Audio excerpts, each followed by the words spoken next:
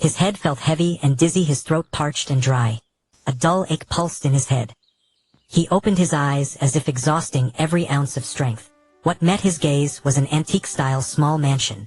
He lay on a tatami mat, the surroundings comfortable and serene. Waves of floral fragrance drifted in slowly. Refreshed and pleasant. Parched with thirst, he spotted a teapot on the table beside the bed. He raised it directly and drank, gulping it down. Feeling much better, he stretched comfortably and casually glanced at a nearby mirror. He was startled by the unfamiliar face he saw. He touched his body, scrutinized his reflection in the mirror, and pinched himself repeatedly.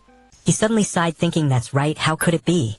More than a dozen experts of the same level, and they even used space sealing. He must have died without a trace. This boy was once an ordinary otaku on Blue Star. At around 20, he suddenly awakened space ability, was recruited by a special department, and served his country. Through cultivation of internal arts and mental power, he grew strong. Due to his powerful space ability, he was entrusted with critical missions. In one mission, he was ambushed by hostile forces, surrounded by a dozen experts of the same level, and killed. Then he woke up here. As he recalled past events, a sharp pain stabbed his head, and the memories of this boat's original owner surged up. This continent was the world of the original Blue Star anime Naruto. There were 5 great nations: fire, lightning, earth, wind, and water. There were dozens of medium-sized countries like the Soup Country and dozens of small countries like the Bear Country. Powerful countries all had shinobi villages. National strength was often tied to the strength of the ninja village, but combat power also included the declining samurai system on Myoji and other power systems. The original body was born in the very small vegetable country, about 1/50th the size of Fire Country. It bordered Soup Country to the north, the sea to the south, Fire Country to the west, and Lightning Country to the north. This location should have been a battlefield, but the vegetable country was surrounded by mountains on 3 sides and sea on 1. It was a large plain, but difficult for large-scale warfare. Only a few ninjas passed through for shortcuts. It recognized Fire Country as suzerain and was protected by Fire Country. It produced grain for Fire Country's military. In war, it had to provide men and food, but Fire Country paid normal peacetime costs. Even so, in the history of the vegetable country, there had been several invasions by rogue ninjas, all eventually dealt with by Fire Country. Simply put, the whole country farmed, had little money, poor transportation, and a powerful overlord. The original body was the patriarch of the Lily clan, the largest, actually the only ninja clan in the vegetable country, named Lily, Hao Yi. His parents had died 2 months ago, conscripted by Konoha to the border with Earth Country to fight the Earth Ninja Village. At only 10 years old, Hao Yi inherited the clan leadership, becoming the youngest patriarch of the Lily clan. The original body, eager to avenge his parents, studied hard, exhausted himself, and thus made way for the Transmigrator.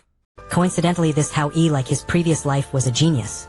The Ancient century genius of the vegetable country. Because of poverty, there were no real geniuses. He was born with wind and fire affinities, wide meridians, and at 10 was already proficient in flower ninjutsu.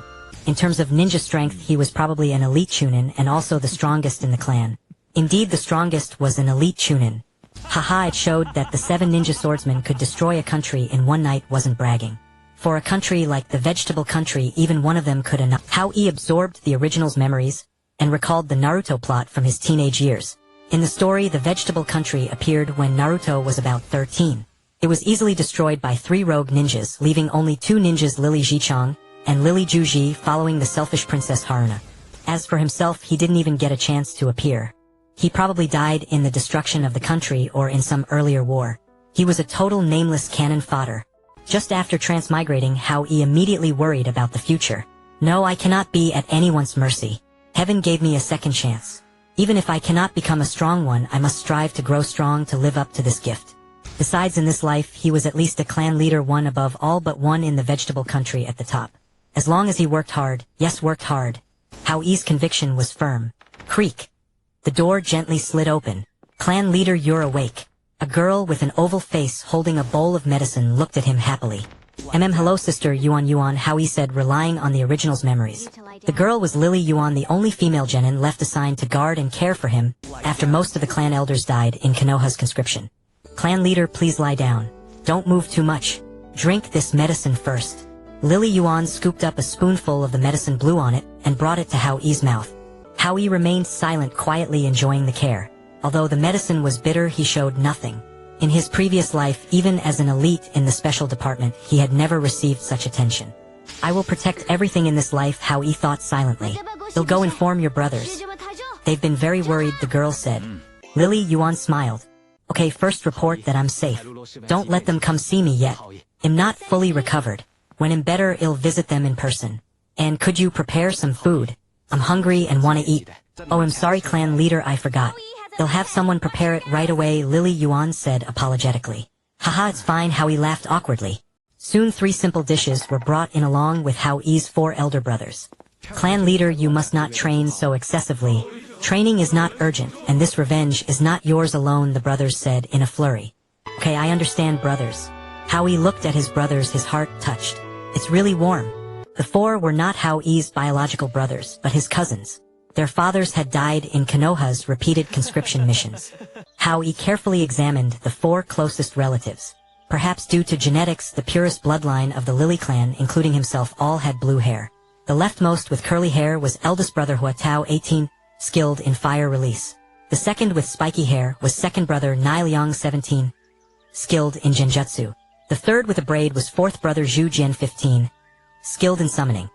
A flower ninja secret technique that summons a giant carnivorous flower from underground to swallow the opponent instantly. The flower's stomach is filled with sleeping gas, and the gastric juices can sustain the summoned creature. After swallowing the enemy, the flower returns to the summoning world, and can be summoned again when needed. It was a very powerful but limited technique. Besides me, only he in the clan could use it. The rightmost with a crew cut was third brother Shao Shang, 16, skilled in making traps and building houses. These were all the chunin of the Lily clan. Brothers, rest assured. I will be fine, and we will all be fine, Hao Yi said firmly while eating. The 4 exchanged glances, nodded to each other, and smiled with relief. Clan leader, is there any discomfort? Should we call a doctor to check?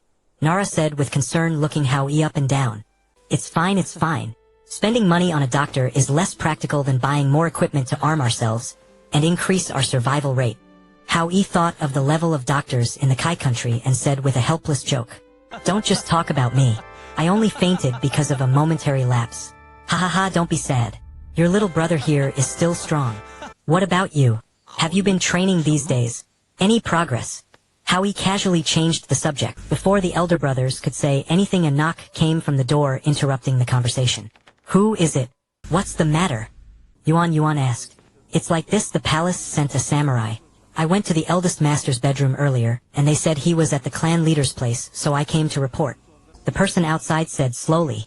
All right, I understand. The clan leader is awake now. Come in and speak directly to him. Hua Tao said calmly.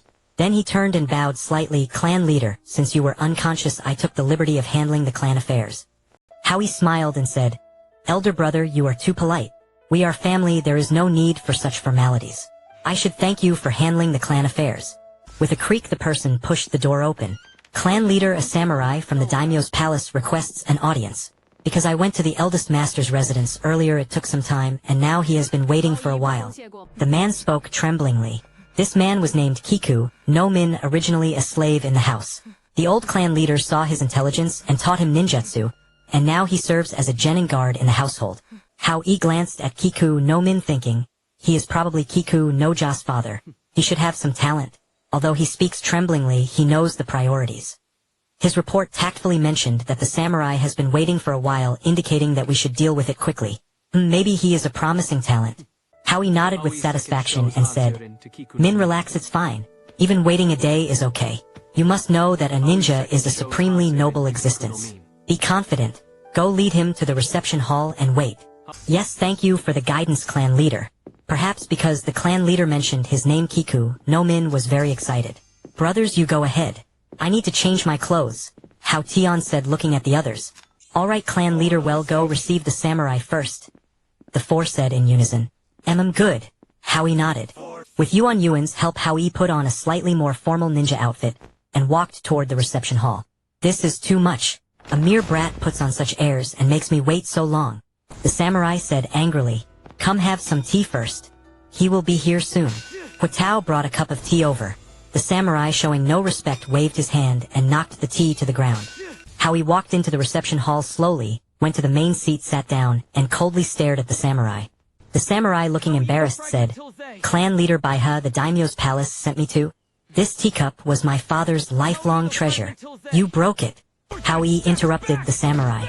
It was an accident. I'm just a messenger. The samurai stammered. Delivering messages is your job. What does that have to do with my father's teacup? Hao Yi said word by word. Clan leader Baiha, don't change the subject. His Highness the daimyo instructed. The samurai, feeling the pressure, tried to change the topic. Slap. Hao Yi slammed the table forcefully and said, "How dare you? Who do you think you are to speak to me like that? Whatever I say you just obey." Baiha, Hao Yi, you little brat, don't put on official airs. The samurai, never having been so humiliated, said angrily, "Is my Baiha clan to be insulted by a mere samurai?" Hao Yi gently stirred the tea and said, "Who will take my place? Cut off his arm, teach him a lesson."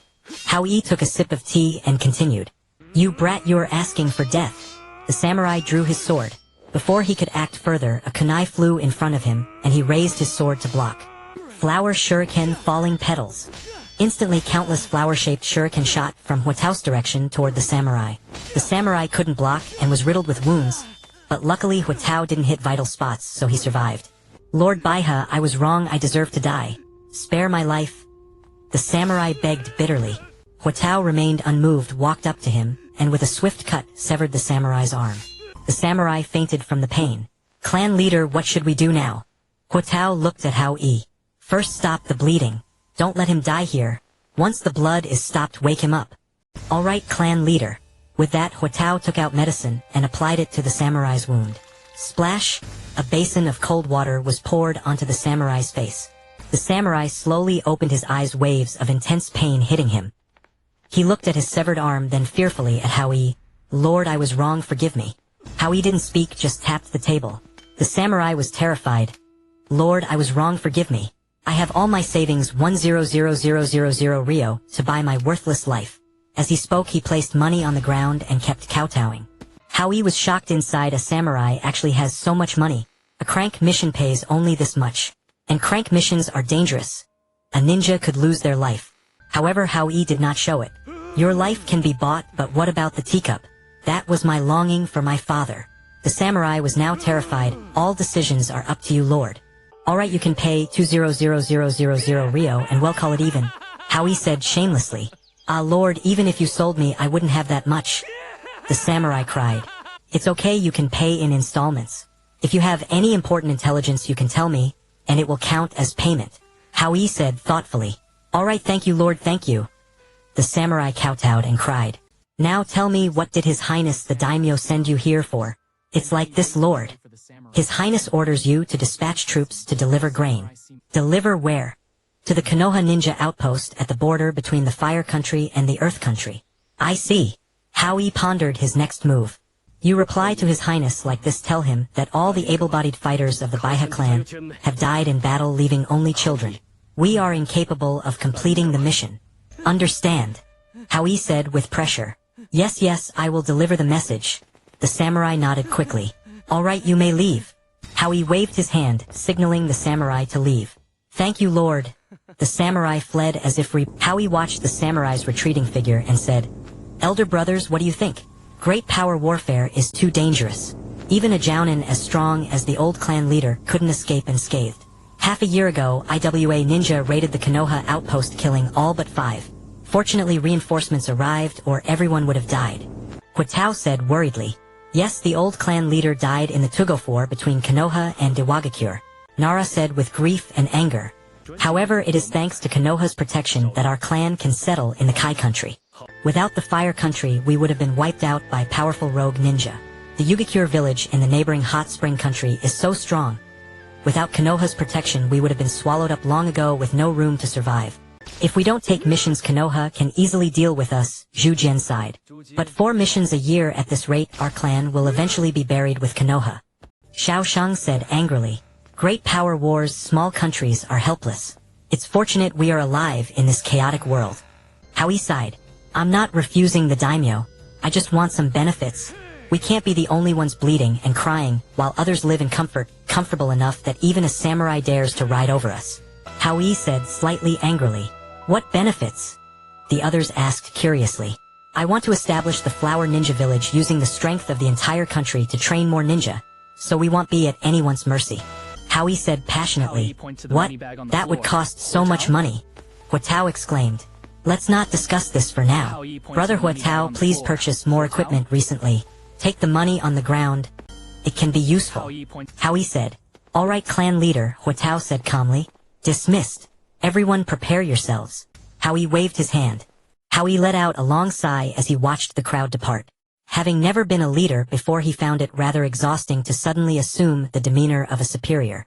Now that no one was around, he could finally shed his disguise. Reflecting on his performance just now, he felt quite satisfied with himself. Hao Yi walked out of the reception hall, his mind preoccupied with the current situation. He decided to take advantage of the lull to test his abilities. According to his memories from his past life, he possessed the dual attributes of wind and fire, had a natural talent for ninjutsu, and was highly proficient in the Lily clan's secret art of flower resistance. He first found a relatively open space in the garden and tentatively tested his ninjutsu one by one. The power was comparable to that of the original Kikunajo's attacks. Fortunately, he started at the level of a chunin and he was still young. If he were in Naruto's era with enough time to develop, he might have reached the strength of a Kakashi.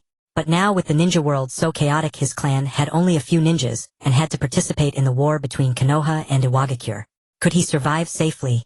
Hao Yi frowned, deeply pondering. How could he survive in this ninja world where human life was so cheap? He wondered if his past life cultivation techniques and supernatural abilities could still be used. At this thought, Hao Yi's eyes lit up. That's right. I still have my supernatural abilities and cultivation techniques. If they can also work in this world, then I'll have the capital to contend with the best here. Hao Yi leaped up and followed the memories in his mind to his exclusive training room. Clan leader Sister Yuanyu and said just now that you've been training for too long and should rest for a while. Work and rest need balance. The guard at the training room reminded him. It's fine, I'll just experiment a bit. It'll be done soon, Hao Yi said with a smile. Understood, clan leader. If you need anything or feel unwell, just call me. I'll be guarding outside, the guard said solemnly. Okay. Don't let anyone in. Go about your duties. Hao Yi nodded. Yes, clan leader. The guard, flattered, withdrew to the... Hao Yi walked straight to the cushion in the training room and sat cross-legged. Following the cultivation incantation from his past life, he circulated the technique. It seemed that an invisible substance around him surged toward him, converging bit by bit into his dantian. Ha! It actually works! Hao Yi couldn't help but beam with joy. He recalled the chakra system from the Naruto manga. In layman's terms, ordinary people in the Naruto world refine chakra by extracting energy from food or cells, and gathering it in the dantian, then releasing ninjutsu through hand seals. However, the cultivation technique Hao Yi learned in his past life from a special department absorbed energy from the air into the dantian, similar to the sage mode type.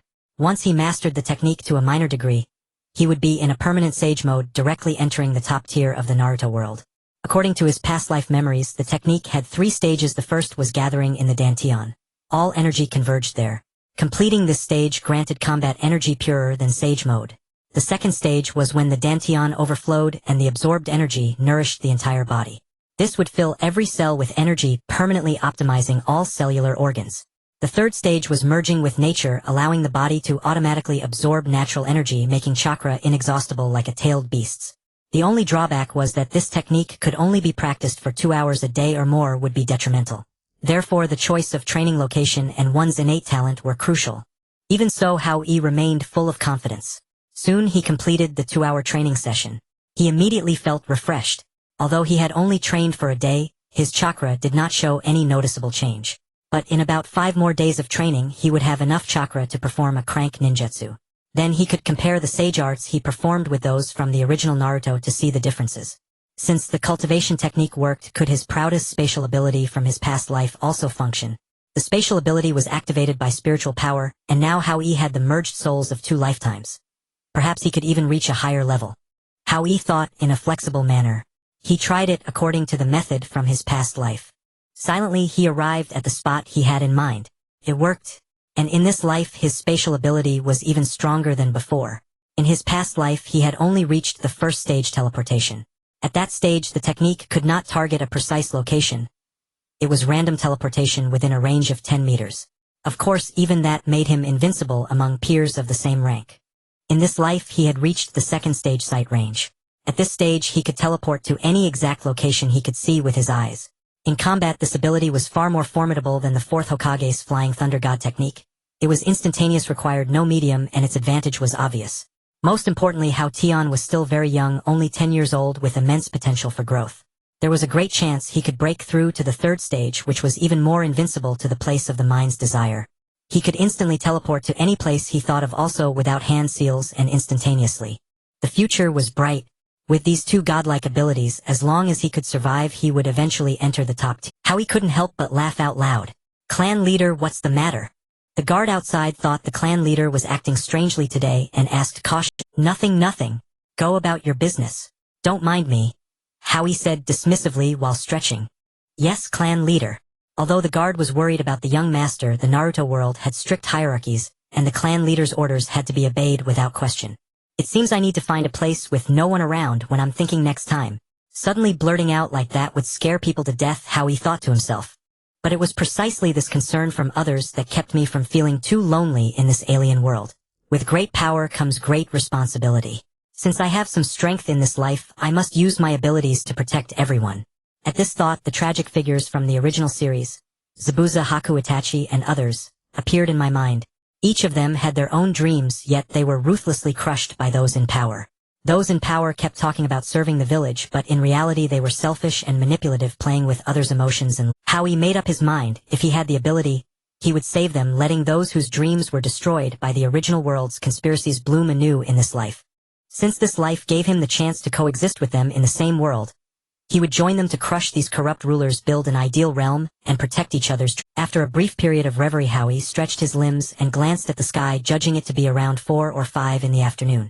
Deciding not to cultivate further, he rose to his feet, intending to take a stroll in the courtyard, while also checking on how his elder brothers were progressing with the equipment prep. Clan leader, the warrior who came at noon, has returned, Ju Jimin said, trotting over breathlessly. Very well, escort him to the reception hall. I will be there shortly. Understood. Unexpectedly urgent. Within just a few hours, the daimyo could not wait to send another envoy, showing no regard for his subordinates' injuries. As Hao Yi pondered, he strode briskly to the reception hall. So soon. What instructions have you brought this? Upon arriving at the reception hall, Hao Yi smiled at the warrior. The warrior immediately knelt and said, I dare not, my lord. I am merely a messenger. Instructions is too grand a term. The warrior paused briefly before continuing. His lordship the daimyo bid me to inform you that if you are free at present, you should go to the palace as soon as possible. He has important matters to discuss. Oh, the daimyo wishes to see me. Very well, I shall accompany you at once. Hao Yi said, stepping forward briskly. Excellent, clan leader Baiha, this way please.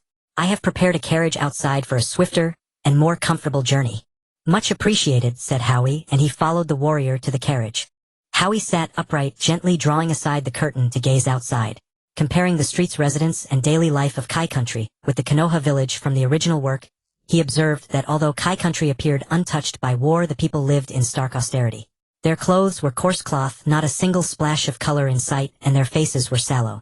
It seemed the common folk of Kai Country led a rather impoverished existence. Before long, the carriage arrived at the daimyo's palace. Hao Yi followed the warrior through the halls, noticing no ninja in sight. Only retainers dressed as warriors. The warrior led Hao Yi straight into the daimyo's study. Hao Yi observed the daimyo, who was seated at his desk perusing a map. Hearing Hao Yi enter, the daimyo looked up slightly. Ah, Hao Yi-kin has arrived. I have long heard that you are the most exceptional ninja of the Baiha clan in a century. Meeting you today, truly you live up to your reputation. Your aura is formidable, he added, gesturing dismissively to the warrior. The warrior bowed slightly and withdrew from the room. Hao Yi in turn studied the daimyo. This was the father of Princess Chuna from the Shippuden timeline. He appeared a little over 20 years old. Not young by the standards of Naruto's world. Years of statecraft had honed his composure, or his face betrayed no hint of his thoughts. Pleasantries were inevitable. Hao Yi hastened to flatter the daimyo in return. I am unworthy of such praise, your lordship. The Baiha clan is a very small family lacking in numbers and talent. I am merely hailed as a genius out of self-amusement. A frog at the bottom of a well. Your lordship, on the other hand, at only 20 years of age, governs the country with order, and is deeply beloved by the people. Truly a rare and enlightened sovereign. Many of our clan members hold you in great admiration. How can you jest? Now, as you know, Konoha is at war with several other great powers. They have just sent a mission requiring us to deliver 50 tons of military provisions to the border of Konoha and the Earth Country within 11 days. What is your opinion? Your lordship, you have provided our clan with a settlement and funding. In principle, we should spare no effort to fulfill your tasks. However, this mission clearly exceeds our capabilities. My parents, no, every clan member over the age of 25, has died fighting for Kai country. The average lifespan of our people is under 20, worse than that of ordinary citizens. Hao Yi Kai country simply cannot defy Konoha's will. The consequences are unimaginable. Very well, name your conditions. Anything within my power I will grant. Your lordship, it is not a matter of conditions. Our clan would never take advantage of your plight. The risk is too great. Apart from myself, our entire clan consists of only a few genin. Such a force could be wiped out by even moderately strong bandits. Moreover, this is not peacetime. In wartime, the number of bandits multiplies. And it is not only bandits we must guard against. During transport, we will inevitably encounter Konoha's hostile forces. This mission is utterly impossible. Perhaps the sudden assignment is even a bait from Konoha, using the entire convoy to lure enemy forces behind their lines. Impossible. The route is top secret. We will not encounter any ninja, the daimyo said urgently. Your lordship, the Baiha clan can no longer afford any risk. Hao Yi declined. Hao Yi demurred. Hao Yi, can I beg you to save Kai country? Though it is unreasonable, I have no choice but to rely on you. With that he knelt, instantly tears streaming down his face. In his past life such a performance would have earned him an Academy Award. Seeing that the atmosphere had been adequately built up, Hao Yi no longer hesitated and quickly helped the daimyo up. Your lordship, please don't do this. It is unbefitting of your station. Hao Yi-kun, if you do not agree, I will not rise. Very well, we can discuss everything. Please get up first. Then it is settled. Sai, please rise first. The daimyo's sorrow instantly turned to joy. He sprang up and grasped Hao Yi's arm. Hao Yi-kun, we have an agreement. No backing out. Hao Yi sighed. I am risking my life to help you. But I have a few suggestions regarding Kai country. If they cannot be realized, I truly cannot go. Speak. Speak. The daimyo said with a smile. The daimyo asked with a laugh. You have seen how Konoha makes excessive demands on Kai country. This is entirely because our military strength is too weak. To be honest, we cannot even protect ourselves. Our defensive forces are pitiful. Therefore I propose to establish our own ninja village in Kai country. I will open all the jutsu of my clan and teach others. In this way we will have the strength to protect Kai country, and the Baiha clan will gain more ninja, reducing casualties among our kin. Establish a ninja. That is not a major problem. The key issue is funding. As you know, Kai country's finances are limited. We have never had money, and Konoha has not settled the payment for the assigned missions. There are no funds to bear the cost of training ninja. Do not worry too much about that. You only need to allocate a piece of land and help me with the basic infrastructure. I will cover all other expenses, and I will continue to pay the same taxes on that land as before. Very well, I agree, the daimyo said after a moment of contemplation. And there are a few more requirements for the ninja village, Hao Yi added, looking at the daimyo. All right, speak. First, the land should be at least as large as Konoha. Second, every time the Ninja Academy enrolls students, the Kai country government must exempt half of their family's taxes until graduation. Of course, I will reimburse you for that amount in the end. Third, the residents within the ninja village territory must belong to the village. This is highly unreasonable. And the territory is far too large. You are asking for a tenth of Kai country's land? The daimyo said hesitantly. The ninja village will be responsible for the safety of the daimyo's family and guarantee the country's territorial integrity. All external military affairs will be managed by us. You will no longer need to be so burdened. You need only administer civil affairs. Taxes will not decrease and our international standing will rise. You will never have to worry about national security again. Why not seize this opportunity? The daimyo thought for a long time. All right, I agree. I hope you will keep your word. Then he said, so this assignment from Konoha goes to you now. You cannot refuse it, can you? Correct, Hao Yi affirmed. Good. Then go ahead and carry out the mission. I will allocate the land to you immediately. Send someone to take possession. You can directly command the construction. I will dispatch laborers. Thank you, your lordship. Here is the mission scroll from Konoha with specific details. Execute it promptly. The daimyo handed the scroll to Hao Yi. Very well. However, the amount of military provisions is enormous. I will need some people to push the carts. Strong, able-bodied men, preferably warriors. I do not have many warriors. I can give you 5 warriors and 50 soldiers. That should make your task easy. Then I will select 300 civilian laborers to help transport the grain. Good. Let me think it over. I will send someone to discuss further details later. All right, as long as you arrive at the granary tomorrow to collect the grain. I will have the warriors and soldiers waiting for you at the granary, and a minister will handle the handover. Understood, your lordship. Let us leave it at that. I will return to consider the route. Yes, you may withdraw. The daimyo seemed to have expended all his energy. After leaving the daimyo's palace, Hao Yi vaguely retraced his steps from memory, searching for the way out. A samurai suddenly emerged from a corner of the wall. My lord, I have prepared a carriage for you. Please ride directly. It will be faster. Hao Yi looked closely and saw it was the one-armed samurai from before. Haha, you're thoughtful. Very well, lead the way. As you wish, my lord. Please follow me. The one-armed samurai said with eager attentiveness. Hao Yi nodded with a slight smile. My lord, we have arrived, the samurai said respectfully as he quickly lifted the curtain. Well done. I'll deduct 5,000 taels from your debt. Thank you, my lord, thank you. The one-armed samurai said with tears of gratitude. Without looking back, Hao Yi entered the clan compound. Tomorrow he had to set out on a mission, so today, he needed to plan carefully. He decided to first go to the study to find a map and examine the terrain, calculating quietly in his mind. The Baiha clan was not very large, so Hao Tian soon reached the study. Drawing on the memories of his original body, he fumbled for a while and located the map. Hao Yi studied the map considering the route of march. The fastest way was to deliver the supplies along the border between Tang country and Fire country. However, the downside was clear: the border regions were rife with bandits, and there was a chance of encountering rogue ninja. Moreover, with many eyes and ears, leaking intelligence would attract enemies of Konoha. Not worth it, not worth it. Hao Yi muttered, staring intently at the map with careful deliberation. Suddenly his eyes lit up. If he set out from Kai country directly to Konoha, entered the heart of Konoha, and then proceeded from Konoha's interior to the border, the turbulent areas along the way would be greatly reduced. Entering Fire country would also provide indirect protection from the Fire country. With this thought, Hao Yi decisively chose to go from Kai country straight to Konoha, then travel in a straight line from Konoha to the border between Konoha and Iwagakure.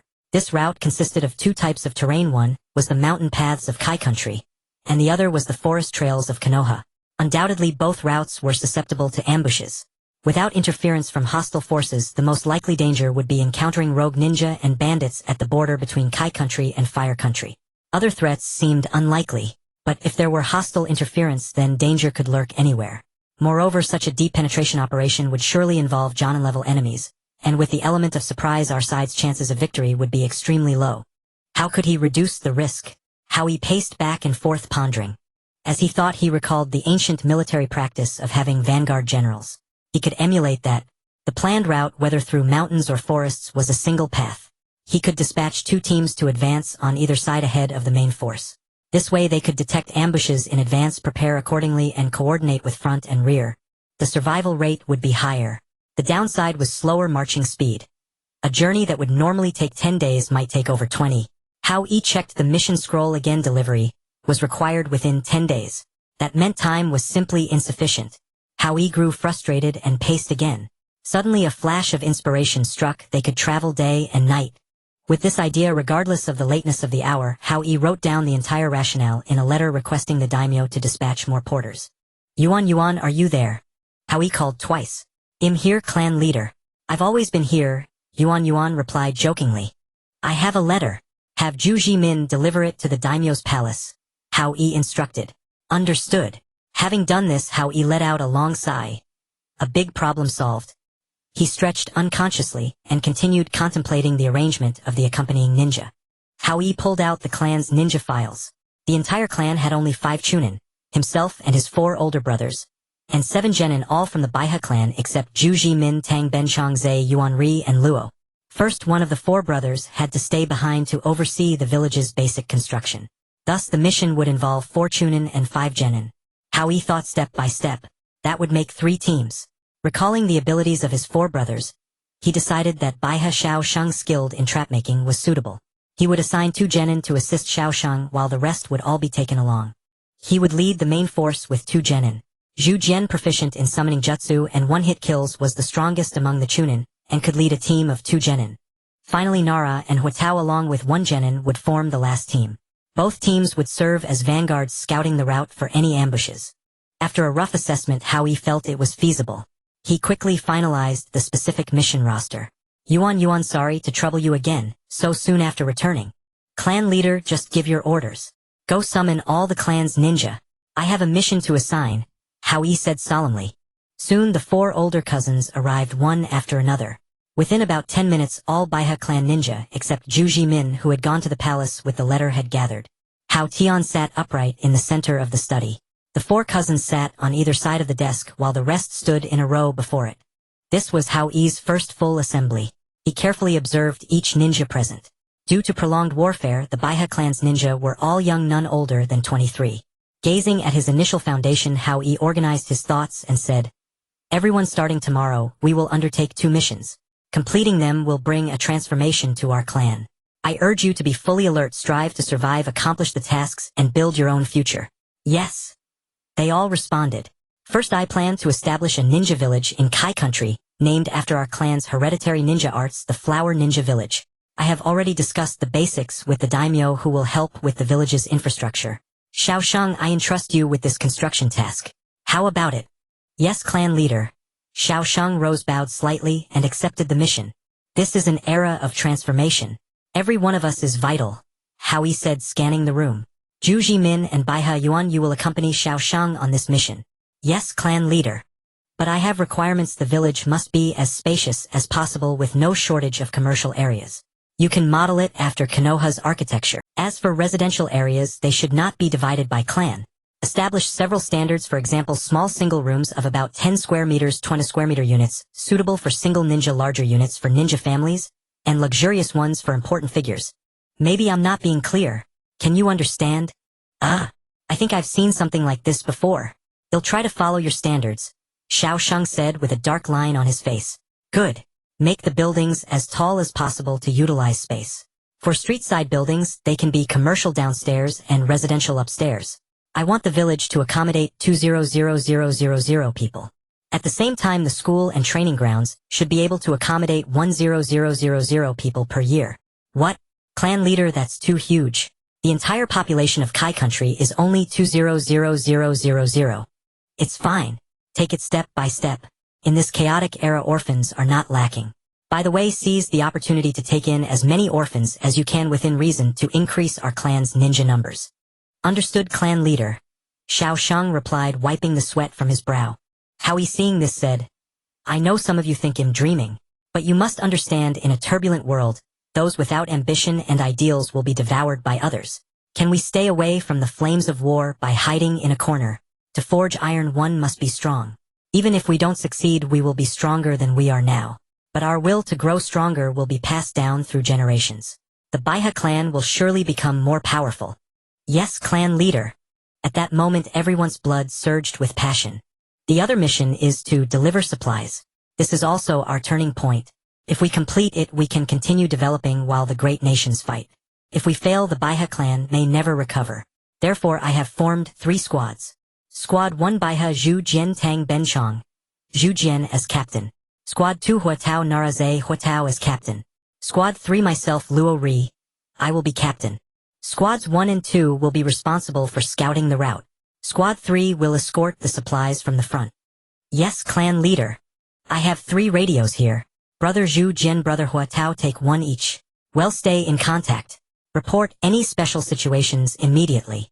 Understood, clan leader. Tomorrow, everyone bring your best equipment. The mission begins at 9:30. Each squad will coordinate internally. Those in my squad assemble at the supply depot at 9:30. Yes. Dismissed, Hao Yi said solemnly. Hao Yi silently wiped his kunai, organizing his ninja gear. Chief, the daimyo has agreed. Zhu Jimin reported, returning from the daimyo's palace. Good, go rest now. After tomorrow, you will follow Baiha Xiaosheng's arrangements. Hao Yi said while continuing to polish his kunai. Understood, chief. With that, Zhu Jimin vanished in an instant. The next morning, after finishing his training early, Hao Yi set off for the military grain depot. By then, Baiha Luo Baiha Ri 5 samurai, 30 soldiers, and 600 porters had already assembled before the depot. An old man who appeared to be an official approached slowly and asked, Are you Baiha Hao Yi? Indeed I am. Hao Yi replied with a leisurely, Very well. Here is the release certificate issued by the daimyo. A total of 50 carts of grain, each weighing 1 ton, are stored in this warehouse. Please inspect and accept. The old man gestured toward the adjacent storehouse. All right. Hao Yi then went into the warehouse, selected 5 bags from the deepest part, and 5 from the outer stacks for inspection, finding no issues. Turning to the old man, he said, No problems. Let's start loading. The old man replied expressionlessly, Lord, Hao Yi may proceed as you see fit. My duty is done. From now on everything is your responsibility. Do not ask me. My task is finished. With a slight bow the old man stepped aside. Very well. Hao Yi said, then turned to issue orders to the main force. Everyone, I am in charge of this grain transport. Anyone who disobeys commands will be executed. Before his words faded, a few samurai began murmuring among themselves. Hao Yi glanced at them and sneered. Even children in Kaiji know to obey the law. Have you all lived your years in vain like dogs? Bastard. Several samurai shouted in fury, drawing their katana in unison. Hao Yi smirked to himself, thinking, how obedient. Just as I wanted to humiliate someone to establish authority, you bark right on cue. With a flick of his kunai, he used his spatial ability several times to sever the samurai's belts. Then returning to his original spot, he taunted calmly, never draw your blade before a ninja again, or you won't know how you died. The samurai stood frozen in terror, sweat beading on their foreheads. Though not renowned, they had spent years in the samurai world. Had they truly failed to even see the movements of this 10-year-old boy before them? Was this the power of a ninja? Even the genin of the Baiha clan were stunned. They had thought a prodigy was merely young and skilled in many jutsu, lacking real combat experience. Yet this battle awareness and speed. Even a Konoha chunin might not evade it. If you don't want to die, kneel and repent for your actions. Hao Yi said, coldly staring at the samurai. Lord, forgive us for our earlier offense. Please spare us. The samurai immediately knelt. They had no trace of samurai spirit. After all, such spirit belonged only to the nobility. In this era of war, commoners could not afford to die. What would become of their families if they perished? Such was the tragedy of the age. Hao Yi observed the porter's fearful expressions, and knew his show of authority had succeeded. Enough, this spar is over. From now on, form groups of 6 porters each and enter to load the grain. Once loaded, arrange the carts here. Hao Yi said calmly. Thanks to the fierce image he had just established, the porters quickly completed the loading and arranged themselves orderly before Hao Yi. Hao Yi glanced at the sun, judging the time was right. He pressed the earpiece at his ear. Squad 1, Squad 2, are you ready? Squad 1 in position. Squad 2 in position. Good. Squads 1 and 2 move out. Report any anomalies immediately. Roger, they replied in unison. Now preparations are complete. Each cart will be numbered from 1 to 50. Each porter is assigned to a specific cart with real name registration. Divide into 2 shifts, 3 men per shift, and travel day and night. Is that clear? Understood. The crowd responded in a hubbub. Samurai, tally the details and submit to me. Yes. The 5 literate samurai worked efficiently. Within half an hour they had compiled the data and handed it to Hao Yi. After reviewing it, Hao Yi said, good. This will do. Samurai, stay with me. Soldiers, guard the flanks. Ninja, bring up the rear. The convoy will follow me in order. When attacked, you may take cover under the carts, but do not run around randomly. Anyone who disobeys orders or abandons the unit will be killed. Yes, yes, yes. Everyone hurriedly replied. Just as they were about to depart, Hao Yi realized he had no mount, which seemed undignified. He turned to a samurai and said, I need a horse. Walking barefoot is beneath my stature. I'll find one immediately, the samurai replied with a wry smile. Soon he found a donkey.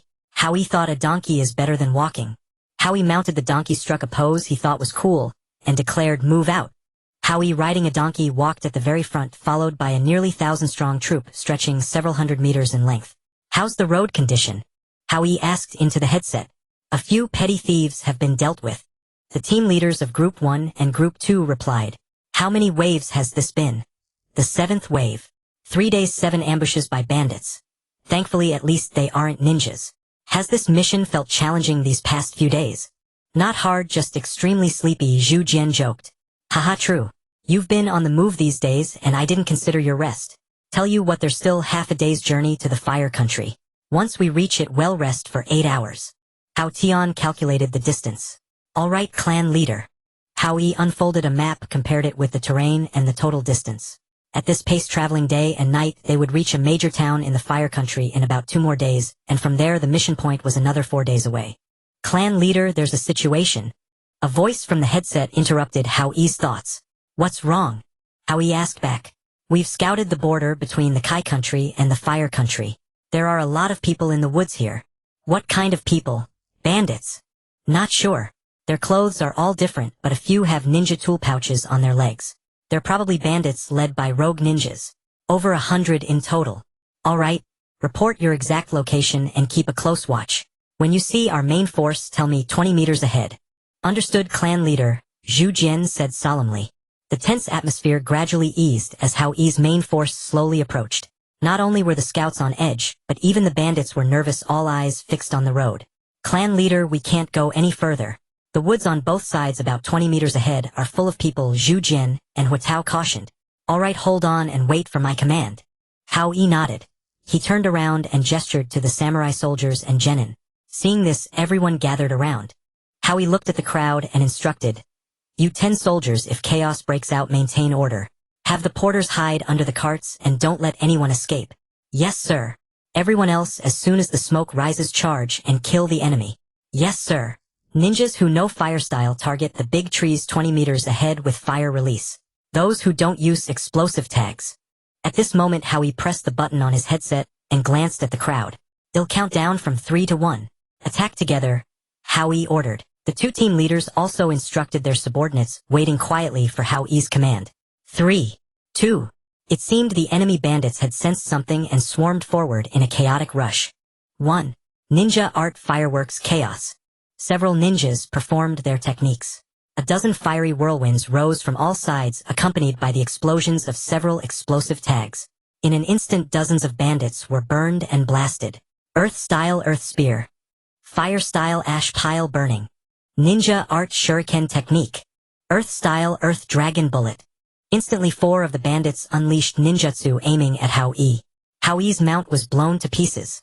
With a body flicker, he appeared beside one of the enemies and killed him with a single. "Don't just stand there. Zhu Jian, use your summoning to eat the ninjas." Niliang cast genjutsu. Huatao burn the ordinary bandits. Everyone else attack with explosive tags. Hao Yi shouted as he flickered again, killing another. Hana Nin's secret technique, summoning carnivorous flower. Zhu Jian called out while forming hand seals. Instantly, a 2-meter-tall giant carnivorous flower burst from beneath a certain ninja and swallowed him whole. The others were not to be outdone. Hana Nin art mirror flower water moon. Niliang unleashed a genjutsu. Countless petals fell from the sky, blinding the bandits. However, this crank large-scale illusion was easily dispelled by the last remaining bandit ninja. But that gave Huatao an opportunity. Hana Nin art myriad flowers in chaos. The area where the bandits stood turned into a sea of fire. Just as everyone thought it was over, a sudden, earth-style earth flow river swept away the ninjas from both groups with a single technique. It turned out that this ninja had first used earth-style earth rampart to block Huatao's crank fire style, then instantly cast earth flow river. This earth-style ninja was no ordinary foe. Oh no, he's still forming hand seals, Hao Yi thought. He must not be allowed to succeed. Hana shuriken flying flower falling leaf. Hao Yi quickly formed hand seals. In an instant, countless sharp flower-like shuriken flew toward the earth-style ninja. The earth-style ninja swiftly changed his hand seals. Earth-style earth rampart. A tall wall rose instantly. Hao Yi breathed a quiet sigh of relief. Fortunately, it was a defensive technique, and his position hadn't changed. If he had used body flicker or substitution, it would have been more troublesome. Hao Yi directly used his spatial ability to teleport behind the earth-style ninja, and killed him with a single slash. He took him out directly. With this ninja's end, the skirmish was over. The remaining bandits were annihilated shortly after. Because we launched the first attack and the ninjas were dealt with promptly, only 6 of our ninjas sustained light injuries. The soldiers fared worse. 5 died. And 1 samurai also perished, all casualties from the initial ninjutsu attacks by the bandit ninjas. At that moment, the members of Team 1 and Team 2 limped over to Hao Yi. Fortunately, they had only suffered minor injuries, nothing serious. Those who aren't injured clean up the battlefield. By the way, hand over the ninja's belongings to me. The rest is yours. The injured treat your wounds on the spot. If anyone is seriously injured, tell me. Yes, sir. Everyone chorused. They then began working in an orderly fashion, and no one came to me with serious injuries. The porters also sat down on the ground, taking advantage of the break to rest. A samurai soon ran over with several items, and handed them to Hao Yi. Sir, these are the ninja's belongings.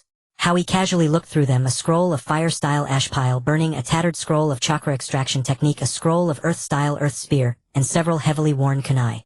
This was typical. Rogue ninjas were generally poor and carried everything on them. What's this?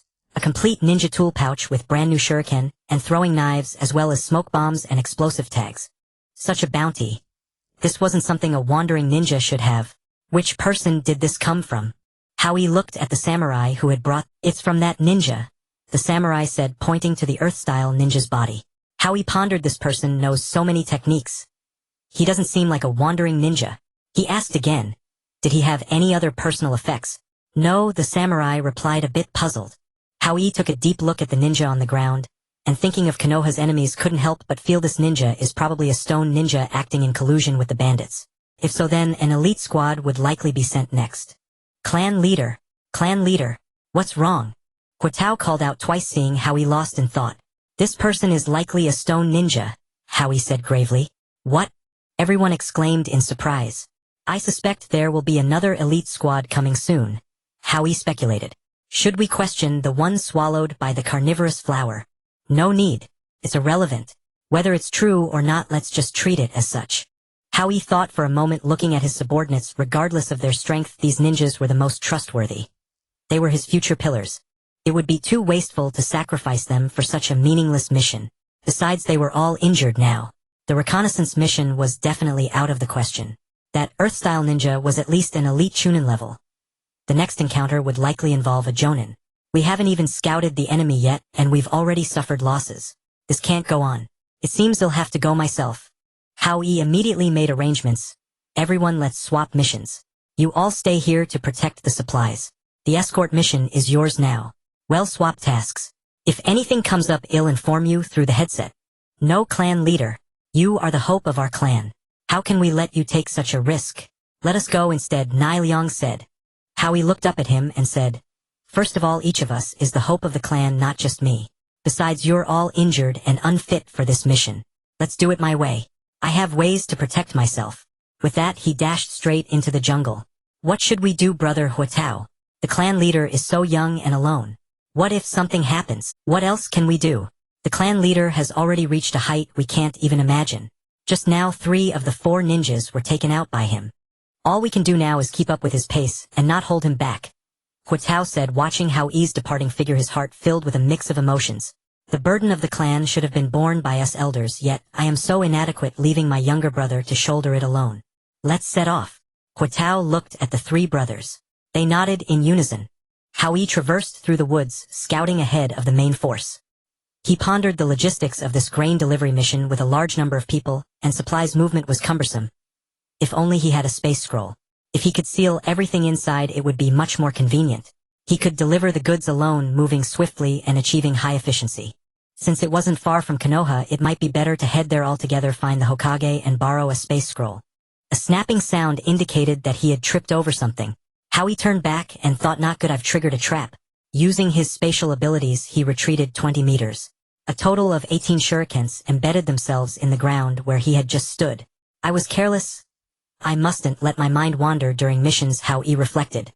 He quickly entered a battle stance, scanning his surroundings. No one emerged. So cautious. Not a single person shows themselves. Hao Yi, since they won't come out, I'll take the initiative. Hao Yi silently wrapped an explosive tag around a kunai. He launched 6 kunai, each carrying an explosive tag, towards the trees on either side. Bang! After a few explosions, all the traps were triggered and revealed themselves. 3 figures emerged. "It's like this, my lords. On one hand, the Kai country is very weak. We have only a few shinobi, so traveling through the fire country, though farther, is safer thanks to Konoha's influence. The enemy is hidden while I am exposed." Hao Yi thought feeling a retreat was prudent. The opposing ninjas were all taciturn and aggressive, launching shuriken darts and explosive tags without a word. Hao Yi wasn't one to be underestimated. He had quick reflexes and leapt towards a nearby tree, flipping over to hide and observe.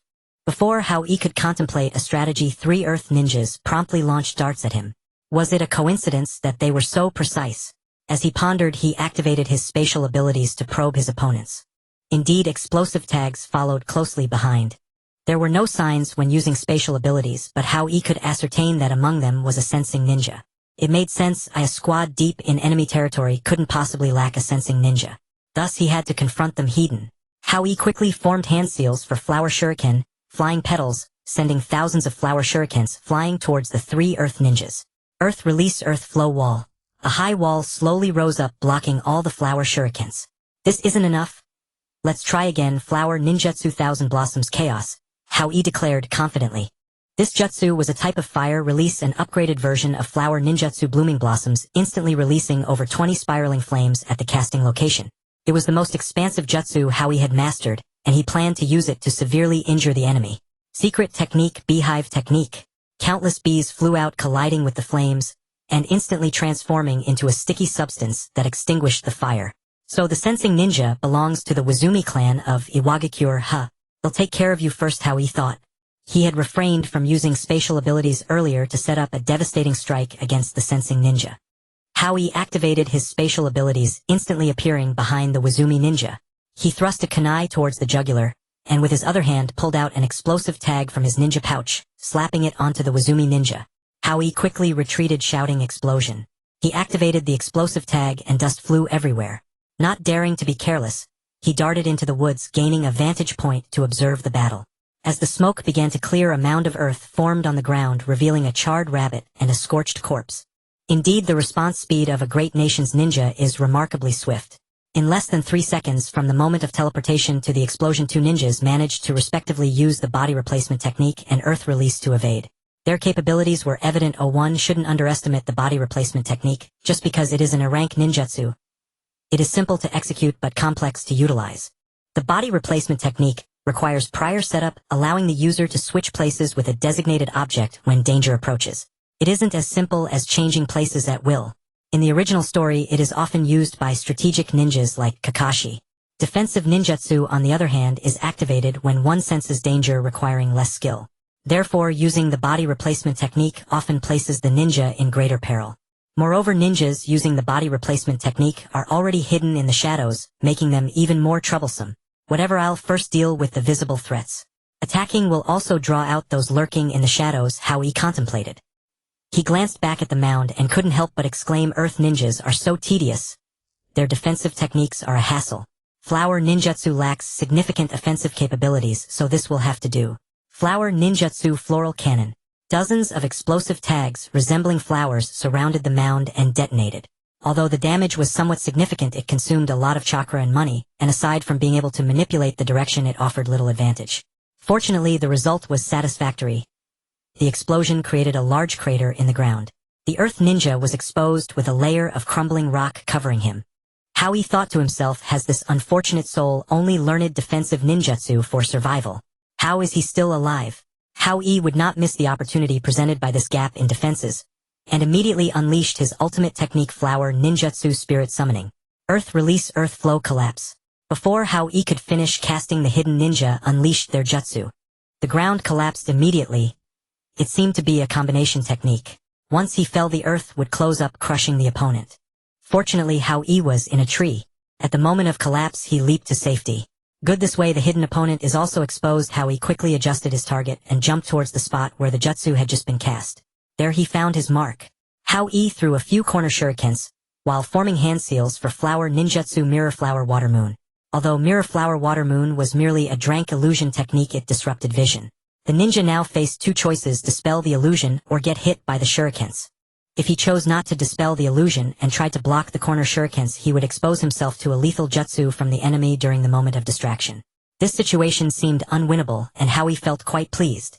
Swish, swish, swish, a few shurikens flew in from the distance, blocking the corner shurikens. It turned out that the ninja who had just used earth release had come to the rescue, while another took the opportunity to dispel the illusion. The world of ninjas is not one of solitary battles. The only silver lining was that he was facing earth ninjas. Had they been mist ninjas who disregard the lives of their comrades and directly unleash techniques against him, he would likely have perished. The 2 earth ninjas surrounded Hao Yi from opposite angles, clearly preparing for close combat. Outnumbered 2-1, and at a disadvantage in size, Hao Yi decisively retreated. The earth ninjas, being seasoned veterans, blocked one route while the other initiated the technique earth release rock pillar prison. A rocky prison was prepared to trap Hao Yi. Thinking quickly, he devised a sudden plan to surrender. Stop your nonsense. You killed our comrade and think you can walk away, shouted an earth ninja. Earth release, earth spear. A spear of earth shot directly toward Hao Yi. Hao Yi smirked wickedly, unleashing a spatial ability. In an instant, he appeared behind the ninja who had performed the technique. Another ninja, unable to act in time, yelled, "Watch your back." Too late, Hao Yi said with a confident grin. A simple shuriken ended the enemy's life. Do not underestimate this seemingly ordinary strike. In close quarters combat nothing is faster and it conserves chakra. Hao Yi had put considerable effort into this single fatal blow. First he feigned being hit. When an opponent thinks they have succeeded, they relax, creating the perfect opportunity for a counterattack. Villains die not only from talking too much but also from falling for a desperate counterattack. Hao Yi, brimming with confidence, addressed the remaining ninja, "Come on, it's just us now. In a unknown fight, I'm not afraid of anyone." The Earth Ninja roared, "Don't get cocky, brat. I'll kill you with my own hands and avenge my comrades." He drew his shuriken and charged at Hao Yi. After several exchanges of clashing weapons, the 10-year-old Hao Yi, lacking in stamina and physique compared to the Earth Ninja, was clearly at a disadvantage. Hao Yi made a quick decision, leaping back 3 meters. The Earth Ninja immediately closed in for close combat. Hao Yi in turn threw a shuriken directly at his opponent. While retreating, he formed hand seals, flower ninja art, mirror flower, water moon. Cherry blossoms drifted down from the sky, suspending around the Earth Ninja. The Earth Ninja shouted angrily, "Brat, don't underestimate me. Do you think I'd fall for the same trick twice?" He kicked the shuriken away and formed hand seals release. The entire environment reverted to its previous state. "It's not over yet," Hao Yi yelled. "Flower ninja art, 100 blossoms, chaos." Instantly 5 flames appeared out of thin air, encircling the Earth Ninja and slowly closing in. The Earth Ninja gave a calm smile. "You want to compete in ninjutsu? Fine, I'll oblige you, little fry. Let me show you what real ninjutsu is." Earth release, rising stone pillar. A pillar of rock rose steadily, lifting the Earth Ninja out of the attack range of 100 blossoms, chaos. "Die!" The Earth Ninja roared almost maniacally. Earth release, earth corridor. The technique was cast and Hao Yi was instantly surrounded by countless stones. Hao Yi glanced around. The stones were not attacking, they were likely a technique to hinder movement, probably a setup for a combo. The Earth Ninja was probably preparing a big move behind it. After considering, Hao Yi leaped onto the rocks and quickly ran to the highest point to observe. Ram, horse, dragon. Tiger, earth dragon bullet technique. An earth dragon immediately flew toward Hao Yi. Hao Yi scrambled to escape. "Damn. That's a brank technique. How does this kid have enough chakra?" Without time to think, the earth dragon came again. Hao Yi leaped back, dodging the fatal strike, but was caught in the crater caused by the dragon's impact and Seeing this, Hao Yi had an idea. If the impact on the ground could affect him, it could also affect the caster. He quickly got up and ran toward the stone. The earth dragon followed closely. With all his strength, Hao Yi ran up the stone pillar, making several consecutive jumps. Perhaps blinded by rage, the Earth Ninja directly commanded the Earth Dragon to attack Hao Yi, clinging to the pillar.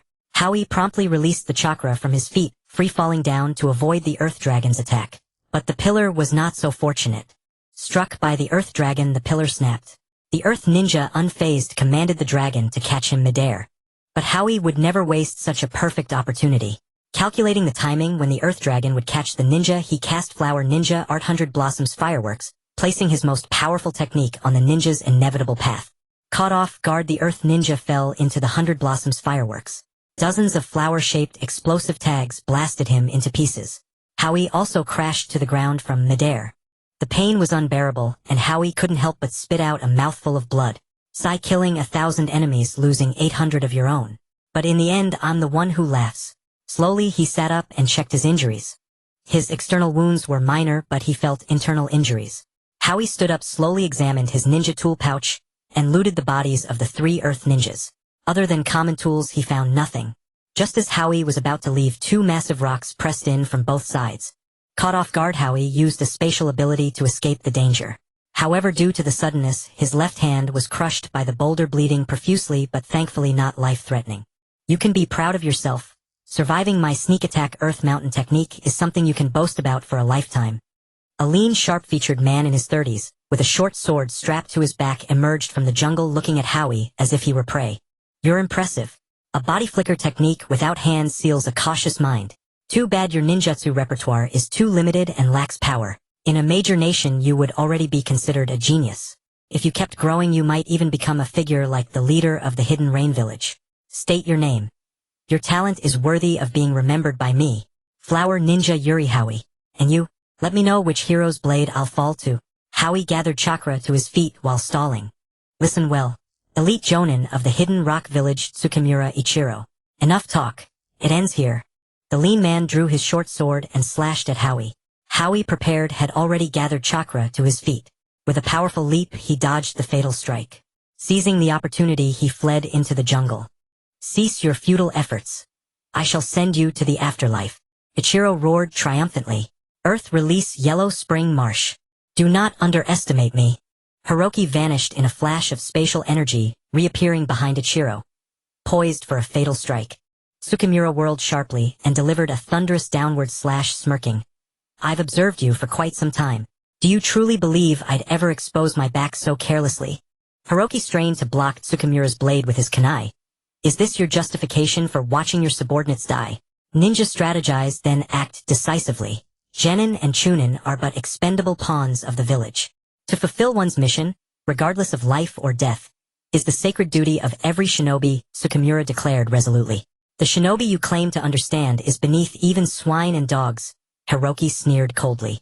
Spare your sanctimonious lamentations.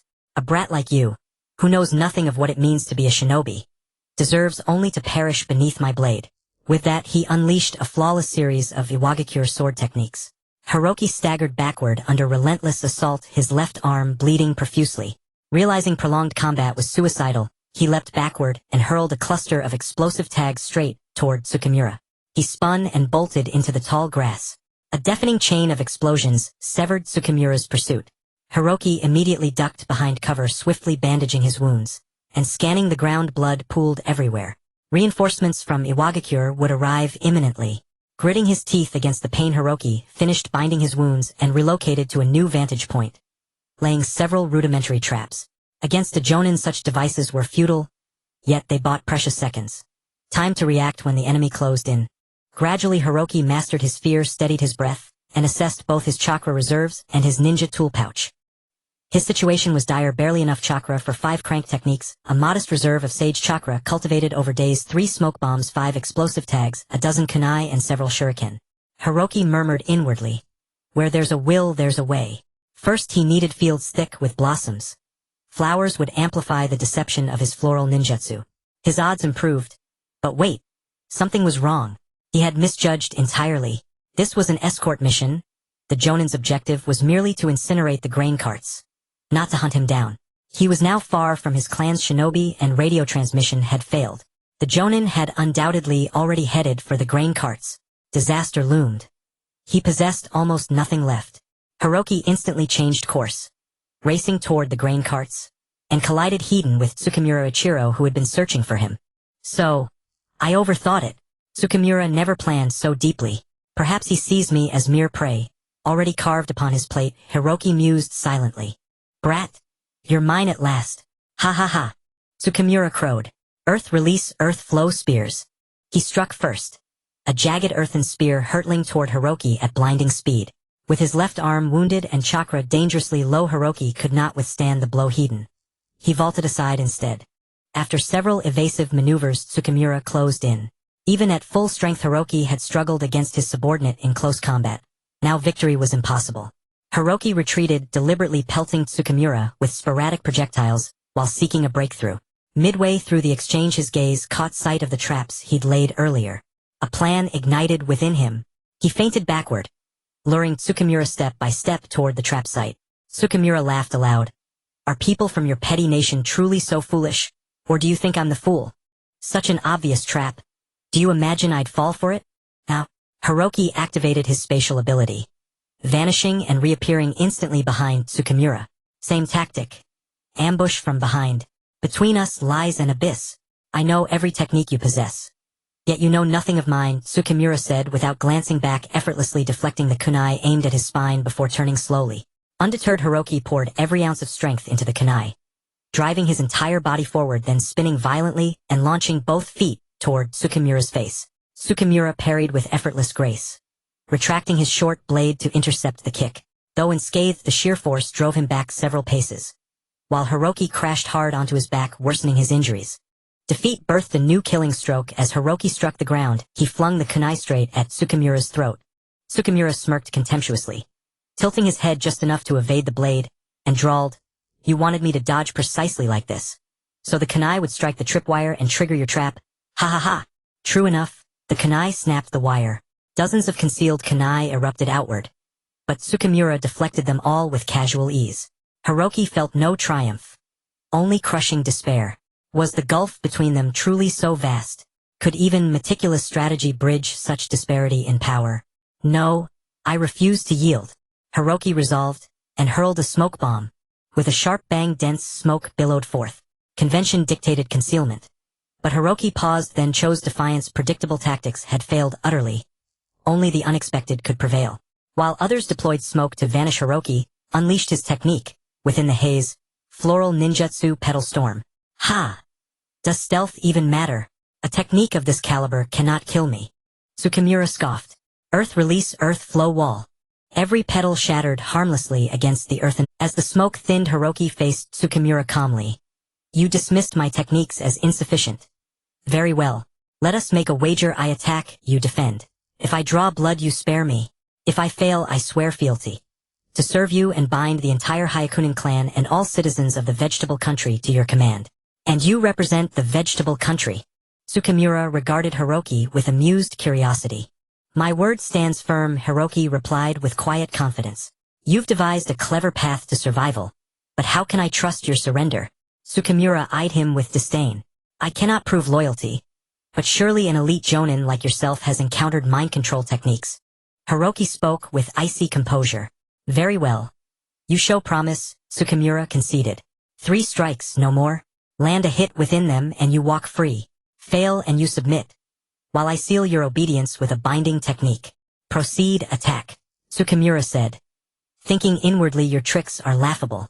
Even if you graze me, I'll kill you outright and complete my mission. Victory assured. You're still just a child. I begin now. Prepare yourself, Hiroki warned. Enough talk. Come. Tsukimura declared, supremely confident. Floral ninjutsu, 10,000 blooms in chaos. 30 blazing fireballs surged toward Tsukimura. Earth release, earth flow, castle wall. A spherical fortress of earth enveloped him instantly, leaving not a single scorch mark from the fire. Tsukimura boasted, see. Impenetrable. Not yet, concluded, Hiroki countered. Then channeled his sole reserve of sage chakra, sage art, floral kanai, petal and leaf. Is that all? This technique seems weaker than your last. Not necessarily, Hiroki replied, calm and certain. Before the words faded, the petal and leaf kanai struck the earthen wall, and tore through it as though it were parchment, piercing the sphere with dozens of clean lethal holes. Shards of the shattered wall rained down amid swirling dust. But Hiroki's elation froze. No blood stained the ground. A chill of dread coiled deep within his gut. As the dust settled, Tsukimura stood unharmed. His body sheathed in armor-like rock plates that had absorbed the full impact. A fine technique. Show me its workings later. 1 strike remains. Proceed. Very well. I come now. Guard yourself well. Hiroki carefully masked his turmoil. Floral ninjutsu summoning technique. Man-eating bloom. A monstrous carnivorous flower, 5 times larger than Jiraiya's famed toad summon, erupted from the earth beneath Tsukimura and swallowed him whole.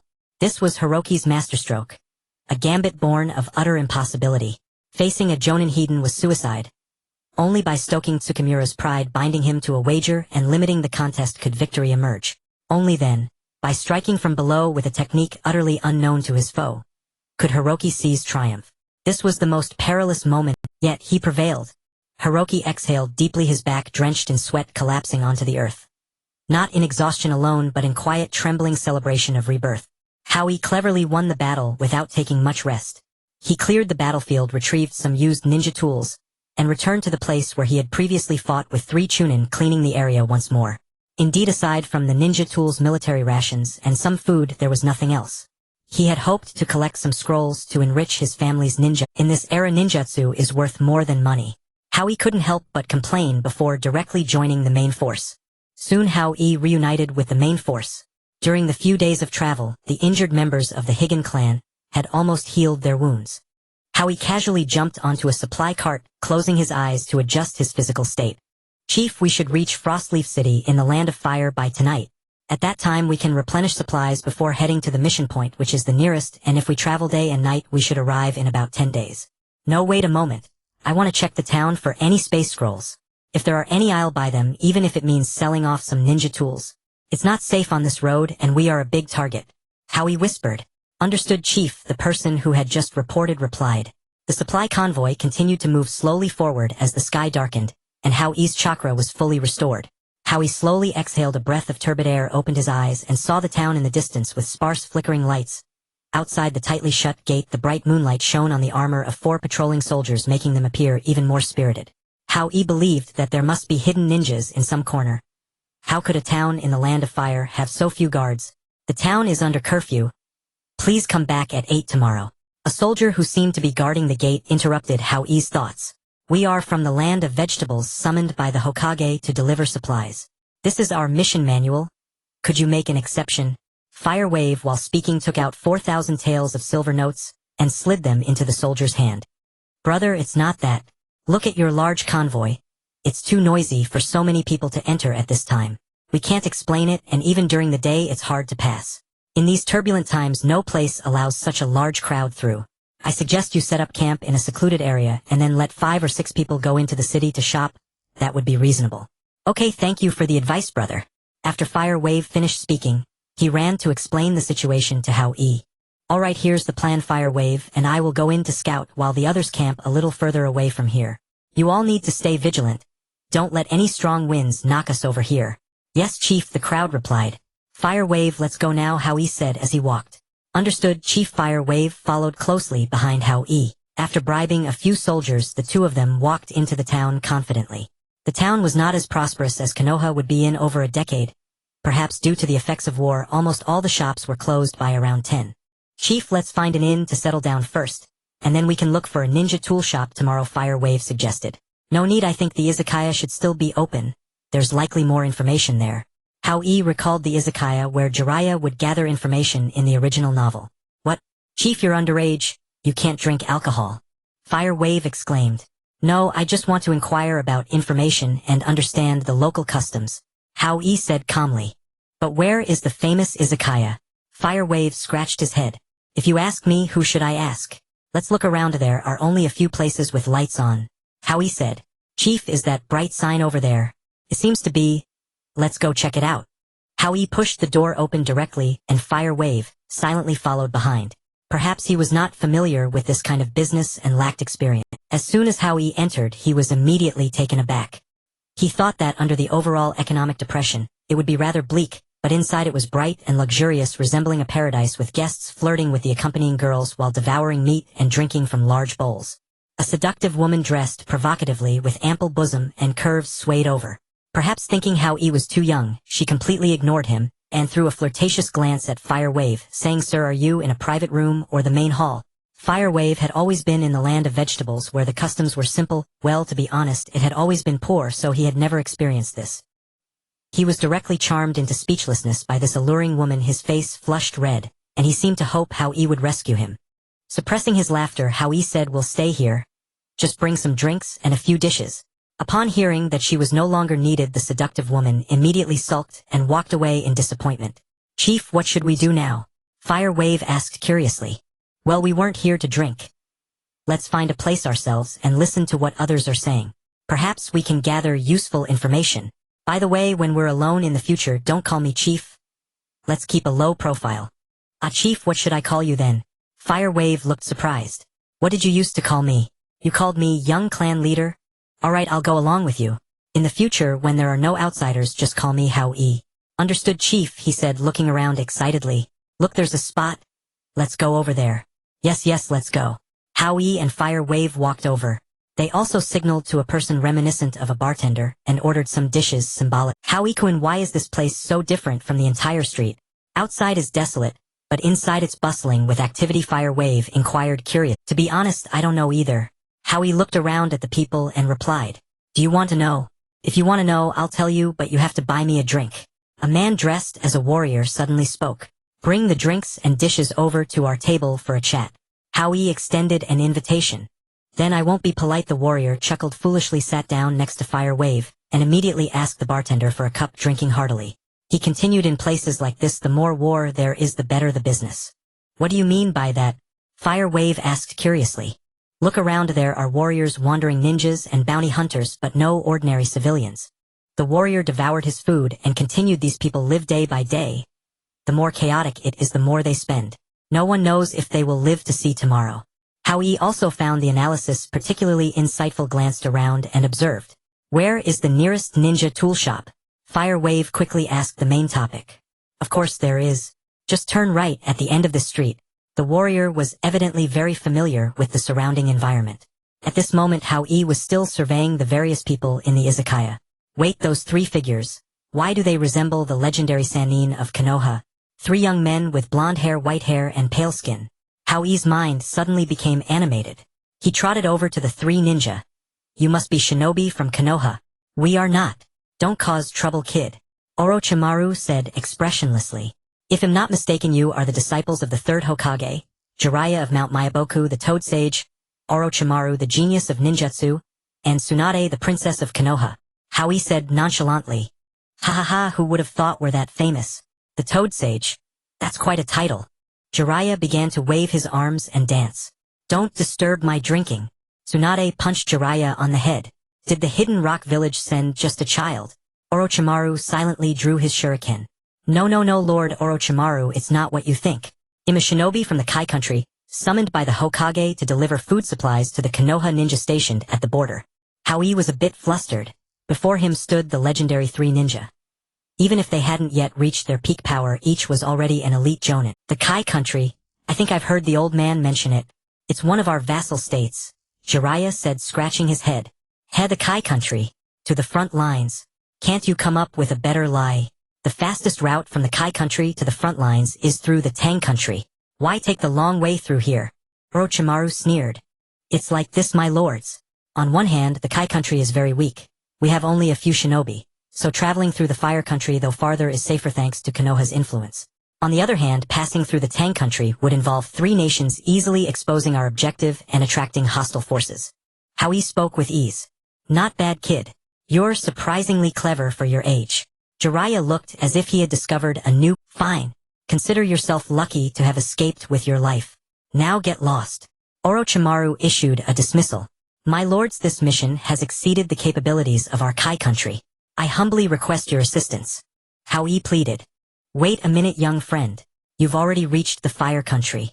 There are no large bandit groups or concentrated ninja forces here. The hardest part is over. Logically, the remaining difficulty should be small, Jiraiya said curiously. We have our own mission and no time to help you. Besides, the Kai country probably can't afford the reward for three elite. Orochimaru, eager to end Hao Yi's pestering, did not wait for Hao Yi to answer Jiraiya's question, and directly posed his own. Hao Yi knew he had to hit the critical point now or it would all be in vain again. My lords, the supply mission is indeed our Kai country's task, and we will protect it with our lives. But every mission has a chance of failure.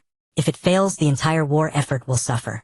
Most crucially, this mission's rank has risen to Shrank, something our small nation can no longer handle. The contract between our Kai country and Konoha clearly states that the maximum mission rank shall not exceed Brank. Even if we fail, we bear no responsibility. But by then Konoha will have no food. Think of how devastating that would be, and how many of your comrades would fall in battle. Kid, quit bragging. Do you even know what an Shrank mission is? You'd be dead long before now. Jiraiya couldn't stand it anymore and mocked him. I don't know the exact difficulty, but I do know that even in the supposedly safe fire country, I have been ambushed by enemy ninja multiple times. Now an elite Jonin squad has appeared. This is definitely no simple a rank What? An elite Jonin? The three ninja gasped in unison. Exactly, Hao Yi confirmed. Do you even know what an elite Jonin is? Not every ninja you can't beat is an elite Jonin, Orochimaru said flatly. That man's subordinate used a Brank Earth Release Water Dragon bullet.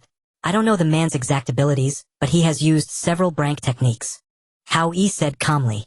And how did you manage to survive until now? Tsunade asked curiously. Hao Yi played mysterious. That's not important. Honorable seniors, this mission exceeds our limits. Additionally, I have crucial intelligence to share. I hope you can help me gain an audience with the. After speaking, Hao Yi bowed deeply. Young friend, it's a lengthy process for a foreign shinobi to meet the old man. And despite all you've said, your credibility is not high. We cannot risk putting the old man in danger. Jiraiya said solemnly. My lords, I have complete intelligence on the elite Jonin who has infiltrated deep behind enemy lines. It is extremely important. My supply convoy is waiting outside. Every extra day is a risk, and ultimately Konoha will bear the cost. I believe the strongest ninja of Konoha would not be unwilling to take a small risk for their own people. Hao Yi declared passionately. The three ninja exchanged glances and remained silent. Finally, Orochimaru spoke slowly. Complete intelligence on an elite Jonin. That's hard to believe. Exactly. Our convoy mobilized almost all of Kai country's shinobi. through our collective efforts. And because our country is isolated, some of our ninjutsu are quite obscure. We unexpectedly captured that jonin. Hao Yi fabricated a tale. A secret technique to capture a jonin. Orochimaru became more serious. It's not that mysterious. We used the summoning technique, and the contracted summon had some special properties. It attacked the moment it was summoned, swallowing the enemy before they could react. Hao Yi scratched his head. Oh, I see.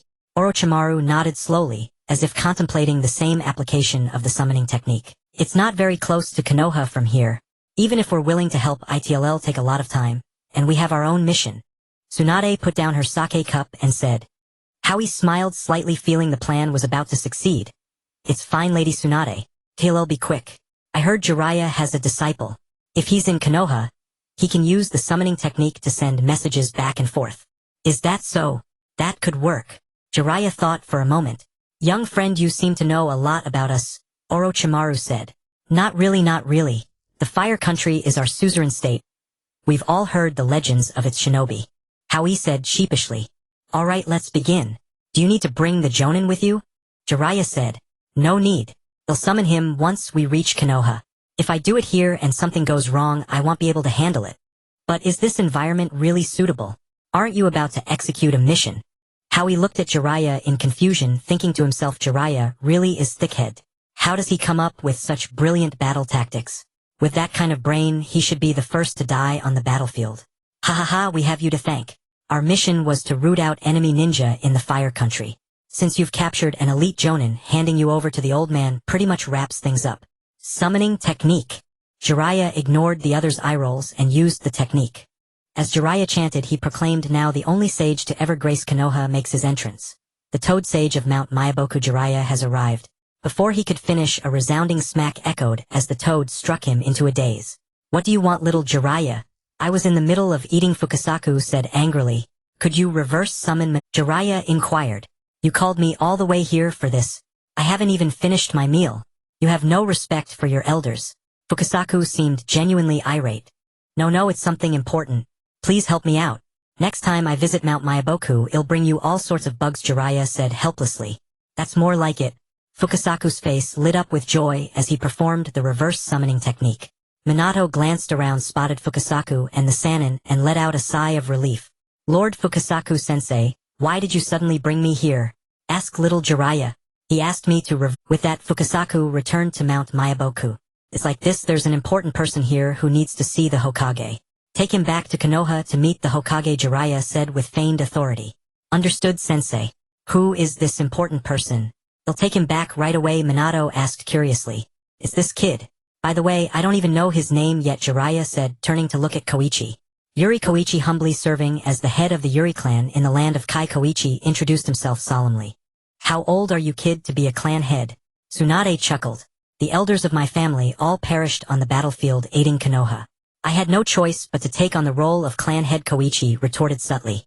My apologies, I spoke without thinking, Tsunade said, shedding her usual frivolity. Koichi were about to set off.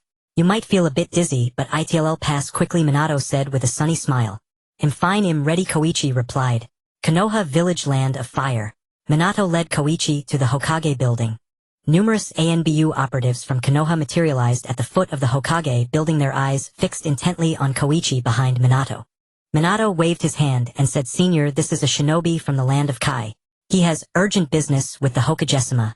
My sensei asked me to bring him here. Feeling his own words carried little weight, Minato invoked his sensei Jiraiya. The ANBU leader was about to speak, when a voice from inside the building interrupted. Bring him in, Minato.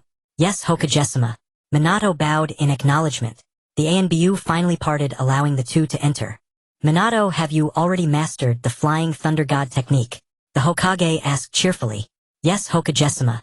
No need to be so formal. By lineage, you're my disciple's disciple. The Hokage spoke with an air of vigor. Koichi looked up at the third Hokage, Hiruzen Sarutobi, before him. Unlike the aged figure in the original story, this third Hokage was in his prime, at the peak of his power. Without any bloodline limits, he had single-handedly held back the assaults of 4 great nations. Koichi, Minato nudged him. Koichi snapped out of his reverie. Minato, what's wrong? How dare you daydream in front of the Hokage-sama? Minato was furious. The Hokage was the highest honor of Konoha, Disrespecting the Hokage meant disrespecting every shinobi of the village. Even the gentle Minato could not contain his anger. Koichi gave an awkward smile. My apologies, Hokage-sama. I have long admired you from afar. Seeing you for the first time today, I was utterly captivated by your majestic and imposing presence. Flattery knows no bounds. The Hokage smiled faintly. It's fine. I won't hold it against a child. So what matter do you wish to report? Speak your mind. Koichi recounted the events in a condensed manner, finally saying, Hokage-sama, I would like to borrow a storage scroll from Konoha. Our cargo is too plentiful, and with many eyes watching it's difficult to move it. Without a scroll, direct transport poses too great a risk. A storage scroll, you say? That's not a problem, but a scroll capable of holding 50 tons of grain is quite valuable. Hiruzen instantly transformed into a small miser. No amount of money can compare to the shinobi risking their lives on the front lines for the village. Koichi declared with unparalleled boldness, embodying the image of a true protagonist. Well said, but this is an agreement between the land of fire and the land of Kai. Your nation's shinobi are to escort the goods, so the cost should naturally be borne by your nation. Hiruzen said, representing Konoha's interests and unwilling to let Koichi get something for nothing. Hokage-sama, if a mission exceeds its designated difficulty, shinobi have the right to abandon it. Of course the land of Kai is willing to uphold its duty. But if we were all to perish in battle, it wouldn't just mean the loss of provisions for Konoha. It would mean the land of fire losing the land of Kai. Oh, can you speak for the entire land of Kai? The Hokage regarded Koichi with a sardonic look.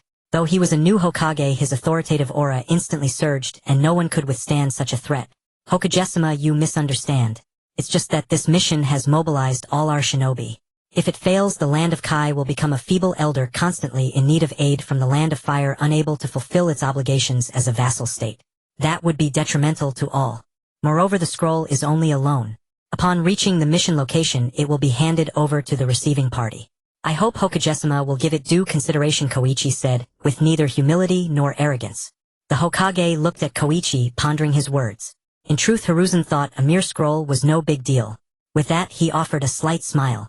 Young man, you are accomplished at a tender age. Eloquent and persuasive, you'll surely become an outstanding shinobi. What is your name? Koichi. Yuri Koichi. Koichi declared solemnly. So it's you, the head of the Yuri clan, the most outstanding shinobi to emerge from that family in the past century. With your leadership, the shinobi of the land of Kai will only grow stronger. Very well, I agree. But if the mission fails, you'll have to seek compensation from the land of Kai for the scroll. Business is business, and you're not from our village, so we must handle this at the national level. Here is an agreement. It roughly states that in the event of mission failure, the land of Kai must reimburse Konoha for the storage scroll. Take a look, and if acceptable, please sign. Very well, no need to read it. I trust in the integrity of Hokage-sama. Koichi said, as he signed the name Yuri Koichi with a flourish. Good. Rest in Konoha for now. Tomorrow morning, I'll have Minato accompany you to store the grain into the storage scroll. Thank you, Hokage-sama. However, there is another transaction I wish to discuss with you, Koichi said, bowing slightly to show his seriousness. Koichi gave a slight bow, adopting a very solemn demeanor. A negotiation with me. Children these days are becoming more and more adorable. Yuan Fei took a drag of his cigarette and remarked, Lord, this matter is of grave importance, perhaps even affecting the course of the war. I believe it would be best if only the two of us know about it. Is that so? Very well. Yuan Fei waved his hand, signaling the others to withdraw. Now you can speak freely. Yuan Fei fixed his gaze on Hao Yi. This is what happened. During this mission we were ambushed twice by Earth Country shinobi. We fought with all our might and ultimately captured an elite jonin and a chunin alive. Is that so? The Hokage's expression darkened. Yes, absolutely true. Hao Yi replied while silently cursing. This old fox trying to intimidate me with his aura. Does he think I can be scared so easily? How little he thinks of me. Fine. Well, take these two. Name your price.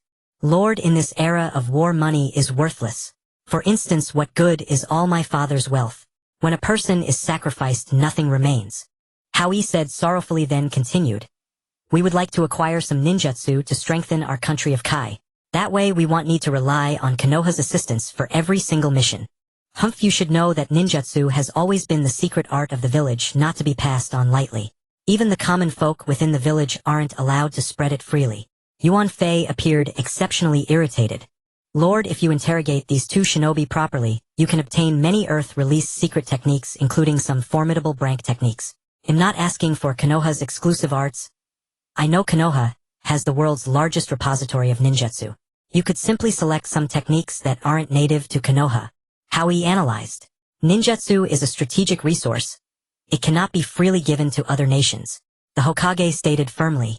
Lord Hokage, our country of Kai is a vassal state of your esteemed nation. If our shinobi strength increases, Konoha as the suzerain will also benefit. As everyone knows, the defining factor of a shinobi village's power is its top-tier combatants, not the number of genin. No matter how hard we strive, we cannot affect the rule of the great nations. Moreover, the two shinobi I captured are elite operatives who infiltrated deep behind enemy lines. The intelligence they possess is unimaginable. As for ninjutsu, though it is called a strategic resource, it is not that scarce. A simple copy will do. It won't cause any harm to your village. What do you think, Lord Hokage? Hao Yi remained calm. Very well. Which ninjutsu do you desire? Let me see if I can accommodate you. The Hokage said indifferently. Given the current state of warfare, only a few children remain to lead my clan. I wish to recruit wandering shinobi, but I worry about their loyalty. So I would like a cursed seal similar to the caged bird. Secondly, our flower ninjutsu lacks offensive power and variety. I would like 3 basic ninjutsu of each elemental affinity, plus 1 powerful A rank or brank technique to enrich our repertoire. 2 shinobi in exchange for a controlling technique and A brank jutsu of all elements. Boy, your appetite is too large. Yuan Fei was somewhat angry. Information is the key to victory. Hao Yi remained unyielding. Your demands are excessive. Even a medium-sized nation might not possess so many A brank ninjutsu. Those are techniques mastered by jonin. Wood, fire, earth, water, wind, that's 5 techniques at once. And most importantly, controlling techniques are priceless and rarely traded. Sarutobi smiled faintly. How about this? I want a technique similar to the caged bird, then 3 basic jutsu from each of the 5 elements plus medical and sealing arts, and also the 3 body techniques and the body flicker technique. Each element should have at least 2 crank techniques. Hao Yi bargained. The others are negotiable, but the controlling technique and sealing jutsu are difficult. The controlling technique is a must, for sealing perhaps too. Hao Yi thought for a moment. Well, there are no sealing techniques below crank. Sarutobi stared calmly at Hao Yi. Fine then, just 1 sealing technique. At that moment Hao Yi felt deeply embarrassed. Alright, it's not impossible. But your offer isn't sufficient. Let's say I'll sponsor your country of Kai. However, for the next 10 years you will accept missions from us at a 20 discount from the market rate. Is that acceptable? 10 years is too long. Make it 5 years and then give us missions at a 10 discount. In return, you'll let us choose from 5 sealing techniques. Impossible. Techniques are top secret, especially sealing arts, which are extremely precious. However, I can select some practical ones for you. Very well, it's settled. I'll hand over the shinobi, and you give me the scrolls. Hao Yi said happily. Good. I'll have my subordinates. Flower ninja secret technique, summoning jutsu, man-eating flower spit. Hao Yi considered the intelligence-gathering capabilities of Konoha. His secret techniques would surely be exposed by the Earth Country shinobi, so he did not intend to hide the summoning technique. Immediately 2 shinobi were spat out. One was the ninja suspected to be from Earth Country, who had ambushed the bandits, and the other was Tsukamura Ichiro, who had fought Hao Yi to the death. Both lay unconscious on the ground, covered in an unknown liquid. The stomach of the man-eating flower was filled with anesthetic. Upon being swallowed, they were poisoned. At the same time, it supplied necessary energy to the recipients to prevent them from starving. This was the most powerful technique of the flower ninja at The Hokage gazed at the man-eating flower, which was about 10 meters tall, and sighed. A remarkable jutsu. A creative twist on the summoning technique. Hao Yi did not elaborate. The Hokage gestured toward the crystal ball, and 2 figures instantly appeared in his office. Lord Hokage.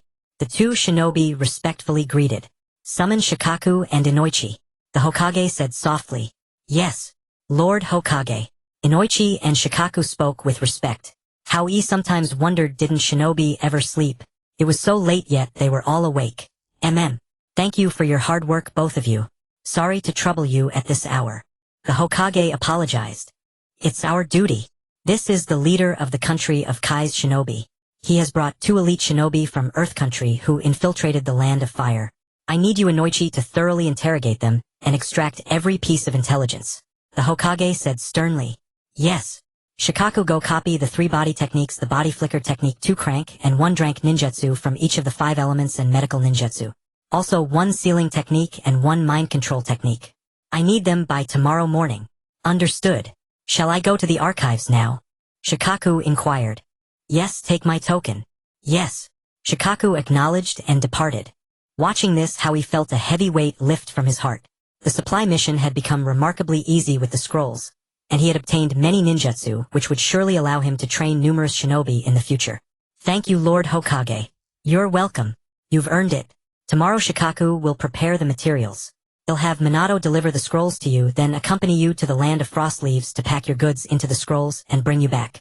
Coincidentally, we have a batch of strategic supplies that you can transport together. It'll be safer with company. Very well, Lord Hokage. Hao Yi agreed happily. Hao Yi slowly rose, gazing at the room the Hokage had arranged for him last night, quietly sighing to himself. Perhaps if he were reborn in Mai, he would choose to be an ordinary person living a carefree life. That too would be a kind of happiness. Such a comfortable and secure night was the first for Hao Yi since his rebirth. This he thought was the advantage of a great nation. Hao Yi became even more determined to build Kai country into a powerful nation, and through his own efforts to change the brutal reality of the Hokage, turning the Hokage world into a land of bliss. After some preparations, Hao Yi mustered his spirits to cultivate the power of nature. Knock, knock, knock. Hao Yi-kun, are you awake? A knock at the door interrupted his cultivation. Oh, it's Shuemen. Come in quickly, I've been awake for a while. Hao Yi slowly opened his eyes. Hao Yi-kun, here are the ninjutsu scrolls you request. After saying this, Shuemen tossed the scrolls to Hao Yi. Overjoyed, Hao Yi ignored Shuemen and began scrutinizing the scrolls carefully, silently. The first scroll contained a control-type ninjutsu, the mind control technique which operates on the soul. Once performed, it can govern life and death. Usage requirements: A. The target must have their mind completely open, allowing the user to control it, or B. The user's chakra must be at least 4 times that of the target. C. The user must possess extremely strong mental fortitude. It seemed quite useless, capable only of controlling ninjas with low chakra levels. However, it perfectly suited Hao Yi's needs. He did not intend to fill the gap of powerful experts in Kai country with this technique. Rather, he wanted to recruit more low-level ninjas to perform low-level missions and maintain the basic operations of the ninja village. This technique was ideal for Hao Yi. Sealing technique: 5-element seal. Seals chakra within a specific area, preventing it from circulating freely. This technique was also quite practical. Perhaps it could even be used to create scrolls. Hao Yi mused silently. The fire release ninjutsu included drank fire release fire fist, gathering fire nature chakra into the fist, turning it into a fire fist to increase attack power. Fire release fire dragon technique, spitting a straight line of fire like a dragon from the mouth. Fire release flame bullet, spitting a fire bullet from the mouth. Compared to the great fireball, the flame bullet is faster, smaller in range, but greater in attack power, while the great fireball spews a large area of fire. A. Crowd control technique. Overall, fire release was quite offensive and very suitable for Kai country's development. The wind release ninjutsu included drank wind release whirlwind fist, attaching wind nature to the hands, increasing their sharpness. Crank wind release great breakthrough, using chakra to manipulate wind, cutting the opponent. A. Crank wind release wind cutting palm, emitting a very sharp gale, which can also be used with ninja tools to increase speed and attack power. The water release ninjutsu included water release water wall formation, gathering a large water wall in front of the user, a defensive technique. Water release wild water wave, spitting out a large amount of water as an attack technique. A drank water release water shadow technique, hiding the body within water. The earth release ninjutsu included crank earth release earth wall, gathering a large earth wall in front of the user, a defensive technique. Drank earth release rock shadow technique, hiding the body within rock. Crank earth release headhunter technique, the user burrows underground and delivers a fatal strike from below at the right moment. The lightning release ninjutsu included crank lightning release ground lightning, crank lightning release lightning body flicker, drank lightning release lightning attachment, attaching lightning nature chakra to hands or weapons, causing a paralyzing effect on enemies. The basic ninjutsu, the 3 body techniques and the body flicker technique, were actually what Kai country needed most. Kai country had been developing its own flower ninjutsu and didn't even know the most fundamental techniques. Their standard battle sequence was first a barrage of hidden weapons, then flower ninjutsu, and finally taijutsu duel. Win and live, lose and die. The survival rate was too low. If they introduced Mui's basic ninjutsu, their survival ability would be greatly enhanced. The medical ninjutsu included crank medical ninjutsu chakra scalpel, attaching chakra to the hand to form a sharp chakra blade for surgery. Crank medical ninjutsu general healing technique, using chakra to reduce bleeding and provide slight healing. Drank medical ninjutsu detoxification technique, alleviating common toxins. Overall, the medical techniques given were of the useless type. Of course, medical ninjas require extremely fine chakra control, so the level of medical ninjutsu is generally higher. In the current Hokage world, medical ninjutsu was probably weak overall, so it was no wonder Mai had offered such poor items. Hao Yi silently memorized the techniques from the scrolls, then slowly put away the ninjutsu scrolls. Flower ninja secret technique summoning man-eating flower, he said, and directly stuffed the scrolls into the man-eating flower's mouth. After completing this series of actions, he slowly looked at Shuemen. A small country never seen good things before, sorry about that. Shuemen glanced at him. Hao Yi, why do you need to borrow space scrolls from for your ninjutsu? Your summoning beast can store them, can't it? Hao Yi's face darkened. Bro, that's 50 tons of grain. How can I swallow that? If it comes out of the summoning beast's stomach, how can the grain still be eaten? By the way, Shuemenken, why haven't you given me the space scroll? I have it. Let's go collect the grain. After we're done, I'll give it to you. Using the space scroll is a bit troublesome. Collecting 50 tons of grain is no simple task, Shuemen said calmly. Alright, in that case, there's no time to lose. Let's set off now. Hao Yi was impatient. Okay. As soon as the words were spoken, Shuemen and Hao Yi arrived at the previous izakaya. Shuemenken, you could at least tell me before suddenly appearing. You nearly scared me to death. Hao Yi, where have you been? I've been worried all night. Huatao in his haste forgot about Hao Yi's status as clan leader. Haha, I'm back now, aren't I? The matter is resolved. Hey, where are the previous my 3 ninjas? Hao Yi looked at his loved ones before him, feeling warmth in his heart. Oh, they went back, Huatao replied. Shuemenken, let's go, Hao Yi said. Okay. Shuemen agreed readily, and followed Hao Yi to the encampment of Kai Country's grain transport unit. Chief, you're back. Everyone greeted. This is Bluffing Shuemen, a Jonin elite from my here to help us. Bring all the grain over. Yes. In no time, a mountain of grain was piled in the center. Shuemen unfurled the scroll, his hands forming seals rapidly, and in an instant the grain was absorbed into the scroll. Wow! The porters, soldiers, and samurai were all astonished. Hao Yi, my mission is complete. Here is the scroll, Shuemen said with a slight smile. Thank you, Shuemenken. Hao Yi expressed his sincere gratitude. Then he turned to the people of Kai Country. Everyone, the mission is done. You can return to the country. He then looked at Zhujian. You must lead everyone safely home, and help Shaoxing complete the basic construction of the village. Additionally, there are some scrolls inside the man-eating flower's stomach. The few of you should study them well. Times are chaotic, go out and take in some orphans, do some good deeds. I may be traveling for a while after completing the mission. Well, communicate through the man-eating flower. I'll check for messages every 5 days. Do you understand? Understood, rest assured, chief. After saying this, Hao Yi followed Shuemen back to Mai. Shuemenken, how come you're at the Konoha gate? Shouldn't you go back and sleep a bit more? Hao Yi inquired, curiously glancing at Shuemen. I have a mission soon. I'm about to set off. Wait here. The logistics transport team will gather here shortly. You can go with them. Hao Yi asked softly. Alright, go ahead. He nodded. Waiting was indeed exceedingly dull. He found an inconspicuous spot to practice the scroll he had just obtained. It seems I'm the first one. A young man with pale eyes slowly approached the Konoha gate. Haha, Hinata Bo, don't be smug. I'm not slow. A man and a dog leaped beside Hinata Bo. Bo-ze, long time no see.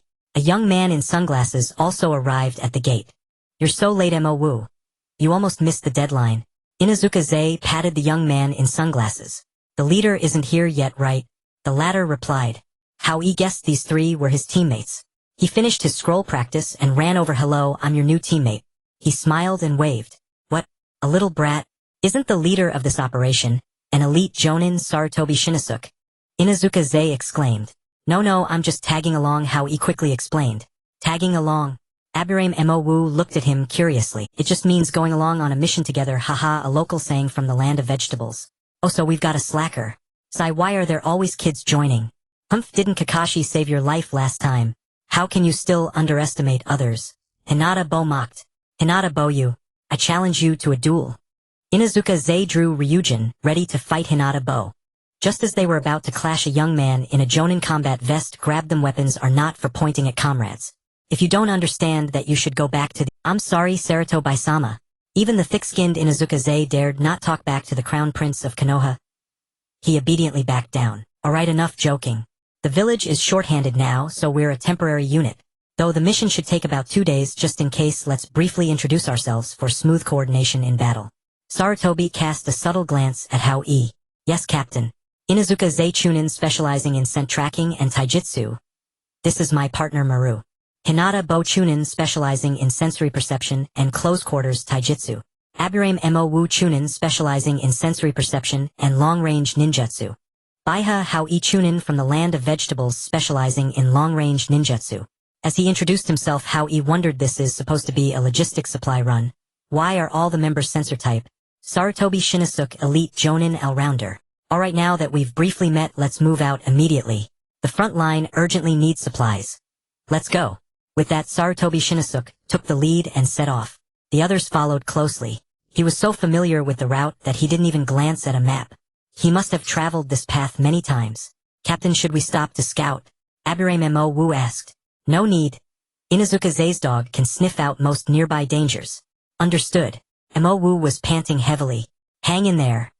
We'll rest when it gets dark, Sarutobi encouraged him. Haha, Mo, you're even worse than the kid, Inuzuka said, glancing at Hao Yi. The Aburame clan naturally lacks stamina. I have to constantly divert chakra to sustain my insects. It's already impressive that I've held out. Mo explained. Not at all. Our small country doesn't even have a ninja village. If I don't hone basic taijutsu, I'd be useless. And I'm not very skilled in other ninjutsu either, Hao Yi said modestly. Better save your breath. Here, take a military ration pill. Hinata tossed a pill to Aburame. Thanks. Without ceremony, Aburame swallowed it. After a brief exchange, they focused on traveling. Night fell and Sarutobi stopped. Let's call it a day here. Aburame, rest first. Inuzuka, find some food. Hinata, find a good spot to pitch a tent. We'll recuperate. Tomorrow we'll reach the border and it won't be this easy. Yes, Captain. Everyone followed Sarutobi's orders and got busy. Hao Yi, I heard you captured an elite jonin alive before coming to Konoha. Sarutobi turned into an inquisitive child. Just luck. My ninjutsu is rather peculiar and caught him off guard, Hao Yi replied casually. Hao Yi mused inwardly, truly the Hokage is a crafty old fox sending his own son to probe me. Killing an elite jonin is no small feat. They're a scarce resource even in great nations. To capture one alive is a feat worthy of pride. What kind of ninjutsu could instantly immobilize a jonin? Captain, ninjutsu is a clan's secret. Hao Yi's tone grew firm. Haha, the land of fire and the land of vegetables are brother nations. Just explain the principle so we can avoid similar techniques on the battlefield. Mutual aid, you know. Is he reminding me of my place? Hao Yi thought. He said with a smile, it's nothing special. Just a summoning technique. Ours is different. We can summon something to a specific location within a certain range. Then I summoned a carnivorous flower which simply swallowed the jonin. How many hand seals? Sarutobi pressed. 8. That still doesn't add up. Even if you complete the seals in a second, a jonin would have enough time to react. I made a bet with him and he let his guard down. That's how I succeeded. In any case, it was extremely difficult. It's something you have to experience to understand. I can't put it into words. Our entire clan nearly perished. Hao Yi feigned sorrow. In the end, you survived. In this world, only results matter. Sarutobi looked at Hao Yi. As long as you survive, that's enough, Hao Yi replied while inwardly sneering at Sarutobi. It's all because of you big nations. If not for your ambitions, there wouldn't be so many wars. Captain, the tent is ready. We can sleep in it. Hinata ran over. Good. What about the others? All set. Zay is already preparing dinner. He caught a few fish and found some wild fruit. Hinata replied. All right, everyone gather at the tent. Sarutobi gave the order. Yes. Hinata went to notify the other two. The group sat around the tent eating grilled fish. Sarutobi walked to the center. A ninja must always stay alert. We'll rest soon, but first we need to set up traps around the perimeter for early warning. Aburame, you and Hao Yi will go together. Also, someone must stand watch at all times. I'll take the first half of the night. Oh, Hinata and Inuzuka, you two take the second half. What do you think? Sarutobi asked the group. All right, no problem. Everyone nodded. Good. Dismissed. Sarutobi waved his hand, then leaped to the highest point, blending into the darkness with some unknown technique. Yuanfei, just waking up, called out to the team. About time, let's set off. Those resting and on patrol all gathered at the sound, and the 5 of them immediately set out. They would arrive in about half a day more. Everyone speed up. Rest every 2 hours now to maintain peak condition. We're nearing the battlefield. There might be an ambush. Yes, Captain. Meanwhile, in the interrogation department of my village, Hao Yi was carefully reading the brain information of 2 Cun Ilong. Not good, there's another unit. Hao Yi muttered to himself. Come, keep a close watch on him. Ensure his safety. Hao Yi instructed the ninjas on either side. Yes, sir. Before the words were finished, Hao Yi used the body flicker technique and appeared in the Hokage. Hao Yi, what's the matter? Why the rush? Hokage-sama, the intelligence from that ninja has been mostly deciphered. Good. Any important? The Hokage looked at Hao Yi. Hokage-sama, from the ninja's memory, there are two groups infiltrating the Hua country this time. One group of 5 is tasked with destroying the logistics food transport convoy. One of them is a rogue ninja used as a decoy, while the other 4 form an elite squad to ambush. The other wave is the 2 ninja demolition corps, whose mission is to intercept Mui's strategic supplies. The exact number is unclear, but their leader is Lao Zi, the Four-Tails Jinchuriki. What? The Tsuchikage actually sent an ultimate weapon. Not good. Zenzizu is in danger. Yuanfei exclaimed. It's been a day and a half since the mission began. Sending reinforcements from Mai would probably be too late. Hi, indeed. In that case, order the deputy commander of the 2-country border Chiodao Tsugan Zhuanxin Xiaochun and Shuehu Menyen to support Zenzizha's squad. At the same time, the 3 Sanin and Shuamin squad of 4 will head to the border to assist Tuanzang. Yuanfei, risen worried about his son, dispatched 4 people at once. All right, that will be faster. Captain, my bugs are trembling. There might be a very powerful person nearby, Yun said nervously. Yuanfei waved his hand to signal a halt, then looked at Kuanya and Rixiang. I haven't found anything here. They must have masked their scent. Kuanya communicated with his dog and said, Byakugan. Rixiang sensed the gravity of the situation. 18 and... Rixiang was startled. What's wrong? There are 19 of them. One person's chakra is astonishing, not like a human, Rixiang stammered. How far? Yuanfei asked. About 800 meters. All right. As he spoke, Yuanfei took out the scroll containing the strategic supplies and handed it to Yunv. This is the mission. It's of utmost importance. Whatever happens, deliver the scroll as soon as possible. Yuanfei continued. Yes. Yunv nodded solemnly. All right, since there are enemies ahead, well, take a detour. Of course, well, need some decoys. Hao Yi's heart thumped secretly. They wouldn't make me cannon fodder, would they? I'm not from Hua country. This is a trap. Before Hao Yi's musings ended, Yuanfei used the shadow clone technique and then the transformation technique, turning into several people. Let's go. With them as decoys, we'll head out first. We're not far from the destination. Yes. The group quickly left, using the Byakugan to observe while bypassing the enemies. Hao Yi calculated secretly the one with astonishing chakra must be a tailed beast. Yuanfei Zenzizu probably can't withstand it. However, in the original story he has a son Maiwan, so he shouldn't be dying in this war. Not good. The shadow clone has been broken. They're chasing us. Speed up. Yuanfei received the information from the shadow clone. The group silently increased their speed. Ha ha ha, surrender now and I'll spare your lives. A middle-aged man with purplered hair flipped over and landed in front of Yuanfei's squad. Yuanfei silently drew a kunai and said to the others, You go first. You must deliver it. It concerns the victory of the war. Yes. I'll deal with him. You go kill the brats. Lao Zi quickly reacted. Your opponent is me. Multiple shuriken technique. Yuanfei shouted. Thousands of shuriken attacked the demolition corps indiscriminately. Lava release scorching river lava technique. Lao Zi spewed several magma balls from his mouth, instantly melting the shuriken into molten iron, and subsequently engulfing Yuanfei Zenzizu. Yuanfei used the body flicker to evade and continued to block the pursuing ninjas. Summoning technique. A sturdy ape attacked and killed a 2 ninja. Do you think I'm not here? Half-tailed beast transformation. Lao Zi roared angrily. Dark red-tailed beast chakra covered his body, and with a flick of his tail the ape was thrown several meters away. Old ape, are you okay? I'm fine. He's strong. We need to focus. The ape said solemnly. Yunv, what should we do? The pursuers have caught up. About 15 of them. What now? Rixiang said. I'll use bug clone to create 5 decoys, then kill the ones following us. Take out 3 first, Yunv analyzed. Good idea. Hao Yi immediately agreed. Secret technique, bug clone. A cheap trick. Clay explosion. The clay thrown by over a dozen ninjas exploded instantly. The 4 leapt away from the explosion range. The 2 ninjas took the opportunity to surround them, capture them alive, interrogate them for the strategic supplies. One of the 2 ninjas commanded. What now, Yunv? Kuanya asked. It's fine. They said to capture us alive, so they probably won't use ninjutsu. Well, fight hard and find a chance to escape. As he spoke, Yunv released a jutsu bug jade. A swarm of insects surged outward. Since that's the case, let's fight. Kuanya-style ninja art. Mixed transformation, 2-headed wolf. Kuanya unleashed his ultimate move. 8 trigrams palm. Rixiang, not to be outdone, activated the 8 trigrams field. Hao Yi slightly retreated to protect Yunv. Vice Captain, these people are all from prestigious my clans. Capturing them alive would cause too many casualties. Fine. We'll settle for the second best. Clay attack. The Vice Captain said. Over a dozen clay bombs exploded, kicking up dust and smoke. Hao Yi sensed the danger and immediately used his space ability to vanish into the distant forest. As the smoke cleared, only Yunv remained in the field. The smell of countless charred insects permeated the air. Rixiong and Kwanya had been blown to pieces. You must be from the Yunv clan of my... It's not easy to have lasted this long. Surrender. The Vice Captain said arrogantly. Yunv said nothing, adjusted his stance and gathered chakra in his feet. Aya!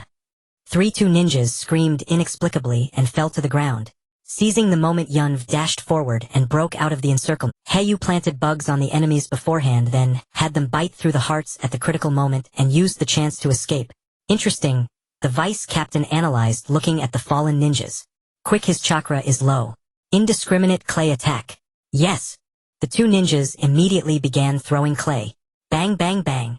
Yunv reacted quickly, but the clay was too dense. He was unfortunately hit by one. He immediately mobilized chakra to gather all his bugs onto his body surface to block the attack. Hao Yi saw through Yunv's intention and felt a selfish impulse. With a sinister smile, he said, "Summoning technique." A small carnivorous flower directly swallowed Yunv. Seeing his success, Hao Yi prepared to destroy the evidence. Flower ninja art, 10,000 flowers bloom. Dozens of flames spiraled up from where Yunv had fallen. Wow, what kind of ninjutsu is that? So powerful. It even caught fire after the explosion. How did you do it? One of the 2 ninjas exclaimed in surprise. No, I just did the same as before. I don't know how it caught fire. The 2 ninja who had hit Yunv said modestly. Alright, since there's no trace left, let's go join the captain and surround Zenzizu. Killing the Hokage's son would be a great achievement. Maybe we'll get a few days off. The Vice Captain said. Hao Yi sighed inwardly as he watched the others depart. Fortunately, it was a false alarm, and he had gained the people of the Aburame clan along with enough strategic supplies to sustain a war. A deafening explosion erupted, and the resulting gale force sent Hao Yi crashing to the ground. Hao Yi glanced toward the general direction of the blast. An immense dark red chakra pillar pierced the sky. Precisely where he had parted ways with Captain Yuan Fei. Hao Yi abandoned all other thoughts and rushed toward the Mu Yi outpost. If he arrived early, he could complete his mission in Kai country and also seek reinforcements. He had a vague feeling that if Shin no Suk died in this mission, his father, as the sole survivor, would surely make things difficult for him. A wave of dread washed over Hao Yi and he quickened his pace. 3 shuriken whistled toward him. He leaped lightly, drew his own shuriken, and assumed a defensive stance. He muttered to himself, no way. There are only a few kilometers left to the outpost and we're still under attack. Has the Mu Yi base been breached? Before he could ponder further, several explosive talismans appeared before him. Hao Yi evaded them using his spatial ability, and shouted, "You Earth Shinobi Masters, are you not afraid of death?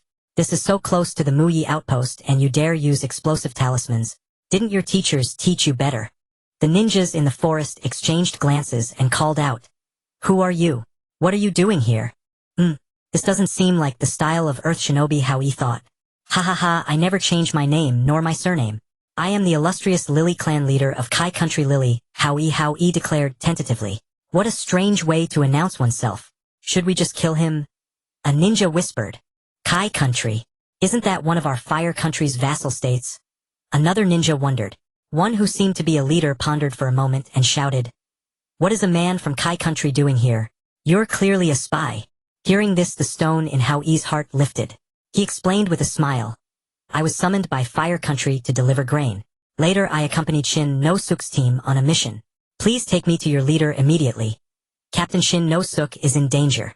What? The 3 ninjas appeared before Hao Yi in an instant. You're here to deliver grain. Do you have any proof? I do, but it must be shown to the leader, Hao Yi replied distrustfully. Alright, wait here. I will report to Lord Tuanzong, said the leader-like ninja looking at Hao Yi. He then turned to his comrades. Watch him. His identity is still unclear. I will inform the commander and verify the truth. Alright, go quickly and return quickly. Kai country, yes, that is a thing. But wasn't Tori sending reinforcements? Why has only one person come? Tuanzong muttered to himself as he looked at the ninja who had come to report. Lead the way. Let's go see him, Tuanzong ordered. Yes, my lord. Shortly the group arrived at Hao Yi's location. Are you the ninja from Kai country? Tuanzong asked, sizing Hao Yi up. Yes, my lord. Are you the commander of this outpost? Hao Yi inquired. I am, Tuanzong replied. My lord, here is the mission scroll for Kai country, and this other scroll is the one borrowed from Mu Yi.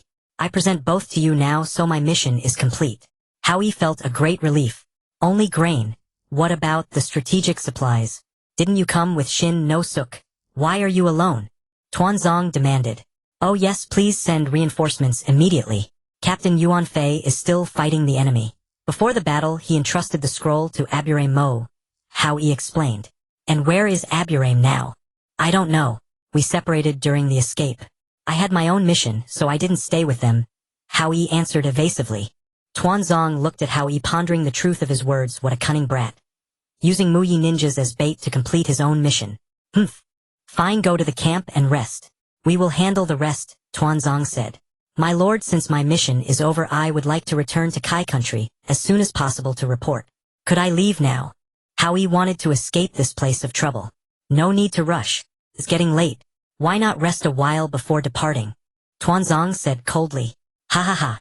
Very well, thank you for your hospitality, my lord.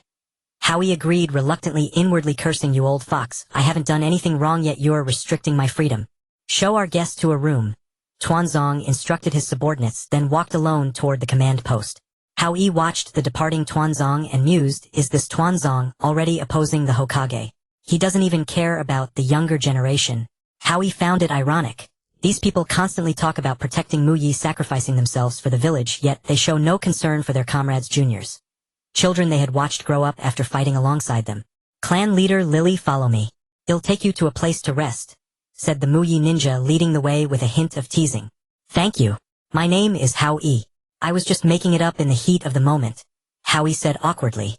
I am Yue Guangfeng. The Mu Yi ninja introduced himself.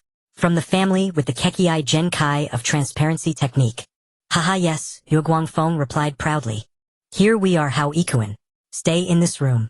The person who slept here was killed by an explosive talisman a few days ago, so it's been empty. You'll find all the living necessities ready, Yue Guangfeng said calmly. Good. How many people are there in total? 8, but they're all on duty now and won't return until evening. All right, thank you, Yu Guangkin. Hao Yi expressed his gratitude. No problem. Well, I'll be going now. Wait, Yu Guangkin. If I want to leave after resting, what should I do? Should I ask someone or just go? Hao Yi asked cautiously. You should wait for instructions. It would be impolite to leave without being summoned by Tuanzong. Besides, nobody knows you here, and you could easily be mistaken for a spy. Also, don't wander around while you're staying here, or you might really be taken as a spy. These are sensitive times.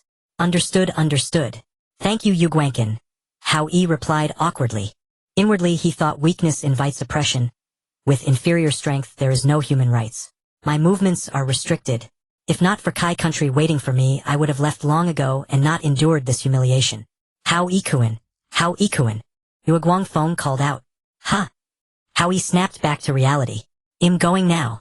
I have to return to duty, Yue Guangfeng said. Yes, go ahead. I'll manage on my own. Hao Yi said, waving his hand. With that, Yue Guangfeng left. Hao Yi looked around the room, then lay down on the bed with a sense of peace. Since I'm here, I might as well make the best of it and rest well. Recalling what Yue Guangfeng said about his roommate returning at 10 o'clock, and seeing that it was still early, Hao Yi sat cross-legged on the bed and began to cultivate his tech. Did you hear? Xian Zizu's mission failed. The strategic supplies must have been taken by the Earth Ninja. 2 ninjas walked together toward the dormitory discussing. Ma'am, only one captain and a ninja from the Kai country remain.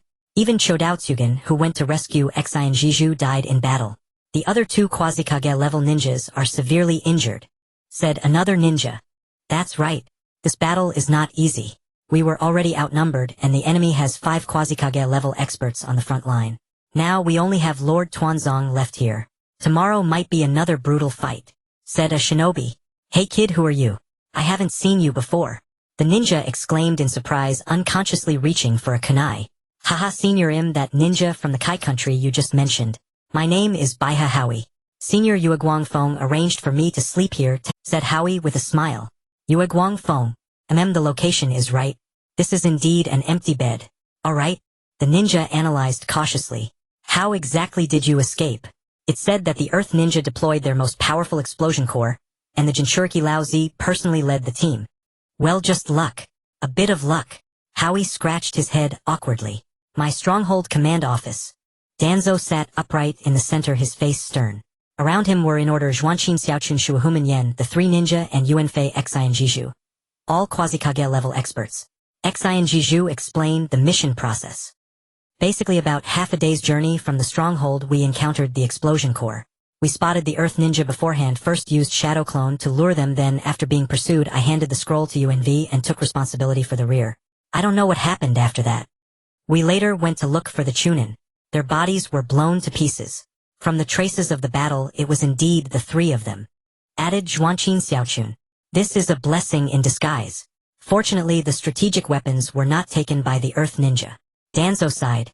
The failure of this mission is very detrimental to the war. Without strategic supplies the casualties among mid-level ninjas will greatly increase. Danzo continued. Everyone nodded. Is Lao Zi seriously injured? Can he still fight in the next battle? Danzo continued asking. He was also severely injured, but Tsugan sacrificed himself for this. Xiaochun and I were also wounded. We can only exert the power of a jonin for a short time, said Shuihuman Yen mournfully. In that case the Earth Ninja will surely launch a fierce attack tomorrow. One speculated. Why? We have so many people. The Earth Ninja may not necessarily gain an advantage, said Zilai Yi looking around. Fool. The three of us and Shui men were temporarily dispatched to the battlefield. The only visible combat power here is Lord Danzo. The Earth Ninja will definitely not miss this opportunity. Gang Shou punched Zilai Yi on the head. Indeed. This is also an opportunity. Danzo smiled. Perhaps this time we can directly end this war, said Danzo confidently. Everyone's eyes gleamed with sharp light as they looked at Danzo. Danzo said with a smile, tomorrow the Earth Ninja will certainly attack fiercely. Now we have many top-level experts, but our mid-level strength is insufficient. So tomorrow the three ninja and I, for people, will hold off the enemy's strong ones. Shui men will take the opportunity to blow up their strategic supplies and provisions, then use the Flying Thunder God technique to return and eliminate their jonin. That's indeed good, but it's not enough to end the war, Wan said with a smile. Correct. Everyone look. This is the Shenwupi Bridge, the only route for the two Jigua to transport logistics. If I use the entire army as bait and send an elite squad to destroy the Shenwupi Bridge, won't this war end? Said Danzo grinning happily. It's feasible, but the requirements for this elite squad are too high, aren't they? Xian Jiju questioned. Jonin are also scarce combat power in the village. The Earth Ninja will definitely notice the number of jonin we have here. Exactly. Kakaxi of Shui men's squad is not bad. They just arrived and haven't appeared on the front line yet. The son of Baiyo, a descendant of the prestigious Yuzibo clan, and a medical ninja with close combat abilities. This combination is perfect for Behind and Emmeline's operations. They are too young. Kakaxi's emotions are unstable. Without a powerful teleportation ability, retreat would be troublesome. Shui, after you finish here, use the Flying Thunder God technique to help them complete the mission. Danzo pondered. The time is too tight. It's not. After you finish here, use the Flying Thunder God technique to help them complete the mission. Danzo pondered. The time is too tight. It's not. Shuahuman Yen exclaimed in surprise. It's Baiha Hao Yi, the ninja from the Kai country. Intelligence from the village revealed that from the captured memory of Tutsuan Ilang, Baiha Hao Yi knows the markless instant movement technique and has good on-the-spot combat ability. He also completed his own mission during the last transport mission. He should be competent. Danzo analyzed. Hao Yi. Zilai Yi murmured. An interesting kid. Wan licked his lips. I also think it's feasible. I've seen that kid before. He's a bit interesting. Gang Shou also agreed. Is the ninja from the Kai country reliable for such an important mission? Zhuanqin Xiaochun asked curiously. It should be fine. He still needs to protect the Kai country. He won't act recklessly. Danzo pondered. Alright, that's it. Xi and Jiju, you go back and submit the mission first. Shuahuman Yen Xiaochun, you two temporarily return to the village to recover from your injuries. Danzo ordered. Danzo, we can still fight. How can such a large battle tomorrow lack our presence? Shuahuman Yen and Zhuanqin Xiaochun said together. Tsugan was one of the disciples of the Hokage just like us. Now he has died in battle. He should return home in glory. You escort his remains back. The battlefield is ruthless.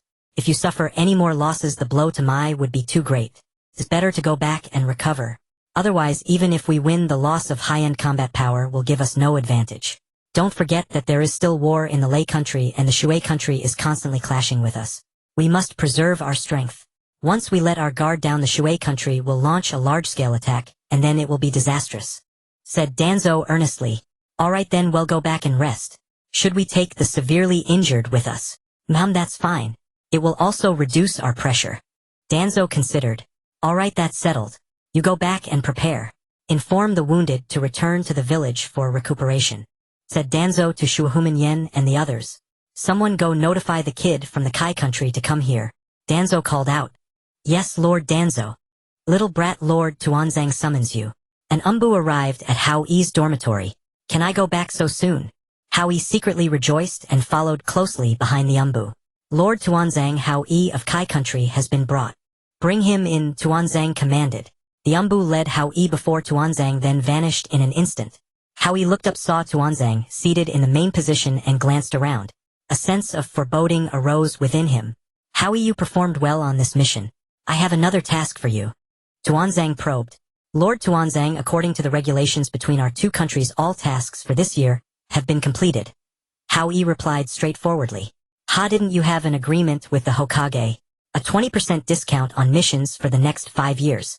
Have you forgotten clan leader Baiha?" Tuanzang gritted his teeth. "My lord, I mean no offense, but this ad hoc assignment is against the rules. Even if I complete it, how would I collect payment? So it's better if everyone sticks to their duties, isn't it?" Hao Yi dared not directly mock Tuanzang. "Hell, little brat, quite sharp-tongued, aren't you? Name your price." Tuanzang sidestepped the issue. "My lord, I am not strong enough. I only wish to live and not get involved too much. Our obligations this year are already fulfilled. Please show mercy." Hao Yi refused again. "Aren't you afraid that Kai country will be ravaged by war?" Tuanzang threatened.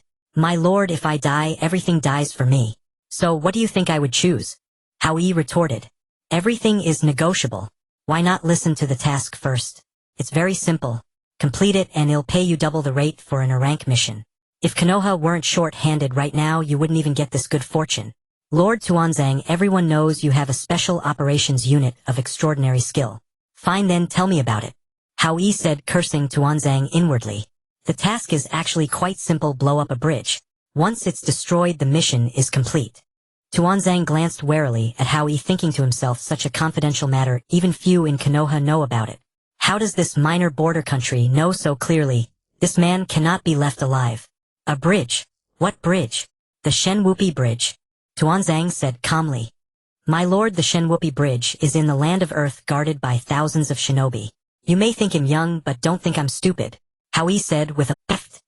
Jiraiya burst out laughing. "Clan leader Baiha, rest assured. Well, draw all the firepower from the front. There won't be any problems." Tuanzang feigned ease. Hao Yi recalled the original Naruto's battle at the Shenwupi Bridge, which ultimately succeeded at the cost of Obito's death. Overall, it was a close call. He said slowly, "It's not impossible to carry out the mission, but I want to set my own reward." "Oh, name it." "I want the four symbols technique and the mystic palm technique," Hao Yi said firmly. Everyone was shocked. Tuanzang slammed his hand down with a loud crack. "Hao Yi, you're really asking for the moon. The four symbol seal is a forbidden technique. Even for an elite jonin, the cost of a mission wouldn't be this high. If it can't be done, then forget it. It's not a one-time consumable. If you give it to me, you won't lose the ability to use it. It's not like I have to go to the Shenwupi Bridge." Hao Yi, fed up with Tuanzang's arrogance, stormed out angrily. "Hao Yi-kun, excuse me, Lord Tuanzang hasn't allowed you to leave yet." Yue Guangfeng appeared behind Hao Yi in an instant and said. Hao Yi was extremely furious. Using a spatial ability, he moved behind Yue Guangfeng. "Yue Guangfeng, didn't your father teach you not to stand behind others? Do it again and he'll kill you." Clan leader Baiha, quite the imposing manner. Tuanzang narrowed his eyes. "Tuanzang, don't talk to me in that sarcastic tone. Even if Kai country is small, it's still a nation. Even if I'm weak, I'm still the leader of Kai country's shinobi. On what authority do you speak to me? People should respect each other. Don't look down on everyone from the lofty position of a great nation. Everything you have now is built on the shoulders of the Senju clan. The most ridiculous thing is that the once mighty Senju clan now has only Tsunadeheim left." Hao Yi glared at Tuanzang. Good. Little brat from Kai country, you have quite the nerve." "If I had no nerve, how could I do the work and get the reward?" You're haggling over a mission with a near-zero chance of survival. Fine, I agree to your terms. Tuanzang narrowed his eyes again. Alright, give me the scrolls with the techniques and tell me the specifics of the mission. Hao Yi said calmly. Right now. We don't have them now. You'll get them after completing the mission. That's the rule in all countries. Tuanzang said as if it were natural. Lord Tuanzang, our vassal state may be small, but our lives are still human lives. Can you show a little basic respect for life? Don't try to get something for nothing with me. Hao Yi looked at Tuanzang with contempt. Wait, don't misunderstand.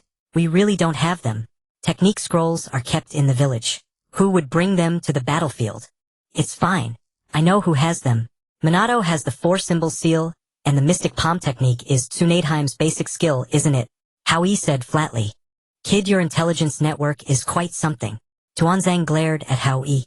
I wouldn't dare. These things are common knowledge in the ninja world. Tsunadesima is Konoha's greatest medical ninja. Minato is the boyfriend of the Whirlpool Princess.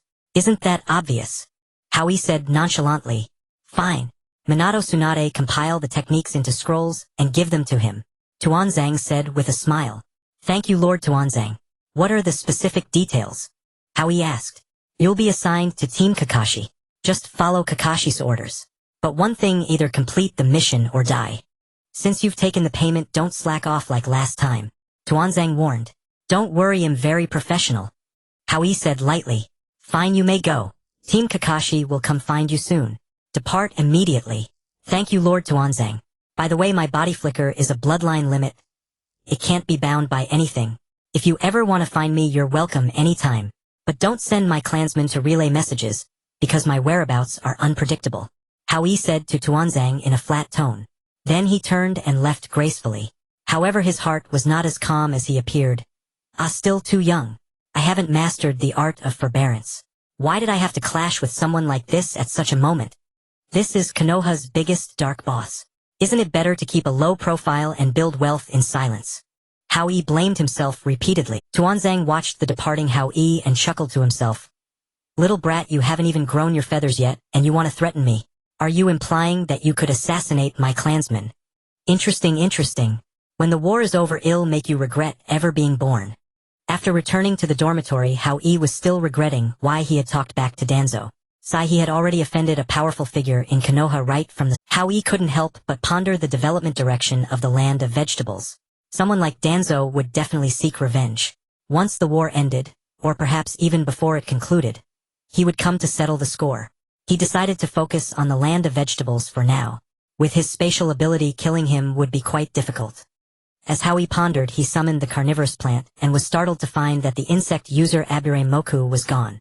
Only a note remained roughly meaning, clan leader the Konoha ninja in the carnivorous plant is mostly unharmed, but his mind seems damaged. Should we send him back to Konoha? Hao Yi felt a surge of joy, no memory. Perfect. He could use him to train the younger generation.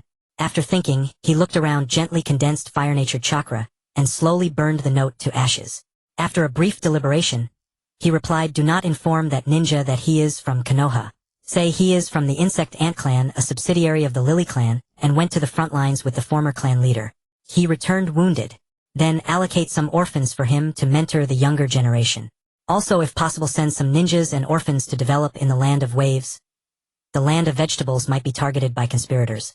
After preparing this, Hao Yi stuffed the note into the carnivorous plant's belly and dispelled the jutsu.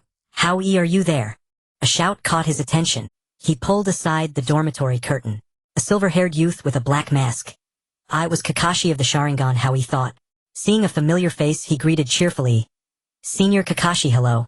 I've heard so much about you. Kakashi hesitated, then said, so you're Lily Hao Yi? Hao Yi nodded. Come with me. We're meeting the team for a mission. Kakashi didn't wait for a reply and left. Hao Yi had no choice but to follow. Kakashi, are you sure about this time? Isn't it too late? I just finished a mission and haven't slept yet.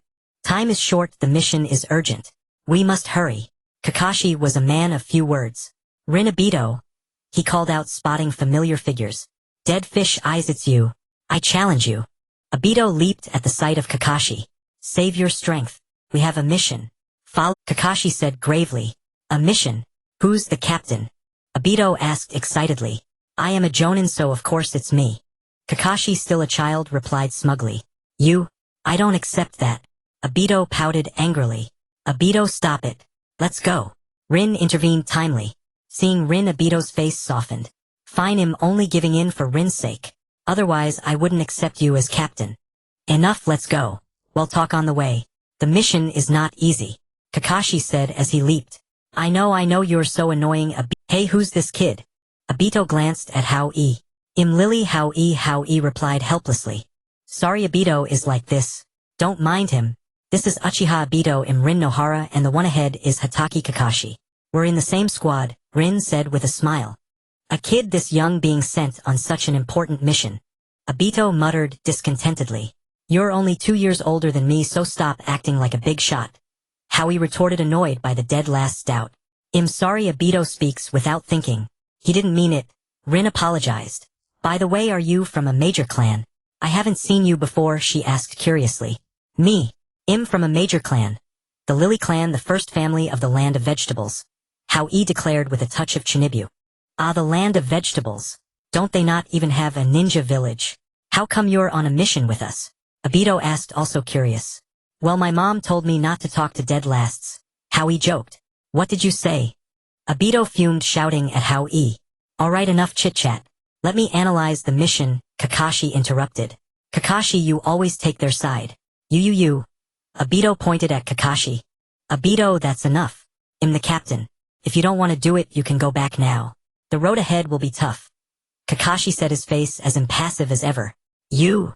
Obito was speechless with rage. Alright, it's all just fun. Let's drop it. Rin continued to smooth things over. This mission is to destroy the bridge used by the Land of Earth for transport. The Shinobi Bridge. It's divided into 3 phases. First, infiltrate the Land of Earth. Second, wait for the main battlefield to erupt.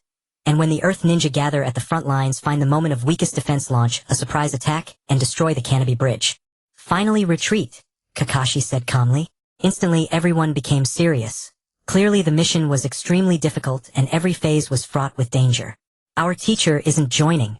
Obito asked suspiciously.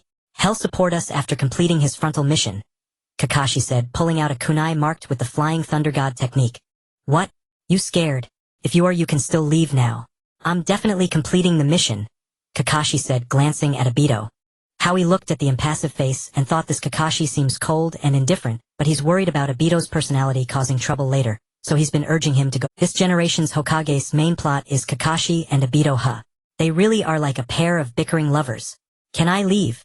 Then I'll go home, Howie interjected with a timely joke. Howie, you can't. You were personally appointed by Lord Danzo. You're also key to this mission, Kakashi said expressionlessly. I know. I was just trying to lighten the mood, Howie said, scratching his head. Let's set a code word in case we get separated. I'm okay. The others nodded.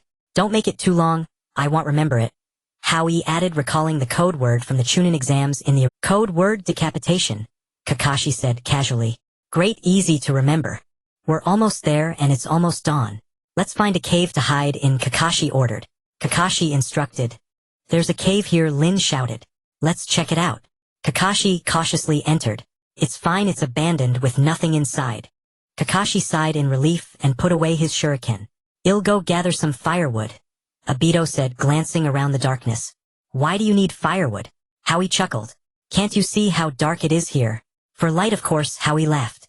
Can't you see how dark it is? Obito exclaimed. Isn't Konoha supposed to have a ninja academy? Are all graduates as unruly as you? Howie sneered. What do you mean by that?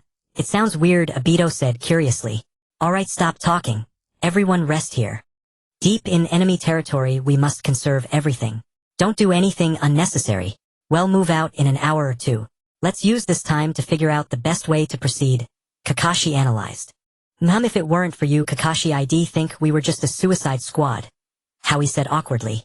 Kakashi, we're deep in the cave now and can't tell what's outside. We don't have a reconnaissance type ninja, which puts us at a serious disadvantage, Lin also analyzed. It's fine, I have something for that, Kakashi said, then used the summoning technique. A small dog appeared. Pakin, use your special scent to mask our smell. Kakashi, you're making me do something so embarrassing in front of all these people.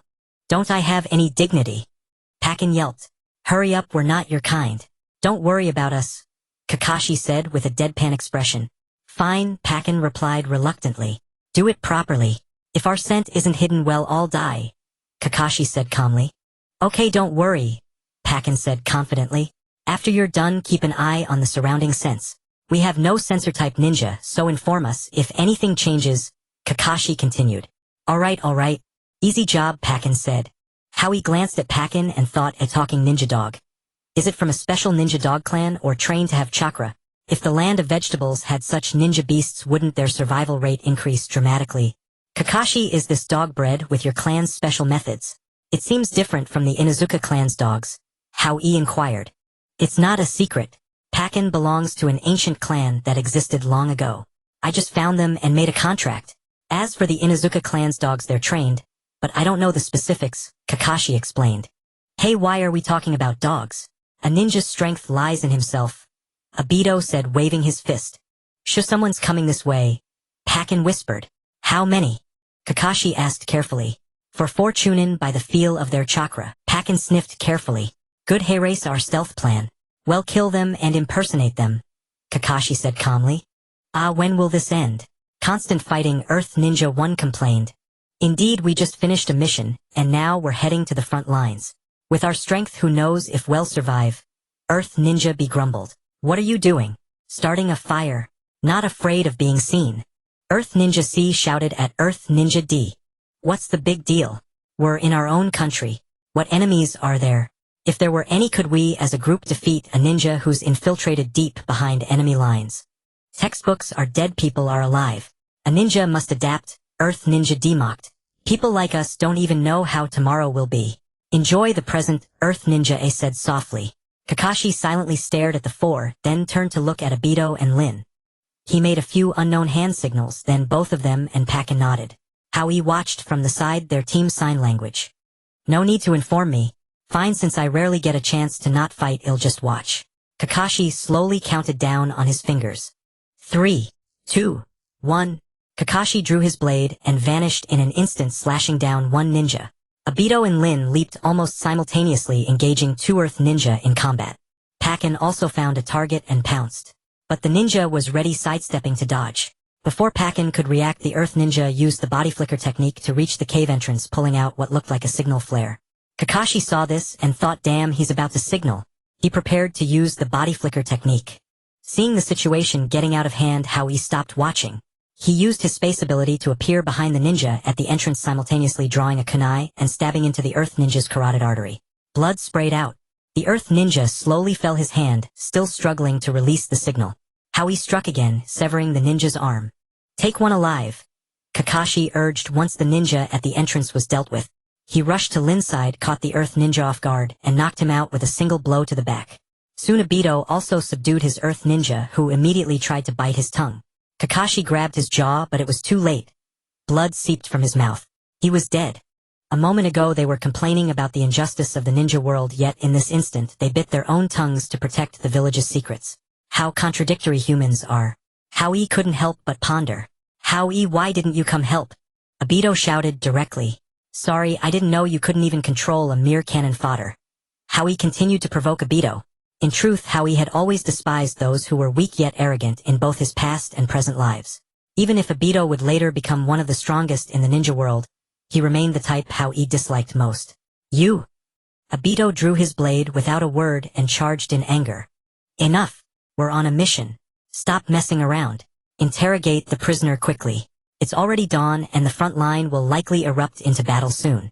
We don't have much time, Kakashi said, blocking Obito. Obito shot Hao Yi a vicious glare and silently sat to the side. Lin looked at Kakashi, then went to comfort Obito. Water-style water whip. Kakashi lashed the unconscious Earth Ninja with the technique. Who are you? The awakened Earth Ninja demanded, opening his eyes. Remember your position. You're a prisoner now, Kakashi said, feigning anger. Don't bother asking. I won't say anything, the Earth Ninja said, slowly closing his eyes. If you were truly determined, you'd have killed yourself already. Why wait until now? Kakashi pressed. The Earth Ninja remained silent, letting Kakashi speak freely. It seems I'm not very good at interrogations, Kakashi sighed. Have you ever seen someone drown? Kakashi said softly. The Earth Ninja opened his eyes and laughed. Are ninjas afraid of death? No, I won't let you die so easily. It'll make you feel death over and over again. Kakashi threatened. Kid, you're still too young. He closed his eyes again. Water release water submerging the sky. A sphere of water enveloped the Earth Ninja. The Earth Ninja struggled for a moment, then slowly lost consciousness. Kakashi canceled the jutsu and nudged the Earth Ninja with his foot. Soon the Earth Ninja woke up. Kakashi said, "Have you experienced the feeling of death? Cooperate with me if you don't want to die. Kid, I've been a ninja for over 20 years. Death is the last thing I fear. A ninja's ultimate fate is to die." The Earth Ninja sneered. "Humph then." Kakashi was about to speak. "Kakashi, time is running out. Let me try," Hao Yi interrupted. Hao Yi slowly walked toward the Earth Ninja and said, "Death is too easy. The worst is a living death worse than death." The Earth Ninja remained unmoved. Hao Yi casually picked up a wooden stick and said, "Have you ever heard of a human stick?" The Earth Ninja glanced sideways and remained silent. "Very well, let me enlighten you. See this stick? Like a human, it'll cut off your arms first, then your legs," Hao Yi said while looking at the stick. "Then it'll gouge out your eyes, rip out your tongue, destroy your ears, and make you live like a worm. Don't worry, I won't let you die. It'll provide you with enough nutrients. After I finish my mission, it'll even guide your comrades to rescue you, making you live like a worm for the rest of your life, a burden to your family forever." Hao Yi stared at the Earth Ninja. You devil." The Earth Ninja cursed angrily and gritted his teeth. "Want to die? Not so easy." Hao Yi grabbed the Earth Ninja's jaw. "Actually, I have many more tricks. Have you ever eaten grilled meat? I can keep you alive and slice you like a pig for barbecue."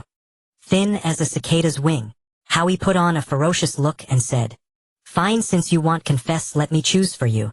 You like biting your tongue so much? Well, start with your teeth. Kakashi, it's up to you.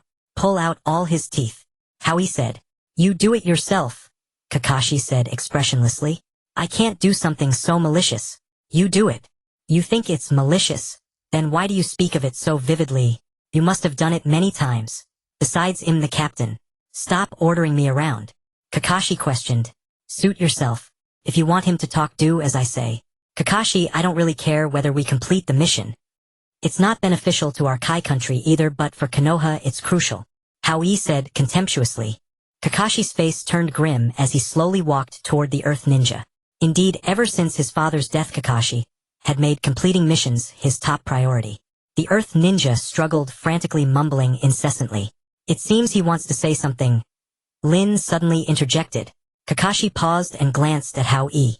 "I think if we don't carry it out, he won't be obedient. But you're the captain. If you can't bring yourself to do it, it's up to you," Hao Yi said as if reading Kakashi's thoughts. "As ninjas, what can't we do? But pulling teeth might make him unable to speak. Better to cut off his hand." Kakashi finished speaking and swung his blade, severing one of the Earth Ninja's arms. "Ah!" The Earth Ninja writhed in pain on the ground. "Hey, why did you act so quickly? There are so many parts on his hand. You could take your time. First pull out his fingernails, then cut off his fingers and slowly chop his arm," Hao Yi said word by word. All right, they'll talk. I only ask for a quick death, a painless death," the Earth Ninja said in terror. "There wasn't that easy. Why go through all that trouble? It's not a big deal. What secrets could a ninja of your level possibly know? Acting like you're loyal to your village," Hao Yi mocked. "All right, Kakashi, the rest is up to you. Shouldn't be a problem," Hao Yi said proudly.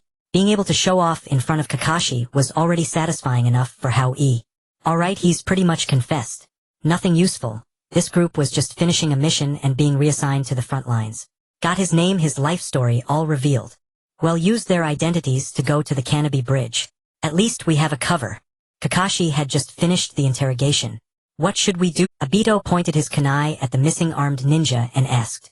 "It should be fine. Knock him out. By the time he wakes up, we'll have completed the mission." Lin analyzed. "That's true, but this mission is crucial. He's already heard our conversation. If he tells someone with even a bit of intelligence, they could deduce our purpose. Too dangerous." Kakashi lightly slit the Earth Ninja's throat with his short blade, fulfilling the Earth Ninja's wish. "Actually, I've always had a question, Hao Yi," Kakashi said. "What? Is there anything that can stump our elite Jonin, Lord Kakashi?" Hao Yi said with a smile. "Lord Danzo, why did he request you to join our team? Is it because of that teleportation ability you just used?" Kakashi looked at Hao Yi curiously. "Something like that. But Danzo probably didn't think too much about it. This is a surprise attack. so we can't be missing any of the visible Jonin, otherwise it won't work as a surprise. Only you fit that requirement. As for me, my abilities are decent, just adding to the probability of success. If we win, we can end the war with one decisive blow. If we lose, we can still pin down some ninjas, which helps the main battlefront. A ninja of Danzo's caliber wouldn't place his hopes on children. Hao Yi thought for a moment and said, "There's no point in speculating further. Leaders have their plans, ninjas just follow orders." Kakashi cut off Hao Yi's speculation. "Kakashi, a lot of ninjas are gathering toward here," Pakin said at an inopportune moment. "How many?" Kakashi asked calmly. "Countless, too many." Pakin broke into a cold sweat. "Hide yourselves, take inventory of our supplies, and prepare for battle." Kakashi immediately analyzed. The group instantly entered combat mode, melting into the shadows. "Kakashi, all those people have passed by," Pakin said again. "They're not after us. They're probably heading to the battlefield. Perhaps the Tsuchikage is about to launch a major war." "Is that so? Then let's prepare to transform. We'll go over the details of those people's life stories on the way," Kakashi ordered. "Wait, are we really going like this?" Hao Yi called out to Kakashi. "Why is it you again, Hao Yi? There's so much to do, we need to complete the mission quickly," Obito shouted. Hao Yi paid no heed to Obito's frustration. "Kakashi, all the Earth-nin are heading toward the battlefield. For us to go in the opposite direction like this, it's too suspicious." Kakashi was stunned. After all, this was his first time leading such a high-level mission. "Then what do you suggest?" Hao Yi analyzed. "I think we should pretend 2 of our comrades are injured and have the other 2 escort them back. That would make a bit more sense. But it's not a great idea either." "Alright, let's do it that way," Kakashi decided on the spot. "Pakin, are there still many ninjas nearby?" Kakashi asked. "Quite a few. Wait about 10 minutes and they'll all be gone." "Good, well, set off in 10 minutes then. Lin and Obito, you two pretend to be wounded. Hao Yi and I will carry you," Kakashi instructed. "No, I'm not going with Hao Yi. I'll carry her," Obito muttered under his breath. "No, Hao Yi and I have the best on-the-spot adaptability among us. It's the best choice." "Don't argue, that's final," Kakashi said firmly. "Obito, let's go with this. Behind enemy lines, it's better to listen to the captain." "It's for the best," Lin coaxed gently. "I'll carry Obito and Hao Yi will carry Lin." "Fine," Obito said, looking at Kakashi with disdain, but he reluctantly agreed. "Let's go. I'll tell you the details about the 4 earlier on the way. Be careful. There's a group ahead," Pakin said. "Go around them, avoid contact if possible." "Got it." Pakin immediately changed routes. "That's the 8th group we've encountered. They're getting more and more dense." "Yes. How much farther to the Shinobi bridge?" "We're almost there. About 2 hours." "Alright, everyone stay alert." Kakashi felt the pressure mounting. "Wait, a group is heading toward us. Can we avoid them?" "Too many of them, too wide a range." "Can't dodge," Pakin replied. "Fine, take cover here. I clearly sensed 4 people here just now. Kamiyazumi, your skills aren't that great if you can't even sense correctly." Alright, let's move. We're on a schedule." "Pakin, are they gone?" "Yeah, let's move." Kakashi's team quickly emerged. Swish, swish, swish. Over a dozen shuriken flew toward them. "Finally out," boasted the Earth-nin Kamiyazumi. "Don't misunderstand. We're on the same side. Our teammates were injured during the mission, so we're escorting them back to the village for recovery," Kakashi explained. "Is that so?" asked a squad leader. Then he added, "Alright, since we're from the same village, see if you recognize anyone here." "Of course I do," Kakashi said as he made a hand signal. "Lightning release, false darkness." Kakashi, considering lightning's advantage over Earth, immediately used a lightning jutsu. Several beams of lightning arced toward the Earth-nin. Some Earth-nin unable to dodge were struck directly. Obito somersaulted up. Fire release, great fireball technique. A massive blaze erupted from Obito's mouth. Earth release, earth-style wall. High walls rose up. The Earth-nin, having learned from the previous attack, blocked Obito's offensive direction cautiously. "End this quickly, conserve chakra as much as possible," Kakashi called out, drawing a short sword and leaping into the midst of the Earth-nin. Hao Yi fixed his gaze on Kamiyazumi, thinking swiftly, since it's a surprise attack, first cut off their eyes and ears. Hao Yi used his space-time ability to appear right in front of Kamiyazumi. Kamiyazumi was caught off guard, never expecting such astonishing speed from a boy of 10 or so. Though he sensed Hao Yi's approach, his mind couldn't keep up with Hao Yi's movements. He was killed with a single slash. After achieving his objective, Hao Yi wasted no time. Survival was paramount, and directly used his space-time ability to vanish into the forest. With so many enemies, only a large-scale jutsu would do. And behind enemy lines, it couldn't be too loud, the 100 flowers cannon wouldn't work. That left only one option, Hao Yi mused. Sage art flower ninja art falling petal blades. Countless flower-shaped shuriken shot forth. Ah! Ah! Ah! Several earth nin were instantly struck down. Hao Yi continued to conceal himself, observing from the shadows. 15 left. Kakashi's team was also locked in battle with the earth nin. Lightning cutter. Kakashi pierced the earth wall and killed an earth nin. Retreat to the Canopy Bridge. Kakashi gasped, shouting. Yes! At least these earth nin thought they had us cornered and didn't call for reinforcements. That's a silver lining. Now there are 14 ninjas chasing us. We need to take them down quickly or we won't be able to complete the mission. Kakashi analyzed as he accelerated. Yes, we need to hurry, Hao Yi nodded. Hao Yi, you teleport behind the earth nin. The three of us will attack from the flanks, and you use your most powerful jutsu to instantly kill from behind. Kakashi said. Got it, I'm on it, Hao Yi replied. Sage art flower ninja art falling petal blades. Hao Yi teleported behind the earth nin and unleashed another major technique. Now! Kakashi shouted. Obito and Lin rolled to the sides in perfect sync. Fire release great fireball technique. Demonic illusion seeing mist technique. Charge in. Kakashi turned and plunged back into the fray. All units fire signal flares. Alert the combat squads. Enemies to the rear. Ordered the earth nin leader. Quick, finish them. Kakashi yelled. He swept his short blade horizontally, taking an earth nin's life. Not to be outdone, Hao Yi also killed one. With a sharp whoosh, a signal flare shot into the sky. Obito flung a shuriken and the last earth nin fell. Not good. The flare has been fired. Many will come here soon. We need to hurry and complete the mission, Kakashi said. No, we can't forge ahead blindly now. More people are converging here from all directions. If we keep moving forward, we'll be discovered within 10 minutes. And we're low on chakra. We all need to recover. We should find a place to rest. Hao Yi analyzed. Hao Yi, you're that worn out. Obito seemed still energetic. Hao Yi remained unmoved, his gaze fixed on Kakashi. In truth, Hao Yi hadn't expended much in the skirmishes, but Kakashi had used several brank jutsu. Kakashi at his current level was still struggling with that. And the most reliable member of this team was Kakashi. That forced Hao Yi to be cautious. Alright, let's find another cave and wait until nightfall to move again. Kakashi weighed the options and said, This cave has been checked by Paik and is safe. Obito is injured. Lin, please help treat him. Paik, please take the trouble to monitor the surroundings. Kakashi said slowly, Everyone rest and recover quickly. Well, set off at night. Coo coo coo, the surrounding bird calls were clearly audible. The four of them each practiced and restored their chakra. Hao Yi couldn't help but feel nervous. Because in the original story, Obito awakened his Sharingan, and then sacrificed himself, meaning that the real greatest danger had not yet appeared. Hao Yi frowned and thought, his safety not guaranteed. We must complete the mission tonight, or otherwise once the frontline battle ends we will have no chance. Kakashi thought to himself. Not good, 3 ninjas are coming this way, and they have a considerable amount of chakra. Paik suddenly warned. As usual, let's move deeper inside. Hide well. Okay, Kakashi. The group hid themselves in the cave as before. Puff puff puff.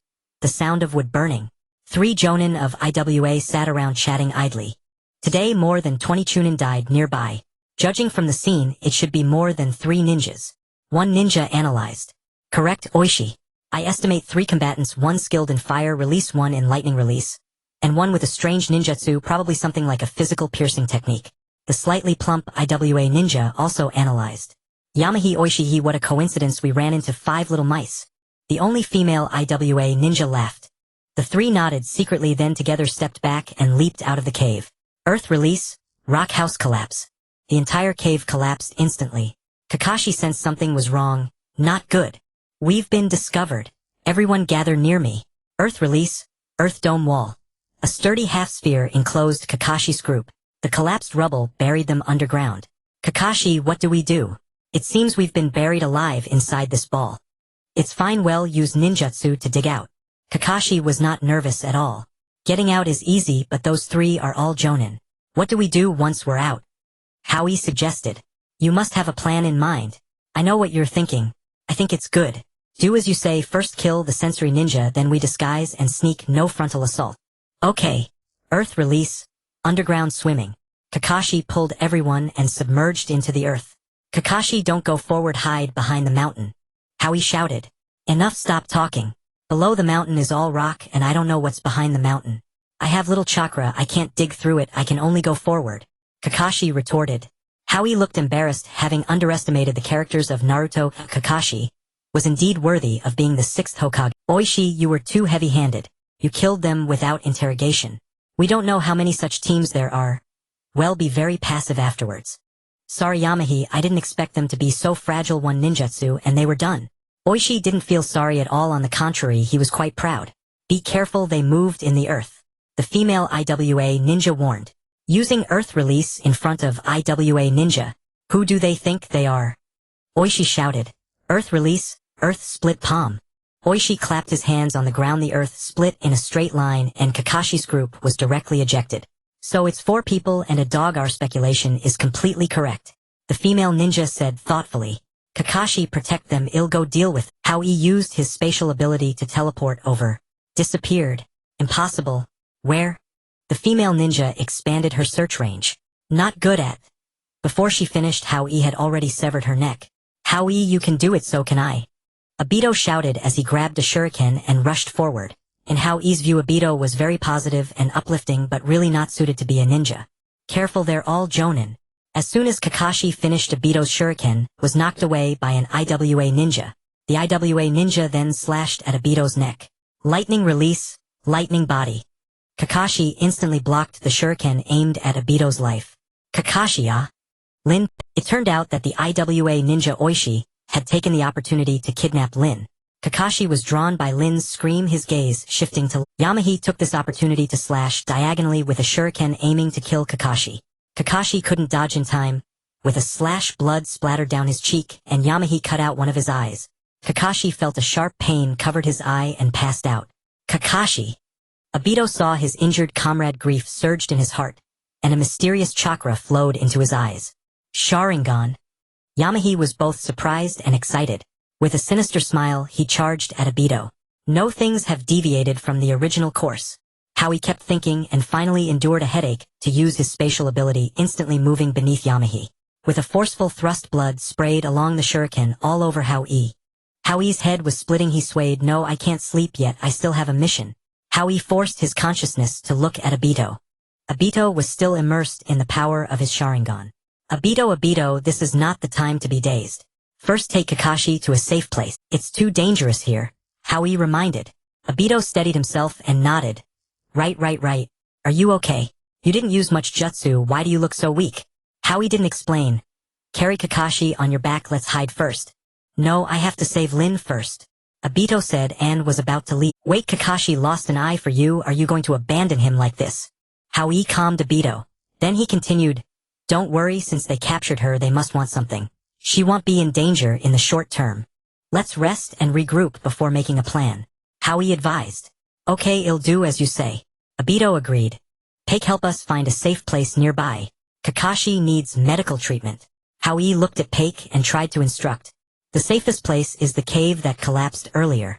The entrance has been cleared by ninjutsu now. After such a long battle, the scent is too chaotic. Ordinary people won't find anyone here. The most dangerous place is the safest. Alright, let's go, Obito. Hao Yi ordered. Okay. Soon they all crawled into the half-sphere that Kakashi had created earlier. Hao Yi saw no danger and checked Kakashi's wound. The wound was about 1 centimeter deep. The eye could not be saved.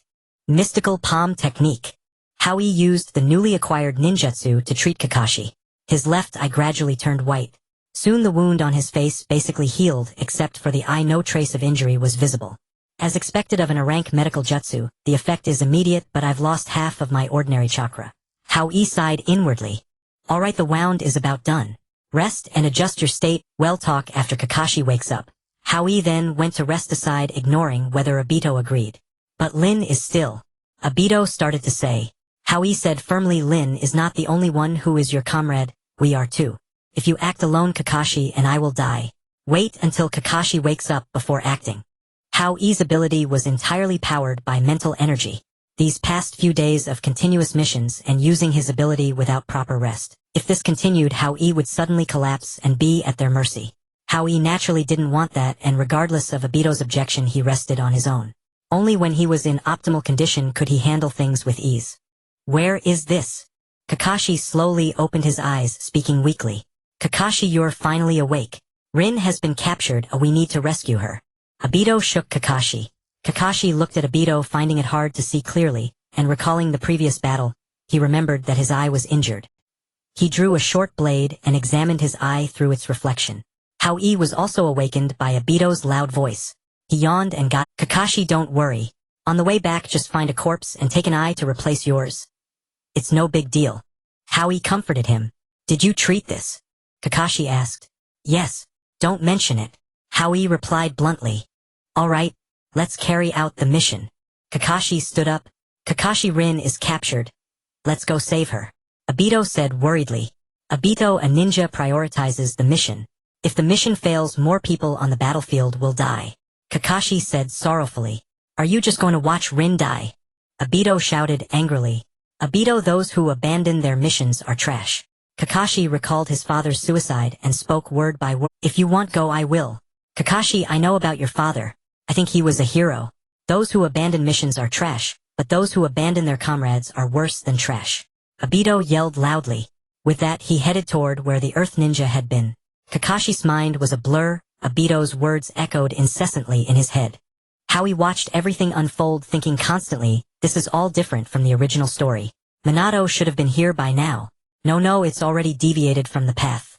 Originally, Minato's team would go directly to the mission and then split up midway. Now everything is different. It's changed from the very beginning. What should I do now? Even if I complete the mission, Danzo won't let me go. And if I don't complete it, it'll have offended Konoha. So I can't desert this time. How about this, Kakashi? Don't agonize over it. Go with Obito to save Rin and he'll handle the mission. We'll meet here afterward. After weighing the pros and cons, Hao Yi spoke. Fine, but you won't just run off like last time, will you? Kakashi shot Hao Yi a glare. Of course not. Am I that kind of person? He'll definitely complete the mission. Don't slander my reputation. So far my mission completion rate has been 100%. Lend me Pakin. He'll go with him and you summon another dog to find Rin. Alright then, Pakin is yours. With that, Kakashi ran off to find Obito. Hao Yi sighed helplessly. What a pair of close friends. Konoha really does have its generation of, Pakin, let's go too. Hop onto my shoulder. Hao Yi called out. Okay. Pakin jumped onto Hao Yi's shoulder and they set off. Don't dodge, just go straight ahead. Alert me when you sense someone approaching and I'll use my skill.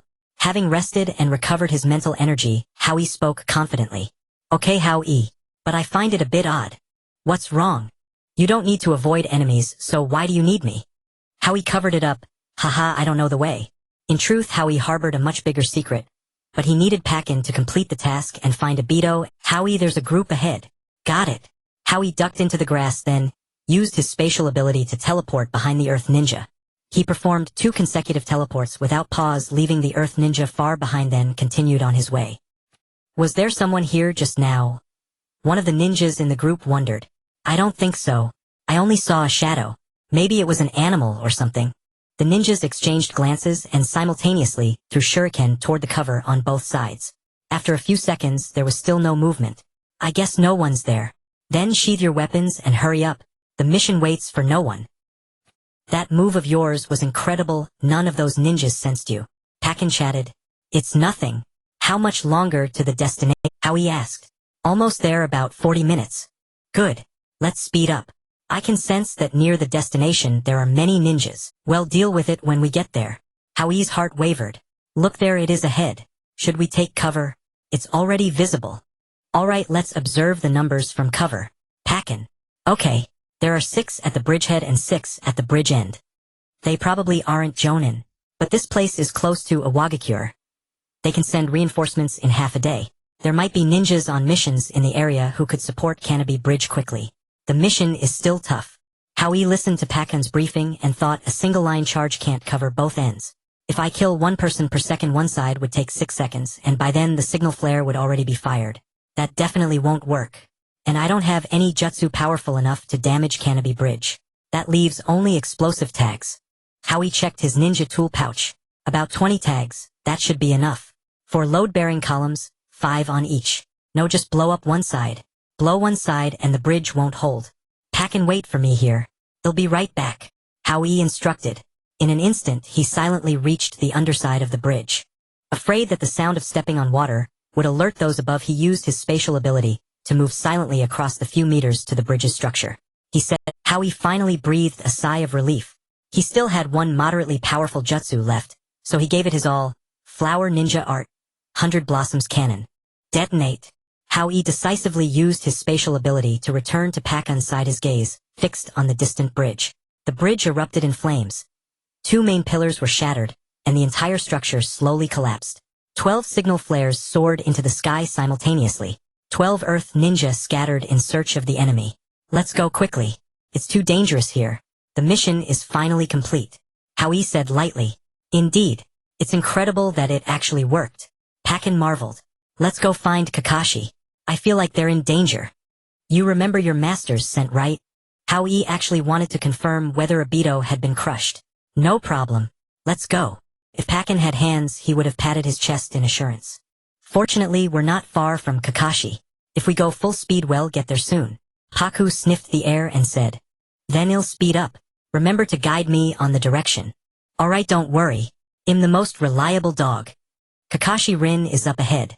She seems fine, but her chakra is really chaotic. Obito activated his Sharingan to observe. Rin might be under a genjutsu. He has a hostage, so we can't act rashly. Let's conceal ourselves and make a plan first. Kakashi said calmly. Kakashi, don't you see how much pain Rin is in? Obito worried. You have to trust me. Kakashi said coldly. It wasn't surprising that Kakashi was annoyed. He was both the captain and a jonin, yet he was doubted by the same person multiple times. Fine. He seems to be interrogating her. Kakashi watched the movements of the large rock. Yes, Rin is in great pain now. Kakashi, do you have a plan? Hold on, let me think. Got it. Hey, race the plan. I'll use the earth release headhunter technique to pull Rin underground. You attack the large rock at the same time. Once Rin is free, we'll take him down together. Kakashi analyzed. Alright, sounds good. Let's do it. Obito agreed. Watch closely and seize the right moment. We only have one chance. If we miss, it will be in a very passive position. Kakashi instructed. Don't worry. The Sharingan can predict movements. I'm much better at timing than before. Obito said confidently. Earth release headhunter technique. Kakashi swiftly burrowed into the ground. Found her. Rin is right above. I need to grab her feet slowly. Slowly, Kakashi muttered. Using earth release right in front of an earth release user again. This is the second time. You never learn. The large rock sneered. Earth release, earth flow split. The large rock slammed his hands on the ground. The earth split open, exposing Kakashi. Obito's Sharingan had already predicted the large rock's movements. Whether it was boundless trust in Kakashi or excessive concern for Rin, Obito didn't even consider rescuing Kakashi. He leaped up, pulled silk rope from his ninja tool pouch and threw it toward Rin. Using the Sharingan's perception, he tightly bound Rin. With a hard pull, Rin came toward him along the silk line. Brat, you think you can save someone? The large rock angrily shouted. Earth release, earth spear. He formed hand signs and an earth spear shot rapidly toward Rin. Kakashi seized the opening and vaulted out of the mud pit. He drew a short sword from his back. Hataki slash. He struck the large rock heavily. Obito's Sharingan had predictive ability. With a flick of his hands, he and Rin narrowly dodged the earth spear. Then he leaped, catching Rin from the air. Kakashi, Rin won't wake up. What do we do?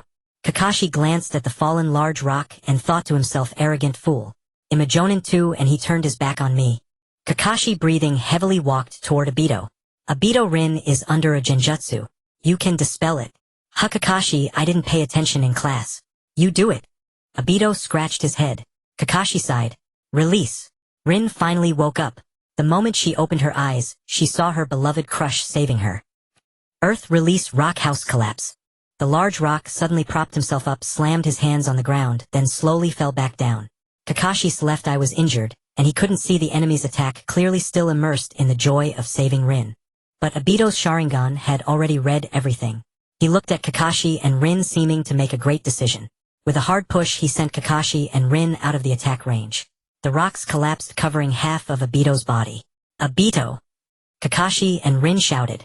Rin rushed forward and used medical ninjutsu to heal Obito. Kakashi frantically pushed the rocks off Obito. Rin, I know my body. Don't waste chakra. Dying beside you is my happiness. Obito, don't talk. I can do this. My profession is medical ninjutsu. Rin sobbed uncontrollably.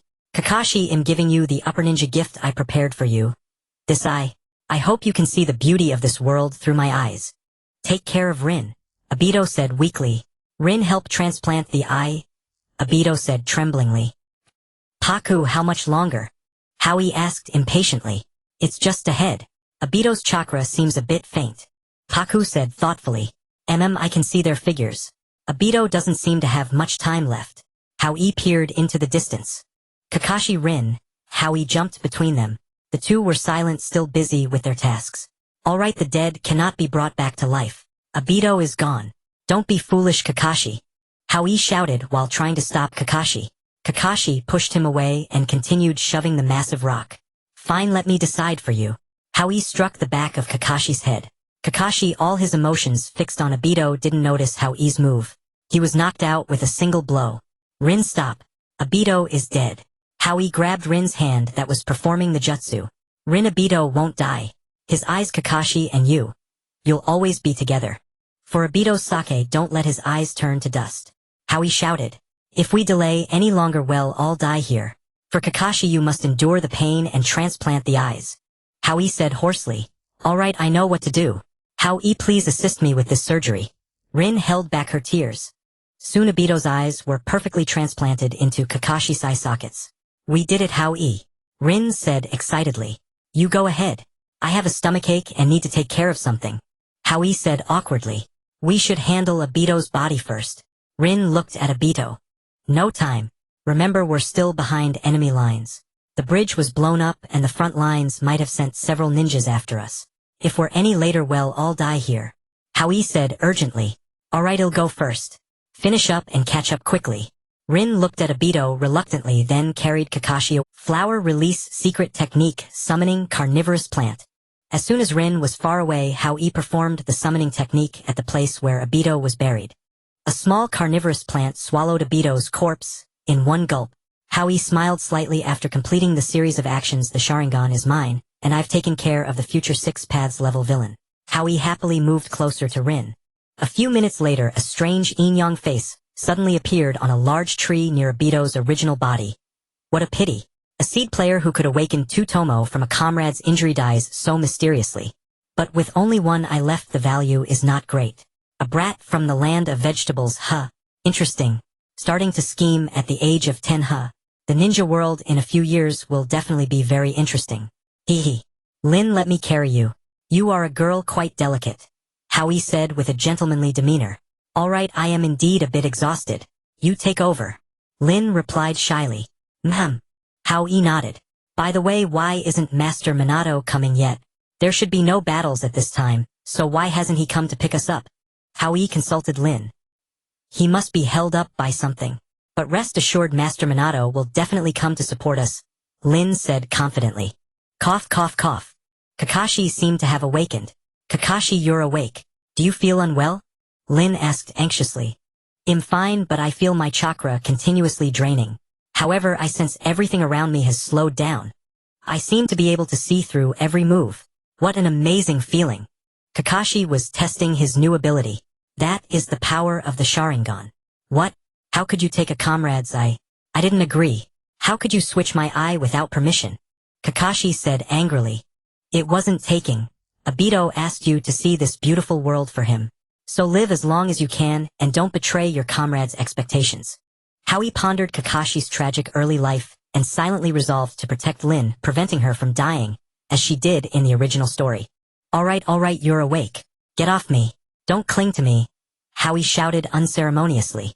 Get off. I was just carrying you for— Kakashi retorted.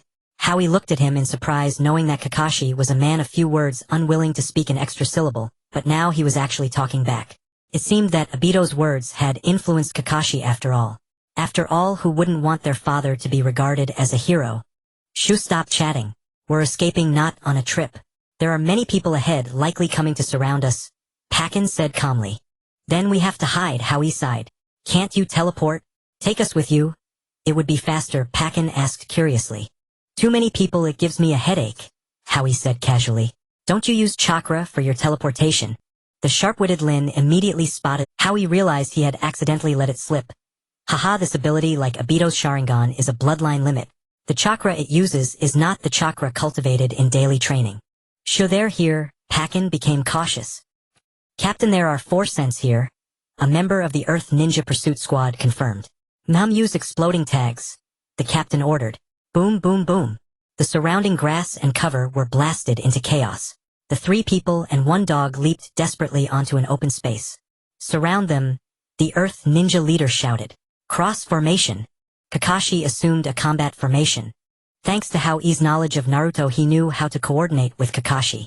Soon the 2 flanked Lin, protecting her left and right. Hao Yi scanned the surroundings. Over 30 people encircled them. Felt precarious. Kakashi, there are too many enemies. The 3 of us have Lin as a weak link. We have blind spots and a passive defense will be caught off guard. We need a special plan, Hao Yi analyzed. Indeed.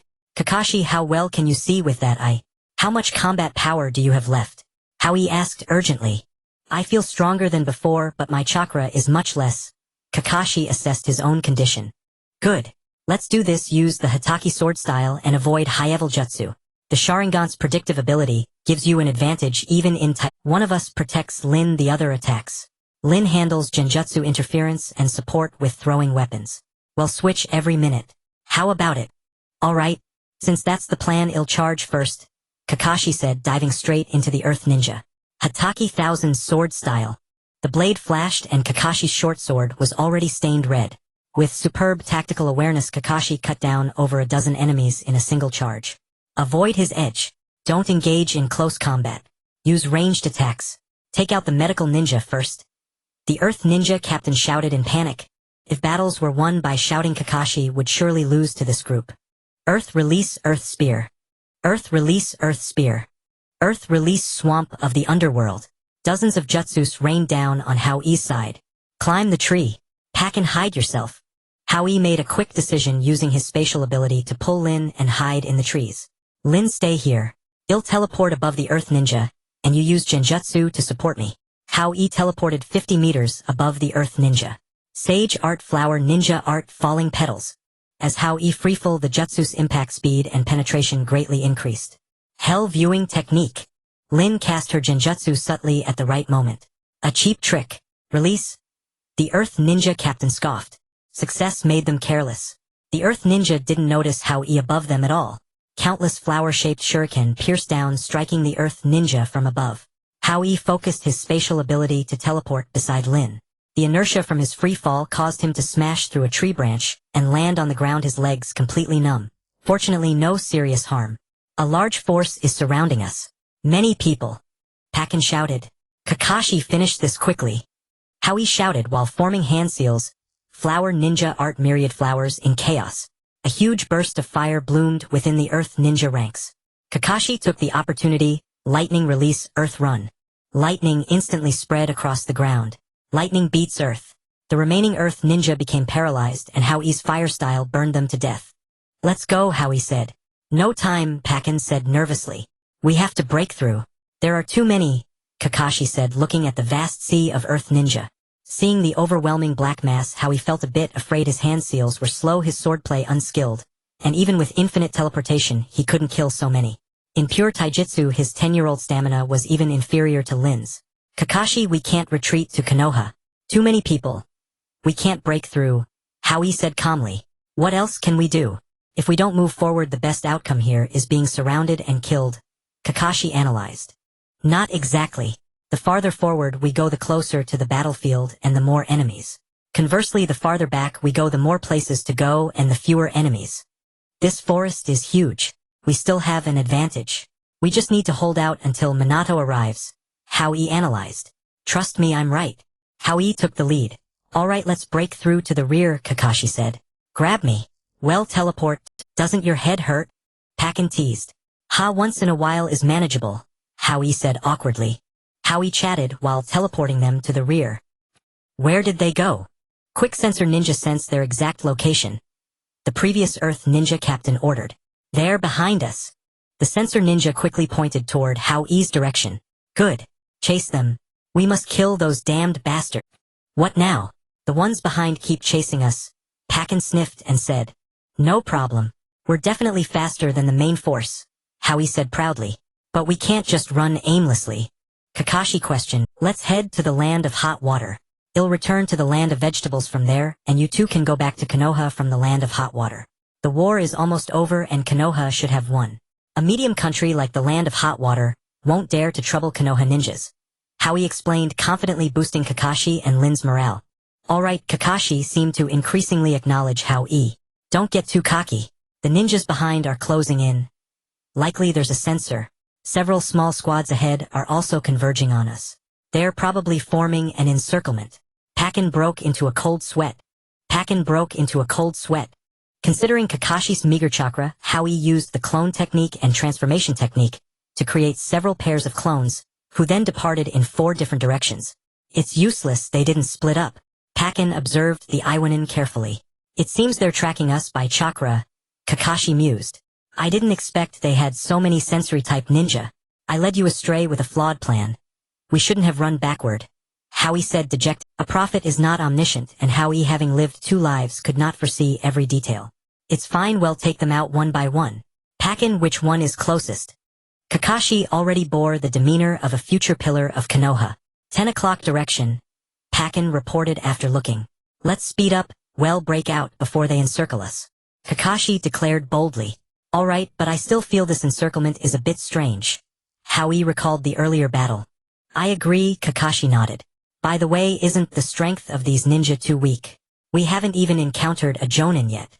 Hao Yi realized something. That's true, Pakin agreed. Among those pursuing us now, it seems only one has a slightly larger chakra pool. A major nation like the Land of Earth shouldn't be this feeble, Pakin continued. Hao Yi recalled the original story where Minato killed 50 jonin in a single battle, making his name. He nodded, thoughtfully, filled with confidence. This must be Minato's brilliant moment. The enemy's core forces were probably nearly wiped out by now. Almost there. The 4 Iwanin ahead are the closest, Pakin analyzed. Good, Hao Yi, you sneak up from behind. I'll launch a frontal attack. Okay, but I'll use the body flicker technique. I can't use my bloodline limit, Hao Yi said hastily. In truth, he could still use his spatial ability several times, but he was saving it to escape in case Minato didn't come. Fine, no problem. Just draw their attention. Killing is the captain's job. For chunin are easy enough. Kakashi calculated the odds. Body flicker technique. Hao Yi formed hand seals early and appeared behind the Iwanin. Using the Hatake Thousand Blade style, Kakashi leaped into the air, his short sword spinning in an impenetrable dance.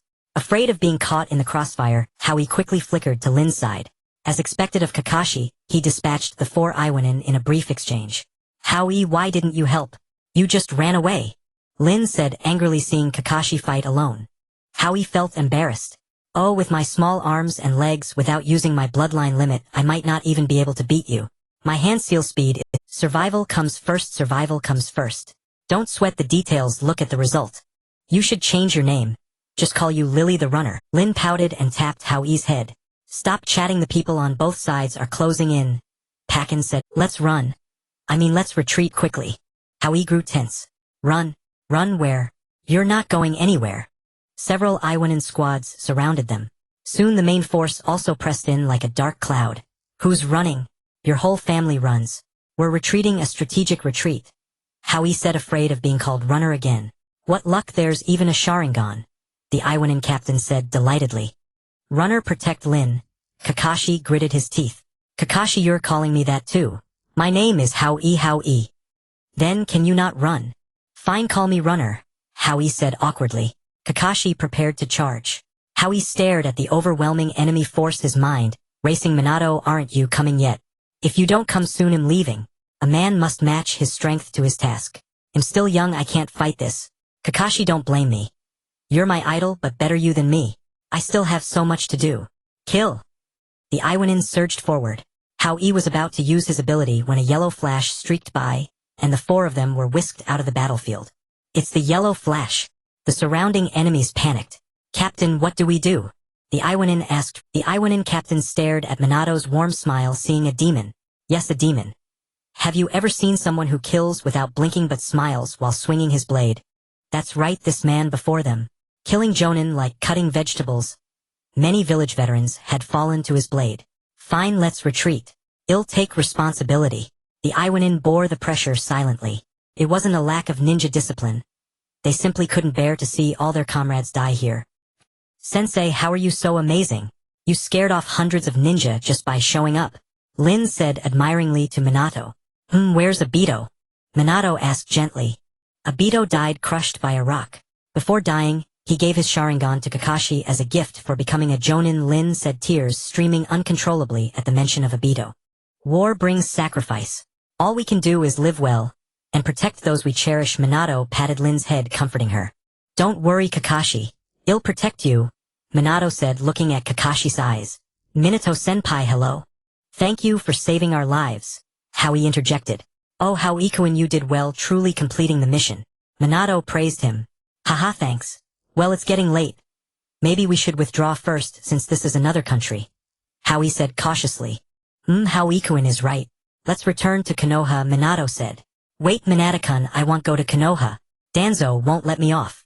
I remember you marked the Flying Thunder God technique in Frostleaf City in the Land of Fire. Could you send me there and I'll find my way back from there? Hao Yi said timidly. Minato smiled but said nothing. Come on, senpai, help me out. Let's build a good connection. I owe you a favor. Whenever you need something, just ask. Hao Yi puffed out his chest. I don't know what ability you have to benefit me, but you're a good person, a passionate youth. If we were both in Konoha, we'd surely be great friends. Alright, I'll give you a lift. I hope you don't oppose Konoha.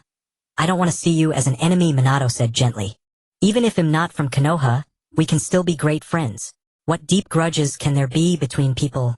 Peaceful coexistence is fine. Konoha is still my big brother. We'll never be enemies. Rest assured. Hao Yi laughed heartily.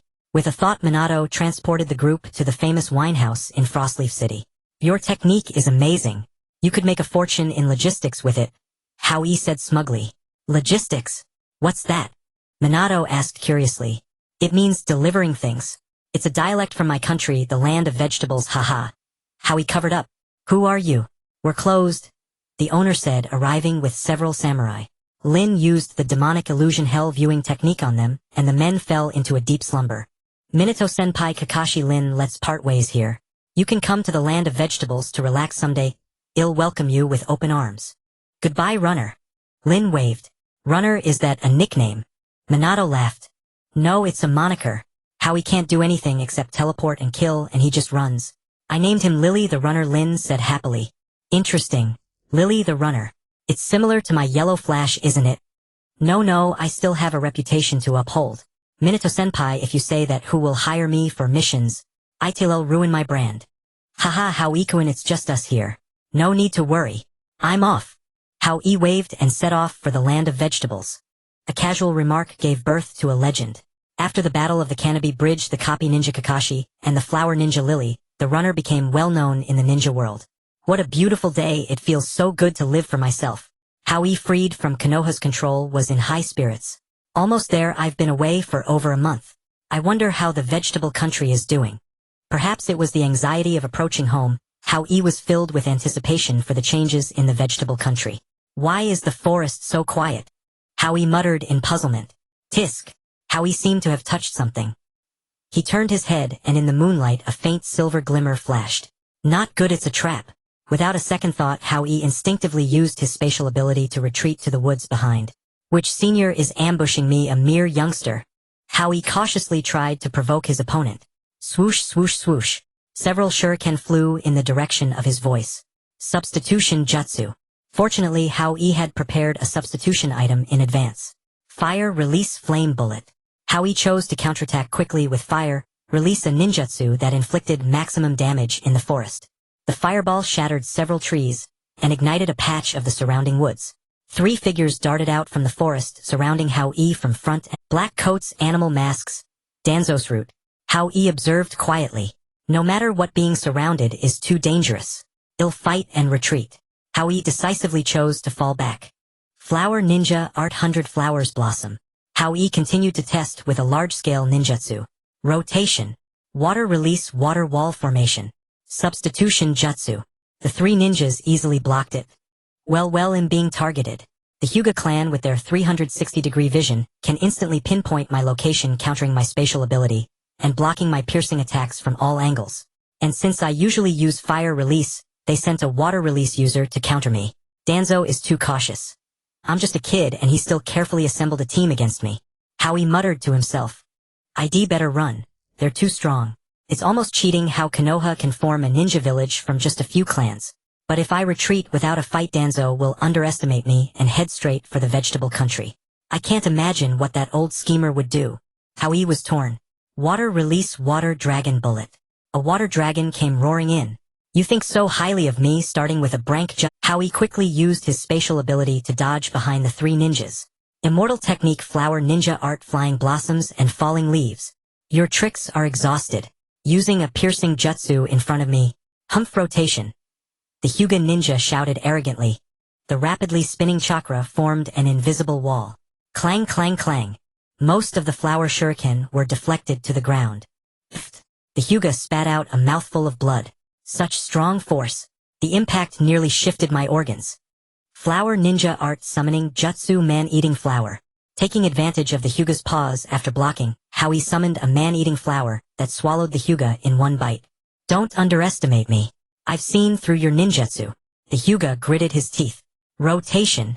It had to be admitted that the Hyuga's use of rotation was perfectly timed, almost simultaneous with the summoning. The man-eating flower, being flesh and blood, was sliced into pieces by the rotation. Since arriving in the world of Naruto, this was the first time Hao Yi's summoning had failed. Hao Yi looked at the man-eating flower, his mind racing. You've done your homework on me, haven't you? The Hyuga clan wasn't sent to counter my instantaneous movement technique, but to counter my summoning jutsu. Then the other one must be for countering my instantaneous movement technique. Hao Yi couldn't help but step back. Suddenly a silver flash swept past, and a short blade appeared right in front of him, slashing downward. Hao Yi instinctively leaned back, but couldn't avoid the hidden strike. The short blade cut through his clothes and blood spilled everywhere. Fighting back the pain, Hao Yi used his spatial ability to flee the scene. Examining the wound, he realized that if he hadn't leaned back, he would have been done for. Mystical palm technique. Hao Yi silently healed himself while replaying the battle in his mind. Invisibility. No, Konoha doesn't have such a clan. Ah, it's the transparent escape technique of the Moonlight clan. Hao Yi analyzed rapidly. The wound slowly healed. The mystical palm technique was truly a divine art. It took almost no time to recover. Hyuga Jingi, what's wrong with you? The Moonlight clan ninja who had been about to pursue, Hao Yi was startled to see his companions collapse. Moonlight, that man-eating flower had a mist inside. Hyuga was too close and passed out instantly. I'm about to collapse too. Don't worry about us, go kill him. With such a serious injury, he can't have gotten far. You know that even a jonin can't escape punishment if they abandon the mission. Water release ninja Jingi uttered with his last strength before fainting. Hao Yi is indeed cunning, the Moonlight clan ninja thought to himself. Overthinking. In truth, Hao Yi hadn't even considered that. Never mind, with such a serious wound I can track him by the scent of blood. The Moonlight ninja leaped, continuously searching for Hao Yi's figure. Found you. Konoha-style sword technique. He lunged forward with a powerful slash. Having lived 2 lives, Hao Yi wouldn't be caught off guard by the same trick twice. He used his spatial ability to create distance. Oh, just you alone. Are Konoha ninjas so arrogant? Hao Yi probed for the whereabouts of the others. Humph, you know what I mean. The Moonlight ninja ignored him and swung his blade. Hao Yi jumped lightly to dodge the attack. You know what I mean. That's a strange reply. Did something happen? I should go back and check. Otherwise dealing with 2 hidden enemies won't be easy. Hao Yi thought to himself. 3 moon dance. Die. 3 moonlights surrounded Hao Yi, preparing for a lethal strike. Hao Yi smiled slightly and used his spatial ability to return to the original battleground. I see. Seeing the Hyuga and Jingi lying on the ground, he couldn't help but laugh. What a coincidence. I must be the child of destiny. This is perfect. I'll make good use of this. It's a wonderful side effect of the man-eating flower. And I have plenty of them. Moonlight clan, huh? Unknown, I've never feared anyone. Now the main thing is to figure out how to counter the transparent escape. They'll think while I run. Hao Yi leaped and ran toward the vegetable country. A wide river blocked his path. A lake. Suddenly an idea struck him. Hao Yi changed direction and ran into the middle of the lake, gradually slowing down as he ran across the surface. At that moment, unusual ripples appeared on the water behind him. Hao Yi drew a shuriken and used its reflection to observe the ripples.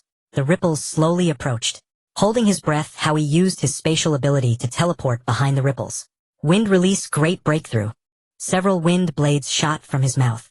On the lake, several chunks of flesh suddenly appeared, staining the water red. A closer look revealed they belonged to the Moonlight clan ninja. Hao Yi let out a sigh of relief. He had watched Naruto and knew the abilities of every Konoha clan. The transparent escape was powerful, but it couldn't hide the path of movement, and the user would become visible when attacking. Hao Yi had used the fact that a person walking on water would disturb the water's flow. By observing the ripples, he could determine the Moonlight Ninja's position. He also exploited the instinctive relaxation of a person after a successful strike, choosing to attack from behind. This made it easy to take the Moonlight Ninja's life. In the early stages, ninja battles are all about information. Hao Yi proudly flicked his hair and spoke to the spot where the Moonlight Ninja had sunk into the lake. The time for showing off was over. It was time to get down to business. Hao Yi swiftly returned to the initial battlefield to check on the two individuals. Better tie them up first. A ninja must never let their guard down, especially when facing Konoha ninjas. Hao Yi silently reminded himself. This mask should belong to the Hyuga clan. Let's see who it is, maybe I know them. Recalling the recent battle, Hao Yi guessed aloud. He pulled off the mask in one swift motion and was stunned. What? No caged bird seal. Could he have died from overusing chakra?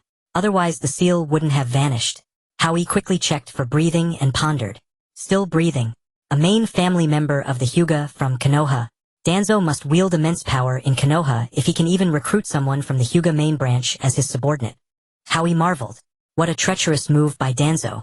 He deliberately sent a main family member to kill me. If the Hyuga died by my hand, I would inevitably become their enemy. The Byakugan is a top secret of Konoha. The Hokage would never allow me to get my hands on it. Originally, with only Danzo as my enemy, my foreknowledge could still turn the tide. But if I offend Konoha as a whole, I'll surely die a miserable death. Hao Yi's mind raced.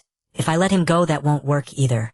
If something happens on the way, I'll end up with no Byakugan and a heap of trouble. Better take him back and plan carefully. Hao Yi weighed the options repeatedly. Danzo is such a nuisance. I need to find a way to ease the conflict. Hao Yi organized his words and woke up the water-release ninja Jing Yi. Jing Yi struggled frantically but soon gave up. "Sai, just kill me," Jing Yi said, eyes empty. "What's wrong? Wasting your youth?" Hao Yi teased. "We were special jonin and we got beaten by a 10-year-old brat like you. It's too humiliating. I can't face living." Jing Yi sighed. Victory and defeat can change in an instant. Dying would be the real shame. Only by living can there be hope. A ninja must have strong mental fortitude. Remember, where there is life, there is hope. Hao Yi couldn't bear to see someone disregard their own life and offered words of comfort. Jing Yi looked at him thoughtfully. "You will definitely become a ninja, no less than Kakashi." Hao Yi couldn't help but laugh, thinking, who's he comparing me to? But he was polite enough to humor Kakashi. "I hope your words come true. There's something I need you to pass on to Danzo. I'm not familiar with Lord Danzo. I'm from the Umbu, a different system. I don't have the rank to seek him out without a summons." Jing Yi continued to play dumb.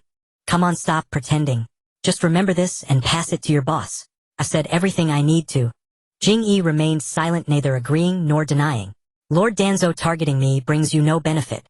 After all, more friends are better than more, and we can sometimes cooperate. If you try to exterminate me, you'll also suffer losses. I'm not someone to be easily slaughtered. If you want to cooperate, send someone openly to the country of vegetables to find me. If you still want to kill me, I swear I will make sure you never become Hokage. I mean what I say. That's all. Pass it to him. I'm serious. Next time you try this, I'll pay a visit to your entire clan." Hao Yi blurted out everything he could and couldn't say. What about the Hyuga? He's no ordinary person. Jing Yi still hoped to retrieve his teammate. Him. Let the Hyuga clan head come to collect him. If something happens along the way, I can't bear the responsibility. Hao Yi evaded. "Alright, enough small talk. You're a special jonin after all. If I just let you go, what if you kill me? Better sleep a bit more." Hao Yi struck the back of Jing Yi's head with his hand. After completing the series of tasks, Hao Yi checked his own injuries. Mystical palm technique is truly amazing. I only used it during that brief moment and my wounds are already 70 to 80% healed. He decided to heal a bit more before moving on. I finally arrived at the country of vegetables. From today I can start farming. Hao Yi said triumphantly.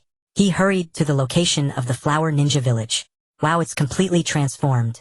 The office building looks like the Hokage's and the commercial and residential districts are more like modern designs.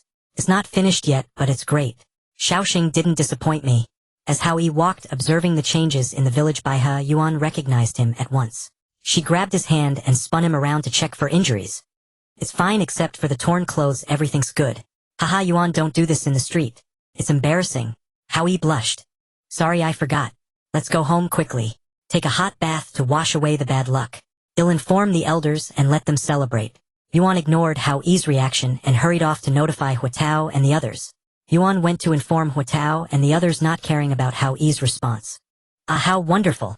It's been over a month since I arrived in Huaying, and this is only the second time I've had a hot bath. I've been on missions without washing and I was practically reeking. Hao Yi muttered incessantly. After a month of training, the sage art chakra within me has roughly reached the level of a chunin.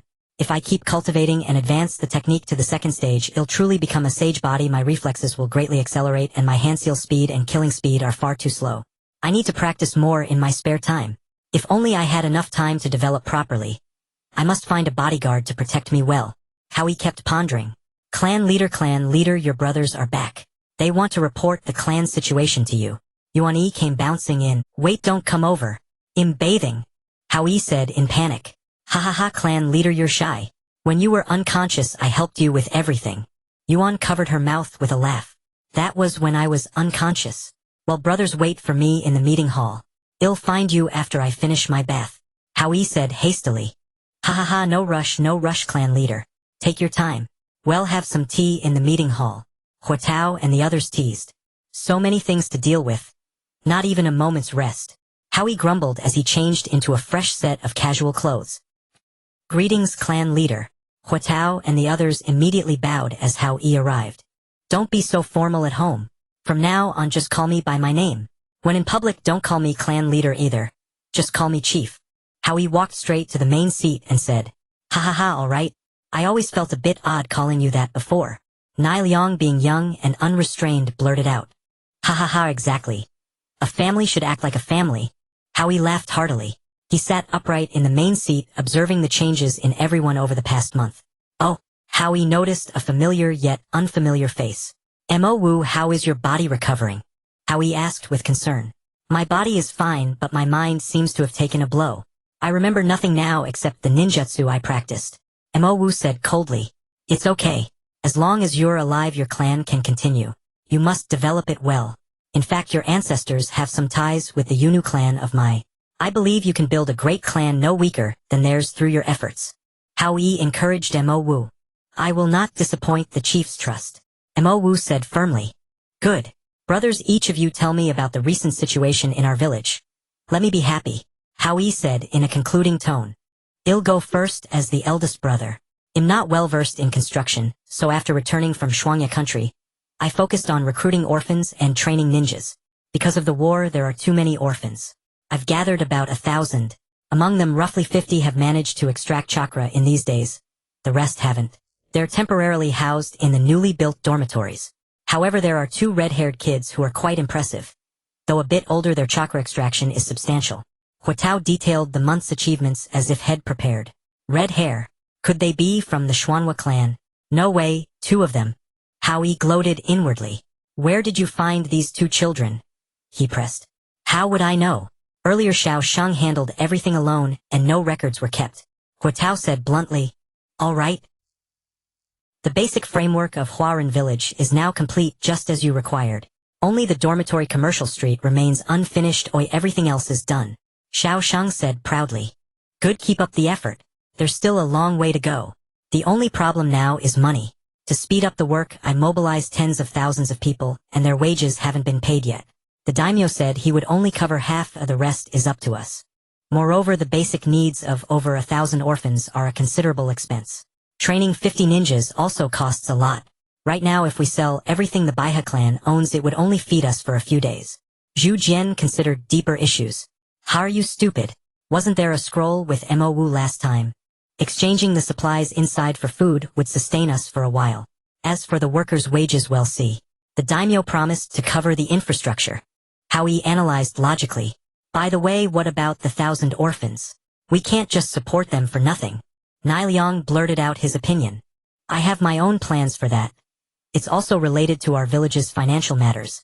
We'll discuss it in detail later. The changes this month have been immense. You've done well.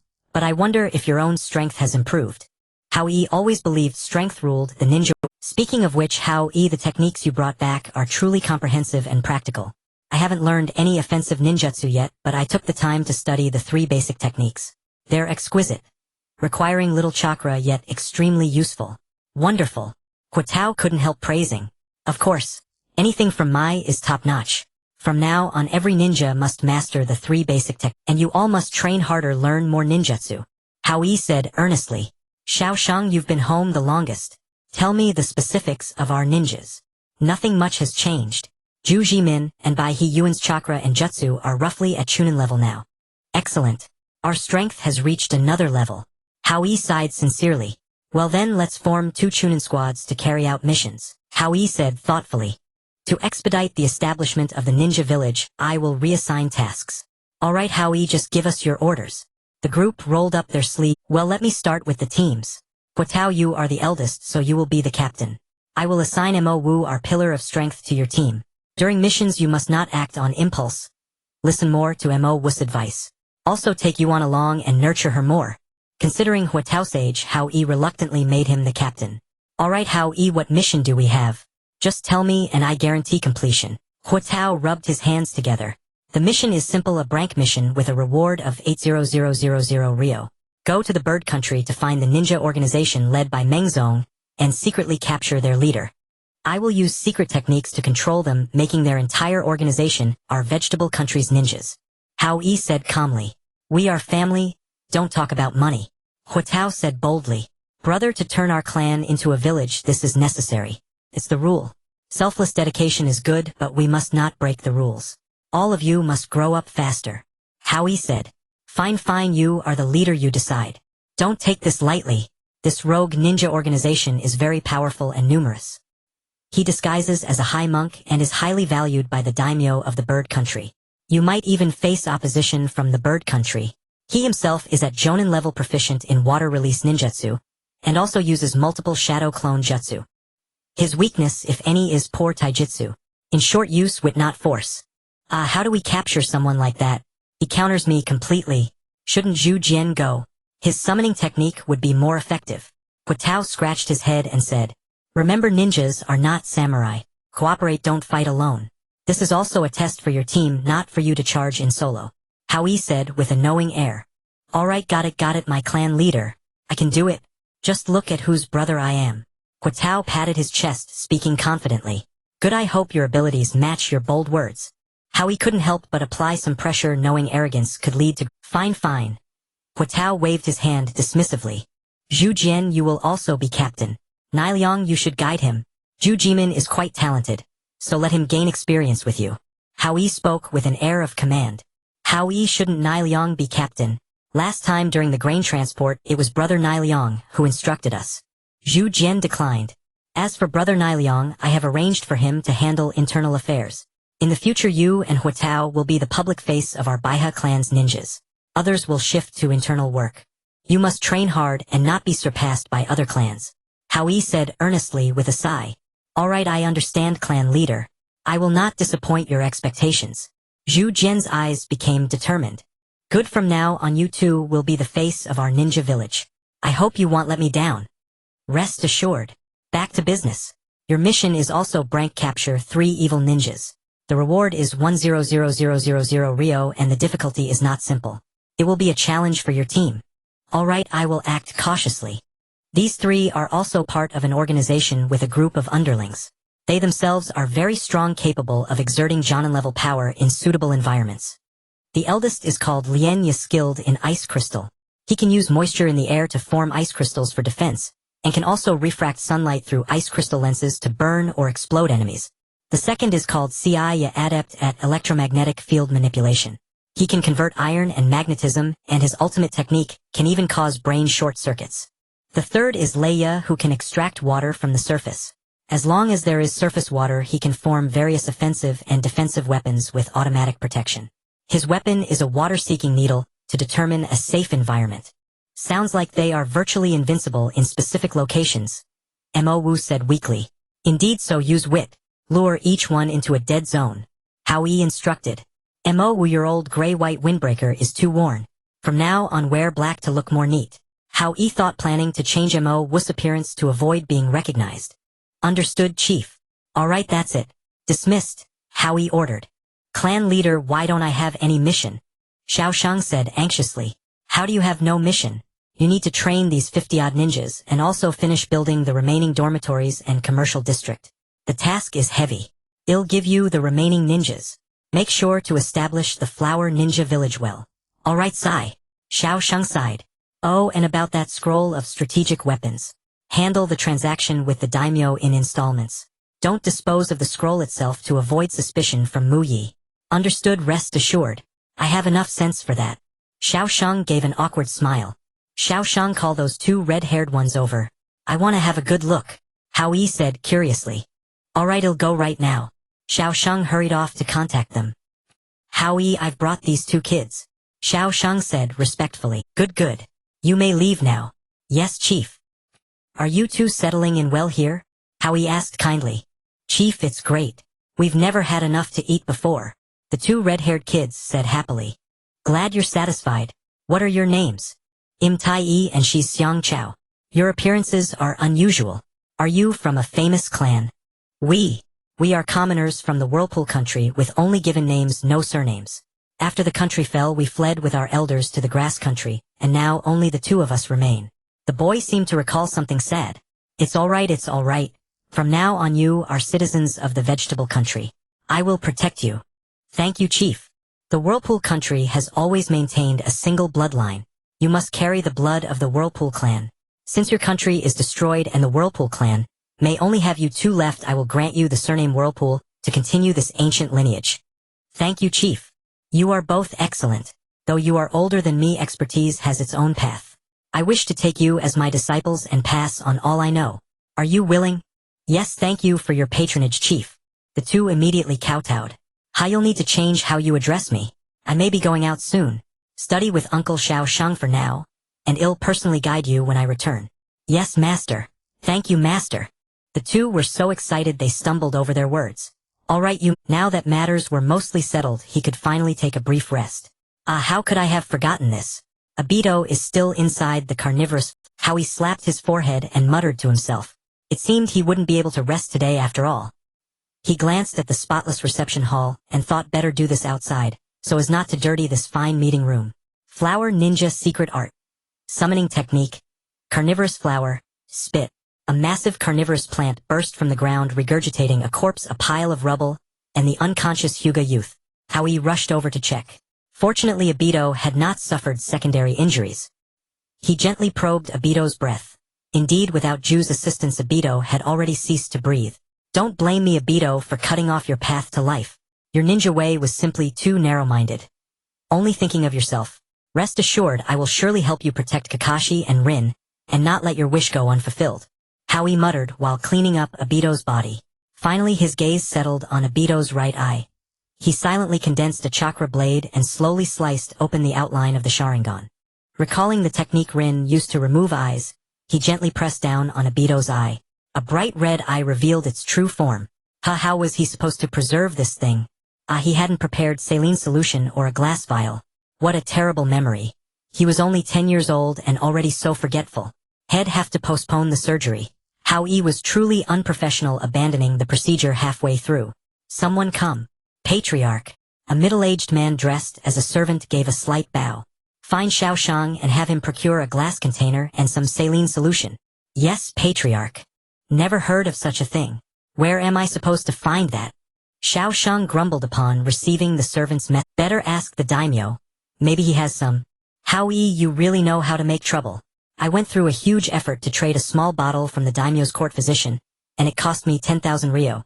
This worthless thing. Xiao Shang said angrily. You were definitely ripped off. I reckon it's only worth a few hundred ryo. Hao Yi snatched the glass bottle and resumed the surgery. With the experience from the first time, Hao Yi quickly removed Obito's eye. With this Sharingan, the village can certainly gain another Jonin. Too bad it's only a Tudamo. Wonder if it can still evolve. Hao Yi was dissatisfied. Wow, Hao Yi, what are you doing in the yard? First there are stones, then a corpse, and now a pretty boy here. Xiao Shang pointed at the mess in the courtyard and asked. You're the one with all the questions. Since you have so much time to ask, why don't you clean this up? Hao Yi joked. Haha, I have to build a house tomorrow, so forget it. Find someone else. Xiao Shang didn't even wait for Hao Yi's reply and bolted away. This kid so young and already so afraid of trouble. Hao Yi smirked wickedly at Xiao Shang's retreating figure, then carefully sealed the Sharingan. Fire release, fireball technique. Hao Yi disposed of Obito's body with a single fire spit and placed it into a box. Obito, you weren't meant to be a ninja. Someone like you should have been a teacher. You died pointlessly on the battlefield. If there were any children with a nature like yours in the land of vegetables, I would definitely nurture them well, keeping them from being ravaged by war. Hao Yi stared into the distance with conviction. Might as well take the Hyuga boy. If I happen to pass by Konoha, returning him to the Hyuga clan wouldn't be a bad idea. Someone come. Hao Yi called out loudly. Take this and bury it. Hao Yi handed the box containing Obito to the servant. Yes, Patriarch. The servant carried the box and left. Meanwhile, the water-release ninja Jing Yi, who had previously ambushed Hao Yi, was now kneeling before Danzo. 3 special jonin couldn't defeat a child. Danzo's eyes widened as he asked. Hao Yi is too bizarre. Even though he was cornered at every turn, he still won. Especially the transparent escape. I had no idea how he could defeat Moonlight. If you understood, you wouldn't have lost. Danzo sneered. Since you failed the mission, how dare you show your face? Danzo fumed. Hao Yi asked me to deliver a message. Since when did you become a courier ninja? Jing Yi remained silent, awaiting Danzo's judgment. Speak. Lord Danzo, targeting me brings you no benefit. After all, making an enemy is worse than making a friend. Sometimes we can cooperate. If you try to exterminate me, you'll lose men and resources. I am not someone to be slaughtered. If you want to cooperate, send someone openly to the land of vegetables to find me. If you still want to kill me, I will make sure you never become Hokage. That's all. I recited it word for word. How dare you? A tiny country dares to threaten me. This is infuriating. Danzo, who had always been in control, flew into a rage. No one had ever dared speak to him like that. Humph. Have I been lying low for too long that even a small fry dares to jump at me? Danzo muttered to himself. Seems I need to select some new promising seedlings to train. Can't even beat a child. This time I'll give you one more chance to atone for your failure. You and Ja, the wood-release ninja Yamato, will go together. Ja? He's just a child too. You still wouldn't be able to beat him. Danzo showed no regard for his subordinate's feelings. Lord, I think. What? Scared of battle? Useless piece. No, I actually think what Hao Yi said makes sense.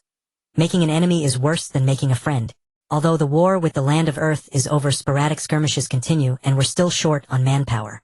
Moreover, Hao Yi's body flicker technique has almost no weaknesses. And he possesses strong combat instincts. That last threat wasn't likely an empty bluff. Never become Hokage. You mean he has something on me? I wouldn't know. But Hao Yi is too unusual. It's as if he knows the opponent's weaknesses. The message he asked me to deliver directly struck your vital point. Maybe he really does have a hold on you. Jing Yi pondered his encounter with Hao Yi. In that case, don't send anyone for now.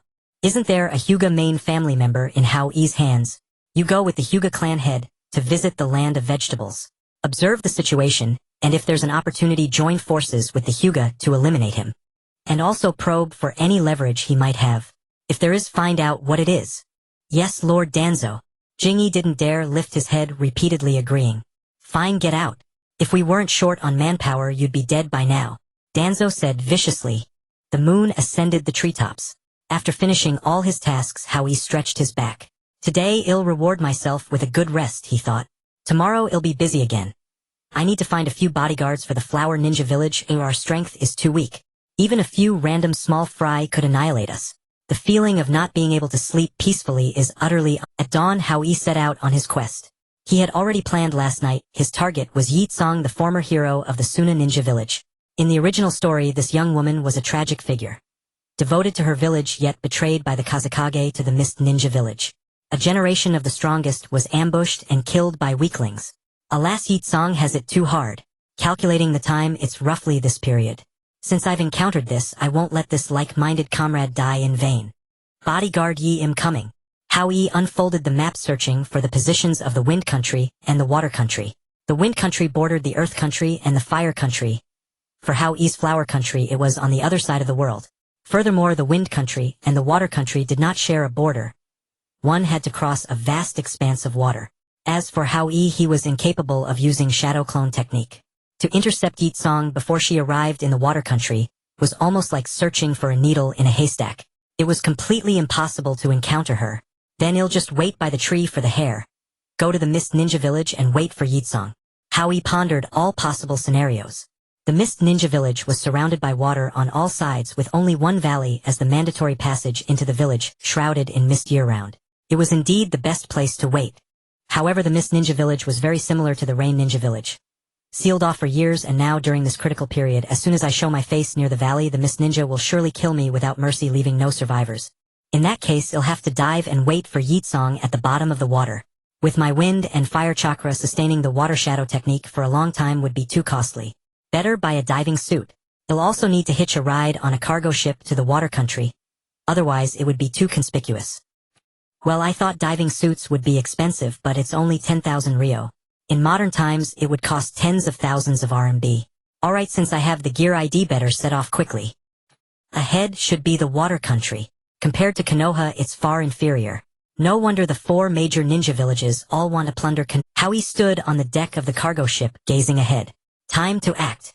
He found a secluded spot, fumbled to put on the diving suit, and with a plop, jumped into the water. Sir, ahead is the water country. You can disembark soon. Where is he? He didn't fall into the sea, did he? Whatever, he's already— A man who looked like a deckhand searched for Hao Yi everywhere. But Hao Yi had been diving for a long time, slowly approaching the Mist Ninja Village. Through the seawater, Hao Yi secretly observed the shore. Mist and water vapor pervaded the area, a straight valley stretching into the distance. Exactly like the scene in the original story. This must be the place. Hao Yi selected a spot and watched every movement on the shore. For 3 consecutive days, aside from Mist Ninja coming and going, there wasn't a single human figure. Hao Yi's heart was ashen. But thinking about it, it was only a rough time frame. It was normal not to encounter her. Could it be that I've missed the beautiful Yitsong just like that? But the Wind Country hasn't spread news of her death. Could they have sealed the information, fearing the Earth Country would take advantage? Alas, what a loss. I haven't cultivated for 3 days because of Yitsong. Just as Hao Yi was lamenting, suddenly a beautiful woman with large breasts and long legs appeared on the shore. Hao Yi stared intently. Yitsong. Is Yitsong? Great, she didn't disappoint me. So this is the only way to the Mist Ninja Village. Is this mist natural, or was it intentionally created by the rulers? Yitsong, completely unaware of the impending danger, leisurely admired the foreign scenery. Are you the Scorch Release Yitsong, sir? I was sent by the village to welcome you. Since the mist is thick, you'll likely need a guide. The Mist Ninja rubbed his head, speaking shyly. Hello. Thank you for your trouble, but it's just a valley. There's no way to get lost. Yitsong returned the greeting. You're right. Please. The Mist Ninja made a welcoming gesture. Without suspicion, Yitsong walked ahead with the welcoming Mist Ninja close behind. With a thud, the Mist Ninja suddenly drew a kunai and stabbed at Yitsong's waist. You! How can this be? I am... Yitsong exclaimed in shock. Now you'll taste the pain of the comrades who were slaughtered by the Suna village. The Mist Ninja shouted angrily. No more waiting. Hao Yi, familiar with the plot, knew clearly that the Mist Ninja would next push Yitsong out and have her riddled with shots. Regardless of whether he would be discovered by the Mist Ninja, Hao Yi leaped out of the water. Flower Ninja secret art. Summoning technique. Man-eating flower. Instantly he formed the hand seals. A massive man-eating flower burst from the ground and swallowed Yitsong along with the Mist Ninja in one gulp. Quick, catch it. The Mist Ninja on the valley saw Hao Yi in the distance and shouted. However, to make Yitsong let down her guard, no ambushes had been set on the road. It would take a considerable time for the Mist Ninja to rush from the valley, which gave Hao Yi the chance to escape. Hao Yi didn't overestimate himself. He used several spatial abilities in succession and quickly fled beyond the Mist Ninja's pursuit range. The fat in our mouth has flown away. A Mist Ninja said angrily. Not necessarily. He's so thin, a kunai stabbed that deep must have pierced vital organs. He's probably done for. It's good that the corpse isn't with us. Let the Suna send a few more targets. Ha ha ha. Alright, these matters are not our concern. Go and report this to the Mizukage. Let the Mizukage decide. Yes. As the story goes, at this time Hao Yi had already hidden himself in an inn within the water country. Hao Yi quickly summoned the man-eating flower and had it spit out Yitsong. Whether from excessive blood loss or the flower's mist, Yitsong had fainted. Ignoring the difference between male and female, Hao Yi exerted himself to move her onto the bed. Because he was too small, he could only shift Yitsong bit by bit. Healing palm technique. Hao Yi continuously used chakra to restore the wounds around the kunai. Soon, except for the spot where the kunai was embedded, all other areas were healed. Now Hao Yi dared not act rashly. The kunai was stuck too deep. Pulling it out suddenly would cause massive bleeding. Yitsong had already lost a lot of blood. Pulling it out now would lead to disastrous consequences. Hao Yi pondered countermeasures. How can I let a living person die before my eyes? Oh right, this world has the concept of blood types. I'd better wait until Yitsong wakes up and ask her blood type. That way I can perform surgery and transfusion simultaneously, ensuring her blood volume doesn't drop below the minimum. Hao Yi slowly wiped the mucus off Yitsong's body, carefully observing the formidable sand female ninja, who had once made her mark. Even by Hokage standards, she could be considered among the beauties, her physique combining the best of Tsunade and the leg shadow. Her melancholy eyes and the unique complexion of the Wind Country added a touch of tragic allure. Because Yitsong had been stabbed in the lower back, she lay on the bed in a prone position. Gazing at Yitsong's pristine back and the alluring curves of her silhouette, Hao Yi, possessing the soul of an adult, drifted into boundless reverie, completely unaware that Yitsong had already awakened. So the Tsuchikage sent a little pervert to control me. How insulting, Yitsong said, watching Hao Yi's lecherous gaze while struggling to sit up. Don't move. You're injured and there's still a shuriken in your body. If you move, the wound will reopen and all my previous efforts will be wasted, Hao Yi said with concern. You care about me. Why didn't the Tsuchikage just kill me? Are you trying to extract secrets from the Sand Village? Don't waste your efforts. What value could a discarded pawn like me possibly hold for you? Yitsong had lost all her former valor, resembling a heartbroken young girl. Sister Yitsong, rest assured you're safe here. We've escaped the Mist Ninja's pursuit. What? You're not a Mist Ninja. How is that possible? You of all people managed to escape the Mist Village's pursuit with me. Is this some kind of trap? Nothing is impossible. We're safe now, Hao Yi said confidently. Who exactly are you, and why did you say? Yitsong felt no joy in being rescued. It was understandable. The village she had devoted her entire life to protecting had abandoned her. In an instant, her lifelong faith crumbled. How could she possibly be happy? Hao Yi looked at the beautiful woman lost in her sorrow, and couldn't help but feel pity. There's nothing to hide. Mbaiha Hao Yi, a ninja from the Kai country. As for why I saved you, it's because you're a hero who sacrificed for your village. Kai country Baiha. Oh, you're the one who blew up the Canopy Bridge a while ago. The famous Baiha runner Yitsong. Good deeds never leave the doorstep, but bad deeds travel 1,000 miles. How did such an infamous nickname spread? Hao Yi wondered.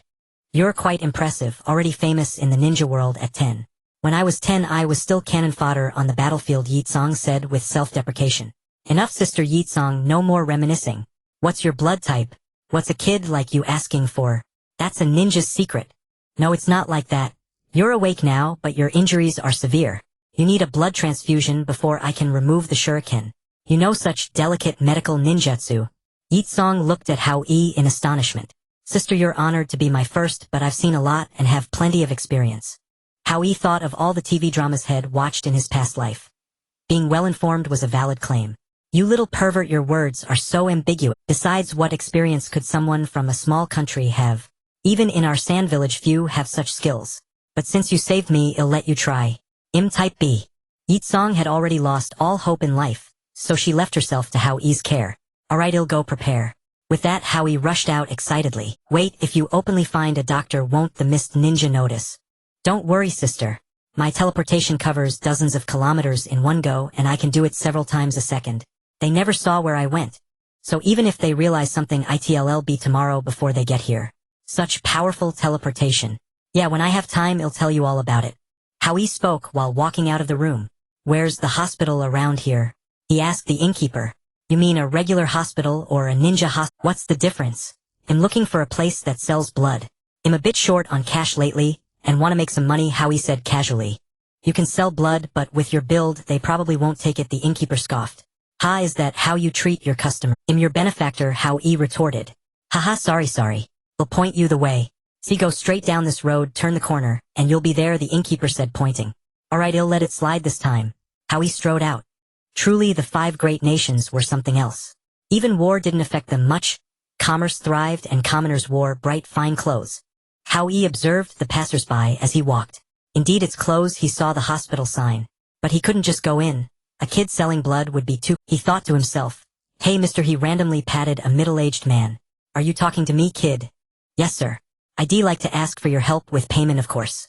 Kid, I'm not into that kind of thing, the man said with disgust. Ha, you're overthinking it. I want you to buy 1,000 milliliters of type B blood for me. They'll give you 1,000 Rio for the errand. How about it? Kid, just 1,000 Rio for me to run errands. Don't think I don't know. You're not buying it yourself because you're up to something shady. Give me 100,000 Rio total and he'll handle everything. Otherwise no deal. And a sealed 4-tube. Don't worry, you'll be satisfied. The man made a counting gesture. You haven't done the job yet. How can I pay? Go ahead, I'll wait here. Cash on delivery. Hao Yi thought it was cheap. About 1,000 yuan for a liter of blood. In a few minutes, the man returned gleefully. Here you go. Pretty fast, Hao Yi said, handing over 100,000 Rio. No time to waste. Sister Yitsong is waiting for me to save her. Hao Yi thought as he dashed back to the inn. Run her back so soon. Yitsong teased. What can I do? A beautiful woman is waiting for me to save her. Little pervert, at your age you know what beauty is. Alright, lie down. I'll treat you. Hao Yi mimicked the 4 drips head scene on TV and quickly found a vein. He hung the blood bag with practiced ease. Sister Yitsong, I'm going to pull it out now. Hao Yi grasped the shuriken. Stop talking. We ninjas aren't afraid of pain. Without waiting for her to finish, Hao Yi swiftly pulled out the shuriken. Yitsong let out a soft cry. Weren't you not afraid of pain? Hao Yi said with a smile. I wasn't ready. Want me to do it again? Hao Yi looked at her face, seriously seeking her consent. Get lost. Alright, no more jokes. They'll be serious now, Hao Yi said solemnly. He gathered chakra, cut open the skin on her lower back, and reached his entire hand inside to repair the kidney. The mist ninja had struck hard. With a little more force, that slender waist would have been pierced through. Good, the internal organs were repaired. Now for the external wounds. Sister, for better healing, this next part will hurt a bit. There's no anesthetic, so bear with it. I told you ninjas aren't afraid of pain. Ah, you brat, are you treating my back like a piece of cloth? Stitching it with a needle. Stitching it together like this, I can use the mystical palm technique to heal the wound quickly. Otherwise, if I used the mystical palm technique directly, there'd be too much blood loss and healing would be slower. I see. But won't the wound look terrible now? It won't stay on forever. Don't worry, my mystical palm technique leaves no scars. I've tested it before. You know the #1 technician of Konoha. He used to be blind and I cured him. Hao Yi pointed at himself proudly. Tell that to the ghosts. Yitsong doubted. Are you a ghost? No. Then there you go. Humph, only you would make such lame jokes. Get up and walk around, sister. That's it. Yep, I told you it would speed up healing. Didn't you believe me? I really feel fine now. Alright, lie back down. I need to remove the stitches. So troublesome. Such a severe injury healed instantly, and you're still not satisfied. Little pervert, watch your tone. Okay, no more jokes. You'll use the mystical palm technique for a bit longer and you'll be fully healed. Hao Yi pulled out the surgical thread and said, Alright, thank you, you little pervert. Yitsong tapped Hao Yi on the forehead. It's nothing, my pleasure to serve a beauty. You're an interesting kid, about the same age as my disciple. I'll introduce you to someday. You'll get along well. Yitsong finished speaking and turned to leave. Sis, where are you going? Hao Yi fixed his gaze on her. I don't have any money on me. When I get back to Hanagakure, I'll have someone deliver the payment. Yitsong smiled. Are you heading back to the village now? Hao Yi pressed. Yes, I have some things I need to ask Raza. There's no need to ask. The situation is already clear. The Tsuchikage wants to use you to buy a briefcase for the village. Even a child could see that. Do you really need to keep digging? Why? This is the village I've worked so hard to protect. Yitsong couldn't hold back her sorrow. The village you protected is just a matter of profit to them. At the same time, as the village's hero, you threaten Raza's position as Tsuchikage. Only by becoming a fallen hero do you serve Raza's best interests. If that's the case, then I'll take revenge on Raza. Yitsong clenched her fists. Do you love Hanagakure? Hao Yi ignored her anger. Of course I do. I trained relentlessly and completed missions just to protect the village. Yitsong declared resolutely. Then do you know what will happen if you go back? Hao Yi countered. What will happen? I'll expose Raza's ugly mask. Yitsong persisted. No one will agree. This decision was made by all the higher-ups together. Are you going to kill everyone? Hao Yi said earnestly. I'll make them pay. Yitsong couldn't contain her rage and yelled. Sis, calm down. Even if you win and kill all the higher-ups, do you think Hanagakure can withstand a pincer attack from Iwagakure and Kumogakure? Hao Yi questioned. Yitsong stood silent, her hands clenching and unclenching, as if engaged in a fierce internal struggle. Sis, although the war in the ninja world is almost over, if Kumogakure and Iwagakure learn that your village is fighting among themselves, what will they do? Seeing his words had an effect, Hao Yi pressed on. They won't let this opportunity slip, Yitsong said as if all her strength had drained away. And besides, can you defeat Raza? Hao Yi continued. My scorch release is no match for anyone including Raza. Yitsong said confidently. What about fighting all the higher-ups alone? Hao Yi raised his voice. The chances of winning would be slim. Yitsong turned her head aside, not letting Hao Yi see her face. Then have you considered what will happen if you fail? You'll become a rogue ninja and the higher-ups will kill your family to cover up the scandal. Your disciple. If you go back, these people will die because of you. Hao Yi pressed on. So I just have to let my revenge go. Yitsong's defenses seemed to crumble. What revenge? You're alive and well. Let Yitsong of the Scorch Release vanish into history as a hero of Hanagakure. Hao Yi encouraged her. Why? After all I've done for the village, is even being alive too much? Yitsong sat down slowly on the bed and sighed. Sis, before you lived for the village and your comrades. Now you can live for yourself. Isn't that more freedom? Hao Yi smiled. Live for myself. But I only know how to complete missions. Yitsong thought for a moment and said, join our Hanamura village. We'll work together for peace, evolve this cruel ninja world, so that people live in harmony and ninjas no longer draw their blades. Hao Yi immediately turned into a salesman. So that's what all this was leading up to. Peace. Even the 5 great nations haven't solved it. How can a small country like yours? Yitsong said distrustfully. And I've never even heard of Hanamura village. Because the leaders of the great nations care only about profit. They are indifferent to life and death, putting interests above all else. They don't want peace. They want to gain more benefits. We're different. We come from the grassroots and truly understand what people need most. Hao Yi analyzed the difference. Now I suspect you set up this whole thing. How could it be such a coincidence that you showed up? Yitsong questioned. Sis, you're a cage-level powerhouse. Could I really fool you? I sincerely hope you'll join us, but of course it's your choice.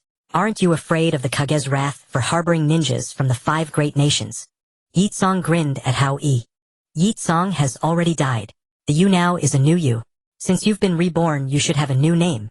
I don't want to owe anyone. Since you saved me, I'll join your village. But I won't raise a hand against anyone from the Land of Wind, and I might even return to Hanagakure someday. Yitsong replied uncertainly. All right, sis. Whether you stay or leave is your freedom, but I hope you'll let me know. Okay. Don't worry. The peace we seek isn't for one nation or one village, but for everyone. Is this your ninja way? No, it's my vision. Nations cease their wars and promote benevolence. People live in harmony. How can that ever be achieved? Yitsong, having seen too much war, couldn't believe it. It will be achieved. Let's wait and see. You'll have to surpass me first. Sis, even though you're stronger than me, you can't kill me. You can't catch me. I can't catch you. I'm a cage-level powerhouse and I can't catch you. Yitsong sneered. Alright, you caught me. You caught me, okay. Hao Yi laughed heartily. You little pervert, still daring to tease me. Yitsong tapped him. Just kidding, just kidding. Let's get serious. What should your new name be? You said cease war earlier. Sis, that sounds terrible, like a boy's name. Then what? I've never named anyone before. How about Yitsong? Lily Yitsong. No way. Why do I have to share your surname? Can't help it. In Hanamura village, all the capable ones are named Lily. Hao Yi said helplessly. Fine, I'll make do. Yitsong pouted. Alright, let's go. We've got a mission. Hao Yi hurriedly ran off. What? There's another mission. I just started my first day and you're already assigning me tasks. You're no different from those big nations exploiting labor. Yitsong looked at Hao Yi with contempt. The mission is very simple. Barely any fighting is needed. Hao Yi scratched his head awkwardly. What mission? Yitsong asked perfunctorily. According to reliable intel, Konoha is pursuing the cipher core of the Mist Village. I plan to snatch the cipher core back, Hao Yi said smugly. Kill Mist ninjas. Good idea, I like it. I accept you as my little brother, Yitsong said excitedly. Kill? Why kill? We advocate peace. No killing. Hao Yi rolled his eyes. Are you going to save them? Blood Mist ninjas slaughter their comrades. Do they even know what peace means? Yitsong tried to persuade Hao Yi. How should I put it? Simply put, when a person kills his own kind too many times, he becomes lost. And when such people wake up, Hao Yi spoke in a profound tone. Oh, and then, Yitsong said casually, their will to protect peace is stronger than those who have never experienced it. These are the ones we want to recruit. Hao Yi continued analyzing. That still doesn't change the fact that they're blood mist ninjas. Yitsong said disdainfully. Ninjas are just following orders. It's kill or be killed. It's all the higher-ups doing. They're nothing but sacrifices of the upper echelons. Hao Yi said with pity. How do you know so much? Did you get the info to rescue me from the same source? Yutsong asked curiously. You'll find out when you get to the country of vegetables. Hao Yi evaded. You little pervert keeping secrets. Fine, we have plenty of time. Yutsong chuckled. Sis, my nickname is Plenty of Time. What did you just say? Plenty of time. Hao Yi covered his mouth and laughed. Impertinent brat, get lost. Yutsong seemed angry, raising her voice. Hao Yi quickly changed the subject. Sis, is your scorch release innate or did you cultivate it later? Scorch release I cultivated later myself, but the process was extremely difficult. In the entire wind country, I'm the only one who succeeded, Yutsong said proudly. Sis, I also have wind and fire chakra. Could you teach me your scorch release? I don't have any powerful jutsu right now and missions are tough. Hao Yi put on a pitiful look. I can teach you, but you have to call me teacher. Yutsong looked smug. Then I won't learn. It would mess up the seniority. Hao Yi pouted. Little pervert, I was just kidding. Yutsong found it amusing and cursed softly. Alright sis, we're almost there. It's right here. Hao Yi looked around, double-checking. There's nothing here. Just a cliff. Yutsong questioned. It's Konoha. We can't go head-to-head and we can't hurt anyone. So waiting by the trap is the best strategy. Hao Yi analyzed, looking like, how do you know they'll come this way? I don't know. I'm guessing, Hao Yi replied dismissively. Is the intel reliable? Yutsong asked contemptuously. Let's hide first. There are trees over there. Let's go there. Hao Yi quickly changed the subject. Okay. Yutsong nodded. Well, set up an ambush here. When the cipher core is forced to the cliff's edge, well, make our move. Then you use your special move to block Konoha's vision. I have a technique to whisk the cipher core away, but Konoha knows the pattern. They'd recognize me instantly. Got it. That's simple. Just throw a few smoke bombs. Why use ninjutsu? That works too. Hao Yi outsmarted himself. Of course it works, you little fool. Yutsong covered her mouth and laughed. Hao Yi looked at the originally aloof, melancholic beauty, who had shed her hero's burden now like a girl next door. He thought that spending every day joking around with Yutsong wouldn't be a bad choice. Little pervert, why are you staring at me? Yutsong blinked her big eyes at Hao Yi. Hao Yi's face flushed and he said awkwardly, Sis, keep an eye out for me. I'm going to refine some chakra. It's only been a few days and you're already making me work. Yutsong complained. I haven't trained for several days because I was rescuing you. Back when I was on missions in Konoha, I trained every day seriously. Can't you do something for me? Hao Yi said innocently. Fine, you train. I owe you one, Yutsong said helplessly. 10 days passed in a flash. Yutsong said impatiently, Is your intel accurate or not? It's been so many days and there's not a single person. How should I know? I was just taking a gamble. Let's wait 2 more days. If nothing happens, well, leave. Hao Yi said helplessly. Alright, let's wait 2 more days. If no one shows up, well, go, Yutsong agreed. Fine, whatever you say, sis. You're older, so you decide. Hao Yi's eyes slyly darted toward Yutsong's chest. You'll definitely die at the hands of a kunoichi someday. Yutsong said in mock anger. Haha, just kidding. Hao Yi rubbed his head. Okay, 2 days are up. Let's go. Let's see what your flower ninja village looks like. Yutsong snickered. Suddenly several explosions rang out. Boom, boom, boom. Sis, they might be here, Hao Yi said excitedly. I heard. You're pretty lucky. You hit the mark again. Yutsong was on high alert. Hurry up and hide. They'll be here soon. Don't forget the smoke bombs. The 2 of us must coordinate well. Don't let Konoha know it's me. Alright, stop nagging. I've been walking the ninja world and only been screwed over twice. This time feels right. I know about the first time. Raza screwed you. What about the second? The second time is you. I was an elite of the 5 great nations, and now I'm working for your insignificant little country. Isn't that being screwed? Yutsong said smugly. Hao Yi was too embarrassed to speak. Missed ninjas, there's no way ahead. Surrender, the Konoha Interrogation Division Chief urged. Now sis, Hao Yi whispered. I know you're so chatty. Yutsong pulled out several smoke bombs. In an instant, smoke billowed everywhere. Reinforcements. The Konoha ninjas guarded themselves warily. At the same time, Hao Yi immediately formed hand seals, flower ninja secret technique. Summoning jutsu. Multiple man-eating flowers. For man-eating flowers swallowed the 4 mist ninjas and then burrowed into the ground. Mission accomplished. Alright sis, let's retreat. Don't let Konoha see us, Hao Yi said softly. With that, Hao Yi gently wrapped his arm around Yu Tsong's slender waist. Using 3 spatial manipulations, they appeared in an unknown forest. Little pervert, what are you doing? Yu Tsong said angrily. Sis, I was just trying to get away faster. You should have asked me first, Yi Tsong fumed. Sorry, I'll ask next time. Hao Yi immediately backed down. Humph, that's more like it. You think there'll be a next time? A woman's waist is not to be touched, Yi Tsong said shyly. I'm still a baby. Hao Yi, feeling too awkward, played the age card. Where is this? Yu Tsong came to her senses, looked around, and asked curiously. I don't know either. I teleported too fast and didn't watch where I was going. Ended up here. I see. This jutsu is pretty impressive. It can rival the yellow flash. Each has its pros and cons. But once my bloodline limit advances, it'll be stronger than him. Hao Yi said excitedly. You're young but have a big mouth. Do you even know what the yellow flash means? No, and I don't want to. Let's go back. Hao Yi pouted. Little pervert, you've got quite a temper. I was just kidding. You're better than the yellow flash. You're the best. Yu Tsong comforted him. You haven't tried it, so how do you know? Hao Yi said with a sly grin. What? One sentence doesn't follow the next. Yi Tsong waved her hand dismissively. Alright sis, no more joking. Let's head back quickly. This bird country is too remote so far from us.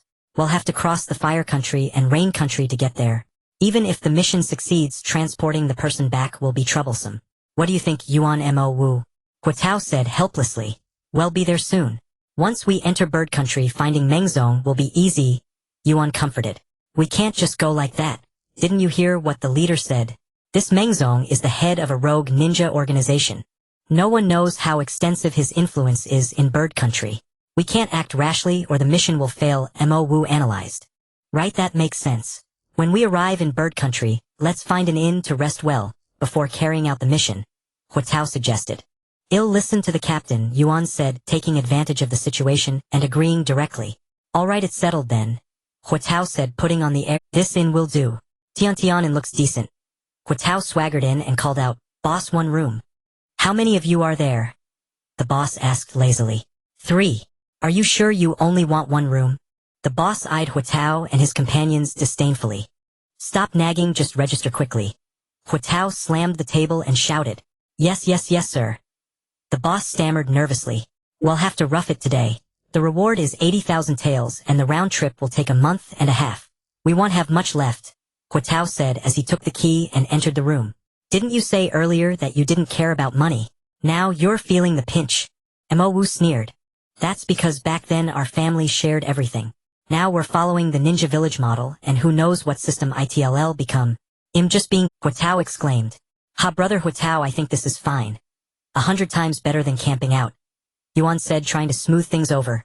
Alright, let's treat it like camping. Well, rest early and set out to find Mengzong tomorrow. Huatao ordered carelessly. Humph. Mo Wu snorted and found a place to sleep. Alright, good night. Yuan said with a smile to the two. Night, Huatao. In the dead of night, Mo Wu suddenly rose and leaped out of the inn window. Huatao was completely unaware. Mo Wu swiftly moved across the rooftops alone, chose a relatively luxurious house and climbed inside. My lord, what did His Highness the Daimyo discuss with you today? Inside the room, a seductive woman was massaging a man, occasionally chatting with him. A woman's place is to mind her own business, the man scolded. Mo Wu observed the pot-bellied man inside and guessed he must be a minister of bird country. A good source of information. Mo Wu scanned the surroundings, confirmed there were no ninja guards, and boldly jumped into the yard. Binding technique. He immediately restrained both people. I've come to ask a few questions. I hope you'll cooperate or I'll have my bugs devour you, he said. Then Jinai drove the insects out from his body, intimidating the minister of bird country. Anything you say, just take this. This thing away, it's terrifying. The minister, who had never seen such a sight, stammered. The seductive woman had already fainted from fright. Then it depends on what you have to say, Mo Wu sneered. Alright, I'll tell you everything truthful. The minister's legs trembled. Do you know Mengzong? Mo Wu asked coldly. I know him, but am not close. The minister quickly distanced himself. Then where does he usually live? He stays in the temple and never leaves. Find the temple and you'll find him. It's the largest temple in this country. You'll know it when you see it. The minister spoke shakily. Does he have any friends? I'm not sure about that. He bewitched the daimyo and we seldom interact with him. I've told you everything. Please spare me. The minister begged incessantly. Alright then, sleep for a while. Mo said calmly, directing the bugs to bite twice. Soon the minister fell into a deep sleep. The mission isn't that hard. I found it just like that, Mo said after succeeding, then quietly returned to the inn. Mo, where did you go? We've been waiting for you. How could you act alone? Huatao was furious. I've already found Mengzong. Let's set out now, Mo stated directly. Did you just go scouting for information? Huatao pressed. Why did you go alone? What if something happened? We're a team. Don't do this again, understand? Huatao said with concern. Don't worry, I was very careful. Let's hurry up with the mission or Zhu Jian's team might beat us to it. Mo, uncomfortable with the concern, quickly changed the subject. Oh right, I almost forgot the main task. Yuan, pack up quickly, we're leaving. Huatao said, ready to go. Is this the temple? Huatao pointed at the temple before them and asked.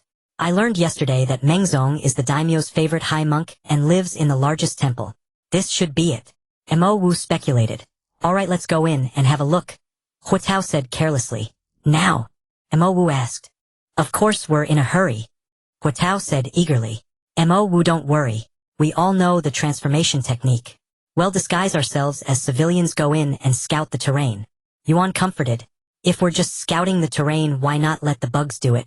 Sometimes bugs have a better sense of direction than humans, and they observe more carefully. Mo said as he released some bugs from his body. Alright, well, do it your way. The two were clearly startled by Mo's sudden move. Alright, let's pull back for now. Once my bugs have scouted thoroughly, well act. Mo suggested. Fine, your ninja technique is really useful. It has almost all the functions, but it's a bit unsettling. Huatao said bluntly. As long as it works, Mo said, then activated the technique. Countless parasitic insects crawled along the ground into the temple. Huatao asked impatiently, how is it, Mo? Mo replied. Basically, there's only Mengzong in this temple who has chakra, and his chakra level is just a bit stronger than ours. Mo said with slight relief. He continued, however, the entire temple is built over water. Mengzong's water release techniques will be twice as effective with half the effort, saving chakra while increasing their power. Obviously, this layout was deliberately set by Mengzong. Then what level is he exactly? Yuan asked, since this was her first mission, and she didn't understand environmental advantages well. Based on the power of his ninjutsu, let's treat him as a jonin for now, Mo said after thinking. Then we can only ambush him, Huatao said. I have a plan. We can try it tonight. What plan? Tell me quickly. Huatao asked. It won't work if I say it. Anyway, you all attack together while I support from behind. If there's danger, I'll protect you in time. Mo pretended to be mysterious. What kind of plan is that? Isn't it just a group fight? Huatao asked, puzzled. Try it tonight and you'll know. Don't disappoint me. Huatao didn't mind his identity as team leader. As night fell, the three of them, clad in ninja outfits, lay in ambush on the roof of the room where Mengzong was. Three little brats, stop hiding. I've already spotted you. When I was roaming the ninja world, you were still nursing. Shall I invite you down, or will you come down yourselves? Huatao did a somersault and landed in front of Mengzong, unleashing his ultimate move. Flower ninja art, 10,000 blossoms blaze crank. Water counters fire. A drank technique is enough water release water wall array. A water wall blocked Huatao's fire technique. Yuan took the opportunity to use her most powerful ninjutsu, Flower Ninja Art 100 Flowers Cannon. Dozens of flower-shaped explosive tags flew toward Mengzong. I originally wanted to keep the noise down and not damage my temple, but you're too persistent. Fine, I'll just take you out in one move. Mengzong seemed to be pronouncing the death sentence for these three brats. Water release great waterfall technique. Instantly torrential waves surged from beneath the hall floor. A flood-like wave surged toward the three. Secret art insect armor. Seeing the threat, Mo decisively used bugs to envelop the three of them. The wave struck and the three were swept out of the temple, the insect armor scattering. Mo, where's your plan? Huatao asked anxiously. Don't rush, I haven't had the chance to execute it yet. His water release is too strong. We can't fight with ninjutsu. Let's engage in close combat with taijutsu. I'll cover you. I'm going in, Yuan, cover me. Huatao shouted as he drew his kunai and charged forward. Flower Ninja Art Mirror Flower Water Moon. Yuan used a genjutsu to disturb Mengzong. A mere drank genjutsu can't stump me. Release. Without a moment's hesitation, Mengzong dispelled the illusion. Secret art insect swarm. A dense black mass of insects surged to surround him. Water release water dragon bullet technique. Mengzong summoned a massive water dragon, which instantly dispersed the insect swarm. Bullying with numbers. Let me show you what real bullying is. As he spoke, Mengzong performed a hand seal. Multiple shadow clone technique. He created over 30 shadow clones and sent them to attack Huatao. Secret art insect swarm. Mo Wu attacked again. Countless insects swiftly extinguished the shadow clones. Kid, you're quite capable, aren't you? Then I'll take you out first. Mengzong boasted. The taciturn Mo Wu suddenly spoke up. Kill me. That's impossible. Don't you feel something's wrong? Something's wrong. Mengzong circulated his chakra. What? Why is my chakra so chaotic? He cried out in alarm. You didn't really think my bugs are afraid of water, did you? Mo Wu said proudly. My bugs have resistance and heredity. After each battle against a ninjutsu, they develop resistance to that technique and pass it on. The water release you use is the most basic kind. My bugs are born with resistance to it. They can't be killed. You dare say my ninjutsu can't even kill a bug? Don't underestimate me. Mengzong forcibly gathered chakra, preparing to attack. Mengzong, I advise you not to attack. The more chakra you gather, the more excited my bugs become. They will devour you. Obey and you might live. Live. You want me to live? I don't even know you. Why are you ambushing me? Mengzong shouted angrily. No reason.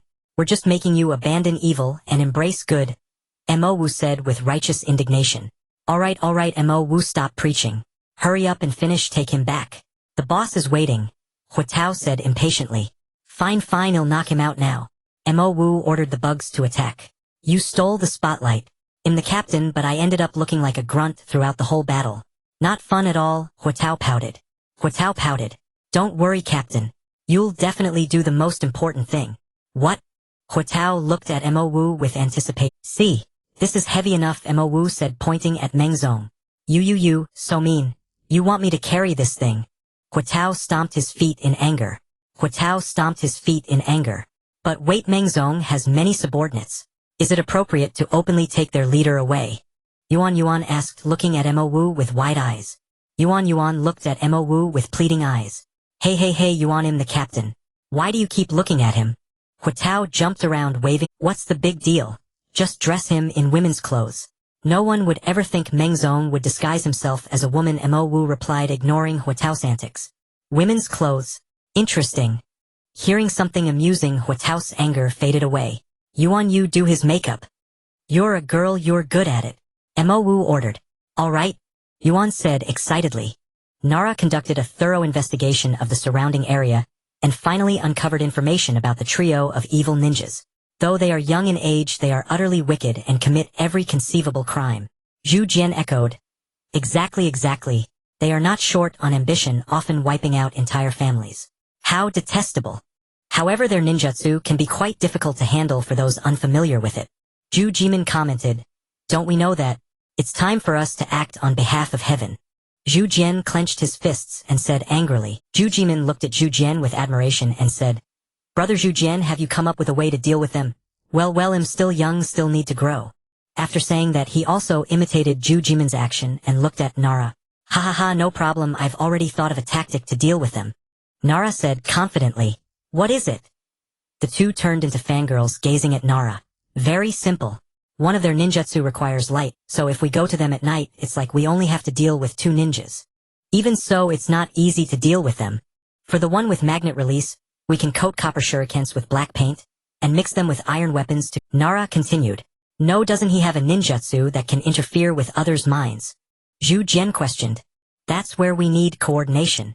One of us will confront him hidden while the other two can hide on the side.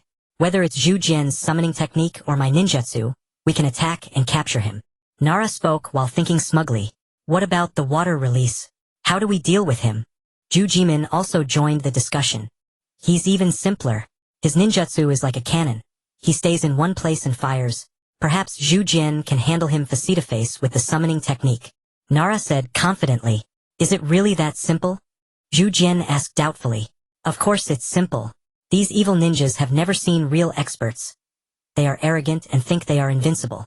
They won't take us seriously. Nara analyzed. Then what are we waiting for? Let's go punish the evil and eliminate the wicked. Zhu Jian chased in the direction of the evil ninjas. Wait, don't go too fast, save some chakra. Nara hurriedly shouted. Nara, are you kidding me? Your plan is useless. Look, it's dark now. The 3 evil ninjas won't come out at all of there, holed up at home with a bunch of underlings guarding outside. As soon as we approach, we'll definitely be discovered. Zhu Jian complained. Alright, I didn't think it through. Nara said helplessly. I told you it wasn't that simple. Zhu Jian said with hindsight. Alright, let's be quiet. Let me think carefully. Nara pondered. What if there's a sudden explosion here? Would they come out to check? Of course they would. But if there's an explosion here, we'll be exposed. There are at least 20 people here. If they chase us, we won't be able to Zhu Jian said slowly. Although I'm best at genjutsu, I'm not bad at making traps. Let's dig a tunnel here first, so we can transfer after using the explosive tags. Then at the original location set up traps that will shoot shurikens from a distance, as soon as someone touches them, making them chase into the forest. Nara spoke slowly. Mom, what's the purpose of this? Zhu Jian said dismissively. With an explosion and someone shooting shurikens, the guards will definitely go to investigate. Then we'll take the opportunity to eliminate the evil ninjas. Nara said impatiently. It won't be like last time, will it? Zhu Jian said distrustfully. What else can we do? Trying won't. Nara said irritably. Fine, let's try it. Zhu Jian agreed. Anyway, I don't have to do the work. What are you muttering about? Nara was almost furious at Zhu Jian. He wasn't the leader, but he was worrying like one. Nothing, I said. Brother Nara is the best, full of clever ideas. Zhu Jian covered up. Can't you compliment properly? What clever ideas? Nara said helplessly. Ha ha ha, brother, you misheard. It's good ideas, good ideas. Zhu Jian explained. Let's stop chatting. Come and set up the traps. Nara ordered. Alright. Zhu Jian quickly changed the subject. So troublesome. Just pulling this wire so long and installing the mechanism. Zhu Jian complained. Alright, stop complaining. Before Hao Yi was born, you were the most talented, but you were always impatient. Now Hao Yi has reached such a level. Don't you know you need to catch up? Nara instructed. Alright, Zhu Jian thought of Hao Yi's thin figure, gritted his teeth, and said, Alright, brother Nara, everything is set. We can move. Zhu Jian said solemnly. Zhu Jimin, you do it. Throw the explosive tags. Consider it a training opportunity.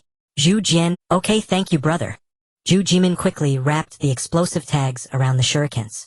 Sweat kept forming in his palms, but it did not hinder his determined gaze. I'm going to launch. Zhu Jimin swiftly threw the shurikens. Boom!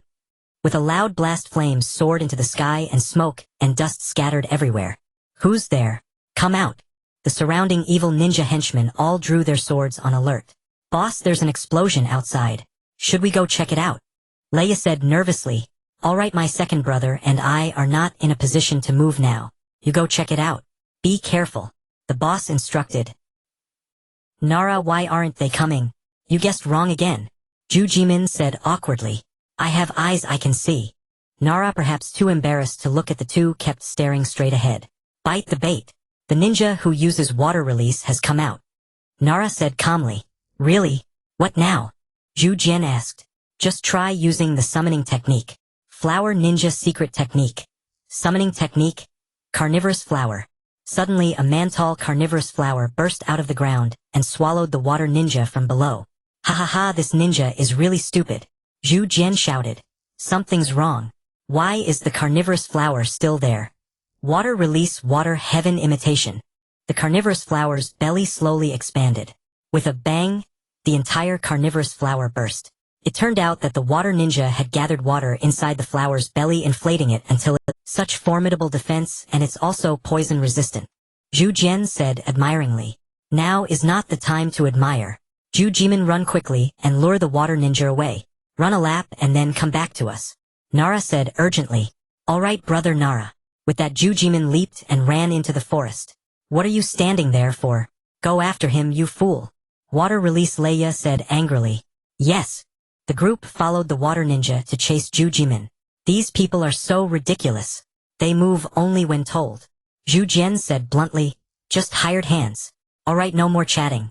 Now that no one's around, let's go capture the people inside. 2 versus 2, can we do it? Zhu Jian hesitated. It's fine. We'll split up and attack simultaneously. You use the summoning technique to eat them. Nara made the strategic plan. Well? Zhu Jian hesitated. What's wrong? Is there a problem? Nara asked. It's not impossible, but the 2-meter carnivorous flower was just destroyed. Now the only summoning left is a 10-meter one. With my chakra, the success rate is low. Give it a try. This is our only chance. You have to do your best or you'll die. With that, Nara charged forward. Brother! Wait for me. Seeing that Nara couldn't be stopped, Zhu Jian also charged forward. Flower Ninja Secret Technique. Mirror Flower Water Moon. As soon as Nara entered the room, he launched a preemptive strike. A petty thief. You dare to display such garbage ninjutsu. The boss mocked, casually dispelling the genjutsu. It's not over yet. Nara drew shurikens and threw them at the two. The second brother, the magnet release ninja, smiled and swung his hammer, instantly attracting all the Your taijutsu is useless against me. The magnet release ninja said proudly. Second brother, watch out. The boss quickly shouted. It turned out that Nara had mixed in a few copper shurikens, passing off fake as real to ambush them. Now was the moment. Zhu Jian gritted his teeth. I will succeed. Flower Ninja Secret Technique. Summoning Technique. Carnivorous Flower. Zhu Jian slapped the ground with his hand, and a 10-meter tall carnivorous flower, catching them off guard, swallowed them all. I succeeded. Zhu Jian suddenly stood up, but his feet were unsteady. Due to overuse of chakra, he slowly collapsed. Nara quickly used a body flicker to catch Zhu Jian. You rest well. Leave the rest to us. Nara said quietly. Nara slowly set down his tools, briefly tidied the ninja tools he had used earlier, and walked outside. Brother Nara, I can't hold on anymore. So many sharks are chasing me. Zhu Jimin shouted as he ran toward Nara. It seems your companion isn't very smart running toward you. Now both of you will suffer. Leia sneered. Nara analyzed the situation on the battlefield. The area was rich in water, so breaking his jutsu was impossible. Then attack. He'll see if he can multitask. Flower Ninja Art. Myriad Colors Crank. Instantly a riot of colors appeared before Leiya's eyes. This ninja technique was a unique skill Nara created by adapting the illusionary laws of Flower Ninja Art. When activated, the enemy could only see colors, temporarily losing their vision. As expected, without the supply of chakra, the water bubbles exploded directly. Illusion, huh? That's all it is. Release. Leia. The world returned to clarity. Leia said darkly. If your companion had struck me while I was caught in the illusion, I wouldn't be laughing now. Do you think you can still laugh? Nara glanced at the trap he had set earlier, and an idea came to him. He drew a shuriken and charged at Leia, then leaped into the air. Nara squinted, aligning the 3 points: Leia, the trap, and the shuriken. He hurled the shuriken with all his might. Is this your ultimate move? Pathetic. Water release. Water Heaven. A large water bubble enveloped Leia. The shuriken slowed as soon as it touched the bubble and soon fell to the ground. Nara had intended to use the unused trap for a combo, catching Leia off guard, but he never expected Leia to use a jutsu to block a mere shuriken. Sigh. Nara let out a long breath as his plan failed. Humph, brat. Even though I'm not in top form today, feeling a bit dizzy. Dealing with two small fries like you is still easy. Once I finish you off, I'll go drink with my two brothers. Dizzy? Nara recalled the moment when Leia had clashed with Zhu Jian earlier. Ha, so that's it. It's not bad form at all. He's been breathing in the narcotic pollen from the carnivorous flowers. Nara was now confident of victory. He had grasped the winning secret victory through water, defeat through water. This water jutsu, while appearing as a 360-degree flawless defense, actually trapped him inside. Water can dissolve everything, including poison. And what about the person inside the water? Leia, don't think about drinking anything. Your brothers were already captured and you'll be taken down too. To be honest, your jutsu is garbage. Let me show you the hidden weapons I learned from my brother. 8-arm barrage. Nara threw hidden weapons at Leia at incredible speed. Lots of thunder, little rain. With such little skill, aren't you afraid of biting your tongue? Really? How do you feel? I feel excited. I love watching a little mouse struggle. It's so amusing. Leia laughed heartily. I'm different. I love watching a fool count money for someone else. Nara also looked sure of victory. What nonsense is this? Completely irrelevant, utterly ridiculous. Leia sneered. 3, 2, 1. Nara counted steadily. Ha ha ha, do you think counting down will bring someone to save you? Want me to help you count? Leia mocked. Awkward. Why isn't he falling?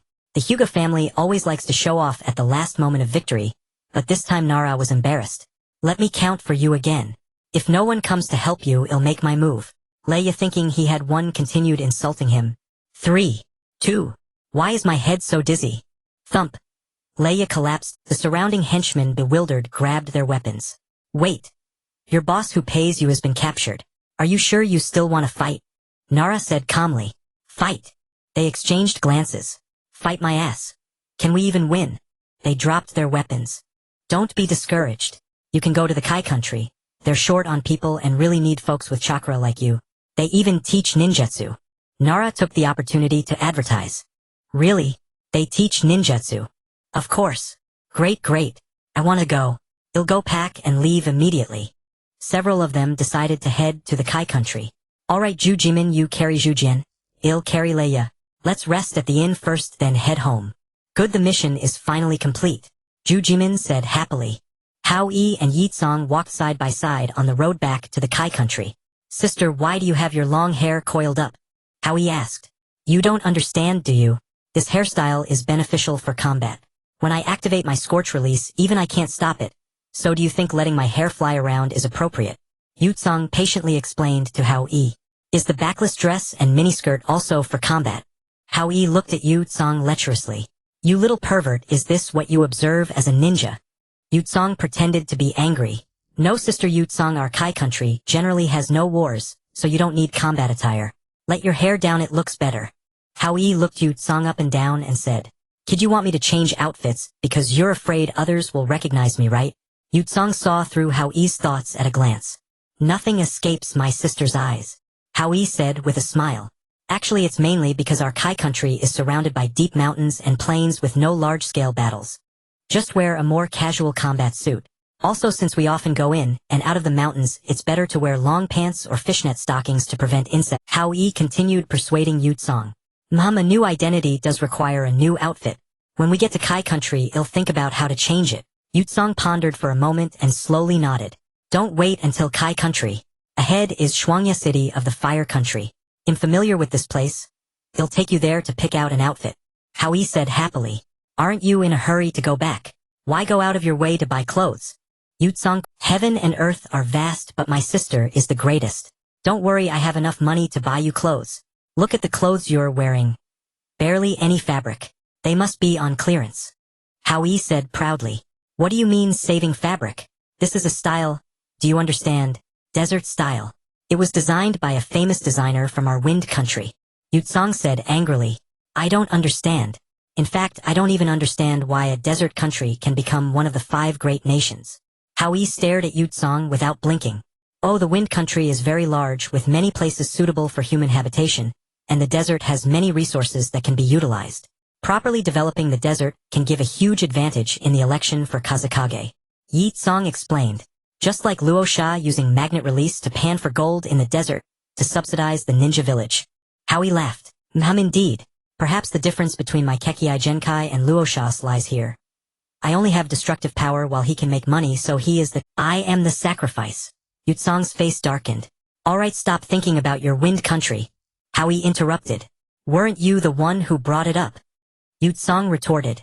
Sister, how about I use a shuriken to trim your hair and let you experience the charm of Kai country in advance? Hao Yi said as he twirled a shuriken. Spare me. Yitsong looked distrustful. Just let me do it. In Kai country they call me Yijianmiai. One cut and you're beautiful. Hao Yi boasted. Isn't your nickname Baiha Pow Pow? Why call yourself Yijianmiai? That name is so ugly it sounds like you'll be gone after one cut. Yitsong shook her head. Just let me try. If it's not good you can change it back. Hao Yi got angry and stopped moving. Alright, don't be angry. I'll let you— Yitsong said helplessly. Fine, let me first let my hair down. Hao Yi immediately turned from worry to joy. Hao Yi twirled the shuriken and trimmed Yitsong's frizzy hair. Your face is suitable for small curls. I'll give you small curls and you can see the effect. As Hao Yi spoke, he used fire release to heat the shuriken. Using chakra to manipulate the shuriken, he placed it into the river water. The hot shuriken caused the water to steam and smoke. Hao Yi picked up the shuriken and wrapped it along the hair. Soon Hao Yi had completed the task. Is this what you call Yijianmiai? Yitsong questioned. Wait a moment, let me arrange it for you. This hair should be placed on both sides.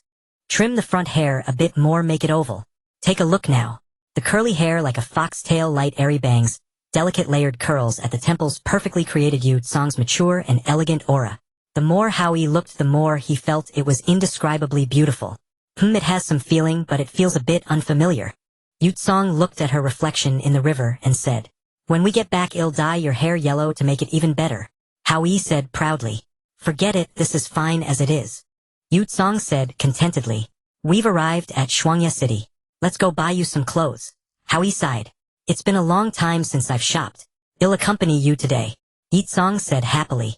I'll often accompany you shopping. Hao Yi chuckled. Shopping with a little brat all the time. No interest. Yu Tsong said. Welcome to Tian Ninja Clothing. Two good-looking shop assistants greeted Hao Yi and Yu Tsong outside the store. The clothes here are so beautiful.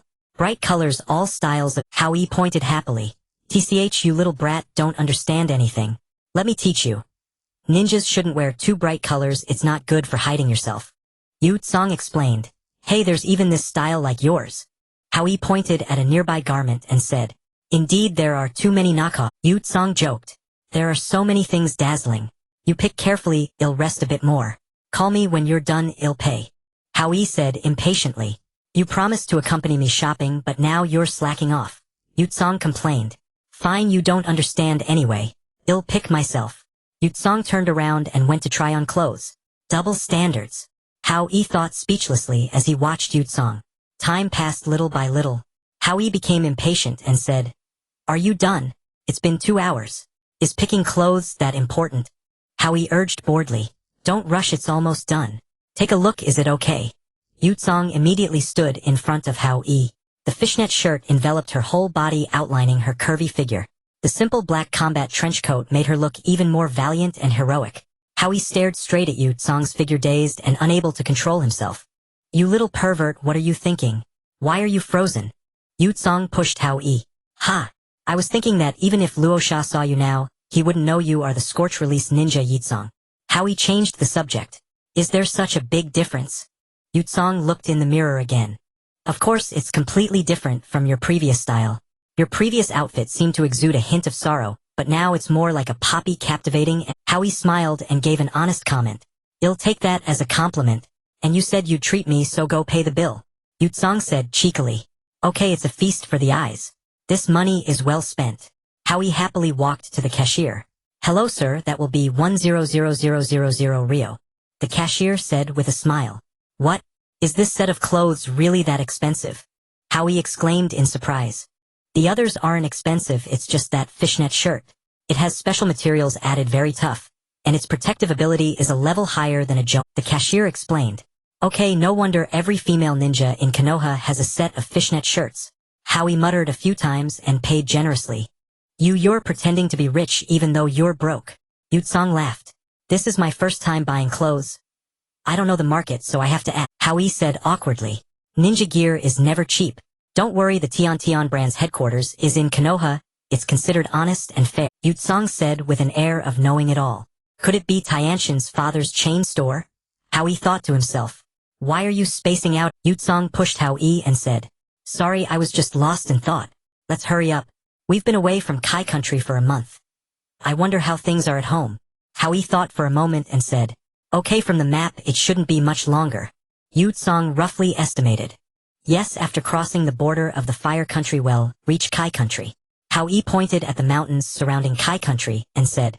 Your Kai country is so isolated. Yu Tsong looked at the Kai country surrounded by mountains and sighed. That's why it's a paradise. Hao Yi said evasively. The two chatted sporadically as they traveled. Soon they reached the entrance of Kai country. Chief, you're finally back. Bai Haze jumped out from behind the mountain and said. You are?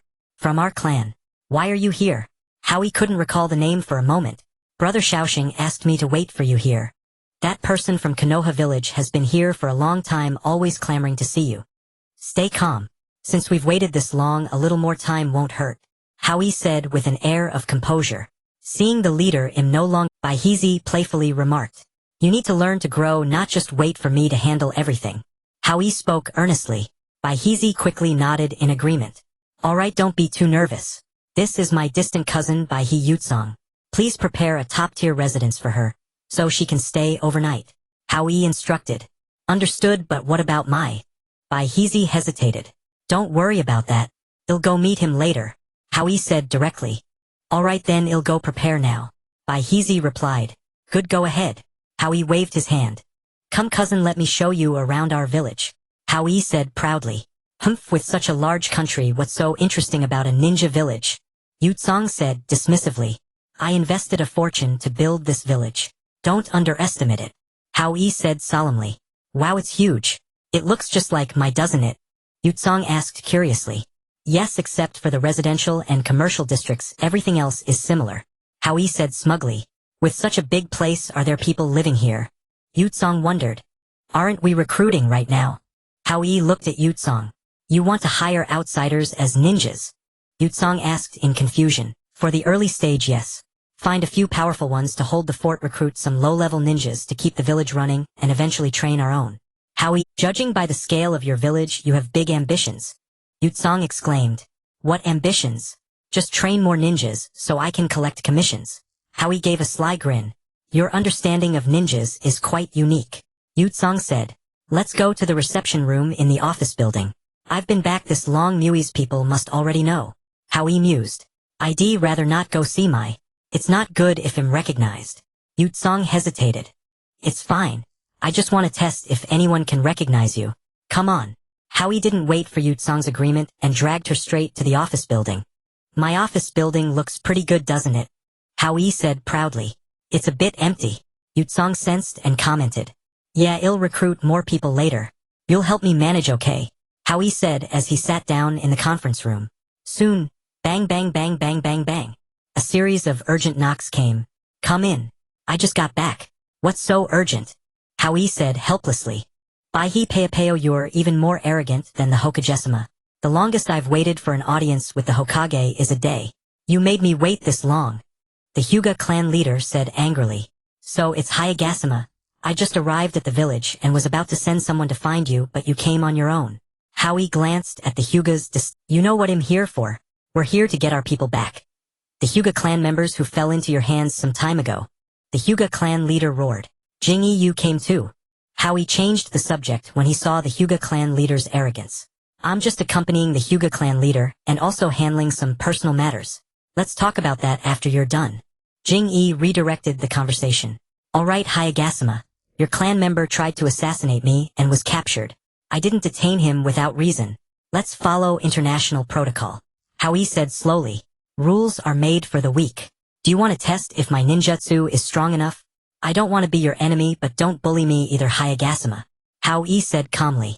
Humph, an enemy. You're not even qualified. Hyuga sneered. I wanted to get along with the Hyuga clan, but you insult me like this. Hao Yi said coldly. Humph. Hyuga said nothing. Since you want to taste fine, you can spar with my cousin. Hao Yi said, standing up. What? Why drag me into this? Yutsong tried to dodge. Finish it quickly so we can talk business. Hao Yi waved his hand. Baihi Hao Yi, you're making me fight your subordinate. Hyuga felt deeply insulted. Enough, cataract. Stop making a fuss. One move. If you can take it, heat and you win. Yutsong said disdainfully. Frog in a well. Let me show you the power of the first clan of my. Make your move. Wait, let's fight outside. I just built this office building. Scorch release. Scorch dragon bullet. A red dragon like flowing magma shot straight at Hyuga. Humph rotation. Hyuga used his signature move. What? It's devouring my chakra. Sensing it was unstoppable, Hyuga leaped back desperately to avoid the first attack. Hao Yi, don't worry. My jutsu can be controlled, it won't damage your office building. Yutsong said confidently. Hurry up and move it. I spent a lot of money. Hao Yi urged. Alright, I'll move it now. Yutsong gently flicked her finger, and the scorched dragon flew into the fountain at the entrance. The moment it hit the water, moisture evaporated, instantly turning the ground within 10 meters into scorched earth. Hayagasima, can we talk now? Hao Yi, this isn't ordinary ninjutsu. Is it scorch release? Hyuga questioned. Exactly. The Baihi clan's bloodline limit, scorch release. But in our family, only my cousin can use it. I'm still not up to par. Hao Yi said confidently. Why haven't I heard of it before? Hyuga couldn't believe it. Which clan doesn't have secret techniques? Especially our country clan. Hao Yi chuckled. The ninjutsu is indeed formidable. But the country of vegetables is a vassal of the country of fire. There's no need to negotiate terms. Hyuga, now lacking his earlier arrogance, hunched over. If Mai is my big brother, then why send someone to assassinate me? Hao Yi asked knowingly. How would I know? The Hyuga clan leader casually glanced at Jing-yi. Brother Hyuga, you're putting me in a tough spot. I've been treating your Hyuga clan member with good food and drink to keep the Byakugan from leaking out. You're trying to get him back for free. That doesn't seem right. Hao Yi instantly turned into a shrewd merchant. Isn't that what a vassal should do? Like how the Hyuga branch family sacrifices everything to protect the main family. Hyuga said with a smirk. The country of vegetables is a vassal of the country of fire, so it's reasonable to say we're a vassal of my. But that doesn't have much to do with the Hyuga clan. Just because of a vassal relationship doesn't mean everyone from the country of vegetables is inferior, right? Hao Yi reasoned. You. Hyuga was speechless. Fine, what do you want? Hyuga asked helplessly. I already told you. Follow international protocol. Pay the ransom. Name your price. The Hyuga clan leader said resignedly. Not much. 100 million ryo. Hao Yi held up one finger. What? Are you too greedy? The Hyuga clan leader was shocked. Brother, the Hyuga main family's eyes are precious. Don't you think I could sell this eye to the Raikage and the Tsuchikage for 100 million ryo each? Hao Yi said playfully. Too expensive. I can't afford it. At most 50 million. Not a single more. Before the Hyuga clan leader could finish. All right, deal. Hao Yi said directly. What? What did you say? Hyuga exclaimed. I said yes. Amai is my big brother after all. Just a token gesture is fine. Hao Yi smirked at Hyuga. You're too cunning. The Hyuga clan leader said scornfully. I didn't even haggle. You set the price yourself. And you call me sly. Hao Yi said in mock confusion. Fine, I'll take the loss. Give me the man. Hyuga sighed. Easy. Hao Yi immediately summoned a carnivorous plant and spat the Hyuga clan member out at the entrance. This is what you call good food and drink. The Hyuga clan leader fumed. Eating while dreaming. Isn't that great? Hao Yi joked. Humph. The Hyuga clan leader said nothing and simply carried the young Hyuga away. Jing-yi, the main act is gone. What do you have to say? Hao Yi looked at Jing-yi with disdain. Don't be so angry. I still have to thank you for sparing my life earlier. Jing-yi chuckled. Ha, then you must have brought a gift since it's the grace of sparing your life. Hao Yi said expectantly, oh, then you must have brought a meeting gift, right? After all, it's the grace of sparing your life. Then Jing-yi replied calmly, not at all. Patriarch Baiha is joking. I just brought a message. Hao Yi asked curiously, is it a message for Tuanzong? Tell me. Jing-yi said, Tuanzong said cooperation is not impossible, but what do you have to offer that is worth cooperating? Jing-yi probed directly. We've fought before and you know my character. If people don't provoke me, I won't provoke them. But if they offend me, I'm not afraid of trouble. Hao Yi tapped the table and said, if that's all, Lord Tuanzong might not cooperate with you. After all, the power of an ant is limited, isn't it? Jing-yi pretended to be profound. Hao Yi laughed. It seems you didn't understand what I said. Jing-yi asked puzzled. What is the deeper meaning of Patriarch Baihe's words? Let me put it this way, so you might understand I'm not a gentleman either. If you offend me, I will go to any lengths to get even. Hao Yi said contemptuously, earlier you asked me to pass a message saying you have the ability to prevent Tuanzong from becoming the Fire Shadow. What is your basis for that? Jing-yi seemed not to understand Hao Yi. Hao Yi said, oh, you mean that? Do I have to spell it out? What's so difficult? Although Tuanzong is powerful, he can't directly overpower the Fire Shadow's faction. Hao Yi looked at Jing-yi and said, that's true, but under certain circumstances, he could also become the Fire Shadow. You may not know how great Tuanzang's influence is in Mu Yi. Jing-yi said solemnly. You mean when the powerful figures in the Fire Shadow's faction are dead, and the new generation is unable to shoulder the burden? Hao Yi said bluntly, exactly. Jing-yi nodded, He widened his eyes and looked at Hao Yi in disbelief. Hao Yi smiled. Let me put it bluntly, if Tuanzong offends me, he'll bribe the daimyo to firmly prevent him from becoming the Fire Shadow. Hao Yi smiled, that's it.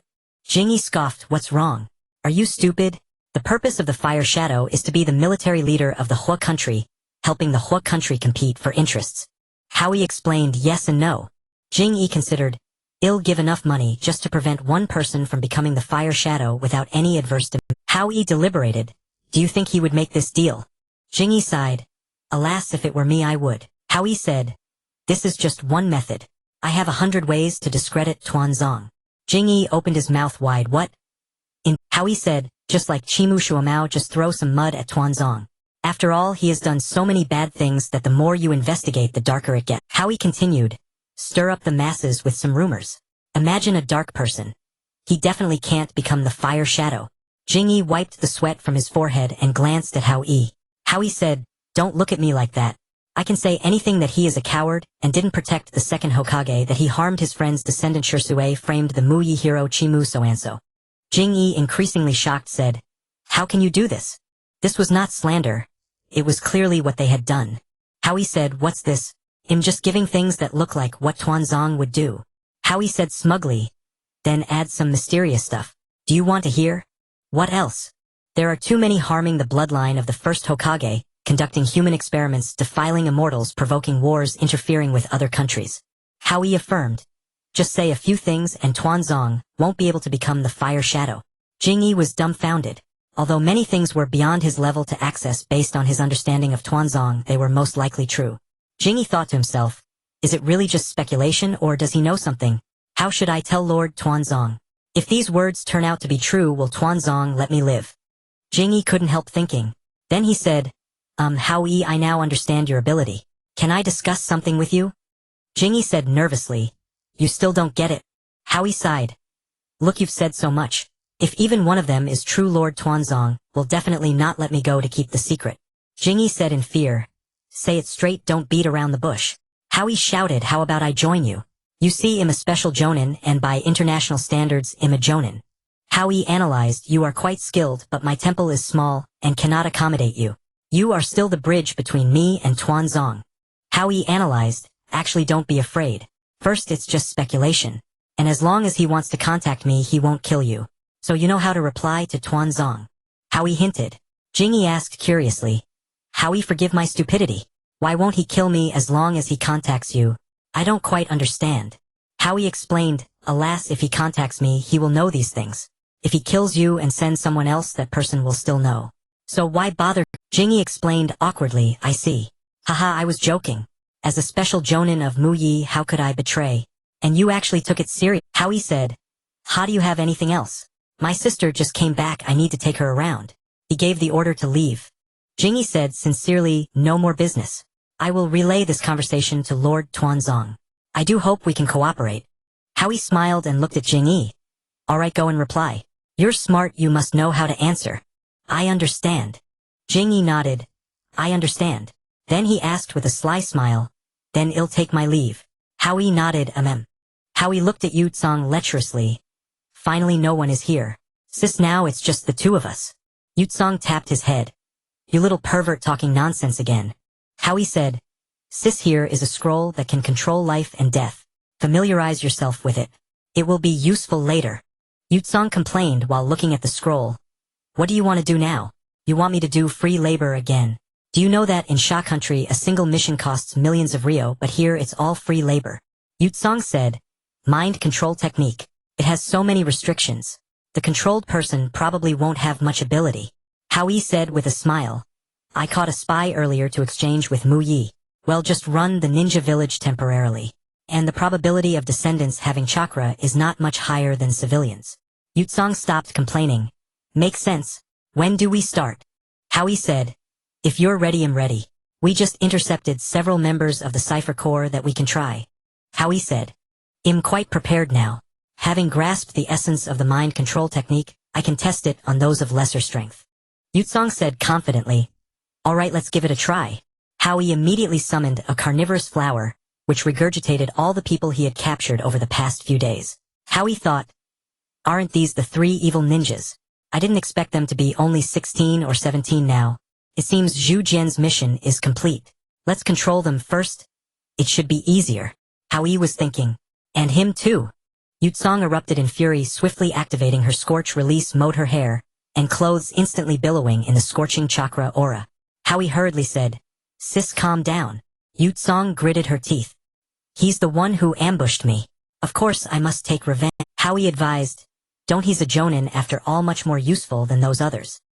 "He must die," Yu Tsong said through gritted teeth. Yu Tsong gritted her teeth. "Isn't it a stronger revenge to make someone who hates you your subordinate?" Hao Yi tempted. Yu Tsong gradually calmed down. "You can command him to do things and take your revenge slowly. Isn't that better?" Hao Yi continued to pursue. "Sounds good, I'll listen to you." Yu Tsong hesitated for a moment and agreed. With the crisis averted, Hao Yi continued attending to the matter of controlling the evil ninjas. Hey, you three, wake up. I have something to ask you. Get up quickly." Hao Yi slapped the faces of the three evil ninjas and shouted, "What little brat dares to disturb my sleep?" Leia squinted, looked, and roared, "Can't you see the situation? Who's the big shot here?" Hao Yi stepped forward and kicked Leia, sending him flying over 2 meters. "You are my big shot. I, a mere boy, failed to recognize your eminence and offended you." Leia quickly knelt and apologized. "You three want to live or die?" "Want to live or die?" Hao Yi said bluntly. "Of course we want to live, sir." The three responded, their eyes seemingly lit up. "All right, if you obey obediently, you can live. Don't try to resist our will. Empty your minds now. It'll be over soon." Hao Yi instructed. "Yes, we will do as you say." The three submitted. "Sis, let's begin," Hao Yi said with a smile. Yutsong nodded and used the ninja art mind control technique, easily controlling the three evil ninjas. "Sis, amazing. You controlled 3 at once," Hao Yi exclaimed excitedly. "Not bad, the chakra consumption is minimal," Yutsong. "Sis, try activating the technique and see what effect it has," Hao Yi instructed. "All right, I'll try." Yutsong activated the technique following the hand seals from the scroll. "Ah!" The three screamed in agony, their heads splitting with pain. "Stop!" Hao Yi signaled Yutsong to halt. "Remember this," Hao Yi said to the three evil ninjas. "Remember. We remember. This is only the first stage of pain. If you defy our will, we will use the technique to make you suffer unbearably until death." Hao Yi threatened. "We will obey everything." The three dared not resist. "All right, copy down your techniques and give them to Sister Yutsong. After getting approval, go back and bring your subordinates," Hao Yi instructed. "Yes, we will go at once," the three ninjas said submissively. "All right, that cluster of buildings over there is the dormitory. Submit your information to someone named Baihizi and have him arrange your quarters," Hao Yi instructed. "Yes, thank you, Chief. From now on, that dormitory is yours. You can rest briefly after completing missions. That's all. You may withdraw." Hao Yi waved his hand to dismiss them. The three retreated trembling. "Look, the people you controlled with the technique are too weak. They can't even withstand a scare, let alone protect any secrets." Yutsong shook her head. "We're not doing anything major, just having them run errands. What secrets do we need to protect? Besides, their techniques are rather unique. If they can temper their temper here, they might even become useful," Hao Yi speculated. Hao Yi guessed, thinking that these three were only around 15 years old. Perhaps Yutsong still wasn't fully "Now let's subdue these three from the cipher department. Since they are from the water country, it might be a bit difficult," Hao Yi mused while waking up the three from the cipher department. "Captured, huh? As expected, we have no power to resist," a mist ninja lamented. "Let's cut the pleasantries. Time is short, so we'll make this brief. I know you're from the Mist Ninja Cipher Department, but am not interested in your intel." Hao Yi paused, then continued. "They'll make a deal with you. Since I saved you and indirectly protected your intelligence, in return you will serve me for 5 years. Is that acceptable?" Hao Yi said calmly. 5 years? Are you kidding? We are Mist Ninja?" One ninja shouted. "Think carefully about your families. After 5 years you'll be free to leave, and you won't have to pay anything." Hao Yi tapped the table. "Humph." The few men put on a martyr-like expression. "I'll count to 5. If no one agrees, you'll die." Hao Yi sneered. 5, 4, 3. "Wait, sir, I surrender. I'm sorry, everyone, but I have a family. I can't die." One ninja broke under pressure and surrendered. "I surrender too." Another male ninja dropped his mental defenses and surrendered. "What about you, little beauty?" Hao Yi taunted. "Humph, don't try to sway me. I will never betray my country," the female ninja said with righteous indignation. "Ha, admirable. I don't need you to betray anyone. 5 years to buy your life. It's like a mission that takes 5 years and the reward is your entire—" Hao Yi coaxed. "Humph." The female ninja snorted. "Fine, I don't know what you're protecting. How about this, if you don't surrender, the other two will die together." Hao Yi said mockingly. "Sir, you can't do this. We've already surrendered." The two Mist ninja shouted. "Little beauty, are you willing to kill 2 comrades for 5 years?" Hao Yi pressed sternly. "You. Don't force me." The female ninja struggled internally. Hao Yi watched quietly. Yutsong remained silent as well. "Fine, I surrender," the female ninja decided after great inner turmoil. "Good, congratulations on making the right decision. Now relax and open your consciousness," Hao Yi explained slowly. "Ninja art mind control technique." Yutsong, without waiting for Hao Yi's instruction, directly cast the technique. "I don't need to tell you what I just used. Please cherish your lives. It's only 5 years," Hao Yi consoled. "Understood, rest assured, sir." The two mist ninja responded. Alright, you may leave. When you go out you'll see a cluster of buildings, that's the dormitory.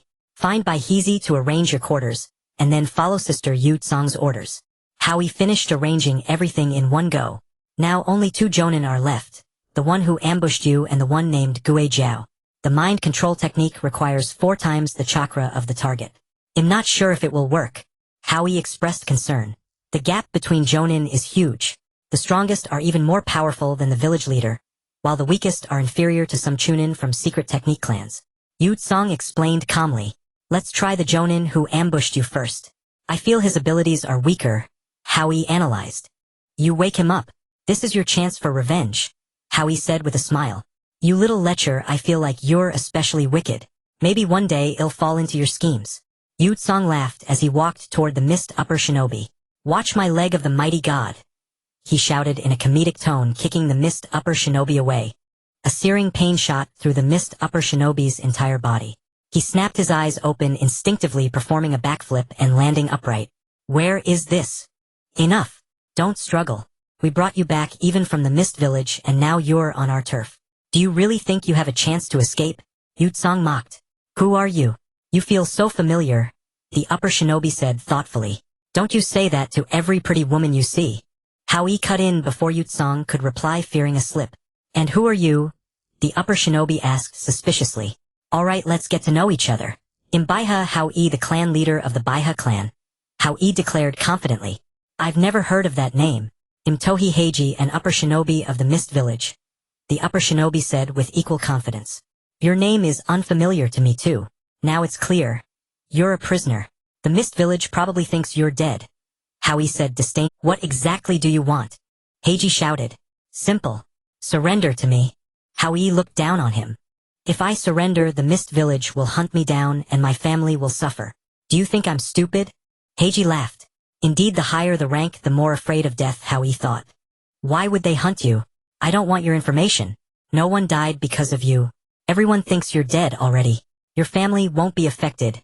Hao Yi tempted. Don't bother. Since I'm captured, I have some awareness. Just give me a quick death. Heiji shouted loudly. Even if you escape and return to the mist village, do you think the higher-ups will trust you? Then I won't need to lift a finger. You'll die at the hands of your comrades. Hao Yi taunted. You don't want information. What do you want from me? Heiji wavered. I want you, Hao Yi blurted out. Heiji was dumbfounded, his sphincter tightening. He stammered, unable to speak. Don't worry. I mean, I want you to serve our village as an upper shinobi, Hao Yi explained. Oh, that. It's not impossible. Since I'm defecting, can I get a higher salary and benefits than in the mist village? Heiji bargained. Sorry, everyone is treated equally. But you don't have a choice, do you? Here at least you won't be killed by your comrades. Heiji seriously considered it. Alright. But for future missions I want go to the land of water. Fine, no problem. I want to sign a ninjutsu agreement with you. Don't resist, Hao Yi said. You're not going to use a memory-reading jutsu to read my brain, are you? Heiji questioned. You're overthinking it. We're a small country. We don't have such powerful techniques. Hao Yi laughed.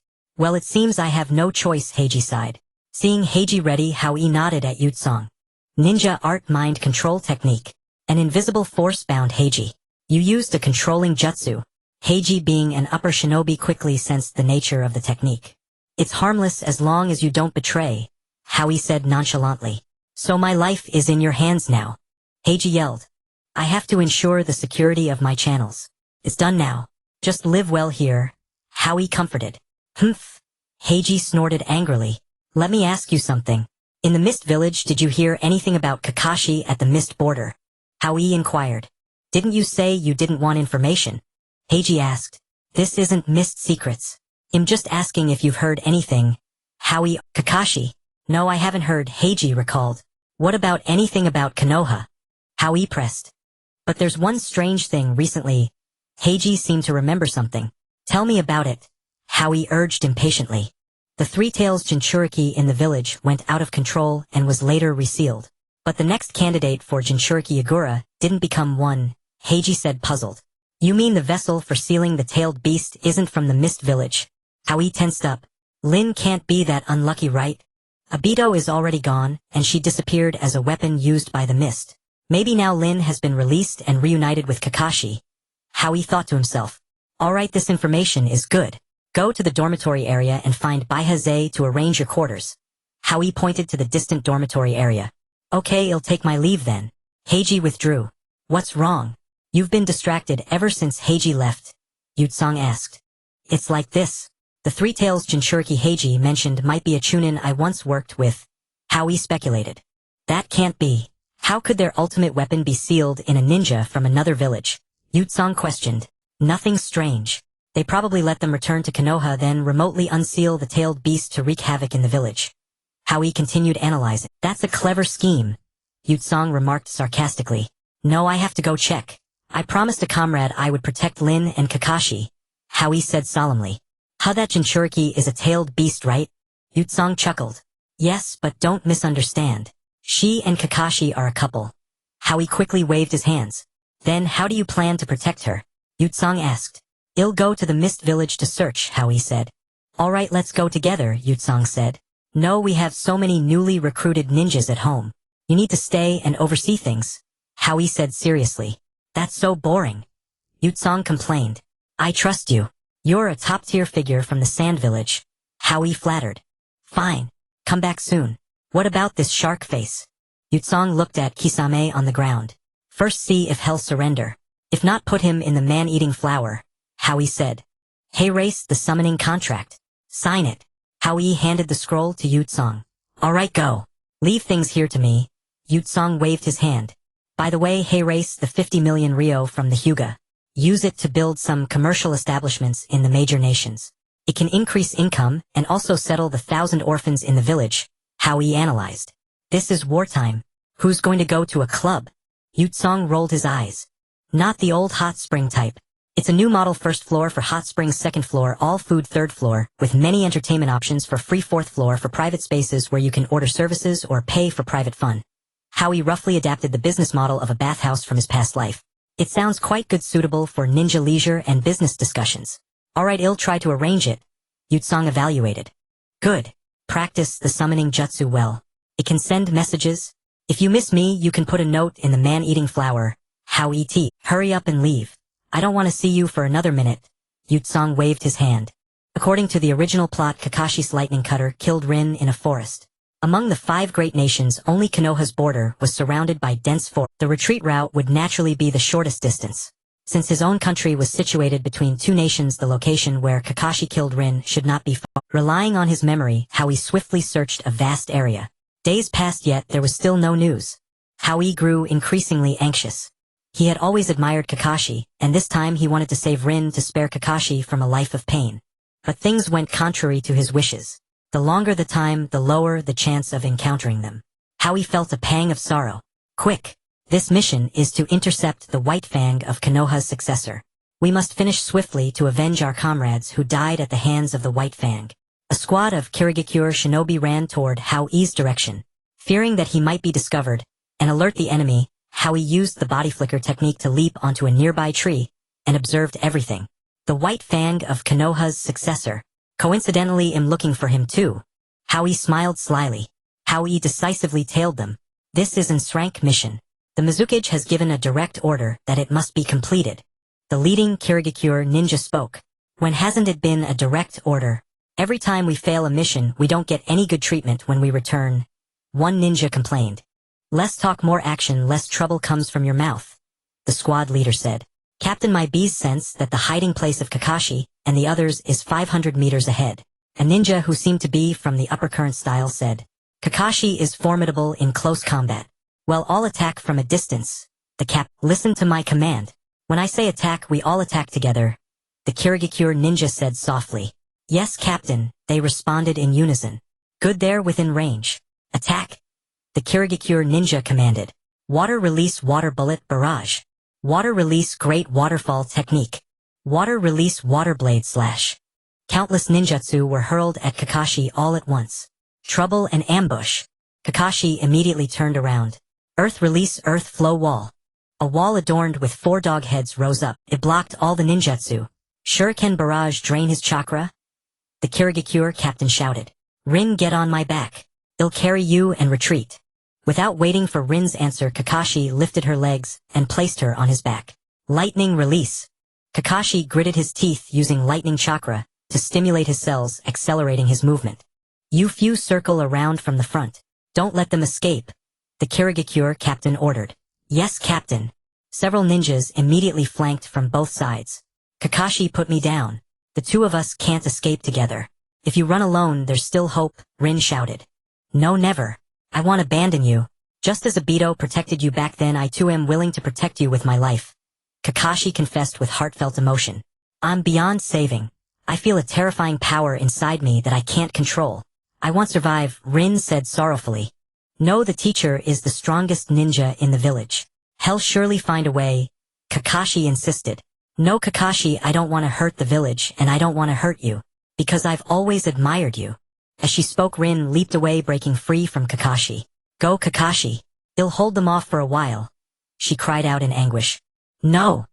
Kakashi roared, a blue orb of lightning instantly forming in his left hand. Lightning cutter. He swept the area around. No, Rin. You can't die. If you die, who else can I protect? What meaning is there for me to exist? Kakashi was ablaze with fury, forming another lightning cutter ready to charge at the enemy. Kakashi, promise me you'll live on, Rin said, then lunged toward his hand.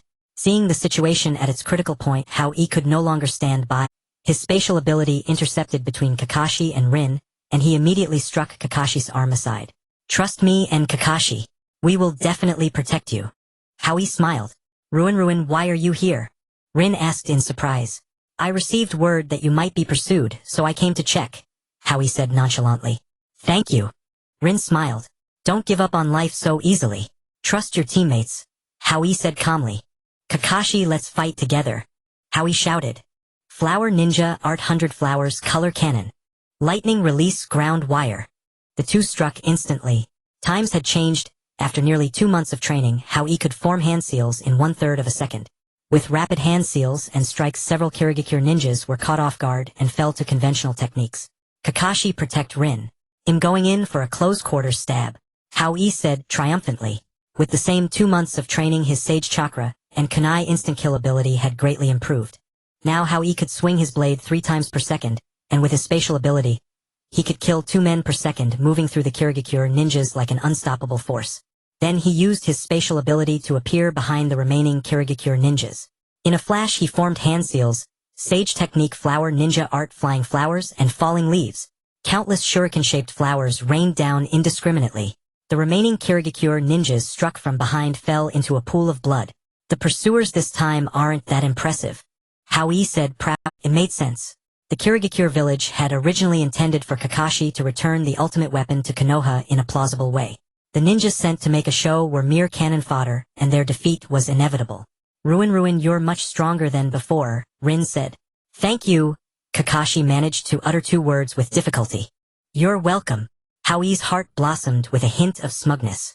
If Hao Yi had a dual personality like Sakura, a dark shadow would surely be whispering, "Ah, my idol said, thank you to me." While chatting with Kakashi, Hao Yi retrieved a sealed scroll. With a few puffs, he extracted the fresh hearts of the Kirigakure ninjas and sealed them. What are you doing? Rin asked. Just turning waste into something useful. Hao Yi waved his hand. He continued, the land of vegetables is nearby. Why don't you both come to my place in the land of vegetables as guests? It will confuse the pursuers from the land of water.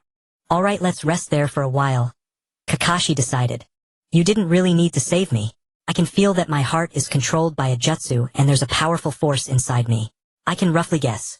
I'm just a pawn. Kirigakure used to destroy Konoha, Rin said mournfully. Then she turned and said, Hao Yi-kun, kill me please. If you kill me, I won't hurt anyone anymore. Why did you ask me to kill you? Why not let Kakashi do it? Hao Yi said awkwardly.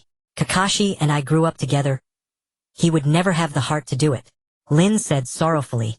After finally escaping, why seek death so easily? It's not such a big deal. Hao Yi boasted. What? You can solve it? Lin grabbed Hao Yi like a lifeline and Kakashi stopped too. I do have a wild idea, but I'm not sure if it will work. Hao Yi teased. Tell us. Kakashi asked. Let's talk about that later. First, let's reinforce the seal on Lin's tailed beast. Hao Yi said. Alright, what do you need me to do? Lin stared at Hao Yi with wide eyes. Nothing, it'll be done quickly. Hao Yi said confidently. 4 symbols seal. Hao Yi rapidly formed hand seals and gently pressed them on Lin's abdomen. The huge chakra inside is now very calm. Lin said, feeling the chakra in her body. Of course. This 4-symbol seal should be the most stable seal, causing the least harm to the Jinchuriki. Hao Yi explained. Then how do we remove the jutsu controlling Lin? Kakashi asked, puzzled. This might be a bit brutal. The jutsu formula is bound to the heart. If we simply replace the heart. Hao Yi said with a sly look at Lin. Replace the heart. Lin's eyes widened in disbelief. Yes. Hao Yi affirmed. What are the chances of success? Kakashi asked calmly. Very high.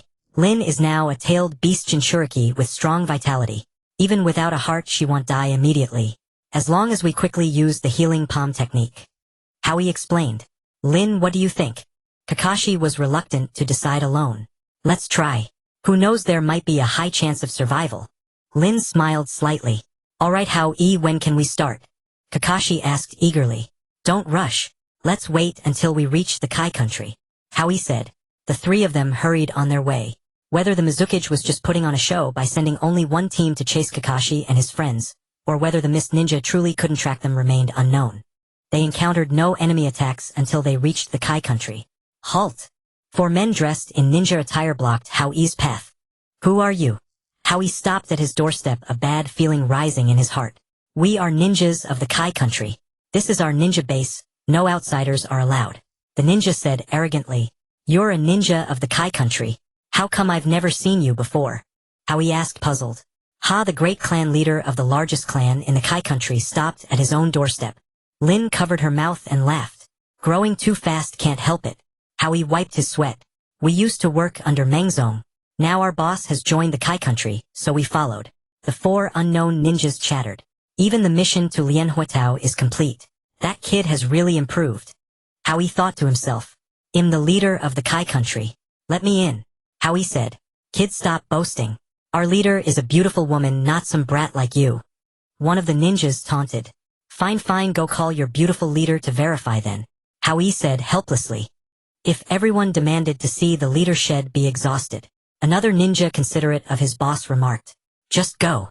I guarantee it's true. Hao Yi said awkwardly. If you're lying, you'll regret it. A ninja threatened. Got it, just go quickly. Hao Yi urged. Soon the ninja brought Yu Tsang over. It's these people. They claim to be the leader. Yes, he is the leader. Yu Tsang nodded and said. He's so young. Oh no, I was rude earlier.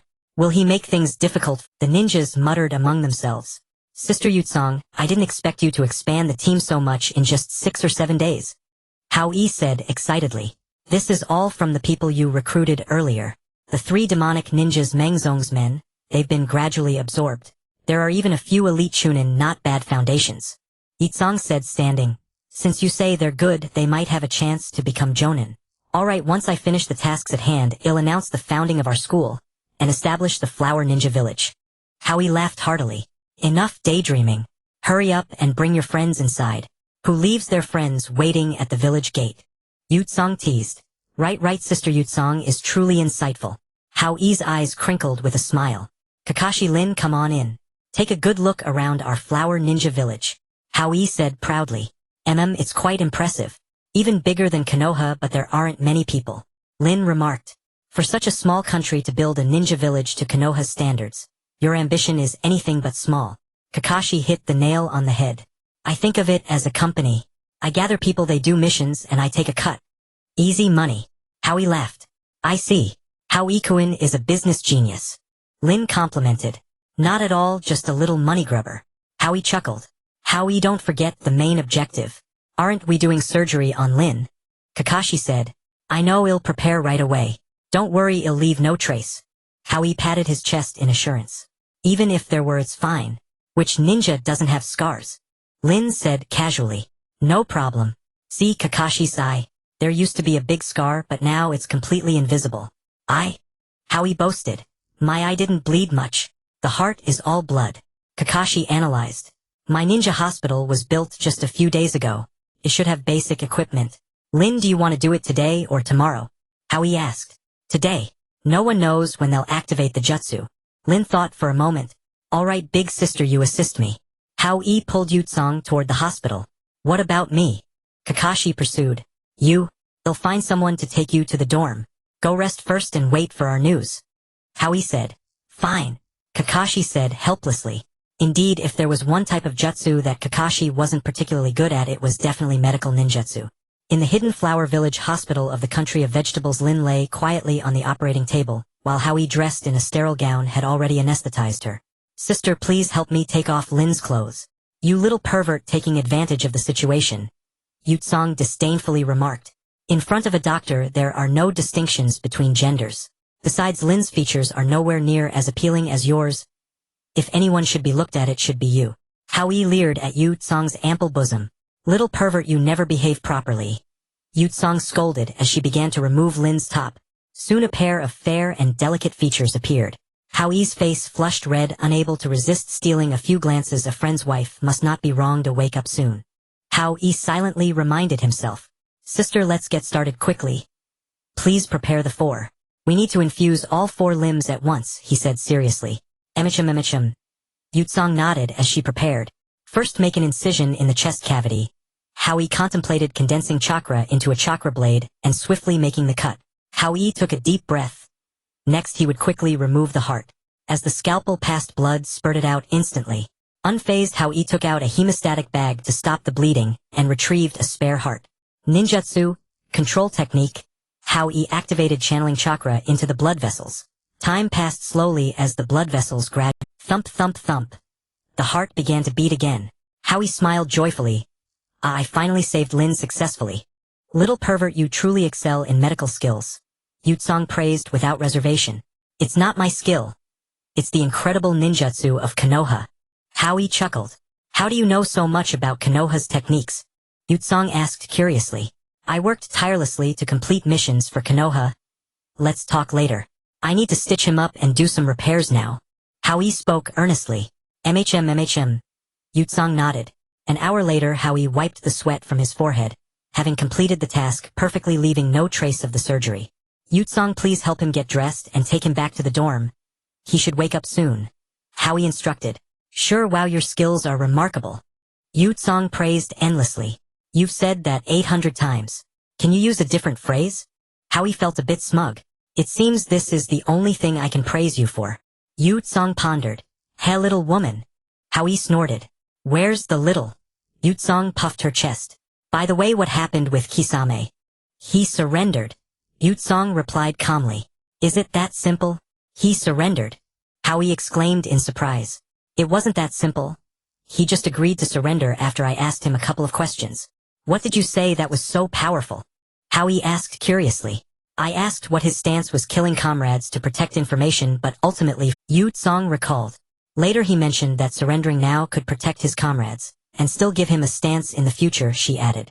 That does fit Kisame's character. Hao Yi sighed, then became unusually excited. We got Kisame, the great general, without any loss. We've talked too much, let's get Lin sorted out. I'll go inform Kakashi. Hao Yi hurriedly ran to Kakashi's room.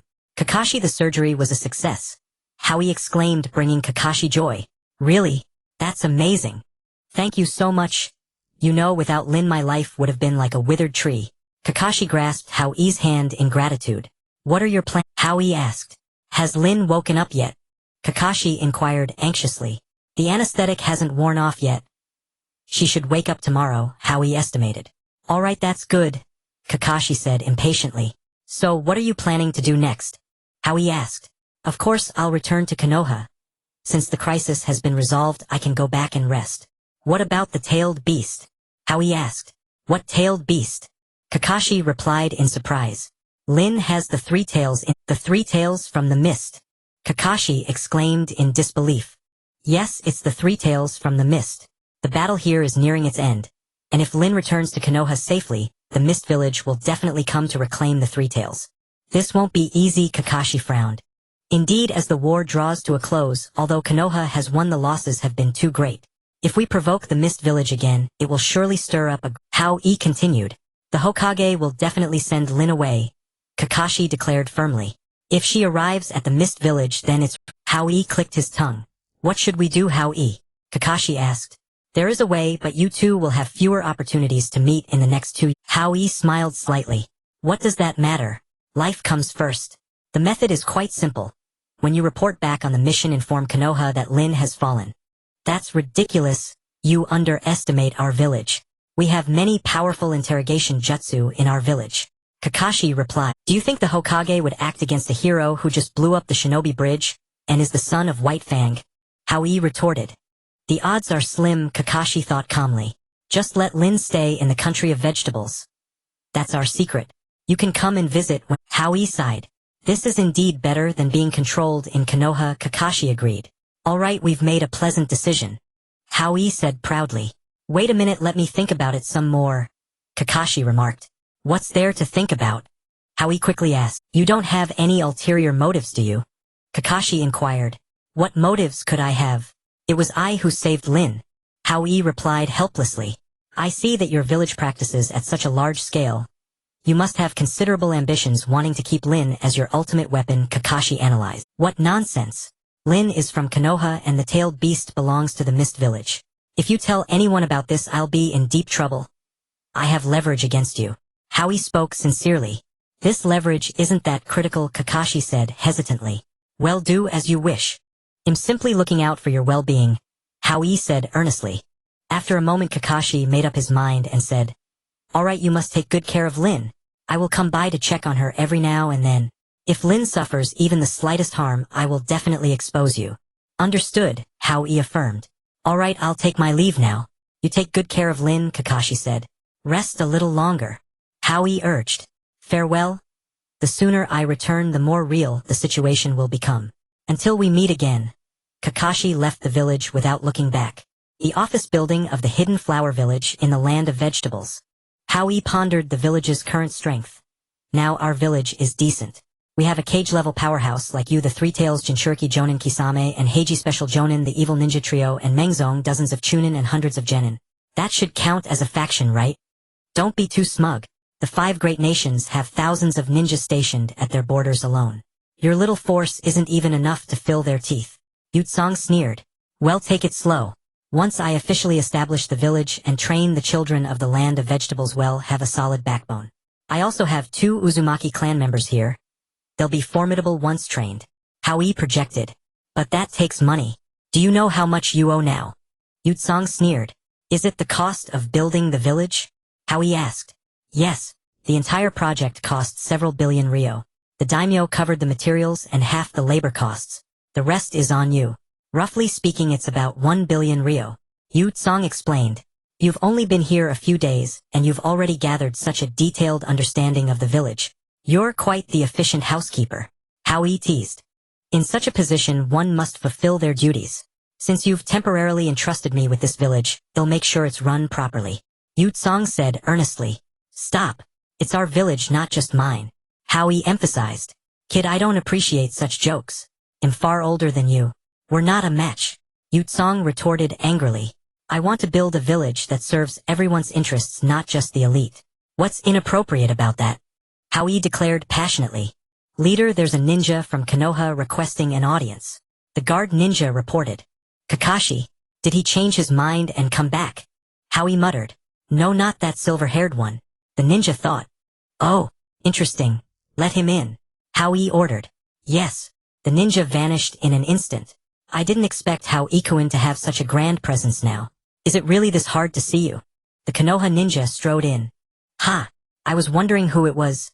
It's an old acquaintance, Inoichi. What message have you brought today? Hao Yi said sarcastically. You guessed right, young friend. I'm here to convey Lord Danzo's will. Inoichi said solemnly.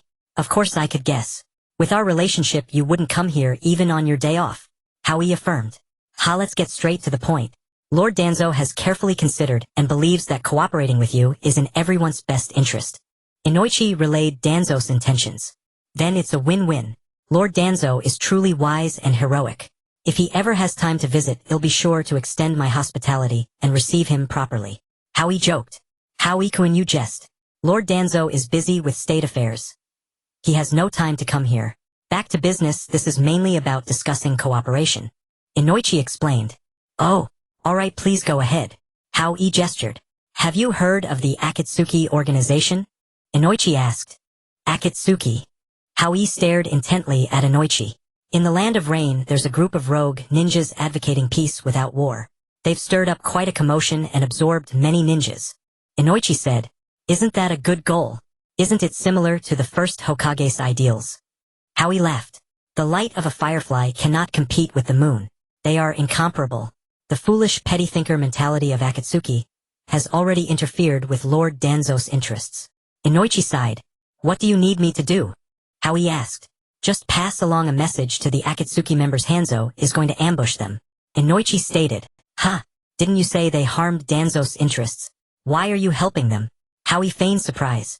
Although Akatsuki is growing, they can't match the veteran ninja Hanzo. Since the outcome is known, why not use Akatsuki to weaken the hidden rain village's strength? Inoichi smiled. Lord Danzo is truly cunning. He instigates civil war in another country, maximizes his gains, and ends up having Hanzo grateful to him. Hao Yi analyzed. I'm just speculating. I don't know the exact thoughts of the leadership. Inoichi humbly said. Alright, I'll take this job. Hao Yi was already thinking about meeting the Akatsuki.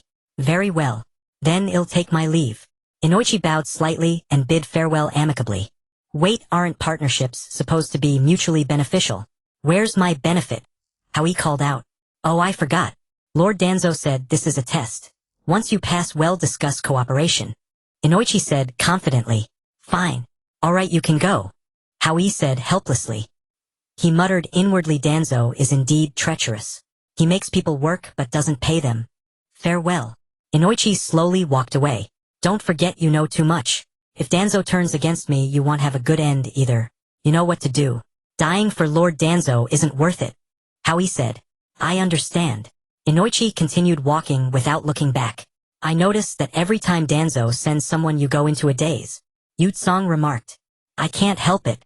Every time he sends news it's shocking. Hao Yi sighed. What's so surprising? Such organizations are common. During wartime, lower and mid-level ninjas easily get exhausted and desert their villages. Yutsong explained. Does the hidden sand village have any? Hao Yi asked curiously. I haven't kept count, but after every battle a considerable number of people go missing. Some of them surely survive and flee because they don't want to continue fighting. Yutsong analyzed.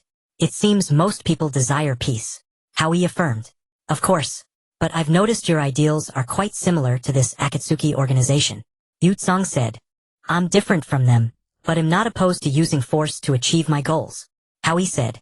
Ha, force? You can't even beat me and you want to use force. Yutsong mocked. Alright, enough small talk. I need to go on a mission. As usual, you stay and guard the village. When I return, we'll do something big. Once that's done, we'll officially establish the village. Hao Yi smiled. Fine. I'll play house with this kid. Yutsong laughed heartily. Alright, that's our agreement. I'm off. See you next time. Without greeting anyone else, Hao Yi set out for the land of rain. Hao Yi swiftly made his way to the rain village, his mind replaying the early gatherings of the Akatsuki, as depicted in the original story. After all, the land of rain was not the main stage of Naruto, and there were few landmarks, so Hao Yi found it difficult to locate the exact spot. He had always relied on his memory to choose the right ambush points, a congenital advantage. This was his first time groping in the dark, and heading to the extremely sealed-off rain village made him feel a tinge of unease. For 5 consecutive days, aside from basic training, Hao Yi was constantly on the move. Finally, he crossed the land of fire and arrived at the entrance of the rain village. The rain village had a different atmosphere from other countries. A massive gate stood directly at the village entrance. 2 elite chunin were stationed at the gate, their long weapons uncommon among ninjas, exuding a chilling aura. Halt! The 2 ninjas blocked Hao Yi's way. Brothers, my brother is doing business inside. Please let me through. Hao Yi said with a naive look. There are no outsiders here. Kid, don't come playing around here. The ninja replied expressionlessly. Okay, I'll leave now. Hao Yi stepped aside, found an inconspicuous spot, and activated several spatial abilities, instantly teleporting to a central part of the rain village. So this is the rain village? Without Pain's technique covering it, it's not so oppressive after all. Hao Yi mused. He decided to sample the local cuisine, and went to a stall to eat some snacks. Boss, can I take on missions in this village? Hao Yi probed. You're an outsider, aren't you? The boss face darkened. My family moved here long ago, just curious. Hao Yi brushed off. I see. The ninja village can take missions, but only within. The boss instantly switched to a merchant's demeanor. What about the price? Hao Yi inquired. Same as other villages. Since the rain village is closed, you can only use rain ninjas. The boss pondered. Are there any rogue ninjas, cheaper ones? Boss, could you introduce me? Hao Yi wheedled, using his childlike appearance. Asking us small merchants is the right choice, the boss boasted. We calculate every penny, or of course we know about cheaper options. The boss chattered while making a money-counting gesture. Hao Yi understood and slipped him the smallest bill as a bribe. The boss took the money happily. You have to be careful when hiring rogue ninjas, most are unreliable. But recently there's an organization called Akatsuki that loves peace. They also take missions and are cheaper. Many people choose them. Great, I'll take that too. Do you have a specific way to contact them? Hao Yi handed over another large bill. Easy. Go south from here about 10 kilometers to a mountain, the boss recalled. Keep the change. Hao Yi threw down his meal money and dashed onto the main road. Soon he reached the mountain the boss had mentioned. Gazing at the endless trees, Hao Yi sped up his search. Kid, this isn't a place for children playing ninja games. Go back and play. A ninja suddenly jumped out and shouted. Hao Yi looked at the ninja. Black cloak with red clouds, and felt ecstatic. This was an Akatsuki. Hao Yi thought to himself. After a moment he said, I'm not playing, I'm here to see the leader of the Akatsuki. You? The black-clad ninja sneered. Yeah. Hao Yi tiptoed to emphasize. If you have a mission, just find Conan. No need to see the leader. The ninja assumed he was here to post a mission. Conan, that works. Seeing Conan is as good as meeting Yahiko and Pain, Hao Yi reasoned. Hao Yi pondered. Alright, take me to Conan, he said with a grin. What mission are you here for? The ninja clearly doubted Hao Yi could afford. I need to talk first, don't I? Hao Yi pulled out a large wad of cash and waved it, showcasing his financial power. Money talks. Follow me. The ninja smiled. Money works in any world. At the Akatsuki mission office, are you the one who wants to assign a mission to me? Conan said calmly from behind her desk. Actually, I just wanted to see you. Hao Yi smiled. Humph, a child flirting. Show him out, Conan said angrily. Wait, I have something serious. Weren't you invited to a peace negotiation with the three great nations?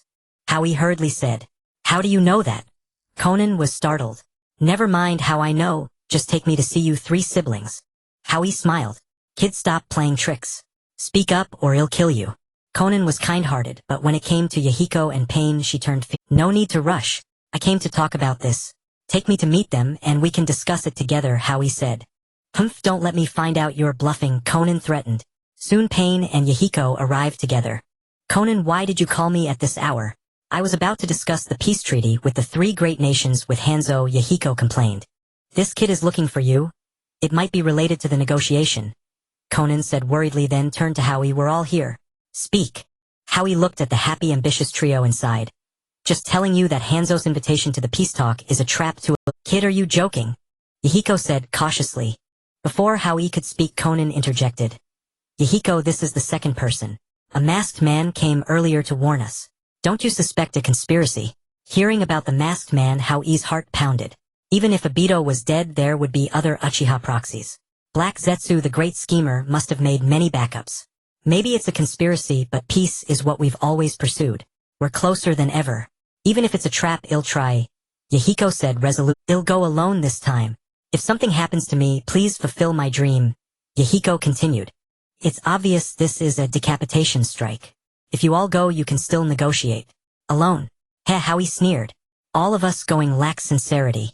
Just one person is enough. Let me try. If I succeed, we realize our dream. If I fail, you can carry on. Yahiko declared passionately. All right, go ahead. Conan nodded. Thank you. I'll be off. Wait for good news. Yahiko left without waiting for a response. How could you agree? Pain asked. It's his dream. Conan choked, watching Yahiko's retreating figure. Pain, go protect him, so you can watch each other's backs. Conan continued. What about here? Pain questioned.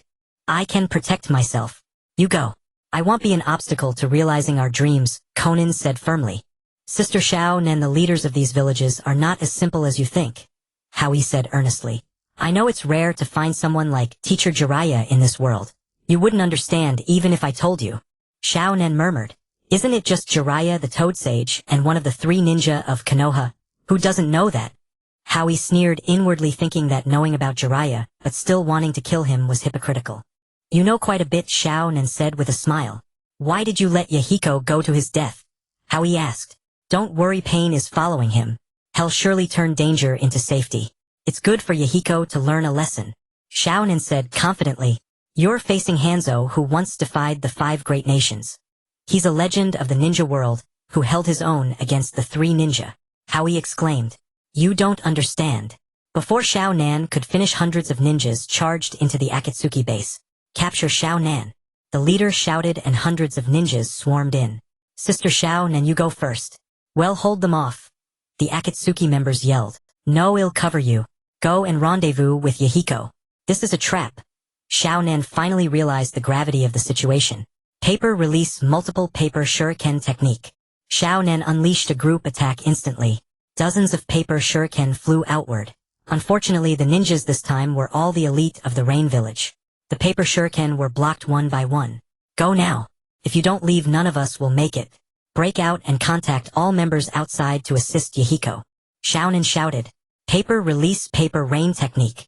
Shao Nan continued to unleash group attacks. Water release water wall formation and barrier technique. The leading ninja cast two techniques in succession, confining Shao Nan within a certain range. Water release water dragon bullet. Water release great waterfall technique. Water release water blade technique. The other ninjas indiscriminately attacked within the barrier. Hao Yi, in a panic, instantly used body flicker to take Shao Nan away. Your technique can actually break through the barrier. Shao Nan exclaimed in surprise. My technique can ignore everything, Hao Yi said confidently. I'm deeply grateful. I need to lead the main force to rescue Yahiko. Shao Nan, without time for pleasantries, left after a few words. Hao Yi, wanting to witness the moment pain became a god, followed along. How many people have arrived? Shao Nan asked the ninja beside her. Those nearby have come about 200. Those farther away have headed directly to the leader's negotiation site. The ninja replied. Good. Speed up, Shao Nan said, leaping swiftly. Sister Shao Nan, going with so few people to face Hanzo's elite forces won't work, Hao Yi said anxiously. Saving people is paramount, Shao Nan said. Why not send a surprise attack on their base? Those earlier were clearly Hanzo's elite, and those at the negotiation are also elites. Now the ones guarding the base are just small fry, Hao Yi analyzed. But even if we win, what then? They sent so many just to capture me. How many are they sending against Yahiko? Shao Nan retorted. Going there would only increase casualties. Hao Yi urged. Because Hao Yi clearly remembered that in the final negotiation Hanzo used Shao Nan as a hostage to trick Yahiko to his death. In other words, if Shao Nan didn't appear, Pain's ability alone should be enough to protect Yahiko. You don't understand the bond between us. Shao Nan shouted angrily, then fell silent. Hao Yi, watching the ever-growing army that feared even the demigod of the ninja world, was also amazed by Yahiko's power of unity. Shao Nan, there's fierce fighting at the negotiation site.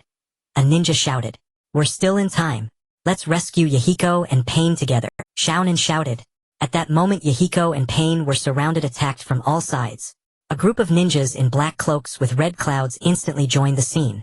Initially, the Akatsuki took the Rain ninjas by surprise with their numerical advantage. However, the battle-hardened Rain ninjas quickly adapted, seized the rhythm, and dominated the battlefield. Almighty push. Pain, enraged, unleashed a powerful technique, killing all Rain ninjas within 10 meters. Paper release scattering paper strike. Taking advantage of Pain's outburst, Shao Nan tried to open a path to reunite with Yahiko.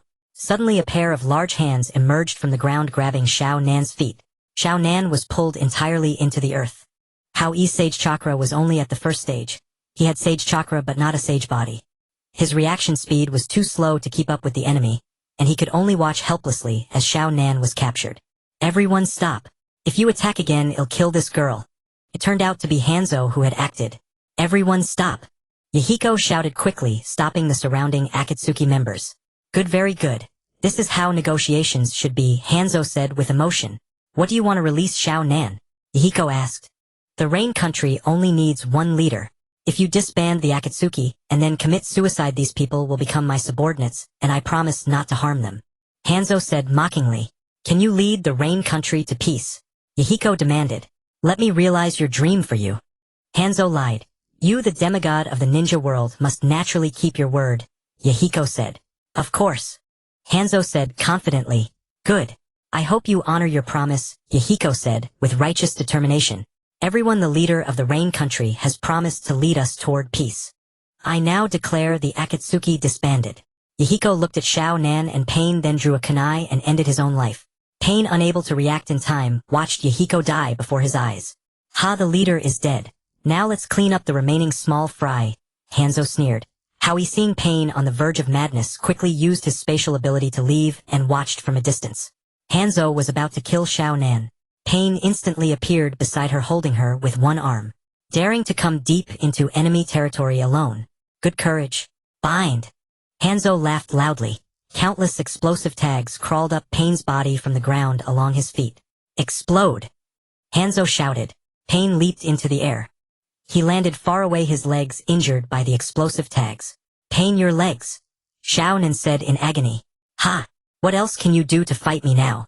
Hanzo laughed, waving his hand to command his subordinates to attack. Ah! Pain suddenly went berserk, summoning the Ten-Tails shell out of... So the real leader of the Akatsuki is you, right? The orange-haired kid is just your puppet, Hanzo remarked. Pain ignored Hanzo and continued his technique.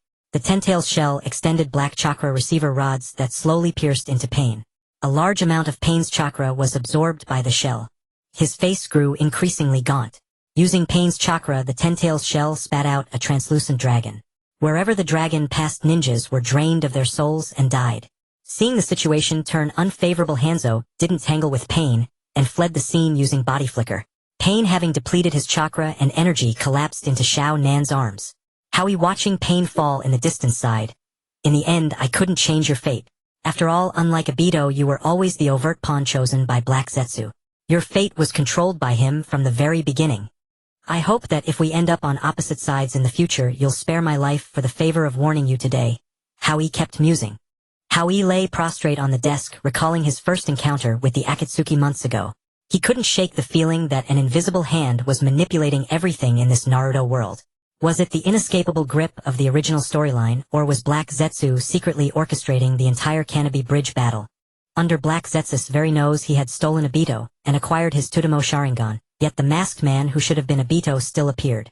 He had rescued Konan at the Akatsuki hideout, but in the end she was captured again, and Yahagi still sacrificed himself. The Akatsuki ultimately fell into darkness, becoming pawns of Black Zetsu.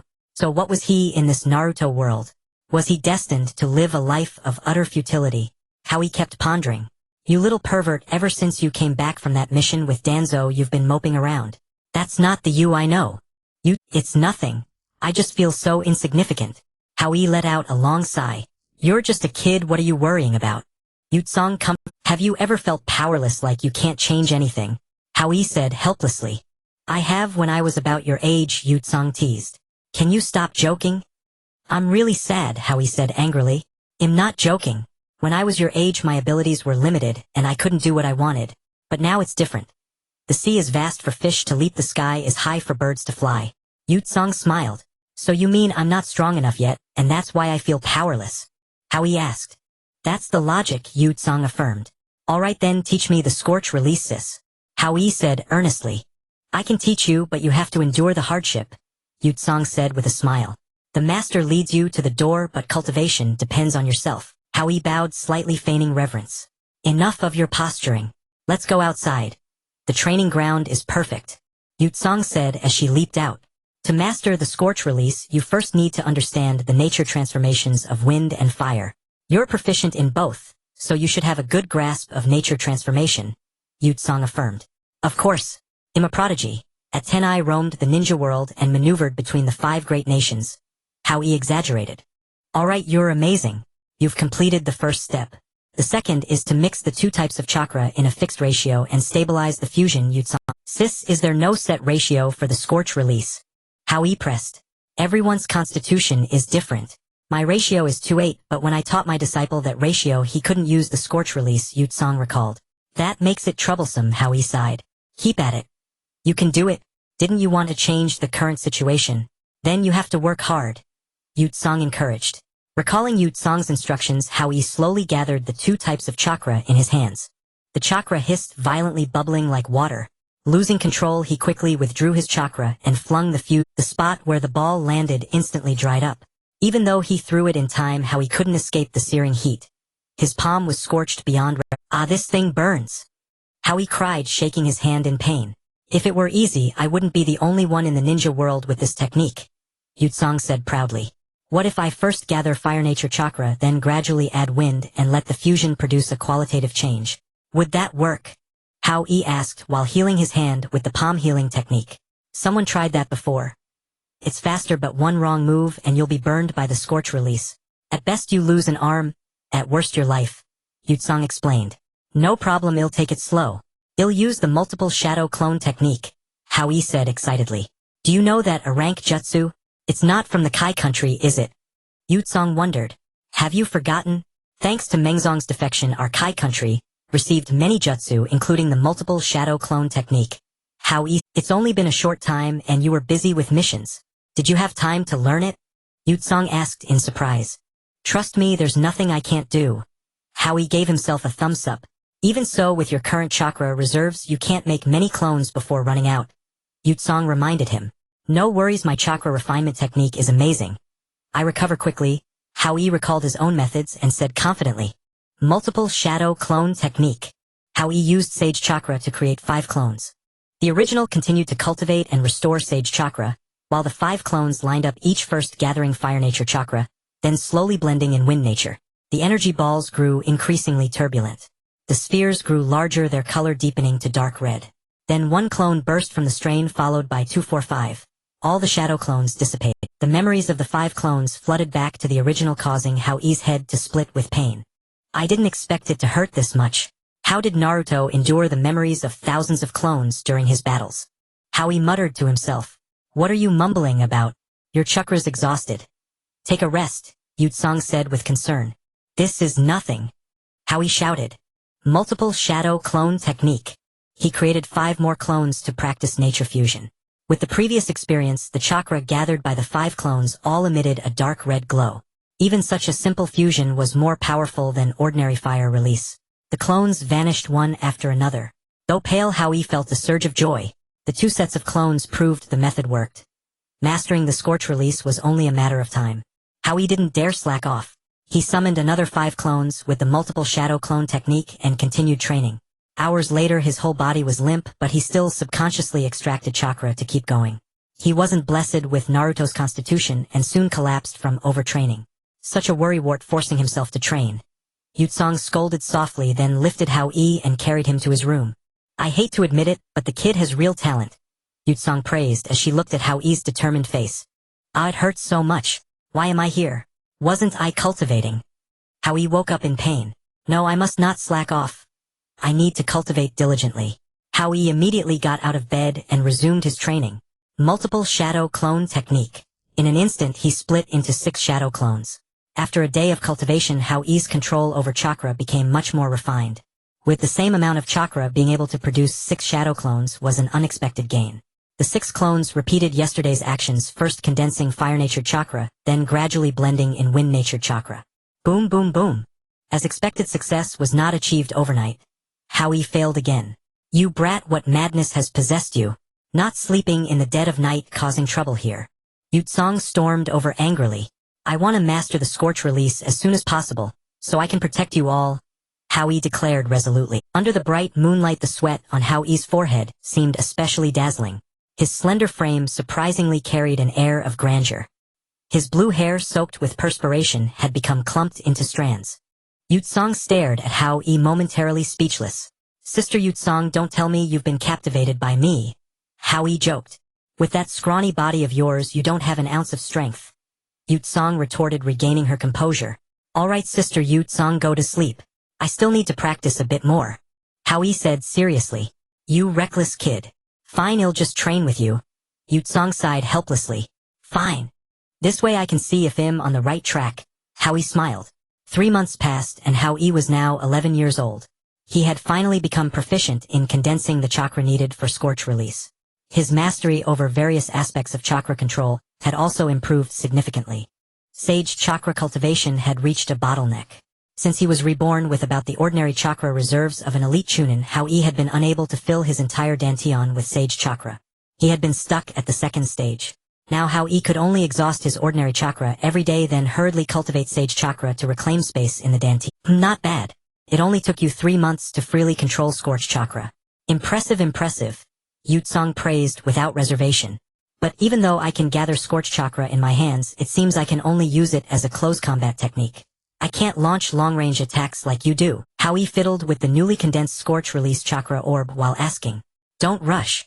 This is exactly what I was about to explain. the third stage scorch release ninjutsu. Yutsong said mysteriously. How long will that take? Hao Yi looked crestfallen on the verge of breaking down. Why are you in such a hurry? The ninja war is over and your suzerain state Konoha has won.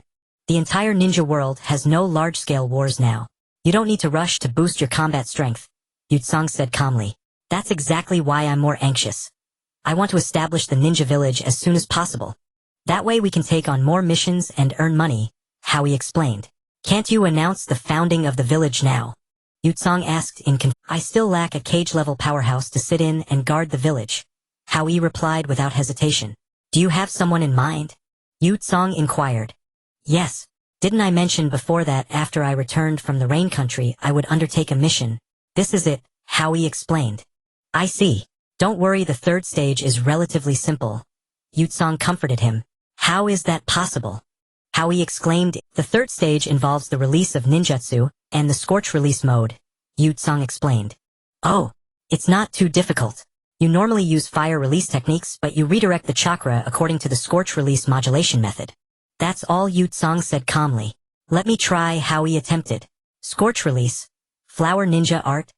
100 blossoms. Hao Yi quickly formed hand seals using the fire release technique while channeling the chakra in the scorch release modulation method. Several streams of magma-like substance swirled around the target Hao Yi had selected. The ground within a 5-meter radius was completely reduced to ash. This is too powerful. And this is only a crank jutsu, yet it deals such massive damage. Hao Yi was astonished. Scorch release was truly the most underestimated bloodline limit. Both wind and fire were offensive natures, and when they complemented each other the resulting bloodline limit was bound to be among the best. Not bad. You nailed the jutsu on the first try. Very impressive, Yutsong praised. Now I'll teach you the scorch release mode, she said with a smile. Great! Hao Yi exclaimed joyfully. The scorch release mode requires multitasking and strong mental focus. You need to gather scorch nature chakra at several points around your body forming scorch release chakra orbs. They can both defend and attack. Anything they touch dies instantly. Yutsong said viciously. Hao Yi tried according to her instructions. When it came to using mental energy, if Hao Yi claimed second, no one dared claim first. As for multitasking, he was still somewhat lacking. Hao Yi slowly gathered scorch nature chakra around him, and soon he succeeded in condensing it. Is this right, Sister Yutsong? Hao Yi asked. It looks similar, but watch mine. Yutsong activated her scorch release mode, and 6 orbs floated freely around her. My 6 orbs can all fly freely. I can control any orb to attack from any direction. Although it's not automatic, it's both offensive and defensive. Indeed, I have 6 scorch orbs too, but I can only perform one action at a time. They're not as flexible as your Sister Yutsong. Hao Yi analyzed. Keep practicing. Once you master this, I'll pass on my self-created scorch release ninjutsu to you. With that you'll at least reach cage-level strength. Yutsong said proudly. Why at least? Aren't you also only at Kage level, Sister Yutsong? Hao Yi asked. What am I? I've only just developed scorch release. Look at the Rakage. He only uses lightning nature, yet he's that formidable. And that's just a single nature. Imagine what a bloodline limit can achieve. Yutsong pondered. True, Hao Yi nodded. He thought about how to speed up his training in multitasking. Suddenly an idea struck him. The art of left-right mutual combat. If he could just learn to draw a circle with his left hand and a square with his right like Zhou Buodong, he would eventually master multitasking. With this thought, Hao Yi immediately threw himself into practice. Once, twice, 10 times. After countless failures, Hao Yi finally managed to draw a circle with his left hand and a square with his right. He eagerly tried the scorch release mode. Scorch release mode. Activate. Instantly 6 scorch chakra orbs emerged and moved at his will. Haha, I succeeded. Hao Yi jumped for joy. Pretty good, kid. You've graduated. Here are the scorch release ninjutsu I've developed over the years. I pass them on to you, Yutsong said with satisfaction. Ha! Thank you, Sister Yutsong. Hao Yi immediately snatched the scroll and even sniffed its fragrance. Enough. Don't be so perverse, Yutsong scolded. Hao Yi ignored her and slowly unrolled the scroll. Wow, it was this. Overjoyed, Hao Yi grabbed Yutsong in a tight hug, but he lost his balance and the two tumbled to the ground. It's just a ninjutsu, why so excited? You've even thrown me to the ground, Yutsong complained. What you gave me is the scorching release. Steam kill that resounds across the ninja world. Hao Yi excitedly shook Yutsong's hand. Small matter, see how happy you are, Yutsong said with a knowing smile. I want stand on ceremony, I'll keep it then. Hao Yi laughed. Just take it. Why say so much? Yutsong exclaimed. What's Kisame doing? Hao Yi asked. The surrendered Miss Ninja have been training the new recruits over 50 orphans, from before plus those from surrounding cities, totaling over 100. Yutsong recalled. Such a powerful figure still needs to teach. Call him over well set off and find another cage-level ally. Hao Yi instructed. Alright, you keep talking about a cage-level ally. I wonder which expert in the ninja world has caught your favor so much. Yutsong asked curiously. Kakuzu, have you heard of him? Hao Yi inquired. Never heard of him. Which village is he from? Yutsong wondered logically. Every village's cage-level powerhouse should be renowned across the ninja world. It was impossible for such an unknown figure to exist. He was once the most elite jonin of Tsuchikage. To showcase its power, and also fearing Konoha's development, the village sent him to assassinate the first Hokage. Hao Yi slowly narrated. A figure from the era of the first Hokage. He must be over 80 years old. Yutsong exclaimed in surprise. Don't rush. Later his assassination failed and Tsuchikage feared being implicated. So they tried to kill him, but he fought back, stole the village's secret technique. Earth grudge fear, and defected from the village. Hao Yi continued. I see. It makes sense that Tsuchikage could produce a cage-level shinobi. After all, it's the only village outside the 5 great nations capable of sealing tailed beasts. Yutsong recalled Tsuchigage's history. Chief, you called for me. Kisame quickly arrived at the training ground. Yes, the 3 of us need to go on a mission together. Hao Yi instructed. When do we depart? Kisame asked. Now. Hao Yi declared firmly. So urgent. I wanted to go back and prepare. Kisame grumbled. Let's go. This mission is unusual. Basic combat preparations want help. Hao Yi said and walked off. The 2 followed closely. Where are we going to find him? Yutsong asked. I don't know the exact location. I only know he's extremely fond of money, so he should be found at bounty exchange centers. Let's check them one by one. We should find something. Hao Yi speculated. The world is so big, are we going to try each one? Kisame couldn't help but question. It's fine, there's no war now. With our strength we should be able to walk unopposed. Yutsong said confidently. While we travel, let me explain about this living fossil of the ninja world. Hao Yi said. Yes, know yourself and know your enemy, and you will never be defeated. Yutsong nodded. Kakuzu's secret technique, Earth Grudge Fear, is quite remarkable. His body can be freely stitched together, and he has 5 hearts equivalent to 5 lives, and is an all-attribute ninja. Hao Yi explained. What? 5 lives? Kisame exclaimed in surprise. Yes. Not only that, he's a living fossil of the ninja world. His proficiency in each nature transformation has reached the pinnacle. He is the peak of ordinary ninjas. That makes it quite difficult, Yutsong remarked. Moreover, these 5 hearts can move and attack independently. When the main body dies, 1 heart returns to the main body and it revives. So it's like 5 people, Kisame deduced. Not only that, Kakuzu can gain vitality by exchanging hearts, making him nearly immortal. Was this kind of jutsu really created by Tsuchikage? Yutsong asked incredulously. Yes, capturing such a ninja alive would be extremely difficult, Kisame said gloomily. Although he has 5 lives, we all have powerful ninjutsu with high attack power, so we probably won't need to kill him that many times. Hao Yi speculated. Can we kill him by destroying all 5 hearts at once? Yutsong pressed. Pretty much, but we can't do that. At most we can kill 4. We need to leave 1 life, so he can join Hanagakure. Hao Yi stopped. Haha, you're quite confident. Such a figure who has been active in the ninja world for 5 or 6 decades is not that simple, Yutsong sighed. We're here, that's the bounty exchange center ahead. Kisame called out. Let's go check it out. Hao Yi and the group rushed inside. It seems he's not here. Hao Yi looked at the others. Next one, Yutsong said while marking a cross on the... Yes, okay. Hao Yi nodded and continued searching. Sigh, the entire land of fire has no trace. Yutsong marked another cross. How about we check other great nations? Kisame suggested. I feel like I've overlooked something. Hao Yi pondered. We only have his name, so we can only track him this way, and he's constantly moving around. There's a high chance we won't encounter him, Yutsong analyzed. Do you think these rogue ninja are more likely to be in large nations or small countries? Hao Yi mused. If they're at the chunin or jonin level, they'd definitely be in small countries. But for someone with cage-level strength and an immortal old monster, it's hard to say, Yutsong said. Yes, I think I have an idea, Hao Yi smiled. What idea? Kisame leaned in. It's simple.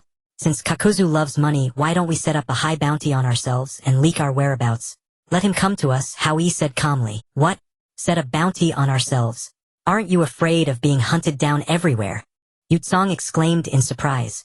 It's fine, I'll be the only one on the bounty list. You have to trust in Scorching Release, and my clan's secret technique is about to reach the second stage. Once I reach it, I'll be a super cage level ninja. Hao Yi said confidently. Right now you're only at elite Jonin chakra level, and with Scorching Release and your teleportation you barely qualify as cage level. Do you know how monstrous super cage level is? Yutsong reminded him. Alright, let's just wait and see about the future. Now let's go set the bounty. Hao Yi instructed. How much should the bounty be? Yutsong called out. 50 million might be too little, let's make it 100 million Rio. Hao Yi said casually. 100 million Rio. Even cage-level experts would be tempted. Are you sure? Yutsong warned. Of course, don't forget we have 3 cage-level powerhouses here. Hao Yi looked at the others. Fine, but the Bounty Exchange Center requires specific information, Yutsong muttered. Then provide my photo the story of the Canopy Bridge incident, and that I'll be visiting the land of rice fields within the next month. Hao Yi said playfully. Why mention the land of rice fields? Can't we just stay nearby? Yutsong asked. Since others are coming to find us, we might as well go to the land of rice fields and have some fun. I recall there are some promising talents there, so we can rescue them along the way. Hao Yi thought of Gurin and the Sound 5 and said. Soon Hao Yi and his 2 companions arrived at the land of fields. You little lecher, I've been managing the village for months, so how come I never found out how you gather intelligence? Yutsong asked curiously. What intelligence system? I'm just going by hearsay, Hao Yi replied perfunctorily. Then why are you recruiting people in the land of fields? Yutsong asked. Which country doesn't have a few good seeds? Hao Yi said with a smile. Fine, keep it to yourself then, stingy. Yutsong said with slight anger. Leader, we've arrived at the land of fields. Where are we going? Gui Zhao asked. Just wander. Actually, it's to lure Jiao Du, Hao Yi said casually. Let's just treat it as a trip, then we'll head to the capital, Yutsong laughed. Fine, you're the boss, you decide, Hao Yi said. I didn't expect that after the war the land of fields, which has no ninja village, could still be so prosperous. The group walked on the streets of the capital of the land of fields. Those people are in a hurry and being secretly followed. They don't look like good people at first glance, Yutsong said, seeing the 3 people quickly leaving ahead. That child looks so much like Hong Lian. Hao Yi muttered to himself. Let's follow them and see, Hao Yi ordered. The 3 of them closely followed the group. Stop running, surrender, and your daughter might live. A dozen ninja-dressed people surrounded the family of 3, including Hong Lian. Don't think I don't know you're just coveting my daughter's Kekiai Genkai. Even if we die, we won't submit to you, the woman shouted loudly. Stop, I only want your daughter. Maybe we'll get a descendant with the crystal release Kekiai Genkai. As for your lives, we couldn't care less, the leader laughed. It really is Hong Lian. What a coincidence. I came to try my luck and now she appears right before me. Hao Yi thought to himself. Enough, since you want surrender, well, attack. The leader shouted, making an unknown gesture. Everyone unleashed their ninjutsu, simultaneously aiming at Hong Lian's parents. Earth release, earth wall formation. Hong Lian's mother instantly erected a thick earth wall blocking the attack. Lightning release, false start. Hong Lian's father seized the gap and unleashed a lightning release jutsu, killing several enemies in one blow. Kidnap his daughter. Seeing the couple's tenacity, the leader had a wicked idea. Let's move too. If we don't act now, the enemies will be wiped out. If we show up later, we'll be mistaken for enemies. Hao Yi finished speaking and joined the battle directly. Scorch release, flower ninja art, 100 flowers, entanglement. Scorch release, over steam, kill. The 2 struck swiftly and a dozen ninja turned into mummies in an instant. For the first time, Hao Yi felt the thrill of a one-hit kill with his own strength. Who are you? Hong Lian's mother asked. Just righting a wrong, that's all, Hao Yi said nonchalantly. Are you also Kekiai Genkai users? Hong Lian asked curiously. Hong Lian, don't be rude. Hong Lian's mother scolded. It's fine, auntie, don't blame your daughter. It's not a secret. We have the Scorch release Kekiai Genkai. Hao Yi explained. Hong Lian is naive. She doesn't know that ninjutsu is everyone's secret. Please don't mind, Hong Lian's mother apologized. It's fine. Which village are you from? Hao Yi asked curiously. We're clan ninja from around here, but now only the 3 of us remain. Hong Lian's father interjected. Having a daughter with such a powerful Kekiai Genkai makes traveling through the ninja world too dangerous. Hao Yi there's no helping it. Other villages won't casually accept outsider ninja. Hong Lian's mother sighed. How about you come to our land of vegetables? Work as a ninja in our village. We'll provide you protection, and you'll also take on the mission of protecting the country. Hao Yi said slowly. The land of vegetables. Isn't that even smaller than the land of fields? Doesn't it also have no ninja village? Hong Lian's father exclaimed in surprise. It doesn't have one now, but it will after we finish a certain matter. If you join us, you'll be founding members, and it won't affect you much. You can even rebuild your clan, Hao Yi tempted. We need to think it over, Hong Lian's mother said after thinking. What's there to think about? Even those 10 rogue ninja dared to attack you. Hao Yi said exaggeratedly. You're not going to treat Hong Lian as a tool for breeding clan descendants, are you? Hong Lian's mother asked cautiously. Don't worry, we're also Kekiai Genkai. You don't need to worry about that. Hao Yi waved his hand. All right then, we'll join you. Hong Lian's parents considered and nodded. Okay then, you go to the land of vegetables first. No wait, there are guards there now. You can't enter, Hao Yi said troubledly. It's fine, I've already thought of that, Yu Tsang said smugly. Take this scroll to the land of vegetables. It contains my token. Someone will arrange for you when you arrive. Yu Tsang continued. Earlier when we left the village, it was only said we were going on a mission, not recruiting. How did you know and even prepared a secret letter in advance? Hao Yi asked in confusion. Every day no fewer than dozens of people come to the land of vegetables seeking refuge. I designed it for you, Yu Tsang explained. Earth release Earth Spear. Suddenly several people attacked Hao Yi from behind. Water release Water Dragon Bullet Gue Jiao instantly unleashed a Blevel Jutsu in retaliation. A water dragon shattered the Earth Spear and flew towards the attackers' faces. With a cry of, the attackers were fatally wounded. Not good, this is a tough nut. The others felt the danger and pulled out signal. Scorch release over steam kill. Yu Tsang quickly formed hand seals.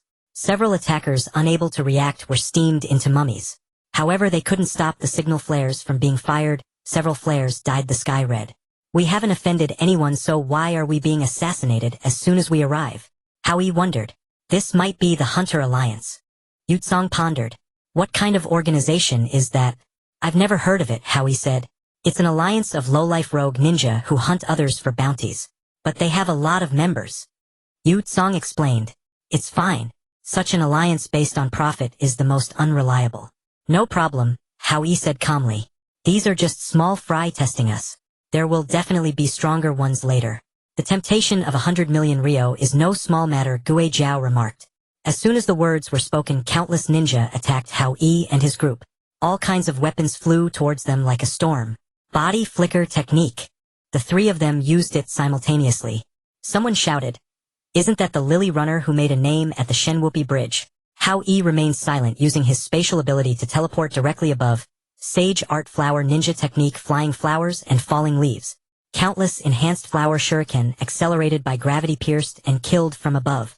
In an instant, chaos ensued. Large numbers of bodies lay twisted on the ground along with various broken earth release defensive techniques. Now that Hao Yi's Dantian was nearly full of sage chakra, he was no longer the same as during the Third Shinobi World War.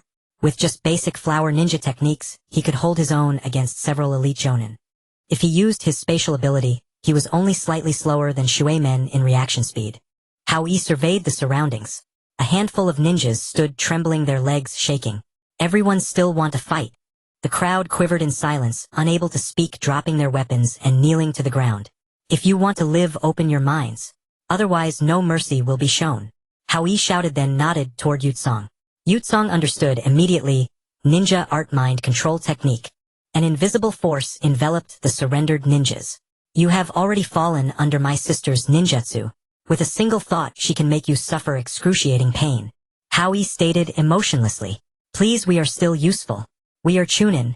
We can guard your gates or something. Don't kill us. One man gathered his courage and spoke. Fine. Take your men to the country of vegetables. We'll see how you perform. If you do well, it'll lift the ninjutsu. Hao Yi never forgot his recruitment efforts. Yu Tsang cooperatively tossed over a scroll as proof of identity.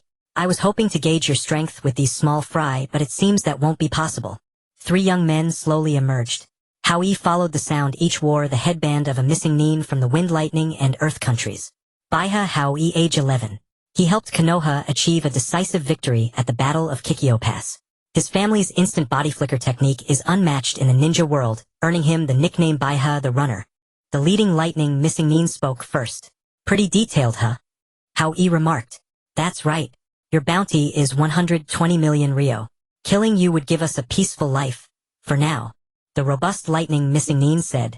Ha! 120 million. Not 100 million. Hao Yi asked in surprise. Besides the 100 million bounty, there's another 20 million bounty on you. I didn't even count the dozens of smaller bounties. Explained the dark-skinned earth missing Nin. Enough small talk. Let's move. The wind missing Nin barked. As he finished, he launched an attack. Wind-style great breakthrough. Several massive wind blades hurtled toward Hao Yi's group. Water-style water wall formation. Kisame, knowing Hao Yi had no defensive skills, instantly cast the technique. A colossal waterfall descended from the sky, its currents continuously countering the wind blades. Silence returned. Lightning-style instantaneous movement. The robust man appeared behind Hao Yi in an instant. Lightning-style instant slash. Lightning-natured chakra covered his entire body, and the blade extended several meters with a lightning-like substance. Hao Yi instantly activated Scorch-style mode, directing a ball of fire to melt the ground beneath the robust man. Caught off guard, the robust man fell into the Kisame, capture him alive. Hao Yi shouted. Water-style water prison technique. Kisame quickly cast the jutsu. Earth-style underground submarine voyage. The earth missing Nin immediately submerged into the earth and carried the robust man away. Kisame's water technique proved futile. These three have excellent coordination. Hard to believe they come from 3 different countries. Yutsong mused. Indeed, their combat techniques and awareness are at the level of elite Jonin. Kisame sighed. You're not bad yourselves, the 3 laughed. Now it's our turn, Kisame said, taking the lead. Water-style great waterfall technique. A torrent of water surged toward the 3 missing Nin. Earth-style earth wall formation. A wall of earth rose like a fortress, blocking the water's path. Once this brank defensive technique was activated, most wouldn't abandon such excellent protection. The enemy missing Nin must be behind the earth wall. Seizing the moment, Hao Yi commanded 6 Scorch-style spheres to circle behind the earth wall and surround the enemy. Wind-style vacuum serial waves.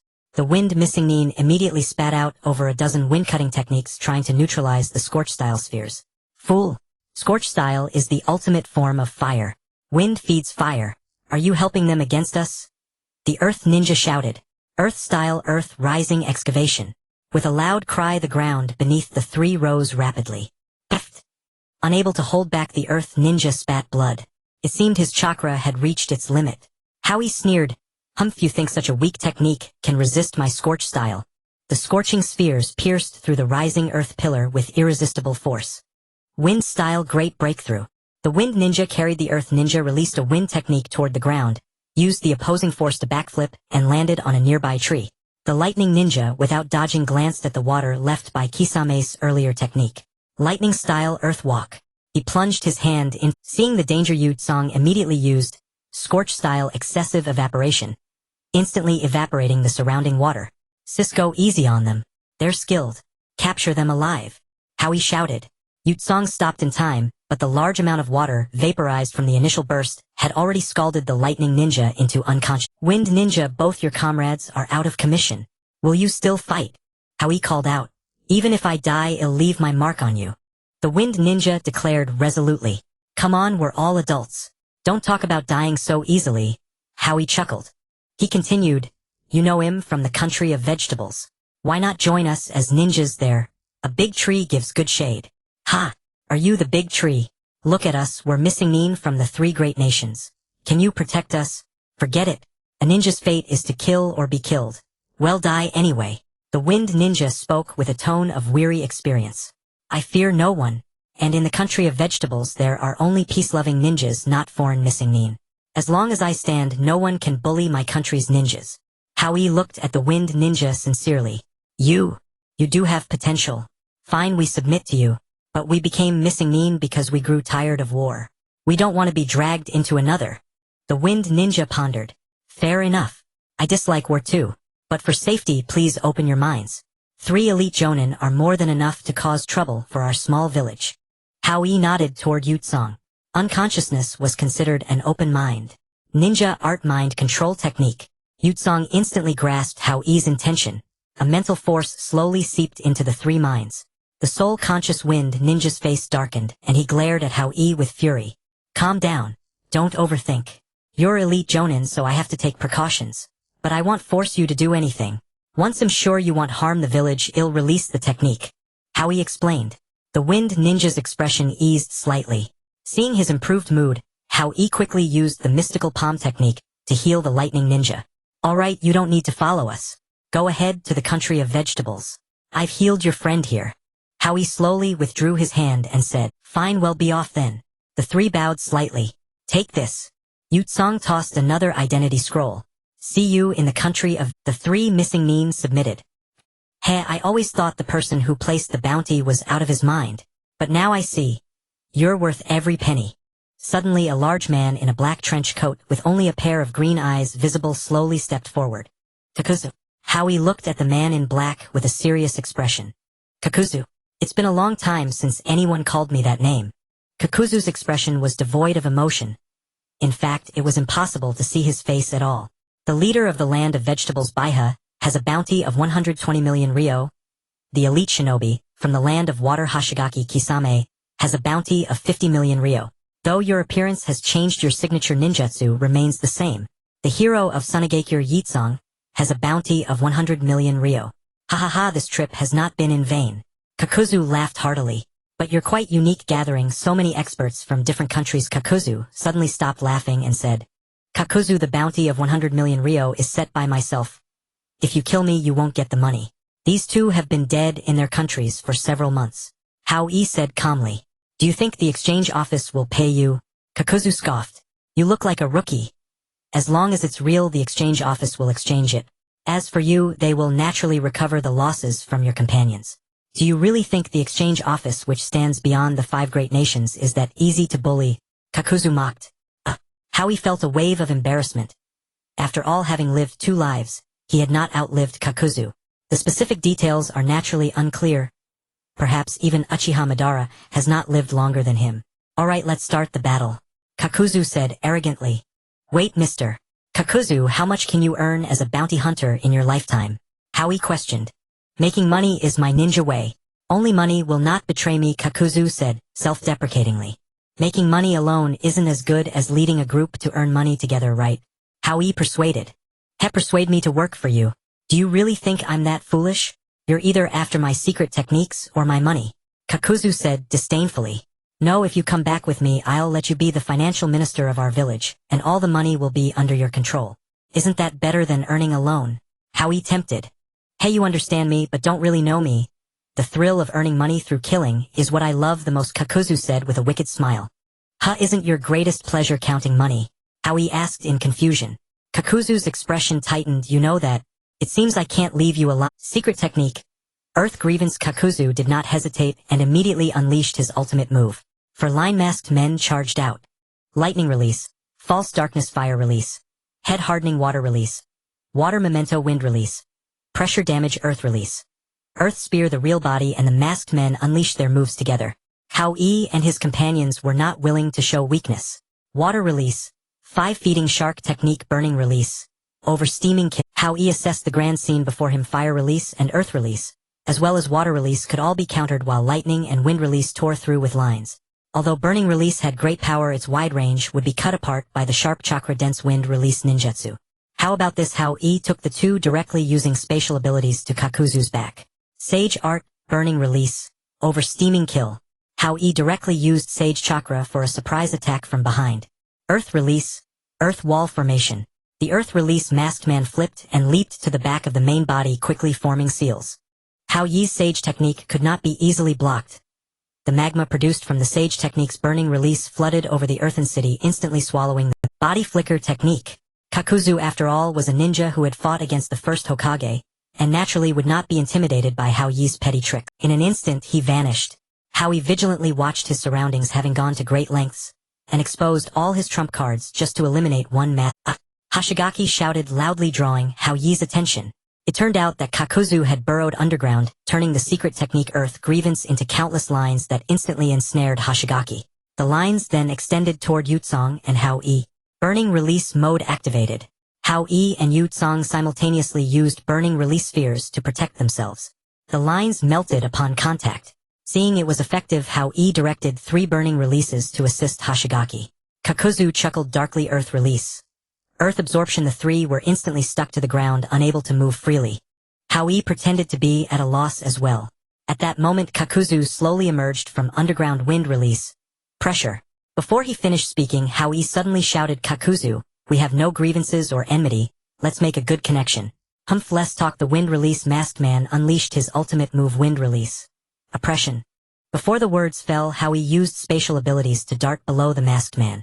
After months of training with kunai, the moment had finally come. One stab pierced the masked man's heart. The entire action was fluid, taking less than half a second. Hao Yi did not stop and continued to thrust towards the main body. Kakuzu, after all, was an experienced ninja and subconsciously dodged the fatal blow. Hao Yi pursued relentlessly, using spatial abilities to position himself directly behind Kakuzu. With a strike from the kunai, he directly killed Kakuzu's real body. "He must be dead if he's been dismembered, right?" Yutsong asked. "It's not that simple. The masked men can save the main body." Hao Yi, having read the original work, understood Kakuzu's situation well. Sage art, flower ninja technique, falling flowers and leaves. Hao Yi took advantage of Kakuzu's unstable merging to attack first. Countless flower shuriken pierced Kakuzu, leaving him feeling cold. Along with the merged masked man shot dead. "Hashigaki, prepare to bind him," Hao Yi hurriedly instructed. "What? There's no water here. My powerful binding technique is only in water," Hashigaki said helplessly. Of course, the shark face always looked rather helpless. Water release. Great shark bullet technique. He struck the ground, forcefully breaking through to the water below. Water release. Exploding water shockwave technique. Hashigaki then used a large-scale ninjutsu to alter the terrain, turning the land into a lake in an instant. Only then did Hashigaki nod in satisfaction. Water prison technique instantly trapped Kakuzu. Perhaps only the water prison technique connected to the water veins was the strongest. The last masked man gradually merged into Kakuzu's body. However, Hao Yi did not take action, quietly watching Kakuzu slowly revive. Kakuzu slowly opened his eyes and glanced around. His expression turned heavy. "Mr. Kakuzu, can we talk now?" Hao Yi spoke from a position of power. At such an old age, it's time for this moment to arrive. Kakuzu suddenly laughed again. "Let me tell you the truth. How much can you earn in a year alone?" "About 1 billion ryo, I suppose," Kakuzu said modestly. "See, it's just 1 billion ryo. How can you earn 1 billion ryo in a year?" Hao Yi was taken aback. It's been easier to earn in recent years," Kakuzu boasted. Hao Yi finally understood why Konan had so much money to buy so many explosive tags. "Alright, even if it's 1 billion ryo, I'll make you the financial minister of our village with all finances under your control. You'll definitely earn more than you do now." Hao Yi tempted. "No way, your little country doesn't even have a village," Kakuzu dismissed. "You don't believe me? In the land of vegetables there are nearly 100,000 children of every age, which means in 3 years there will be 100,000 genin each year." Hao Yi calculated. "And then," Kakuzu said indifferently, 100,000 genin means 3000 ninja teams. Each team takes on about 20 drank missions a year, averaging about 30,000 ryo per mission, with the ninja village taking 40. Calculate how much that is." Hao Yi and his party swiftly returned to the village.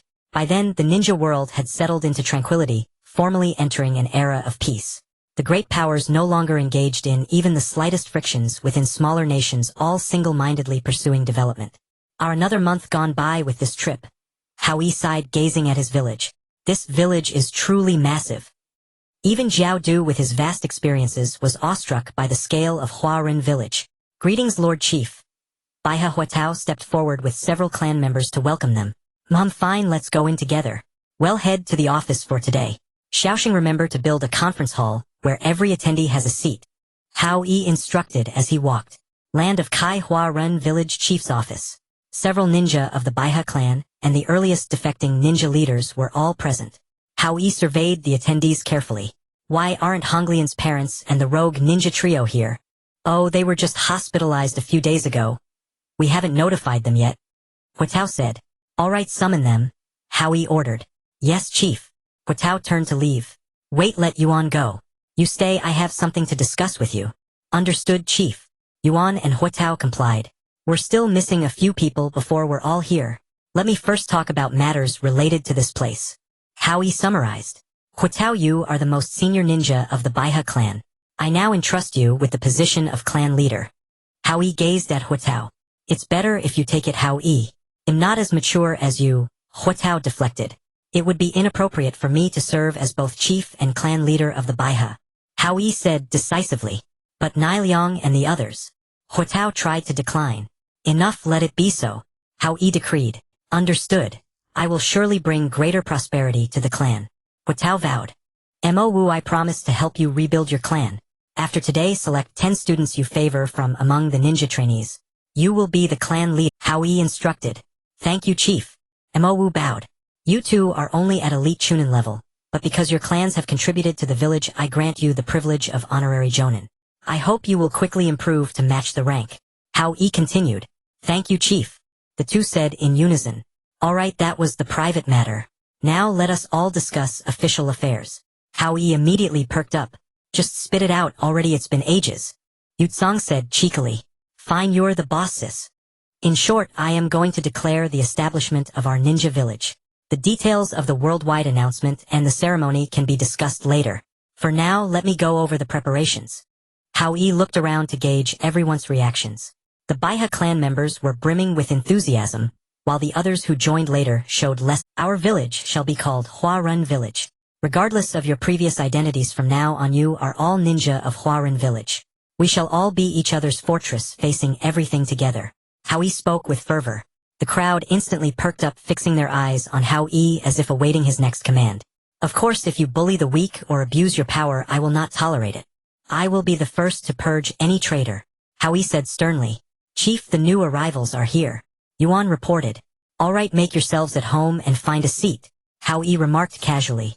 Xiaoxing go tomorrow to customize our village's headbands, using a flower as the emblem. Understood, Chief. I now appoint Yutsong as vice leader with the authority to exercise the chief's powers and temporarily mobilize the entire village in my stead, Hao Yi decreed. That's too much power. Yutsong exclaimed in disbelief. It's fine. You are the one here who has come closest to the Kage position. You deserve it. Hao Yi said confidently. Jiao Du will be the finance minister responsible for all village income and expenditure. Gui Jiao will be the missions minister overseeing the distribution and acceptance of all village missions. King Ci will be the civil affairs minister managing the village's livelihood, welfare, and subsidies. By the way, Gui Jiao, what's your girlfriend's name? Hao Yi smirked slyly. What girlfriend? No. Gui Jiao's great white shark-like face instantly flushed as if boiled. Still shy. Alright, let it be her. She will be the education minister. She and her comrades will serve at the school, nurturing the next generation. What are your names? Hao Yi looked at the three ninja who had attacked them in the land of Tian. Wind release ninja Sha, Earth release ninja Sure, Lightning release ninja Soon. The three introduced themselves. Alright, got it. Earth release ninja Sure will be the intelligence minister. Wind release ninja Soon will be the security minister. Lightning release ninja will be the dark minister. Yuan Yilin will be the medical minister responsible for all medical affairs of the village. Meng Zong will be the interrogation minister overseeing trials. Mother Honglian, what are your names? My name is Jing and my husband is Han, said Mother Honglian. Alright Jing, you will be the records minister responsible for collecting and organizing all personnel records of the village. Alright, that's all the ministers. We obey your orders. The crowd accepted. Good, you are all elite jonin of Huarun Village. Next are the vice ministers. Baiha Huatao as vice security minister, Mo Wu as vice intelligence minister, Baiha Xiaoxing as vice civil affairs minister, Zhu Jimin as vice interrogation minister, Baiha Yuan as vice finance minister. The other ministers are to arrange their own deputies and report to me. Hao Yi instructed. Understood, Chief. Everyone responded. Vice ministers assist the ministers in managing their departments. The three rogue ninja brothers and Han are appointed as chief's guards jonin. Zhujian and Niliang are appointed as special jonin. All others are to be recorded by the records department, assessed as genin. Chunin level requires an application submitted to me for approval. Roger. Everyone's voices were resounding and powerful. Furthermore, when appointing subordinates, no one may use their former retainers. Everyone must be assigned based on ability. Anyone who forms factions or promotes cronies will be immediately dismissed from their post. Yes, Chief. The crowd echoed. Alright, from now on a meeting of jonin and above will be held once every 5 years. All jonin have voting rights accounting for 50 of the total. All ministers account for 10. The vice leader accounts for 10. The chief accounts for 10. So good. The crowd chattered below. Alright, quiet down. Let it be done. Hao Yi ordered. Records department immediately compile the roster. Civil Affairs Department immediately tally the positions in each department. Also calculate specific salary packages, allowances for non-mission periods, and so on. Also build a meeting hall. A large hall that can accommodate 1000 people. Yes, Chief. The crowd accepted. Alright, Xiaoxing Jiao Du and Sister Yu Tsang stay behind. The rest of you may leave. Hao Yi waved his hand and said, Xiao Shang, have you been managing the village these past few days? Hao Yi asked. Yes, Chief, Xiao Shang replied. Alright, hand over the financial details to Minister Jiao Du. Hao Yi instructed. Understood, Chief. Xiao Shang said respectfully. Minister Jiao Du, we currently have 25 million Rio in cash, but there is also an external debt of 500 million Rio owed to the laborers. What? There's debt? Hao Yi, you've tricked me. Jiao Du shouted angrily at Hao Yi. Don't rush, take it slow. This is just the beginning. Hao Yi said calmly. Also, the leisure clubs have already opened 7 branches. 1 in each of the capitals of the 5 great nations, the land of hot water and the land of the moon. The ones already operating in the land of fire and the land of lightning earn about 500,000 Rio per day. Xiao Shang continued. What kind of business is so profitable? 800,000 Rio a day. That means one store earns 280 million Rio a year. With 7 stores, that's sheer profit. Jiao Du exclaimed. You can discuss the business details with Xiao Shang later. How many ninjas do we have in the village now? Hao Yi turned his attention back to Xiao Shang. Roughly around 1,000, including many former members of the Hunter Alliance who came to join us. Xiao Shang hesitated. Good. A large number isn't a problem, but a shortage would be. Hao Yi affirmed. Then he called out to Jiao Du, see. Many hands make light work. These are just a few commercial projects. There will be more later, and it's faster than working alone, isn't it? Of course, Jiao Du nodded greedily. In our ninja village, there are generally 2 ways to make money: commerce and missions. Taxes and national subsidies are negligible, so we don't need to worry about them. Hao Yi analyzed. Got it. If there's nothing else, I'll go discuss the finances with young Xiao Shang. Jiao Du's eyes lit up as he looked at Xiao Shang. Alright, arrange accommodation for him and hand over the financial duties. Hao Yi had no choice but to go along. Yes, Chief. Before Xiao Shang could bow, Jiao Du pulled him away, too impatient to wait. Thank you for thinking so highly of me. Letting me be your second-in-command. Yu Tsang said, moved. Who else but you? You're my sister, a hero of the Sand Village, and someone who could even become a Kage. Who else would I choose? Hao Yi deflected. But I still don't understand. I get that the early joiners got high positions, but why did those who just joined also become ministers? Yu Tsang wondered. It's simple. They were jonin of the great nations, so their strength speaks for itself. Besides, they're rogue ninjas. Without a proper title, they'd wander around and cause unnecessary trouble. Hao Yi said calmly. Is that what you meant about me? Yu Tsang asked sadly. Come on, I'll always save the best for you. You're in charge here and I'll listen to you. Hao Yi laughed. Alright, stop joking. You made the Hanagakure clan members vice ministers to keep them in check, didn't you? Not at all. The Hanagakure clan deserves the credit for where we are today, so their positions are well earned. Secondly, I know their abilities well, so this division makes sense. Most importantly, by having the clan members work under these jonin, their skills can improve. Hao Yi spoke sincerely. You're such a clever little fox. Yu Tsang patted Hao Yi on the back, grinning. Ha, speaking of which, who should we invite to our village founding ceremony? Hao Yi mentioned casually. For that, well, definitely invite the 5 great nations, though only Konoha is likely to come, probably just a representative. Then the leaders of neighboring ninja villages. Also daimyo of countries without ninja villages like the Land of Waves. They're all mission channels, Yu Tsang analyzed. That sounds good. Should we also showcase our village's strength during the ceremony? Hao Yi asked. If possible, yes. That way we'll get more missions in the future. But with our current resources, we can probably only intimidate small countries.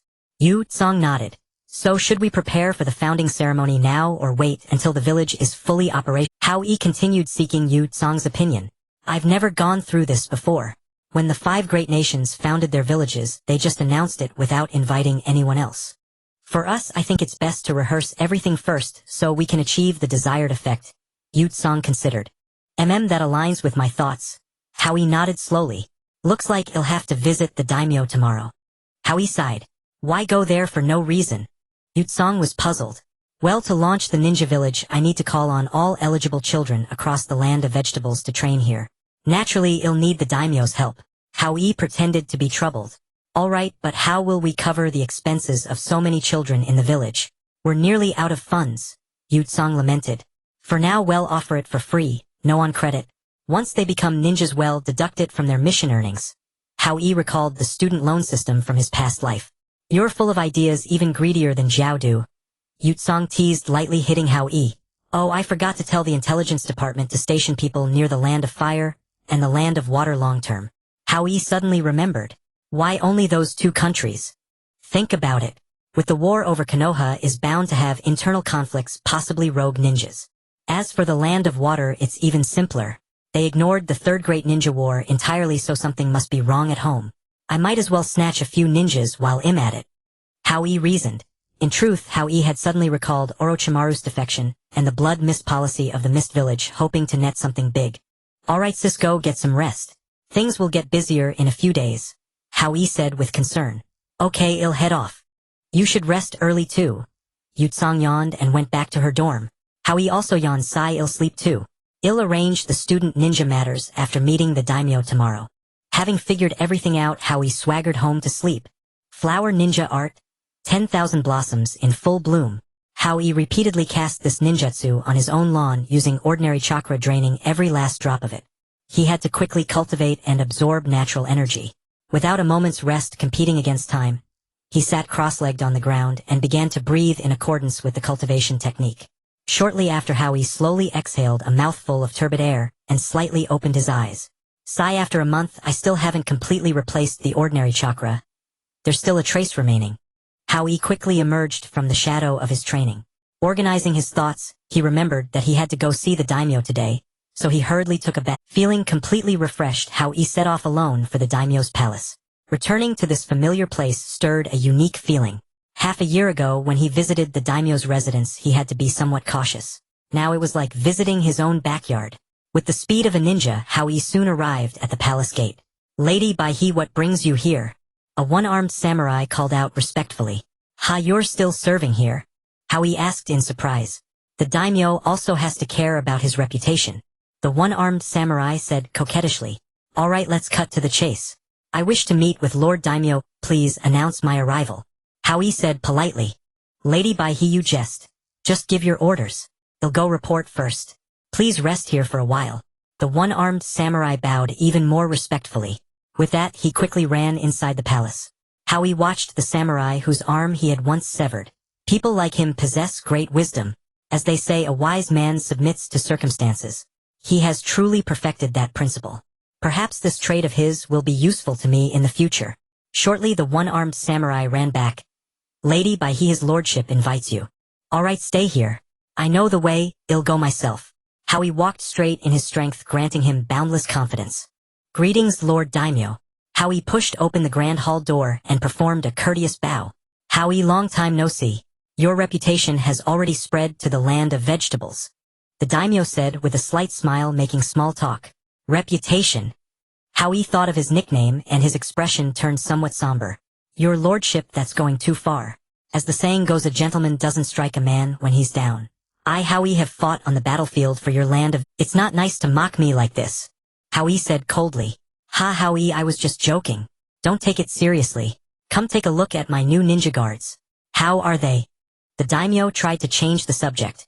Oh, you've hired ninja guards. Then I'd like to see if they're imposters. Hao Yi stared intently at the daimyo before him. It seems I'm not the only one who has grown. This daimyo wants to use political tactics to counterbalance me. I was thinking the same. Both guards show yourselves and receive instruction from the strongest in our land of vegetables. The daimyo gritted his teeth bitterly. Sure enough, as soon as he finished speaking, two figures in ninja combat uniforms emerged from the shadows. Brother Hao Yi, we too are newcomers. Please take care of us. Without waiting for Hao Yi to respond, one of them used earth release to burrow underground and grab Hao Yi's legs. The other launched water release. Rain of 1,000 needles. Hundreds of needles shot toward him. The daimyo leaned back in his seat, watching like a spectator, occasionally breaking into a smile. Mere tricks. Hao Yi immediately activated scorch release mode. 6 balls of scorching fire surged forth, instantly roasting the ninja underground into a dried corpse. Little brother, the other one shouted. I'll kill you. Water release. Water dragon bullet technique. The ninja quickly formed hand seals. Ha, too slow. Hao Yi sneered, then directed the scorching balls toward the ninja casting the technique. Unsurprisingly, before the ninja could release his jutsu, he was roasted into a dried corpse by Hao Yi's scorching balls. Lord Daimyo, are these guards of yours imposters? How can they not even defeat an 11-year-old child like me? Hao Yi said, contemptuous. The daimyo was so frightened that he spat out the tea he had been drinking. Sweat poured from his entire body. Fortunately, years of ruling had given him enough experience that he didn't lose control of his bladder on the spot. I didn't come here for anything special. Please fulfill your earlier promise, fully cooperate in sending all the eligible children of the country to the ninja village to learn and protect their homeland. Hao Yi fixed his gaze on the daimyo as he spoke. Easy, easy. I'll issue the notice right away. When does school start? The daimyo said, trembling. You decide. 10 days from now will begin. 5 cities, 1 city per day for registration. You match the cities with the registration. Hao Yi snorted coldly. Yes, yes. I'll do exactly as you say. The daimyo repeatedly agreed, not daring to look at Hao Yi. Your palace security is too weak. I'll assign some capable ninjas to protect you later. Hao Yi said expressionlessly. Alright, thank you, Hao Yi. How thoughtful of you. The daimyo forced himself to respond, suppressing his fear. Good. I'll take my leave now. Lord Daimyo, please make proper arrangements. Hao Yi raised his voice slightly. Without waiting for the daimyo's reply, he withdrew on his own, thinking to himself, Humph, don't blame me for being ruthless. Ninjas are not tools for you high-ranking lords to fight over for your own interests. If you're willing to be a figurehead, it'll give you wealth and honor. But if you're restless, then it'll show you what it means to be a prisoner. In just half a year, Hao Yi's mindset had changed drastically from when he first arrived. Now he was filled with power, no longer surviving by clinging to the plot. He was now a true powerhouse capable of changing an entire region. The daimyo watched Hao Yi walk away, his mind. He had thought it was a sure thing to teach Hao Yi a lesson, but those 2 ninjas were so useless. Killed in seconds. No, it wasn't that the 2 ninjas were weak. It was that Hao Yi was too strong. Surviving the Great Ninja War was no ordinary feat. Even a running coward like Bai He could not be underestimated. An 11-year-old renowned ninja. The daimyo couldn't even imagine it. He was torn with indecision. Originally he had prepared 2 plans, one by force, the other by economics. He wanted to attack the young man from both sides to bring him under control, but now things had gone against his wishes. What should I do with such a powerful person? Should I follow my original plan or just submit? No, my family has been nobles for generations ruling this land. The glory of my family must not end with my generation. The daimyo gritted his teeth and continued thinking. I must work hard to govern, benefit my people, and become the finest heir of my family. At that moment, the daimyo's eyes blazed with determination to reclaim his power. His outward demeanor brimmed with the heroic spirit of, I laugh at the sky with my sword drawn, my loyal heart remains as pure as the Kunlun mountains. Such was the heroic aura he exuded. Hao Yi's cultivation had hit a bottleneck. The ordinary chakra within his body was insufficient to form even a single ninjutsu. Without being able to perform techniques, he couldn't replenish his sage chakra, and thus couldn't enter the second stage, the true sage body stage. Hao Yi felt at a loss, immensely frustrated. Yet a thought struck him: using chakra didn't necessarily require ninjutsu. Activities like walking on water also consumed chakra. Hao Yi quickly slapped his forehead. So foolish not to think of that. Coincidentally, during his practice of scorch release, he had already learned to multitask. Applying it here would be perfect. With that thought, Hao Yi immediately sprang into action. He leaped up and clung to a tree. Hastily activating his cultivation technique, it proved effective. Every bit of ordinary chakra he consumed was replaced by sage chakra. We want to see Baiha Hao Yi. Pay us back. Countless voices instantly drew Hao Yi's attention. Suppressing his curiosity, he continued his training. Chief, we're surrounded. Thousands of laborers have blocked the entrance. It's packed for hundreds of meters. A ninja rushed over to report. Is it that exaggerated? The whole village doesn't have that many people. Not exaggerated at all. We should tear down the house. They're all civilians and attacking them isn't an option. The ninja replied helplessly. All right, let's go take a look. Hao Yi lightly jumped and landed beside the ninja. The two strode briskly toward the gate. The ninja reached it first and opened it. Wow, this spectacle. They're really overestimating me. Hao Yi was startled by the scene outside. Are you Baiha Hao Yi? The leader inquired. Yes, I am. And you all are? Hao Yi asked, puzzled. We're the laborers who built this village. It's been nearly 3 months since the village was completed, and we haven't received a single coin yet. The leader explained. Oh, so you've come in such force to demand payment. Baiha Hao Yi exclaimed in surprise. Forgive us for the trouble. This amount may be trivial to you, but for us it's a long time's livelihood. We hope you can settle it as soon as possible. The leader spoke with emotion. What's the big deal? Debt must be repaid. It's only natural. How about this first go to the Flower Ninja Village office's records department to register? We need to verify your identities before distributing the money. Hao Yi reasoned logically. Well, the leader pondered but couldn't reach Suddenly several people shouted, Don't believe him. He's stalling for time. Let's just take what's ours ourselves. With that they surged forward. Thousands rushed in and the ninja struggled to shield Hao Yi. Seeing the uncontrollable situation, Hao Yi reluctantly used his spatial ability to teleport himself and the nearby ninja. Chief, with your strength there was no need to flee, the ninja said, puzzled. The ninja village was built for all people. Using force to suppress them for personal reasons would lose the people's support. Hao Yi repeated. Oh, the ninja replied, still confused. A sudden flash of inspiration struck Hao Yi. He quickly raced to the daimyo's mansion. My lord, greetings. The one-armed samurai was as respectful as ever. Any unusual occurrences around the daimyo lately? Hao Yi asked gravely. Nothing much that I've heard, but... The samurai hesitated. Speak your mind. Hao Yi said, in the past few days the daimyo has summoned several commoners. However, the daimyo has always cared about the common people, so it's not unusual. The samurai quickly dismissed his own thought. All right, you may go. Let bygones be bygones. When the time comes, I'll help you reattach your arm. Hao Yi said casually before vanishing with a body flicker. Thank you, Lord Baiha. The samurai knelt in gratitude, unaware that Hao Yi had long since left. In the Flower Ninja Village chief's office, Hao Yi, Jiaodu, and Yu Tsang sat together discussing something. You mean the daimyo incited the laborers to bankrupt the village? Yu Tsang summarized. Roughly that. Hao Yi replied. Just how much do you owe to be driven to such straits by those farmers? Jiaodu chuckled. The entire village was built on debt. Hao Yi gestured around. So much. The only thing good about your village is that it was all on credit. Jiaodu sighed. That's how it is in a small country. Struggling every step. Hao Yi lamented. Enough, enough. Investment brings returns. Your business model seems decent, so I'll lend you the money. Jiaodu, truly wealthy, pulled out his bankbook. It's not just about money. I have no records of these people. If we pay now, some will surely claim falsely. Hao Yi mused. That complicates things. Yu Tsang considered. The daimyo probably has the list, but since he stirred up the trouble, he won't cooperate. Jiaodu, savvy as ever, quickly grasped the situation. How about we pay the daimyo a visit? Sitting here thinking won't solve anything. It's worth a try.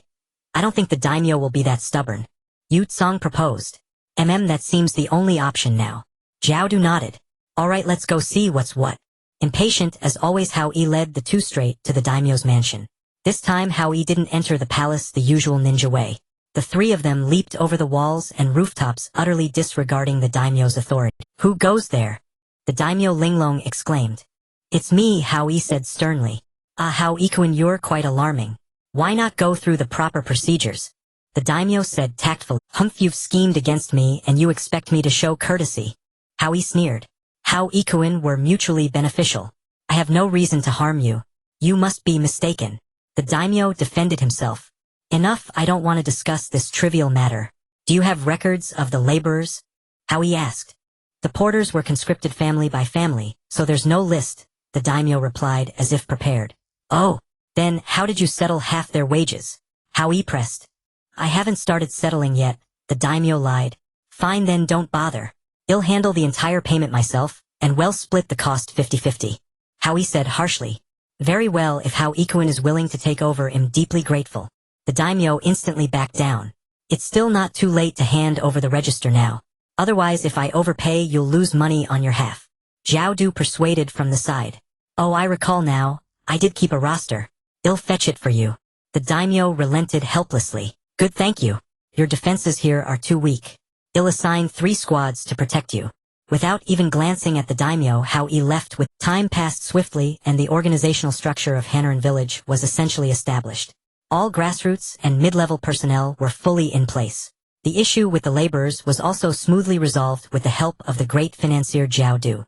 Thus the reputation of Hanagakure village soared across the land of vegetables. With the endorsement of the daimyo as the nominal leader, all eligible children aged 7 to 8 from across the country came to Hanaren village for testing. In the end, approximately 85007-year-olds were enrolled in the junior class and 80080-year-olds in the intermediate class. Children who already possessed chakra in Hanaren village formed the senior class. The Hanaren Village Ninja Academy officially commenced operations. Many of the villagers who had relocated due to the construction of Hanaren village returned. Some rented shops and started businesses while others took up some were simply drawn to the atmosphere of Hanaren village. In an instant, the vast village seemed to brim with vitality. In the office of the village leader, personnel at the deputy department level and above along with elite jounin and the leader's guard sat in a circle quietly listening to Hao Yi's commands. Jing has the documentation department filled in the records of all these people entering the village.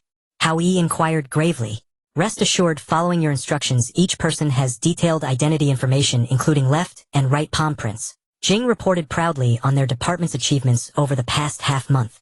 Good. Have them printed into a book as soon as possible and send a copy to the security department as well. In the future, identity verification will rely on palm prints and passwords. Hao Yi deliberated. Yes, leader. Jing agreed without a second thought. Now the education and security departments are particularly busy. The civil affairs and interrogation departments should assist them to help tide over the difficulties. Hao Yi continued his instructions. Yes, leader, replied Ping Ci of civil affairs and Meng Zong of interrogation. Thank you for your concern, leader. Shang of education and Sha Yi of security expressed their gratitude. Let's set aside village affairs for now. Let's discuss international matters. Sister Yu Tsang, you'll take the lead. Hao Yi immediately played the role of a hands-off manager. Yu Tsang restrained herself, repeatedly considering it was the leader and such a solemn occasion, and finally held back. Now that we have established a ninja village, we must make a name for ourselves on the international stage. Yu Tsang said mysteriously. Sister Yu Tsang, just get to the point. Hua Tao yelled boisterously. We must choose an auspicious day to hold a grand village opening ceremony inviting all ninja villages, and also have the daimyo invite all the other daimyo to witness our inauguration. Yu Tsang said confidently. Ninja villages have always been strategic weapons of a nation. Is it appropriate to announce ourselves so blatantly? The Minister of Civil Affairs raised the first objection.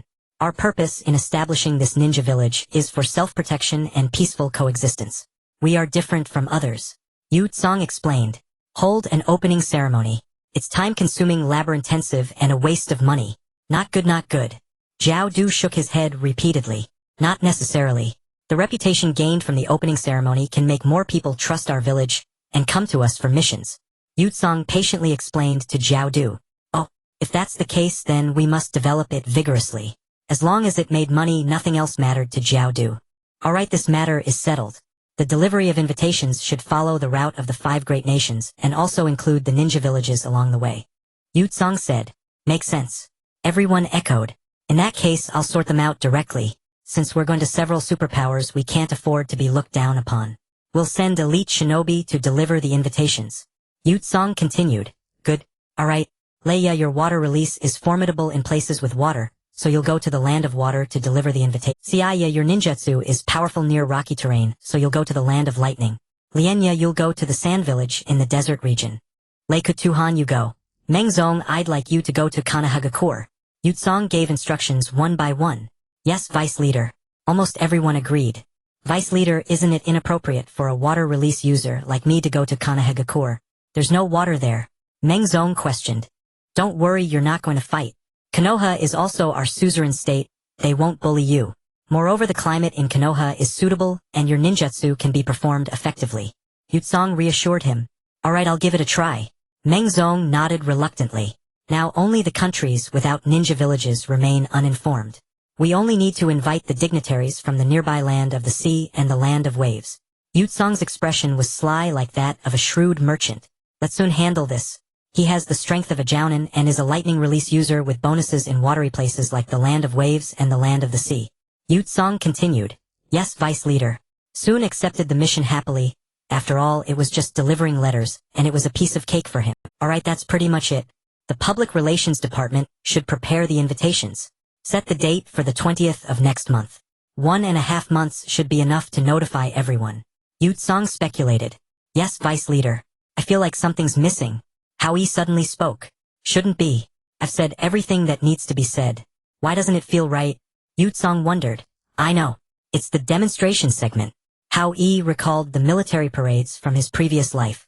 Demonstration. Yes, we need to show others, especially those from countries without ninja villages, the strength of our village. Hao Yi said. But we've just established the village. Where do we get outstanding ninjas?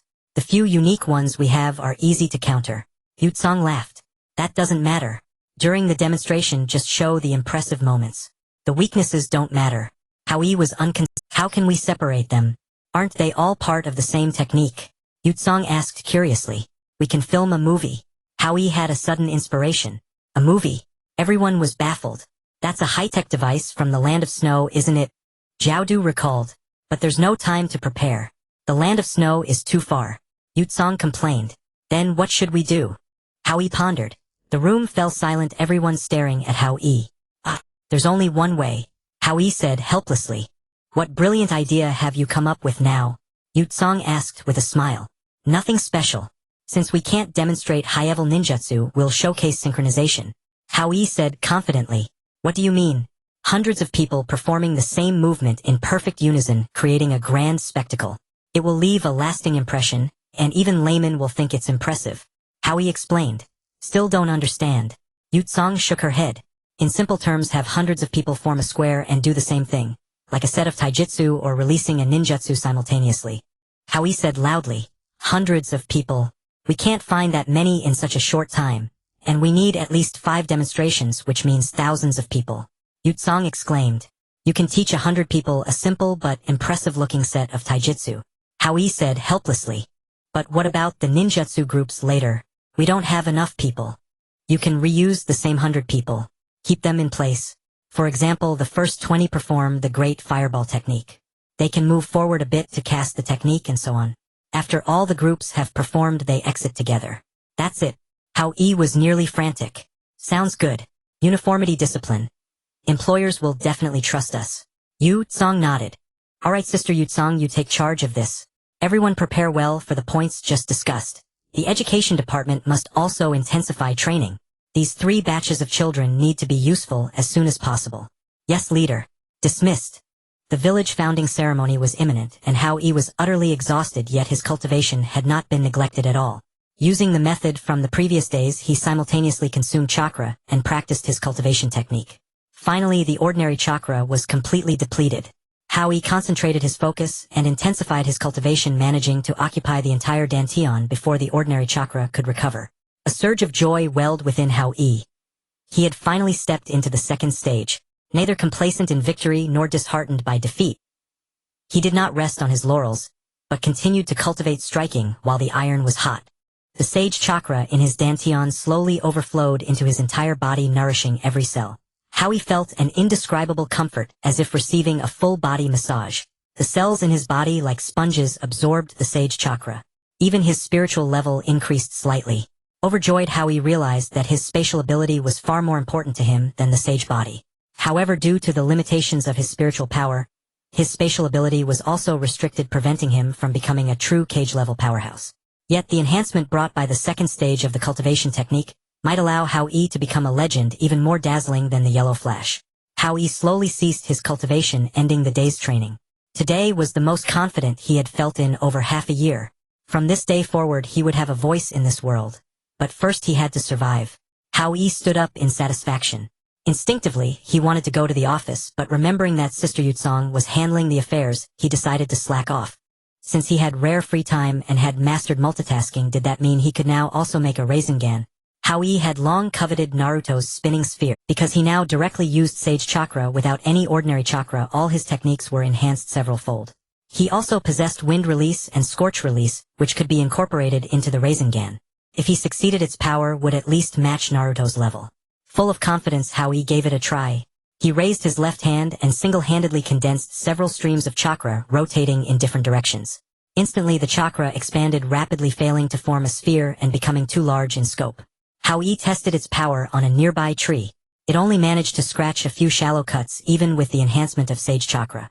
At that moment, Hao Yi understood why the Rasengan with no nature transformation could rival the Chidori, which had lightning nature transformation. The reason lay not only in the Rasengan's ability to simultaneously create multiple non-interfering streams of chakra through multitasking, but also in compression. It seemed he had to follow Jiraiya's training method. "Bring me a box of balloons and a box of rubber balls," Hao Yi shouted. Shortly after, his subordinates delivered 2 large boxes. "Wait, inflate the balloons first," Hao Yi ordered. "Yes, chief," the subordinate replied. Hao Yi pondered the difference between himself and Naruto. He simply couldn't effectively compress within a certain area. If his chakra could swirl inside a well-inflated balloon without damaging it, that would be success. With this thought, Hao Yi executed his plan, first picking up a balloon to test. Step 1. Condense chakra into a single point. Step 2. Use multitasking to create multiple different rotation directions. Step 3. Expand into a circular shape. Pop! The balloon burst instantly. Cultivation was not something achieved overnight. Hao Yi repeated the operation again and again, but none succeeded. After 3 consecutive hours, Hao Yi began to doubt himself, and he also acknowledged that Naruto in the original story was not a dead last but a true genius. Thinking of his future enemies and looking at the village he had just built, Hao Yi gritted his teeth and persisted. As the sun set in the west, Hao Yi lay down in exhaustion and fell asleep, his hands twitching occasionally from overuse of his skills. Sister Yutsong had been busy with village affairs. The Baiha clan members almost all held high positions. In any case, Hao Yi lay there for the next morning. Dew soaked Hao Yi's clothes. He suddenly opened his eyes, performed a backflip, and stood up. "How did I fall asleep?" he muttered to himself. Never mind. He should first practice his cultivation technique. Being an impatient person, Hao Yi without further ado began his daily cultivation. Then he continued practicing the compression of the Rasengan. Over several days, Hao Yi not only succeeded in compression but also, due to mastering multitasking while training Scorch Release, his Rasengan's chakra turbulence was 3 times that of Naruto's. The resulting damage was naturally greatly enhanced. Now it was time to test its power. Hao Yi directly chose a rubber ball condensed chakra, and within a second the rubber ball was shattered into pieces. He had succeeded. Indeed, the foundation laid by his Scorch Release mode saved Hao Yi the time needed to practice the power, breaking the rubber ball for the Hao Yi immediately found a nearby mountain to test the actual power. "Rasengan!" he shouted as he charged toward the mountain. The Rasengan struck the mountain like tofu, devastatingly destructive. After the technique, Hao Yi observed the scene. A 10-meter-wide circular hole had been blasted through the mountain. Around the hole were both gravel and dust. Hao Yi speculated that the part closest to the Rasengan had been cut into dust by the chakra, while the outer parts, subjected to weaker cutting, had only become gravel. Hao Yi was fairly satisfied with his enhanced Rasengan. At the same time, he felt his techniques were too monotonous and began considering further development. What if the Rasengan were compressed into an even smaller sphere? Hao Yi pondered. Let's try. First he condensed chakra, then continued half the size, not enough. Gritting his teeth, Hao Yi kept compressing the Rasengan in his hands, sweat dripping continuously along his jawline. 1/5 of the original size. He could barely hold it. He hastily struck the mountain with the miniature Rasengan. With a loud bang, the area where the sphere touched the mountain instantly turned to powder. After the technique ended, Hao Yi hurried forward to inspect the damage. The destructive range was smaller than the larger Rasengan, only about 5 meters, but the attack intensity was far greater than the normal version. Everything destroyed by the miniature Rasengan had turned into fine powder. Hao Yi smiled. In this aspect he had surpassed Minato. Though he stood on Minato's shoulders, it was still enough to make him proud. By the way, since he could activate Scorch Release mode without using his hands, could he condense this miniature Rasengan with just his fingers? Curiosity piqued, Hao Yi tried it and found it indeed possible. Looking at the Rasengan on his fingertip, he fantasized if he later added Wind Release, couldn't he launch a wind-enhanced Rasengan from his finger? A Naruto version of the 6th Meridian Divine Sword. Hao Yi was confident it was theoretically achievable. Since Minato called it Rasengan, he would name his sky-shattering cannon. For one blast would leave even the thickest belly empty. This fingertip-sized sphere would be called Sky-Shattering Finger. Once mastered, he would develop a technique like Kimimura's 10-finger drill, shooting spheres from all 10 fingers and name it Sky-Shattering Chain Fingers. Hao Yi, you're always slacking off and leaving everything to me. Seriously? Yutsong shouted in front of Hao Yi's bedroom. Hao Yi, awakened by the noise, slowly opened the door. I said, big sister, it's early morning and there's nothing to handle. You haven't seen me training for days, but you keep an eye on me when I rest. Nothing to handle. I'm swamped. Rehearsals welcoming guests. Yutsong complained. Welcoming guests. Which country's delegation is coming? Hao Yi asked curiously. Too many. All the nearby nobles are coming. The important ones are the representatives from Konoha and delegates from the land of hot water and the land of the moon. Yutsong briefed him. Who's coming from Konoha? Hao Yi asked. Someone similar to you. Yutsong deliberately teased. Similar to me. Running away. Don't tell me it's the yellow flash. Hao Yi perked up. You're sharp. This time the yellow flash and his beloved disciple are coming, Yu Tsang said slowly. Beloved disciple. Kakashi. My idol. Hao Yi rushed out immediately. Hey kid, you haven't changed your clothes yet. Mind your appearance, Yu Tsang called after him. Got it. You go ahead and arrange things. They'll be right there. Hao Yi said, realizing his attire was a bit improper. By the time you wake up the guests would have gone home. I've already arranged everything. Accommodation and meals are taken care of by attendants. Yu Tsang said dismissively. Fine, wait outside. They'll change and come out. Hao Yi replied. I know you're still a greenhorn. No one's looking at you. Yu Tsang joked. You can look if you want. Who's stopping you? By the way, have the messengers returned? Which countries have come? Hao Yi asked. Almost all are back except the one from the land of Earth. It's a long journey. Those who came have mostly arrived. The others either ignored us or politely declined, Yu Tsang stated. Good. Those who should come are here. Hao Yi was satisfied. Alright, let's go meet the guests. You'll see Kakashi and the others. You handle the rest. Hao Yi chose the option he liked most. Fine. You can play for a few more years, Yu Tsang said helplessly. She led Hao Yi directly to Minato Namikaze's quarters. Go in. I'm not familiar with them. Okay, you go ahead, Hao Yi said, striding forward. He knocked on the door. Senpai Minato, are you busy? Hao Yi, is that you? Minato asked. Yes, senpai, Hao Yi replied. Come in, don't stand on. Minato said. Senpai Minato. Kakashi, long time no see. Hao Yi greeted as he pushed open the door. A few months gone and Hao Yi is already the head of a village. Not bad. Minato praised. I'm flattered. Not as famous as the Yellow Flash, Hao Yi humbly replied. Stop flattering me. I can see your village is quite large, even bigger than Konoha. The number of ninja is small, but you have about 8,000 students per class. You're building a super village. Minato analyzed. It's nothing. I just don't want others to control my fate, and I protect those around me. Hao Yi sighed. Ambitions are not small. You've grown a lot in these 6 months, Minato nodded. Alright, they'll catch up with Kakashi first, then bother you later. Hao Yi wanted to talk with Kakashi alone. Sure, you young people should mingle, Minato nodded. Good, well, be off. See you later. Hao Yi dragged Kakashi out. What are you doing? I just got here, haven't even rested. Kakashi Don't you want to see Rin? Hao Yi asked. Can I see her now? Kakashi glanced around warily. Of course, but I have a word of advice. Hao Yi looked at Kakashi. What? Kakashi asked. Rin is the Three Tails Jinchuriki. Secrets don't stay hidden forever. If it comes out one day, can you protect her? Hao Yi asked. I.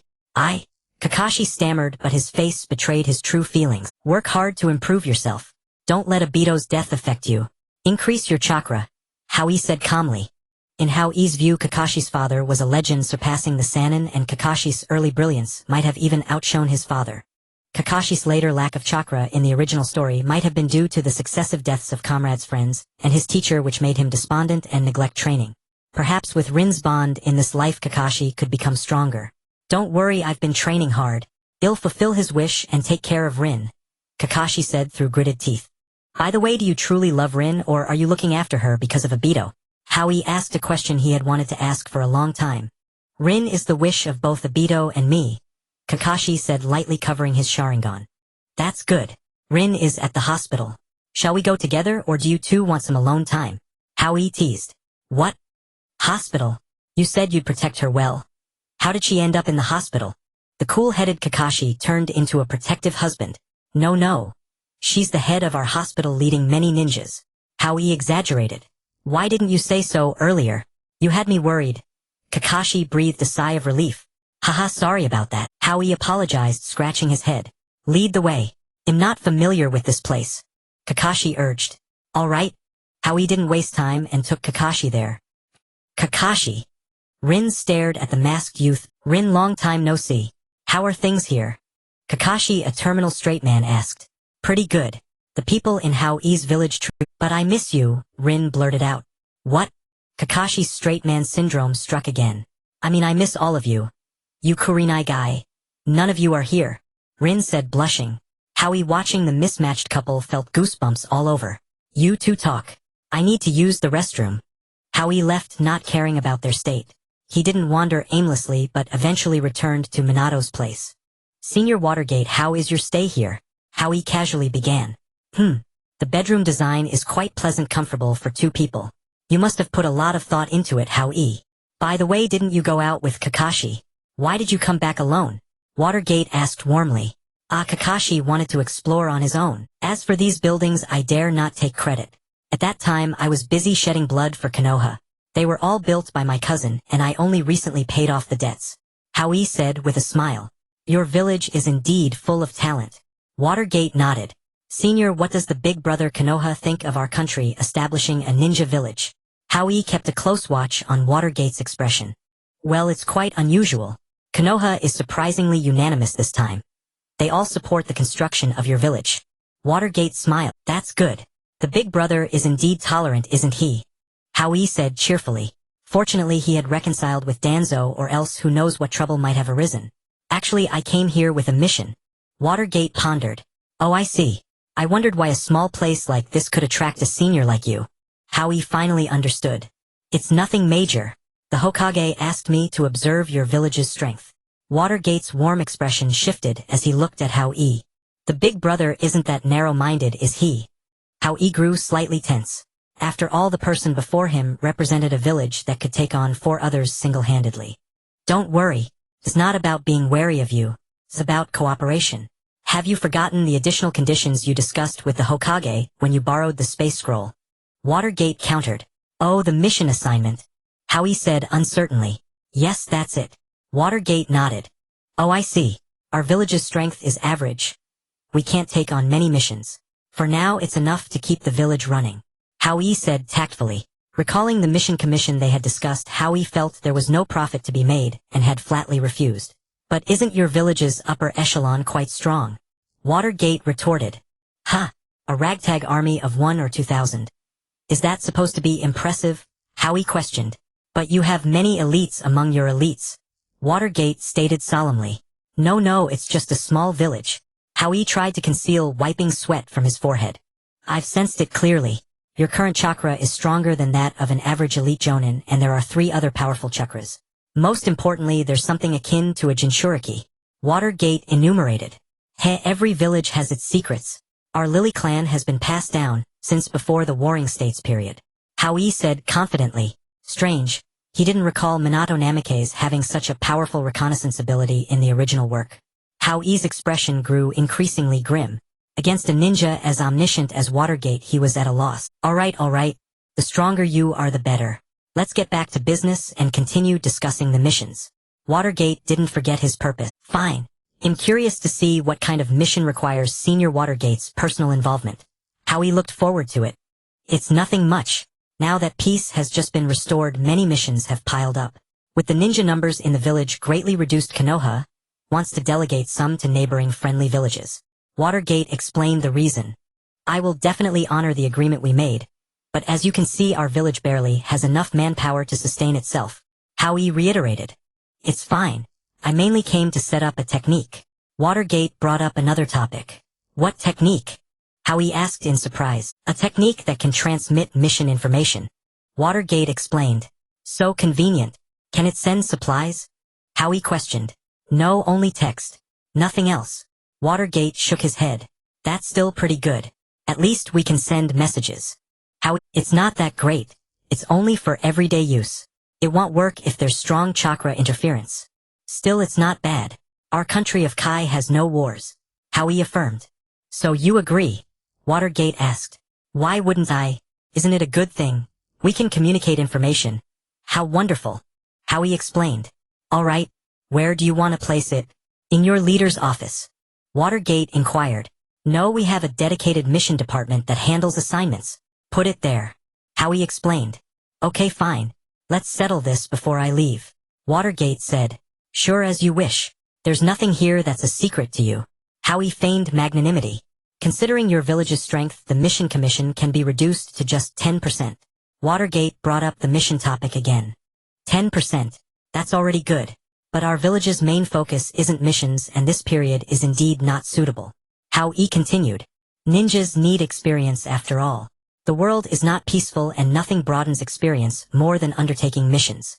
Watergate Fine, since we've come this far, I'd be slapping my own face if I refused. Send whatever missions you have, and we'll try our best to complete them. Hao Yi thought it over and agreed. Great, it's settled then. Shall we set the settlement date for both villages on the 10th of each month? Watergate asked. Sure. Money is easy to handle. Hao Yi extended a favor to Watergate. All right then, let's discuss the last matter. Watergate said directly. What? There's more. Hao Yi was a bit displeased. It's nothing significant. It's about the two countries. Oh, that. Go ahead.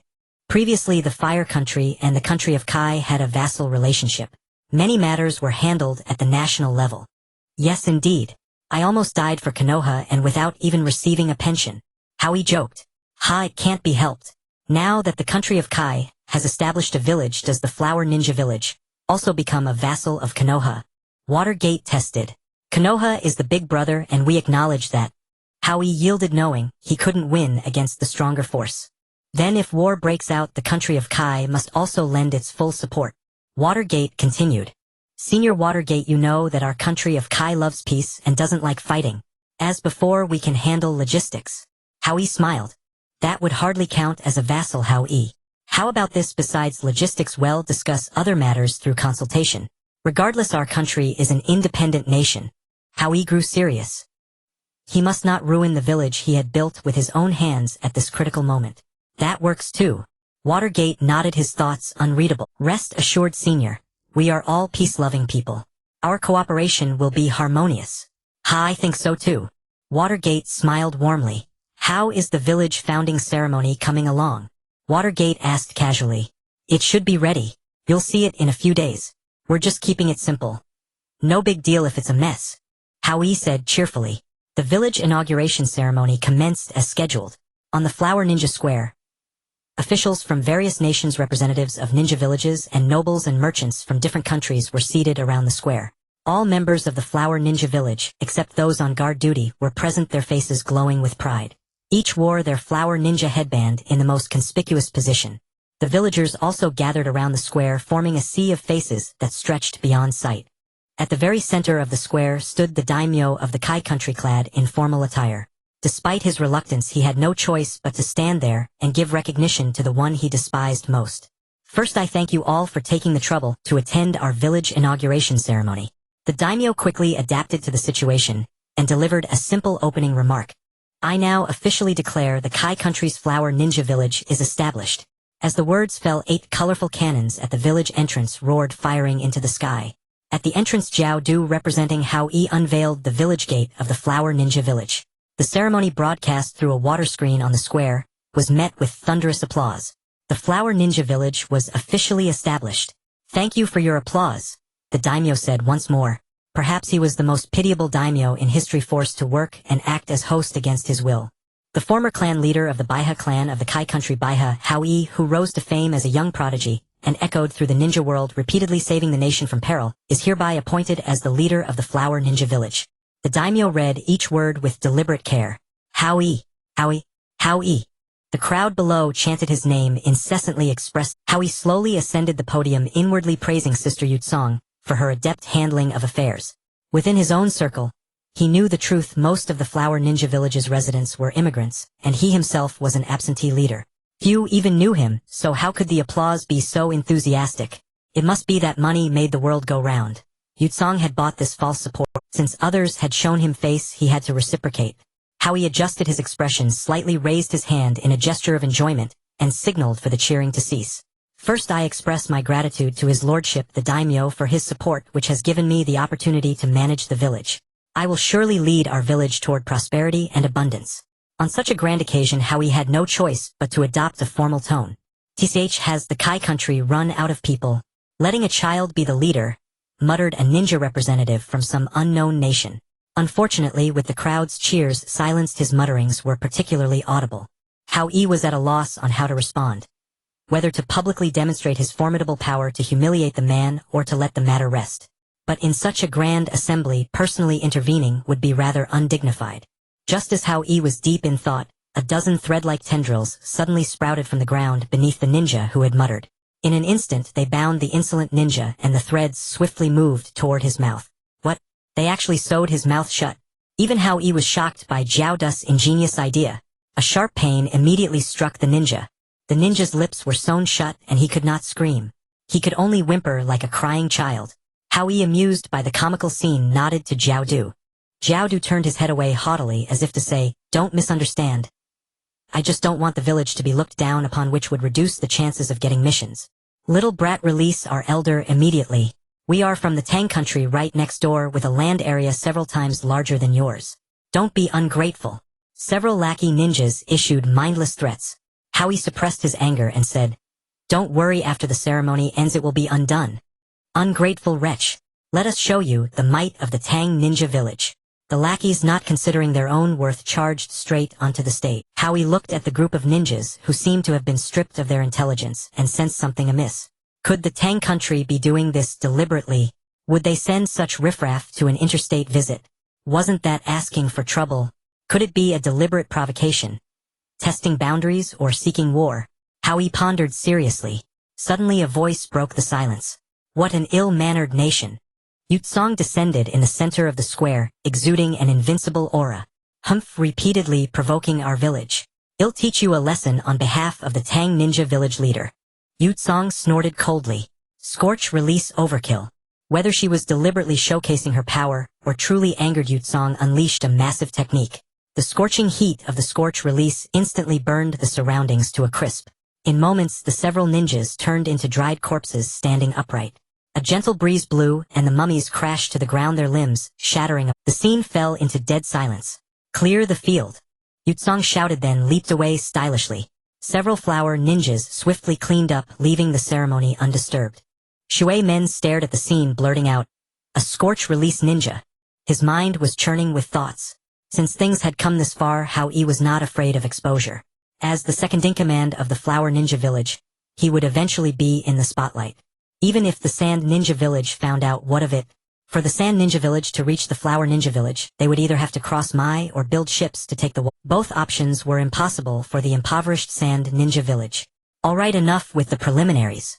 Our Flower Ninja Village respects historical legacy, and still acknowledges the suzerain status of the Mai Village. Hao Yi nodded slightly to Shui Men. As a sign of respect for the Mai Village, the Flower Ninja Village will adopt the Mai calendar. Hence the year Mai 46 marks the founding of the Flower Ninja. Now please enjoy the performance of our genin teams. Hao Yi gave a polite bow and then stepped down. 100 genin teams gathered from all sides, converging into one formation. Then they spread out, each 2 meters apart, and shouted in unison, "Flower Ninja Taijutsu style." The 100-man team performed the taijutsu routines created by Yutsong with perfect synchronization. In unison, their movements were vigorous and imposing, earning ceaseless admiration from the nobles and merchants watching. Soon the taijutsu demonstration ended, and the teams regrouped into squads of 20, showcasing crank techniques of various natures. For the dignitaries unversed in ninjutsu, the sight of 20 people unleashing coordinated crank techniques was truly awe-inspiring. Indeed, some people immediately wanted to commission missions to the Flower Ninja Village.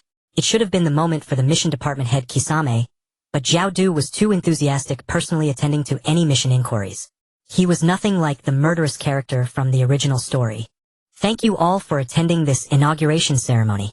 From now on, you are free to arrange your own schedules. The Flower Ninja Village will provide 1 week of accommodation and meals, allowing you to fully experience the local customs and culture. The host delivered a timely speech. By the way, our village is an open village. As long as you register and obtain a temporary residence permit, and abide by the laws, you are welcome to stay in the Flower Ninja Village.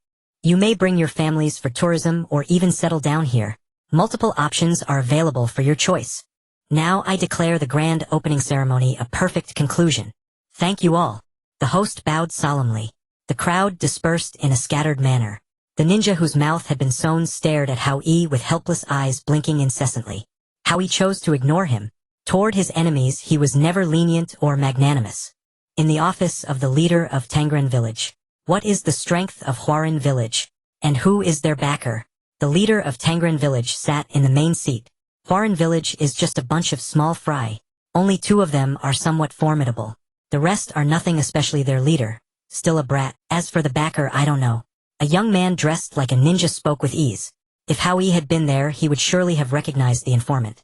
It was the very man whose mouth had been sewn shut during the opening ceremony. The brat you mentioned was a key figure in the Canopy Bridge Battle of Konoha. Do you think someone who survived the war among the 5 great nations and earned a title could be ordinary? The Tangren leader scoffed. That kid is that impressive. The ninja shouted in disbelief. Enough. Don't meddle in this. Why did you come back alone? Where are the others? The leader tapped the table and asked. I don't even mention it. Those guys had their brains kicked by a donkey. Acting arrogant on someone else's turf, they were directly burned to dry corpses by a female ninja. The ninja of course avoided mentioning his own reckless behavior, shifting all the blame onto the dead. You mean they were turned into dry corpses in a single move? The leader asked in surprise. Yes, within 5 seconds. It was like art. The ninja confirmed. Kai country has always been oppressed by Tang country, but I've never seen such a powerful ninja there. Tell me the whole process in detail. The leader said solemnly. That's the whole process. What else is there to say? It was just one move. The ninja's guilt showed. Why did I send you? Didn't you hear anything they said? Try to recall. The leader lost his patience and shouted angrily. Hold on. Let me think carefully. Oh, I think I heard the yellow flash of Konoha mention something about a scorch release ninja. The ninja racked his brain and finally remembered one thing. A scorch release ninja. Aren't they from Sharon village? And being burned to dry corpses, that matches the same death. With the yellow flash's insight, he couldn't be mistaken. How could Kai country suddenly have a scorch release expert? The leader was utterly puzzled. Leader, I suggest we send troops to attack them. They're busy with missions now and their village's defenses are weak. It's sure to succeed. Otherwise, if Fenghuaran village grows stronger, our situation will be dire. The ninja tried to sow discord. With just this one ninja, and Baiha Huaran village is already no easy opponent. The leader muttered to himself. Leader, are you talking to me? The ninja asked in confusion. If I send troops to attack, even if I win, it'll be a Baiha speed is quite outstanding. This is really troublesome. The leader continued muttering. Leader. The ninja called out again when the leader ignored him. Alright, the scorch release ninja. Since that's the case, send this news to Sharon village. If it really is their scorch release ninja, it's an unexpected gain. They'll surely take action. Even if it's not Sharon village, we'll definitely be interested in this scorch release user. The leader smiled smugly. Great, the leader's gone crazy. The ninja murmured under his breath. You'll go to Sharon village on my behalf. The leader suddenly ordered. Sharon village is so far, what for? The ninja asked in confusion. Wait, on second thought, don't go. Call Feizong in here. I have something to discuss. The Tangren leader, recalling the ninja's behavior at Huaran village, decisively gave up on having him deliver the message. Yes, right away. Relieved that he didn't have to go to that bitter cold place, the ninja happily ran off to inform Feizong. As the saying goes, let's turn to another tale. At this moment, Huaran village was unprecedentedly prosperous with endless streams of vehicles coming and going. The mission department chief Gui Jiao along with the meddlesome finance chief Jiaodu were busier than ever. In particular, merchants from High Country and Bo Country had sent an especially large number of missions. Even the regular ninjas from the security and interrogation departments had all been dispatched to execute missions, but it still wasn't enough. Chief, the communicator from Konoha is ringing. A mission department staffer reported. Ignore it. We're swamped enough here. Why bother with Konoha's affairs? Jiaodu was rather disdainful of Konoha's stingy point system. We should at least see what it is. Our missions may look numerous, but they're mostly low-level ones. If Konoha has a big project, it wouldn't hurt to take it on. Gui Jiao considered. Fine, you go ahead. I'll analyze the missions we've taken and figure out how to make money. Jiaodu didn't even look up, continuously handling matters. Let's go check it out.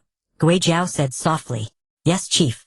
Oh, it's about the election of the fourth Hokage. Gui Jiao remarked upon reading the translated document. I can't decide on this. I'll need to see the leader. Gui Jiao muttered to himself. Then Gui Jiao took the document and headed straight to the leader's office. Given our relationship with Konoha, I definitely have to attend. Hao Yi nodded. But who should I bring? We're clearly short of ninjas. Gui Jiao said anxiously. No problem. Just bring my 2 disciples Tai and Shangxiao along with the information department chief's daughter Honglian. Let them broaden their horizons. Hao Yi decided after a brief thought. Taking 3 deadweights. Isn't that a bit risky? What if something happens on the way? Gui Jiao worried. It's fine. I'm going to Konoha. If something goes wrong even in Konoha, then it wouldn't be the #1 village in the world. Hao Yi had an inexplicable confidence in Konoha. Make the arrangements for me. And remember to tell your girlfriend to test the abilities of the students in the advanced class. If they pass, arrange their promotion to genin. Hao Yi said seriously. I don't have a girlfriend. Stop joking.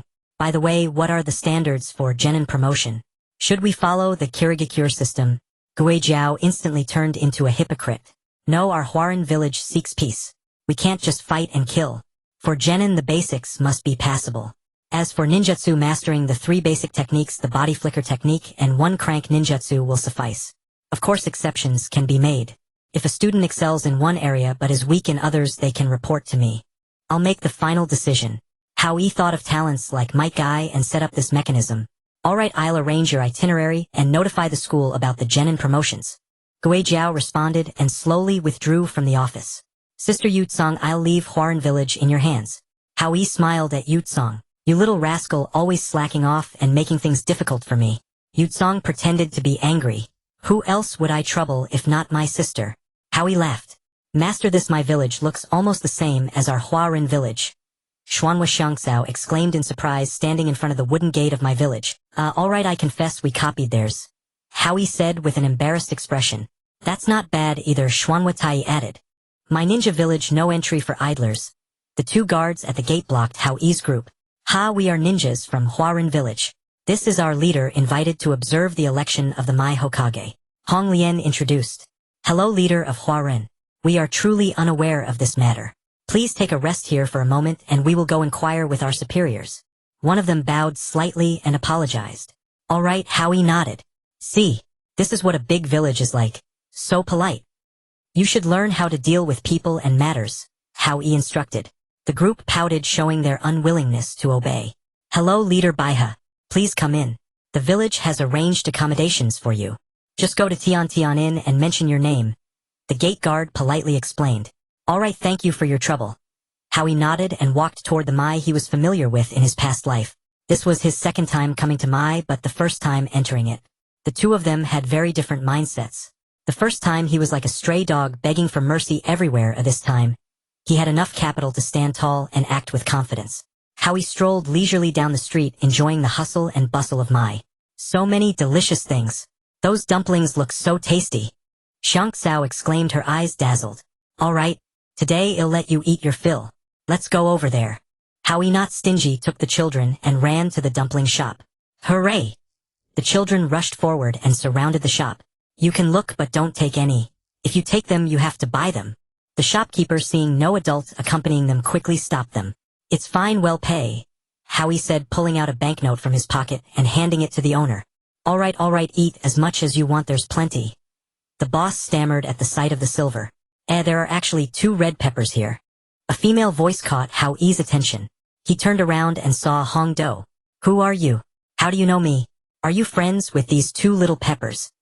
Hong Do, at that time a disciple of Orochimaru, one of the 3 ninja, was at the peak of her fame and naturally somewhat arrogant. I of course heard about you from Orochimaru. You are his beloved disciple, Hao Yi teased. Stop lying. Since the war ended, I haven't seen my teacher meet anyone. Hong Do snorted coldly. Could he have already started his experiments? Hao Yi wondered in his heart. Hong Do, who are you talking to? You have a new friend and didn't tell me. A girl with a shock of red hair ran over from afar. Juxinai, look, I found someone with the same hair color as you. Hong Do pointed at Xiangxiao and Taiyi's hair. What? Juxinai stared in surprise at the 2 young boys. Who are you? The 2 of them looked at Hao Yi, who nodded. I am Xuanhua Tai and this is Xiangxiao. Are you both from the Whirlpool clan? Juxinai couldn't hide her excitement and grabbed the 2 boys' hands. Yes, but you're hurting me, Xiangxiao said. Oh, sorry. I'm Xuanhua Juxinai, also from the Whirlpool clan. How about coming to my place today? Let me entertain my clansmen. Juxinai said happily. The 2 looked at Hao Yi hesitantly. Hao Yi thought for a moment and said, Alright then, we'll trouble you tonight. No trouble at all, Juxinai said, and led Hao Yi and the 4 towards her home. At that moment, several masked ninjas slowly emerged from the shadows. The people from Huaran village are mingling with the Jinchuriki, one said. Go report to the Third Hokage. I'll keep watch here. The other said. Were you also taken in by my village?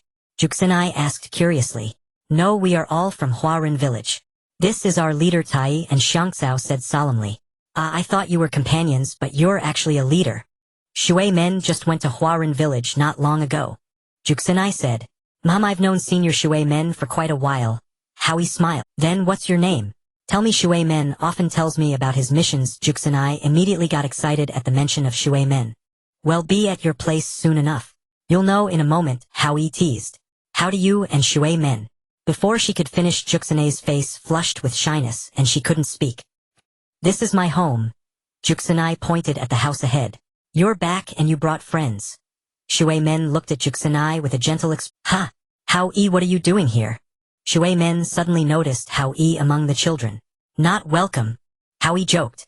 So you're Baiha Pao Pao. I've heard Shui Men talk about you. Average skills but the best at staying alive. The leader of the Baiha clan, Juxinai exclaimed. Hao Yi and Shui Men exchanged awkward glances. This must be the ultimate embarrassing moment. You always speak ill of our leader. Hong, who had been ignored all along, finally found an outlet. Sorry, my wife is joking. Shui Men apologized. I never thought the next Hokage would be a house husband. Hao Yi joked. Stop joking. The election has just started. No one knows who will be. Come sit down quickly. The food is ready. Shui Men changed the subject. Soon, due to the Whirlpool clan connection and the combat friendship between the two, everyone got along harmoniously. During the meal they mostly talked about the Whirlpool country and the experiences of Tai and Xiangzhou. Things are unpredictable. I never expected the Whirlpool country to be destroyed so suddenly. Juxinai also became sad instantly. Sigh, it's all in the past. We need to look forward. Hao Yi comforted. Shui Men, I want to teach them the Whirlpool country's ninjutsu. Juxinai said. In theory your Whirlpool clan's own ninjutsu is fine, but I don't know what the third Hokage will think. Bo Feng pondered. Forget about him. We'll deal with it when it happens. It's settled. He'll teach you the Whirlpool country's sealing techniques in the next few days. You must study hard and one day glorify the Whirlpool clan. Juxinai encouraged. Let's talk about that later. Senior Shui Men, do you think you have a chance at becoming Hokage this time? Hao Yi changed the subject. After all, my opponent is Orochimaru, one of the 3 ninja, who is as famous as my master. He has more experience and ability than I do. But I also have the support of the Hokage faction. So I am still confident, Shui Men said confidently. Alright, regardless, our Huarun village will definitely support you. We won't accept anyone else as the 4th Hokage but you. Hao Yi flattered. Xiangzhou, you've made astonishing progress in these past few days, mastering almost all the basic sealing techniques. Even in the former Whirlpool country, geniuses like you were rare. Kushina said happily. Really? Am I that incredible? Xiangzhou was also excited. Meanwhile, Tai beside them was sullen and disheartened. Clearly being surpassed by his younger sister was not a pleasant feeling. Tai, don't be too sad. Your potential is even greater than Xianko, Kushina said solemnly. Big sister, don't comfort me. I can handle it. Tai gritted his teeth and said. Really, the reason you can't learn sealing techniques is that you haven't yet mastered the fine control of the vast chakra inside you. The existing chakra measurement systems don't apply to you. You need to figure out the proportions on your own. Kushina said. Why is that? Tai asked in confusion. Our Uzumaki clan are descendants of the Sage of 6 Paths, inheriting the sage body. Over the millennia, most of us are only slightly stronger than ordinary people. Some, due to atavism, have obtained a partial sage body. Both of you are very fortunate, especially Tai. You have a more complete sage body than I do. Kushina praised. Is it such a coincidence? Tai asked in confusion. It's not a coincidence. Although you were ordinary people, because your bodies were naturally stronger than others, your survival ability increased after the War of National Destruction. It's merely the result of natural selection. A wave of sorrow surged up and Kushina thought of the tragic fate of her own country. Senior Kushina, your husband is participating in the election today. Aren't you going to watch? Still chatting here. Hao Yi walked over slowly and said. What? Today? Oh, I forgot. Let's go quickly. Without even changing clothes, Kushina rushed out of the training ground. Sigh, just like Naruto. Hao Yi shook his head helplessly and followed. Soon the group arrived at the election site. The Uzumaki clan members and Honglian, who had never seen such a scene, swarmed into the crowd. As the leader of another country, Hao Yi naturally had his own center position. Just as he arrived, 2 Umbu approached. Lord Hao Yi, the Hokage requests your presence. Hao Yi couldn't tell which faction they belonged to. He looked up at the Hokage overseeing the proceedings. The Hokage's expressionless face appeared more dignified and he nodded slightly. Only then did Hao Yi feel relieved. He leisurely followed the 2 Umbu to the Hokage. Hao Yi of the Flower Ninja Village pays respects to the Hokagesima. Hao Yi performed a solemn ceremonial bow. Greetings to the leader of Flower Ninja Village. The Hokage returned the bow as if to display Konoha's noble quality of treating others equally. After the ceremony, the Hokage smiled and said, "Hao Yi, you can stand beside me. Now you are also a leader of ninja." "Thank you, Hokage. I will gladly accept your kind offer," Hao Yi said. "This is an internal election, and we normally don't invite outsiders. However, since our two villages collaborate closely, I've specially arranged for you to meet the future Hokage in advance." The Hokage smiled. "Oh, I am deeply honored." Hao Yi remained expressionless, but couldn't help muttering in his heart, "Close collaboration. Perhaps it's because my flower ninja village poses no threat to you. If there were a threat, would you dare invite me? What do you think of Minato? Does he have a chance to become Hokage?" "Senior Minato. I believe he will definitely become Hokage," Hao Yi said confidently. "Oh, even the person I selected doesn't have such certainty. Where does your confidence come from?" The Hokage asked curiously. "If it's an internal vote among the ninja upper echelons with your support, Senior Minato and Orochimaru are evenly matched. But if it's a public vote with Minato's charisma and the countless lives he saved with the Flying Thunder God technique, he will surely defeat the cold, aloof, and superior Orochimaru." Hao Yi analyzed with hindsight. "Oh, then I hope your words come true." The election began. The candidates were Orochimaru and Minato Namikaze. Everyone wrote down the name of their preferred Hokage candidate and cast their votes into the ballot box. The deadline was noon. As soon as the words were spoken, the crowd buzzed with discussion.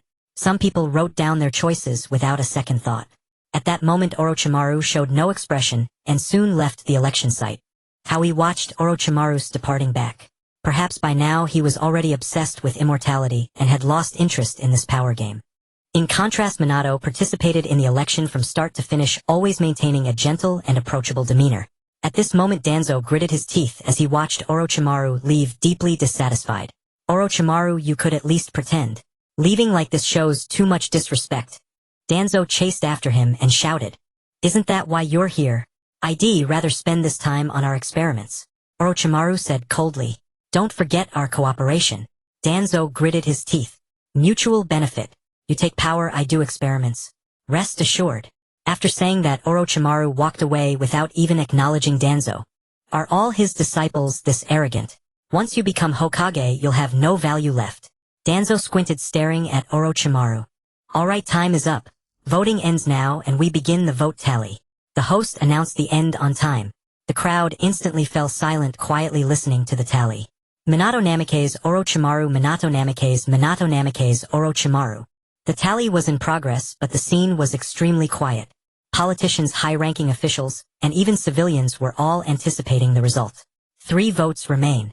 Currently, Minato Namikaze leads by 10 votes. The host looked at the Third Hokage. The Third Hokage remained silent, perhaps out of respect for a master like Orochimaru, one of the 3 legendary ninja. The host continued reading the ballots. Orochimaru, Minato Namikaze, Minato Namikaze. "Congratulations to Minato Namikaze, the 4th Hokage." The host concluded. As the words fell, celebratory fireworks burst and ribbons, applause and cheers filled the air. Among the high-ranking officials, except for Danzo, who left in anger, everyone else showed happy smiles. "Minato, congratulations. From today, you are the 4th Hokage." The third said with relief, slowly taking off his Hokage hat and handing it to Minato. "I hope you can make Konoha more prosperous and spread the will of fire to everyone." The third admonished. "Rest assured, I will do my best. I will not disappoint the expectations of the Hokage and my teacher. I will pass on the will of fire to every child in Konoha." Minato said firmly. "I told you, Senior, you would definitely become Hokage." Hao Yi said confidently. "Hope your words come true. They'll treat you to a meal." Minato, regardless of the occasion, directly thanked Hao Yi. "Minato, you're amazing. Even though I can't be Hokage, being the Hokage's woman is not bad either." Kushina happily hugged Minato directly. "Kushina, there are so many people around," Minato said awkwardly. "Who cares?" Kushina said, not caring about formalities. "Alright, a happy ending. We should be going back now. Senior, see you next time." Hao Yi said. "Are you going back so soon? They've only learned the basics of sealing techniques." "Yeah, we've been out for over half a month. I wonder how things are back home." Hao Yi was eager to return. "Alright, this is my notes on sealing techniques. Read them when you have time." Kushina directly took out a prepared scroll and handed it to Xiang Cao. Xiang Cao timidly glanced at Hao Yi. Hao Yi didn't feel comfortable making the decision, so he looked at the Third Hokage. Instantly, the atmosphere became awkward, with the 3 people frozen in a stalemate. Kushina realized the situation and turned to the third. Old man, I can give my clan's techniques to my own people, right? Haha, of course. And am not in charge anymore. Minato makes the decisions now. The Hokage yawned and said. Only after hearing the third's words did Hao Yi signal Shang Tsao to accept. Farewell. Third Hokage, since you're retired, travel more. Come to our flower ninja village. They'll give you a full service package that will make you 10 years younger. Hao Yi left cheekily. When I come to bother, you don't think I'm just a has-been leader. Come anytime. I'm off. A solitary plume of smoke rose straight in the vast desert while the setting sun hung round over the long river. Within the boundless sands, a burly ninja hurried swiftly toward the village hidden in the sand. Damn it, one of the 5 great nations, and its environment is this harsh. Even our country, the Tang country, is better. The ninja grumbled incessantly. This man was Feizong, the trusted right hand of the leader of the Tang country. He had come bearing a personal letter from the Tang country's leader, a mission of grave importance. One must know that the Tang ninja village was actually a subordinate of the Mai village. If the Mai village found out about this, he would be skinned alive at the very least. Feizong slowly took out his water flask and drank deeply. Suddenly the sand quivered slightly. Feizong, being a seasoned expert of the Tang ninja village, immediately became alert. He silently reached into his tool pouch and retrieved a shuriken. Then a venomous scorpion emerged from the ground. Feizong breathed a sigh of relief. Ah, just a scorpion. But before he could react, one scorpion turned into 2, and then they swarmed in from all directions. Feizong was terrified and immediately retreated. However, the scorpions had already surrounded him when the sand stirred. How could they let their prey? Fire style. Fireball barrage. Several fireballs hurtled toward a cluster of scorpions, but before they could take effect, they were overwhelmed by the swarm. At that moment, Feizong's heart sank like ashes. Even animals avoid harm and seek gain, and no matter how foolish he was, he realized these scorpions were likely controlled by someone, and that someone had evaded his detection. Their strength far surpassed his own. After a moment of deliberation, Feizong thought that perhaps surrendering to one of the 5 great nations wasn't so unacceptable. Brother over there, I'm here to see the wind shadow. Before Feizong could finish, the scorpions swarmed him. In less than 5 seconds, he fell to the ground. You're too impatient. You should have waited for him to finish speaking before stinging. A ninja slowly emerged from the sand. His voice was too low. Who knows what he said? Besides, scorpions are more agile than puppets but harder to control. My mistake. Another ninja followed. Their faces were similar, their bodies lean. Unlike the fair-skinned sand ninja villagers, they likely had this appearance from long-term ambushes in the desert. Check what valuable items he has. Brother, you always order me around. The younger brother searched Feizong's body and eventually pulled out a scroll. The younger brother unrolled the scroll and his expression grew increasingly grave. Brother, this isn't simple. We might have caused trouble. This guy looks like a scoundrel anyway. Maybe he just plundered a weak village. The elder brother seemed to be comforting himself. Take a look. It seems to be an envoy from the Tang country seeking an alliance with the Wind Shadow. The younger brother tossed the scroll to his brother. That's what it says. Who knows if it's true or false? Let the Wind Shadow decide. Luckily, the scorpions only sting to paralyze, not to kill. We should hurry and take him back to the village. The younger brother pondered. No, what if he's an assassin? We'd bring him into the village. That's not good, not good. The elder brother with more experience voiced his Then what? How about we pretend we never saw him and just leave? The younger brother said irresponsibly. How can we harm the village's interests? I've got it. Well, report to the village directly. If the village is interested, they'll investigate thoroughly. That way we won't bear any responsibility. Fine, I'll go ahead. You stay here and watch. The impulsive younger brother ignored his brother's advice and sprinted back to the village. The elder brother couldn't stop him, nor did he dare approach recklessly. Years of experience taught him not to get close to unknown objects, even if the man before him had been subdued by his own hands. Secret technique. Binding jutsu. The elder brother cautiously wrapped Feizong in binding ropes and slowly moved toward the sand ninja village.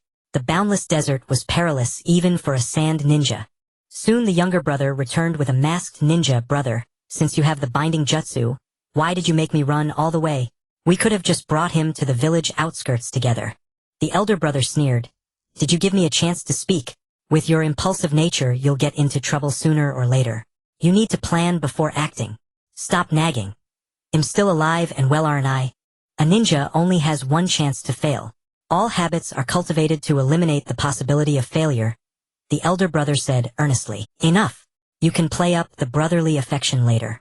Where's the man? The masked ninja suddenly spoke. Sorry, sir. He's here. The elder brother dropped the man to the ground. I'll take him away. Your contributions will be rewarded by the wind shadow later. With that, the masked ninja at the Sand Ninja Village's Umbu base, several masked ninjas observed the captured Feizong. Should we hand him over to the interrogation division? One asked. Let's find out the situation first. He poured cold water onto Feizong's face. Ah! Feizong screamed repeatedly, still trapped in the shadow of the scorpion stings. All right, stop your howling. Who are you? Feizong trembled. Isn't this the village you've been wanting to visit? The Sand Ninja Village. Feizong asked doubtfully. That's right. Is this how the Sand Ninja Village treats guests? I came as an envoy and you brought me here without explanation. Feizong said with self-righteous arrogance.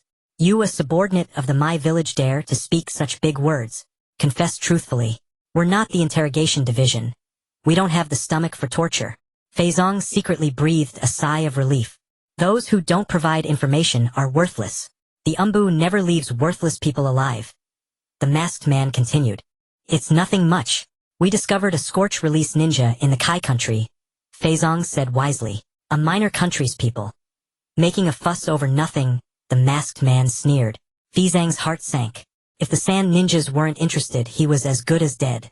Wasn't your village's former hero also a scorch-release ninja? Feizong quickly added. Humph, not everyone can be compared to Lady Yetz, the masked ninja said sternly. Aren't you curious how the Kai country mastered it, what method they used, and whether it can be replicated? Feizong mimicked his leader's tone. The masked ninja remained silent, lost in thought. It does sound somewhat interesting. Exactly. Feizong breathed a sigh of relief. And what is your goal? Simply to benefit us. That seems unlikely. I don't know about that. I'm just a messenger. So saying, he handed the letter to the Umbu.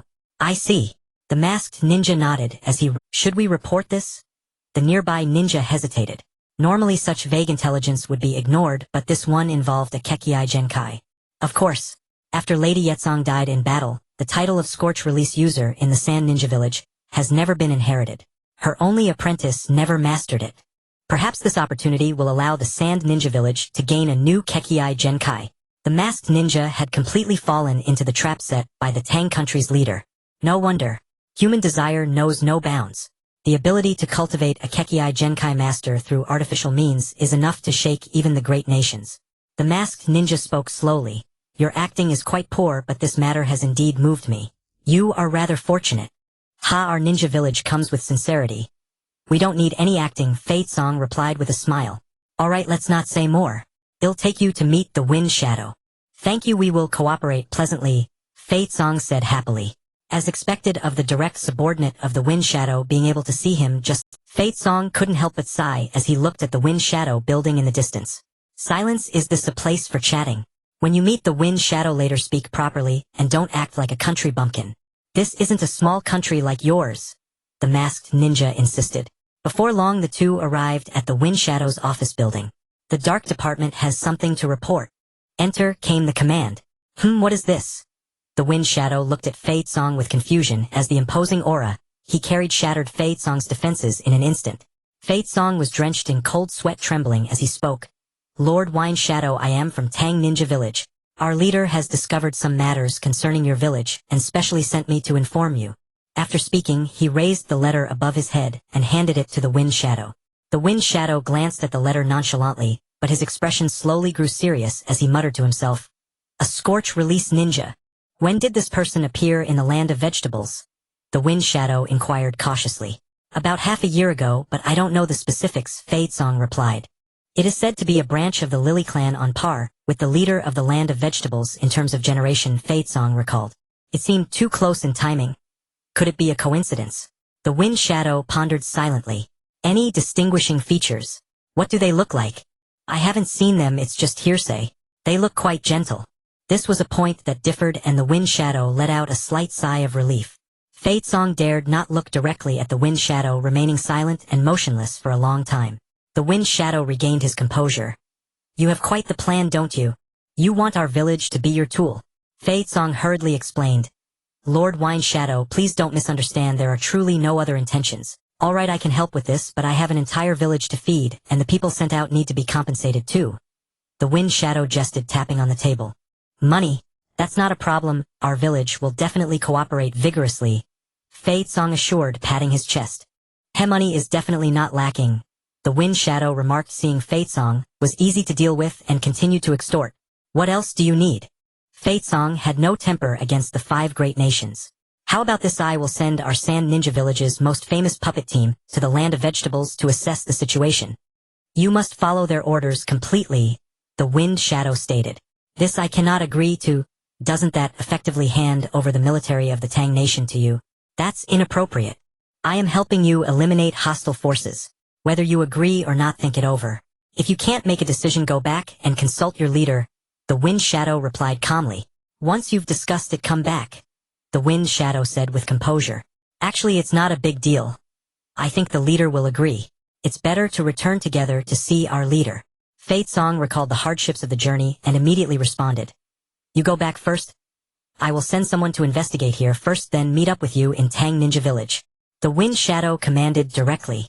Then it's settled, you must help us. I will go ahead to inform the leader of this good news. Fei Tsang saluted and then left with the dark department.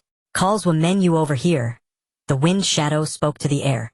Before long, a middle-aged man with painted facial makeup appeared in an instant. Lord Wind Shadow, have you approved the material application? This isn't urgent. Wanzui Yu as a descendant of the puppet creator, what are your thoughts on the current status of puppet masters? The Wind Shadow spoke lightly. Wanzui Yu immediately replied angrily. It's still the former Wind Shadow who gave our family's secret technique. Jinsong 10 people to Chio, otherwise how could our clan have been so suppressed? You need to have a long-term vision. No matter how you look at it, Chio is an exceptional puppet master. 60% of the puppet masters from Sand Ninja Village came from his school. For puppet masters, he is undoubtedly a legend. The Wind Shadow couldn't help but recall this old predecessor. Lord Wind Shadow, although you are supreme, if you are just here to insult me, I will choose to avoid it. Since the death of the younger generation of Chio, the elite team of puppet masters has suffered heavy casualties. The 2 sisters have already half-retired, and then the genius Scorpion mysteriously disappeared. Now the puppet masters of Sand Ninja Village have become an obscure ninjutsu system, no longer the feared secret force of the past. The Wind Shadow continued despite Yui's anger. Sigh. Yui sighed helplessly. Now I am giving you a task to let the world know the power of puppet masters. This, Yui said hesitantly. The family knows its own affairs. Yui understood his own limitations, and at most he was of average jonin level. How difficult it was to gain fame in the ninja world. Don't worry, you are up against people from a small country, and you have even won a title in the Third War. Such a good stepping stone is rare. The Wind Shadow tempted. People from a small country. It wouldn't be that Lily Runner, would it? Yui speculated. Yes, that's him, the Wind Shadow affirmed. A young kid in his teens. Even if he wins, what's the point? Yui said sadly. Give it a try. If you perform well, I will hand over the puppet master team of Sand Ninja Village to you. The Wind Shadow stated nonchalantly. All right, I will take the family ninjas to give it a try. Yui said with newfound energy. Don't be too impulsive. First investigate, or all ninjas from Tang Ninja Village will be under your command. This time the main task is to investigate the origins of the Scorch Release Ninja. If ninjutsu can be replicated, bring it back. As for the Lily Runner stealing techniques from other countries, you know what I mean. The Wind Shadow subtly reminded. Don't worry. Is there a child I can't deal with? A place as small as this dares to build a village. I will show him what a ninja village is like. Yui mused. All right, hurry up. Don't just talk big. The Wind Shadow urged. Humph, this time I will gamble the honor of my family. After saying this, Yui left the ninja village. Lacking skills but good at boasting, if not for the lack of successors among the puppet masters of Sand Ninja Village, perhaps he would not even have the opportunity to be summoned alone. The Wind Shadow scoffed inwardly. At this moment, Hao Yi had no idea that an invisible web was looming over the land of vegetables. Accompanied by several disciples, he was enjoying the scenery and the prosperity of the land of fire. Such beautiful scenery. It would be even better if I could come with you, Tsongjie. Hao Yi exclaimed as he looked at the scenery along the way. Zwoman Yui stood before the family council hall, facing the most skilled puppeteers of the Zwoman clan. Everyone, the opportunity to restore our family's prestige has arrived. At this moment, if we just destroy the newly established Hana Ninja Village, in the land of vegetables, the Tsuchikage will fully support us, allocating all resources and talent to rebuild the Sand Ninja Village Puppeteer Corps. Zhuo Yi declared passionately. The crowd looked at the clan leader with eager anticipation, the younger ones cracking their knuckles, the family's sense of honor, driving everyone to silently exert themselves. Nothing is absolute. Oh, no battle is a sure win. This time only a portion of us will go, each bringing only their own puppets. As for the family's treasured collection, well, take only those nearing retirement. Yi gritted his teeth. Puppets are a puppeteer's lifeline. A good puppet enhances abilities in every aspect. To protect the legacy, Yi made a great sacrifice. Clan leader, let me go. I have no children, let me go. Clan leader, I have many siblings. I'll go. Clan leader, I've received much from the family. Let me go. The crowd clamored. Enough. What's this noisy commotion? Yi roared. The crowd fell silent instantly. Though lacking in ability, Yui's prestige within the clan was very high. All right, 4 uncles. Uncle Tsumu and Uncle Shueizhen will come with me. Those of my generation will draw lots to go. A half will come with me. The younger generation, a quarter, will follow. Yi spoke thoughtfully. The younger generation lacked combat experience and were the family's future. Bringing a few to see the world was beneficial. Leaving half of the middle and senior ranks ensured the family could function normally. It was indeed a reasonable plan. Yi, the lots are drawn. Those selected are here. Uncle Tsumu said. Good 18 people. Yi laughed bitterly. To think that his family, descendants of the founding puppeteer master, now had so few outstanding members. Yi clenched his teeth and swore he would restore the glory of his ancestors in this lifetime. Move out. Yi commanded, dashing off. The others followed closely, their movements synchronized. Truly a family of noble lineage, aristocratic discipline deeply ingrained. After a forced march of 48 hours over 2 days, the puppeteers soon reached the border between the land of hot springs and the land of vegetables. Yi, it's a newly formed small country with few ninja. Let's attack directly. Don't be careless. Lily Hao Yi is a renowned ninja after all. Yi said cautiously. Lily the runner. That's hardly a reputation. Shueizhen mocked. What about the yellow flash? That's a type of ninja technique. And Lily Hao Yi's bounty is over 100 million. No one has ever killed him. Don't underestimate him, Yi explained. A mere yellow-haired brat. You're too cautious, Yi, Shueizhen said. This mission isn't that simple. The land of vegetables has a scorch release ninja.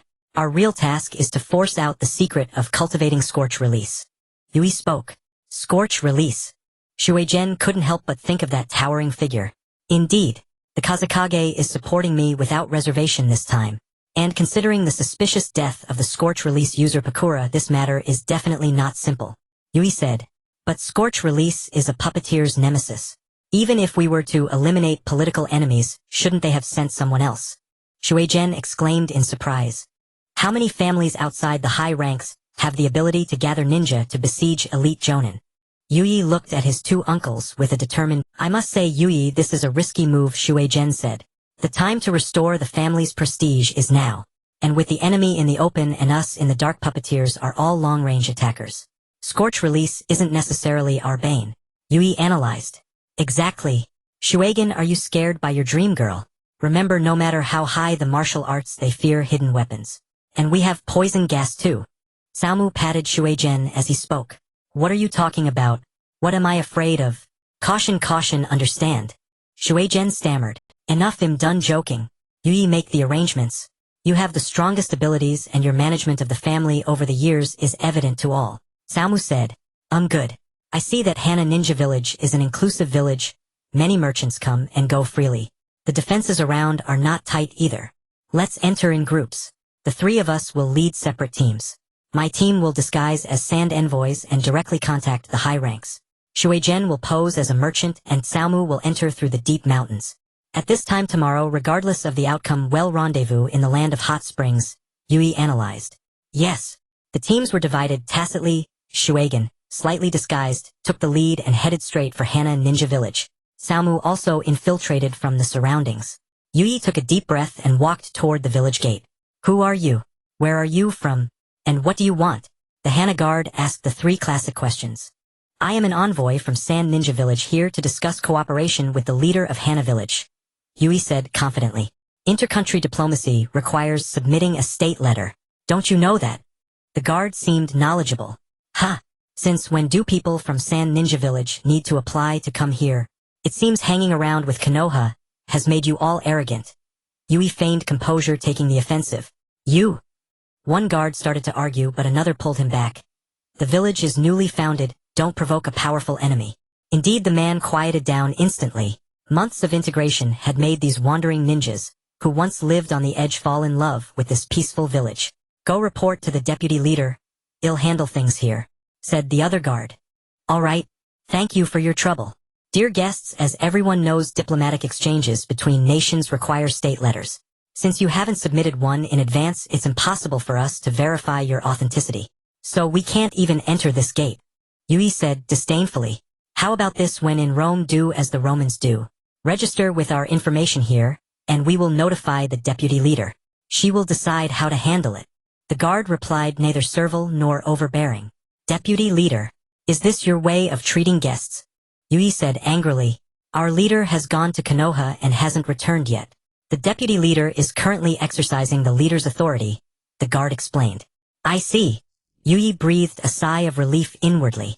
One fewer strong opponent meant a greater chance of success. I heard your deputy leader is a scorch-release bloodline user. Yui inquired. Yes, both our leader and deputy leader are scorch-release ninjas, very powerful.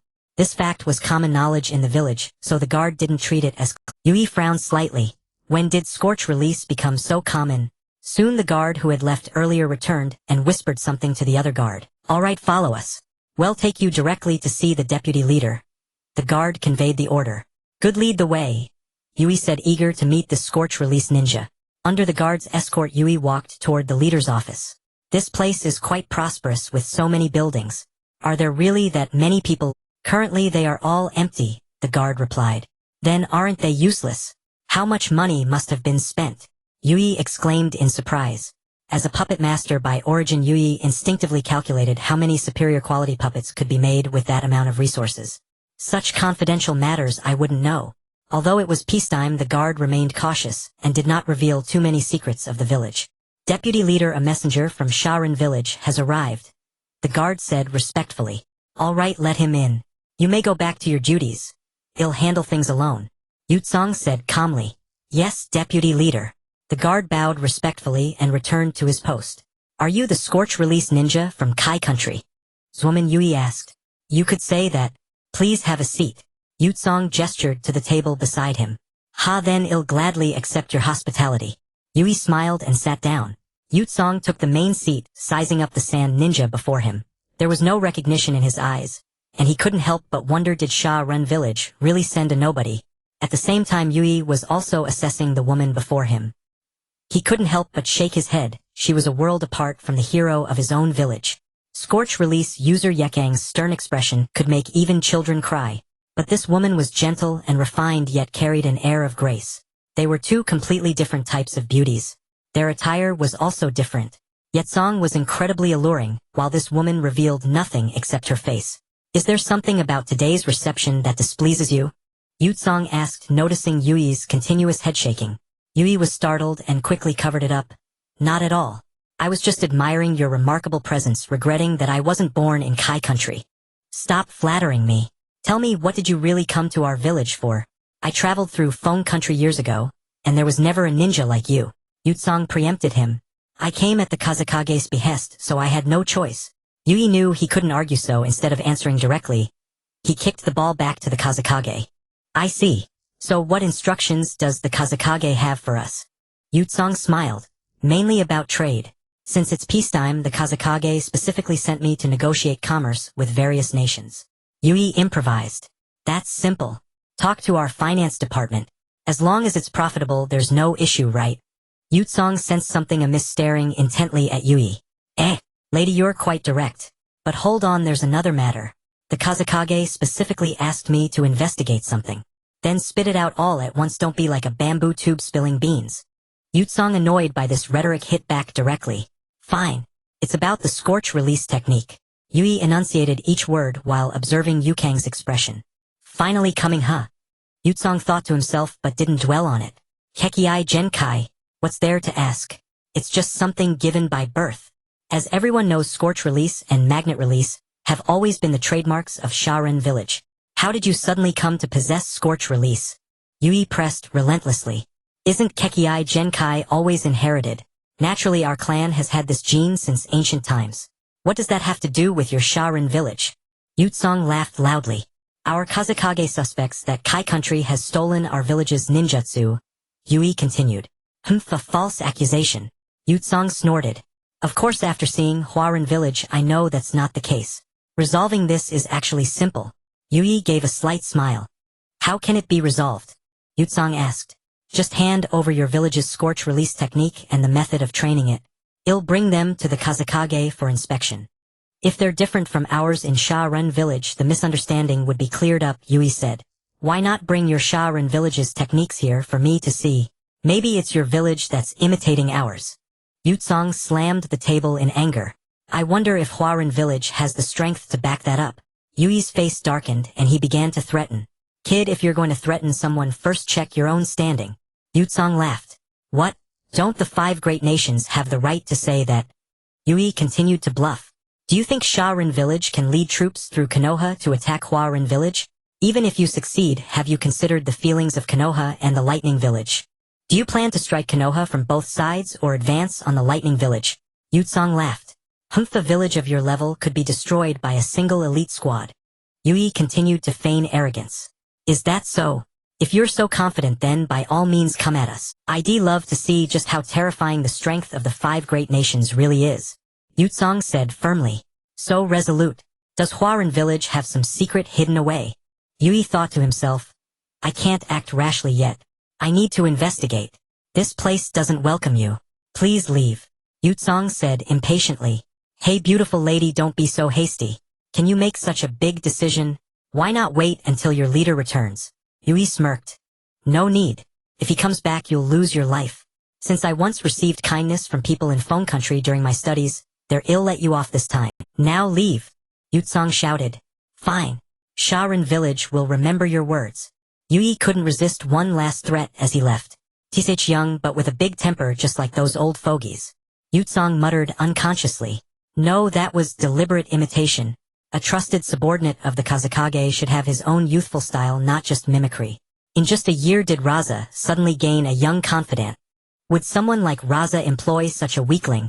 Doubts swirled around Yutsong. Could it be that my secret has been exposed? Yutsong couldn't help but ask herself. Summon the brothers Leia and Lienya, Yutsong ordered. Yes, deputy leader. Any order, sir? The 2 brothers asked cautiously. Elder brother, I heard your ninjutsu secret lies in condensing moisture from the air to form convex lenses for attack. Is that right? Yutsong inquired. Indeed, Lienya said, proud of his original ninjutsu. Can you condense water into mirrors to monitor movements around the village?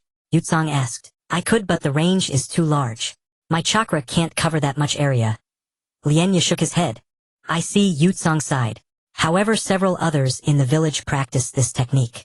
While they're not good enough for convex lenses, making flat mirrors might be possible. Lienya thought for a moment. Great. You take charge. For now, you'll handle daytime perimeter surveillance. Yutsong assigned direct. Leia, you'll take the night shift. Let me know if you need anything, Yutsong continued. Short term, no problem. In areas with water, my ninjutsu can draw on endless groundwater, without consuming much chakra, Leia said confident. Good. You 2 brothers go ahead and do it. Yutsong finally felt relieved. Yes, deputy leader. The 2 happily accepted the. Yui left Huaran village without a moment's pause, dashing toward Tang country, to reunite with his 2 clan uncles who led the other 2 puppeteer squads. In Yui's view, his disguise as an envoy from Sharin village was flawless, and traveling directly from Huaran village to Tangren village perfectly aligned with the mission's purpose, leaving no room for suspicion. His actions had neither alerted the enemy nor revealed his intentions, while also laying the groundwork for the future assault on Huaran village. A true Tubert Swithenestone strategy. Yui thought smugly. However, he never expected that Yutsong was actually Yetsong, who knew Sharin village intimately. Although only harboring suspicion, she had nonetheless saved Huaran village from the risk of a night raid. Yui, why are you so late? We've been here for ages. Just now a ninja from Tangren village came asking when we'd make a move. Shueizhen asked in confusion. Had a chat with their second-in-command from Huaran village. Yui boasted. So what did you get out of it? Shueizhen asked eagerly. Ha Shuegan, are you concerned about the battle situation, or do you want to see if the Scorch Release ninja is Yetsong? Salmu, cut it out, what Yetsong? We need to understand the enemy before battle, what do you know? Shueizhen retorted. I don't have much information, but I have encountered the Scorch Release ninja, and he is completely different from Yetsong, so you can stop worrying. However, I always feel that they are not afraid of us, the 5 great nations, which gives off an unusually strange vibe. Yi decisively stopped the two from, I heard from the villagers that their top executives are incredibly powerful. Some can summon vast amounts of water, some control sunlight, others use tree branches to kill, and the 2 leaders can even spew lava. Xiaomu said with a smile. I've heard the same. Probably just these villagers who have never seen the world. They are amazed by any random jutsu. Shueizhen echoed a hint of disappointment in his eyes. We must not be careless. I think their second-in-command is no ordinary person. Yi recalled Yu Kang's demeanor and said, if only I had brought a sensory ninja, at least we could sense their chakra. Shueizhen complained. What do we do now? Just go back empty-handed? Xiaomu questioned. Why are we in a hurry? We're only helping others. Let them worry. After saying this, Yi found a spot and pretended to sleep. What is this? You're the one who organized us to come, and now you're the one who wants to sleep. Xiaomu Alright, let the clansmen rest first. We've been moving at high speed these days. Even for battle we need to adjust. When it comes to Huarin village, the people from Tangren village will come begging us for help. Rest assured completely. Shueizhen immediately understood Yui's intention. Grown man still needing to be begged. Forget it, I don't care. Just tell me when you're setting off. Xiaomu finished speaking and walked off to the side on his own. Suddenly a young man dressed like a ninja entered. Hello, may I ask who is the captain of this operation? Yi slightly opened his eyes and said, it's me. What can I do for you? I wouldn't presume. Our leader invites you to discuss the upcoming action. The young man said, neither servile nor overbearing. Alright, lead the way. Yi had been waiting for the invitation from Tangren village, and indeed it came. Soon the two arrived at the office of the leader of Tangren village. I humbly serve as the leader of Tangren village. Please, esteemed envoy, offer your guidance. The leader of Tangren village wore a fawning expression. I wouldn't dare. I as a junior still need much guidance from you, senior. Yi also flattered in return. Let's not be modest with each other. Please take a seat. The leader of Tang said with a smile. Thank you, leader. May I ask why you summoned me here? Yi asked. Esteemed envoy, you know the answer already. It's about this mission, of course. The leader laughed. Is it that urgent? I thought your 2 countries had neither national enmity nor personal grudges, so it wouldn't come to this. Yi drawled, saying, isn't it for your sake as well? Complete the task sooner, and you can return home to rest earlier. The leader pretended to be calm. Since you are so insincere, I see no need to continue the discussion. Yi continued to apply pressure. Wait, young brother, don't be so hasty. I'll be honest with you. I'm utterly helpless. Although both our villages are subordinates of Konoha, the momentum that Huarin village has shown will eventually consume us. Since we cannot avoid it, we might as well strike while we still have some strength. And? The leader paused mid-sentence. And what? Yi quickly pressed. If you don't mind my saying, our small country is not as harmonious as it appears. In the past, Kai country has always sent its heirs to us in Tang country in exchange for peace. So there is indeed national enmity and personal hatred. The leader said, I didn't expect you small countries to be so ruthless, directly detaining other countries' heirs for long periods. Yi laughed. Actually, it's all customary. You great nations look down on these interests of us small countries, and among countries of the same level victories and defeats are mutual, so this method has never been used. The leader explained. I roughly understand. But Huarin village is not that simple either. Yi said. It was just established, or with you and me united, what is there? The leader patted his chest and said. Judging from the few executives who have shown their abilities, each one is at the level of an elite jonin. And Huarin village has over a dozen such executives. Furthermore, thousands of ninjas, though all low-level, cannot be underestimated when attacking together.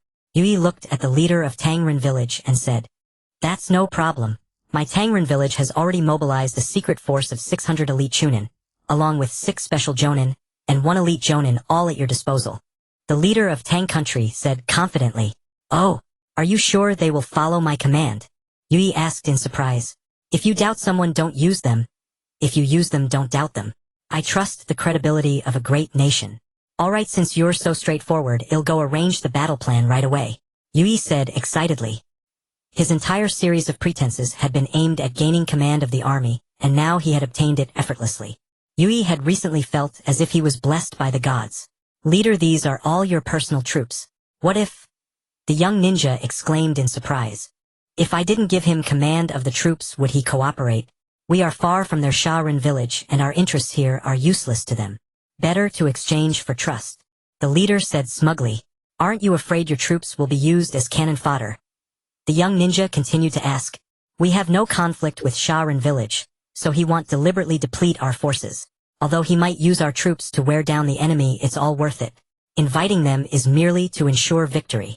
The leader said with self-mockery. I think I understand a bit, but not completely. The young man frowned. If I let you understand everything, wouldn't you be the leader? Leader, you jest. I don't have that ability. The young ninja shook his head and said, all right, don't just stand there. You go to the troops as well. Consider it a training experience. The leader said flatly, I have to go. No way. The young ninja exclaimed in surprise. Besides you and me, does our Tangren village have a second elite jonin? The leader said, yes, leader. The young ninja nodded knowingly. Shinyo, the future of Tangren village depends on you. You must endure the baptism of war.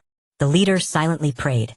At the training ground of Tangren village, over 600 ninjas stood ready. Yu Yi and Shinyu gazed silently at the assembled warriors from the elevator. Shinyo, these men have impressive spirit and vigor. Yu Yi remarked. Of course they do. This is the village's finest elite force. Shinyu said proudly. To make a long story short, you encourage your own men.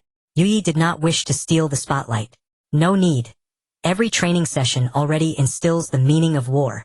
Though their strength may seem modest, they are the warriors most adapted to the battlefield. You could think of them as death warriors, Shinyu declared with pride. I see. Then this must be your leader's ultimate technique. Yu Yi speculated. No time to waste. Hurry and devise the battle plan. Taking advantage of the darkness, we can catch them off guard. Shinyo, a young prodigy, whom the Tangren leader held in high regard, instantly grasped the environmental advantage. In group combat, aside from ambush, there really isn't much strategy. Yui said, stop being modest. Make the arrangements quickly, since the leader has entrusted you with full authority, Shun Yu urged. Fine then, I'll overstep my bounds. Yui cleared his throat and gradually raised his voice. All of you are the finest warriors of Tangren village. Our tactic this time is simple: besiege the enemy to strike at their reinforcements. First, Shinyu will lead 400 close combat elites to launch a surprise attack on the Huanren village leader's office, drawing out all of Huanren's forces. Then our Sand village elites and 200 long-range ninjas will use ranged attacks to eliminate every Huanren ninja. The crowd fell silent, then voluntarily split into two groups according to their abilities. Only Shinyu glared at Yui. Everyone knew that Yui was inevitably using the 400 ninjas as cannon fodder. Yui did not flinch from Shenyu's gaze. He stared straight back. Shinyu clenched his fists tightly, then slowly released them. He silently walked toward the close combat unit. Don't worry too much. Huanren village is nothing to fear. This is my most powerful weapon. Let it protect you closely. With that, Yui tossed a scroll. With a bang, smoke dispersed, revealing a figure identical to Yui. Humph, a mere clone technique as your trump card. Shinyu scoffed. Ignorant, muttered Shueizhen nearby with disdain. You? Shinyu fumed. Enough. Stop fooling around. The mission comes first. Return to your units, Yui said sternly. Neither side spoke further. Shinyu immediately led his unit toward Huanren village. Idiot rushing to die, Shueizhen muttered. Enough, we still need them for this mission, Yui said. Yui, why did you give him the substitute puppet? That's half your strength and it's equivalent to an extra life. Wondered Salmu. I didn't want to, but with so many people I couldn't trust him to handle it alone. By remotely controlling the puppet, I might maximize the effectiveness of this unit. Yui said. What a pity, lamented Salmu. Alright, let's move too. Prepare for a major battle. I have a feeling Huanren village is not— Yui said anxiously. Without waiting for the others to react, he shouted, move out. Orders were like a mountain. At Yui's command, the newly formed unit advanced in perfect unison. Watching the obedient ninjas of Tangren village, Yui's fighting spirit reignited. Tangren village and Huanren village were very close. Shinyu and the close combat ninjas soon reached Huanren's territory. The men slowly drew their shurikens, preparing to launch a surprise assault. Sensing the puppet state, Yui felt a slight surprise. Strange. Has it been so long since I used it that the puppet's joints have grown stiff? Impossible. Puppets are our lifelines, treasured like gems. We polish and lubricate them every day, said Shueizhen. Then that's odd. I feel a certain sluggishness in controlling this puppet, Yui said after sensing it. That's nothing. The climate here is humid, unlike the wind country. Moisture might have seeped into the puppet, causing some resistance. Shueizhen, perhaps, Yui said half-believingly. Soon, using the puppet, he announced, Brave warriors of Tangren village charge. With that, the puppet Yui opened its mouth wide and fired a huge poison gas bomb toward Huanren village. Many Tangren ninjas rushed forward at full. It's not a clone. It's a puppet. Shinyu finally realized, astonished. If you have time to stand there dumbfounded, you might as well kill more enemies, sneered the puppet Yui. Unable to bear Yui's taunt, Shinyu himself launched a charge. Scorch released scorching steam kill. Instantly fiery red magma engulfed dozens of ninjas ahead. Before they could struggle, the Tangren ninjas were reduced to ashes. Wherever the technique passed, smoke rose, and soon the entire battlefield was shrouded in mist. Bold rats, attacking our village without provocation, Yutsong shouted from above. How? How did you know? Asked the puppet Yui in surprise. I might as well tell you. From the moment you stepped into our Huanren village territory, you were under our surveillance. Yutsong laughed.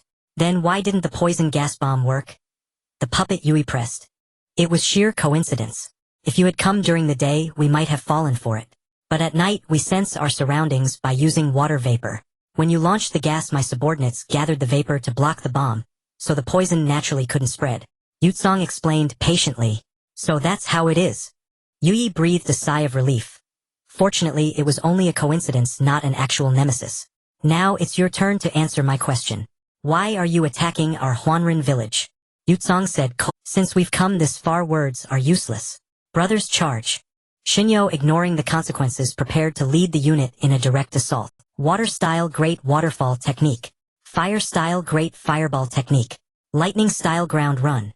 The Huanren ninjas defended on the spot, unleashing their practiced ninjutsu. Water-style water-sky envelopment. Leah also cast a technique, instantly trapping over 500 Tangren warriors inside a water bubble. Summoning technique. Leah lightly tapped the water bubble and hundreds of sharks appeared in the water, charging toward the Tangren forces. The well-trained Tangren ninjas showed no panic. They drew their shurikens and engaged the sharks in combat. The puppet Yui fixed his gaze on Leah, his mind racing. To capture the chieftain, first capture the king. The puppet's right hand suddenly shot toward Leah without warning. A petty trick. As long as there's water, I'm invincible, Leah boasted, covering himself with another water bubble to block the attack.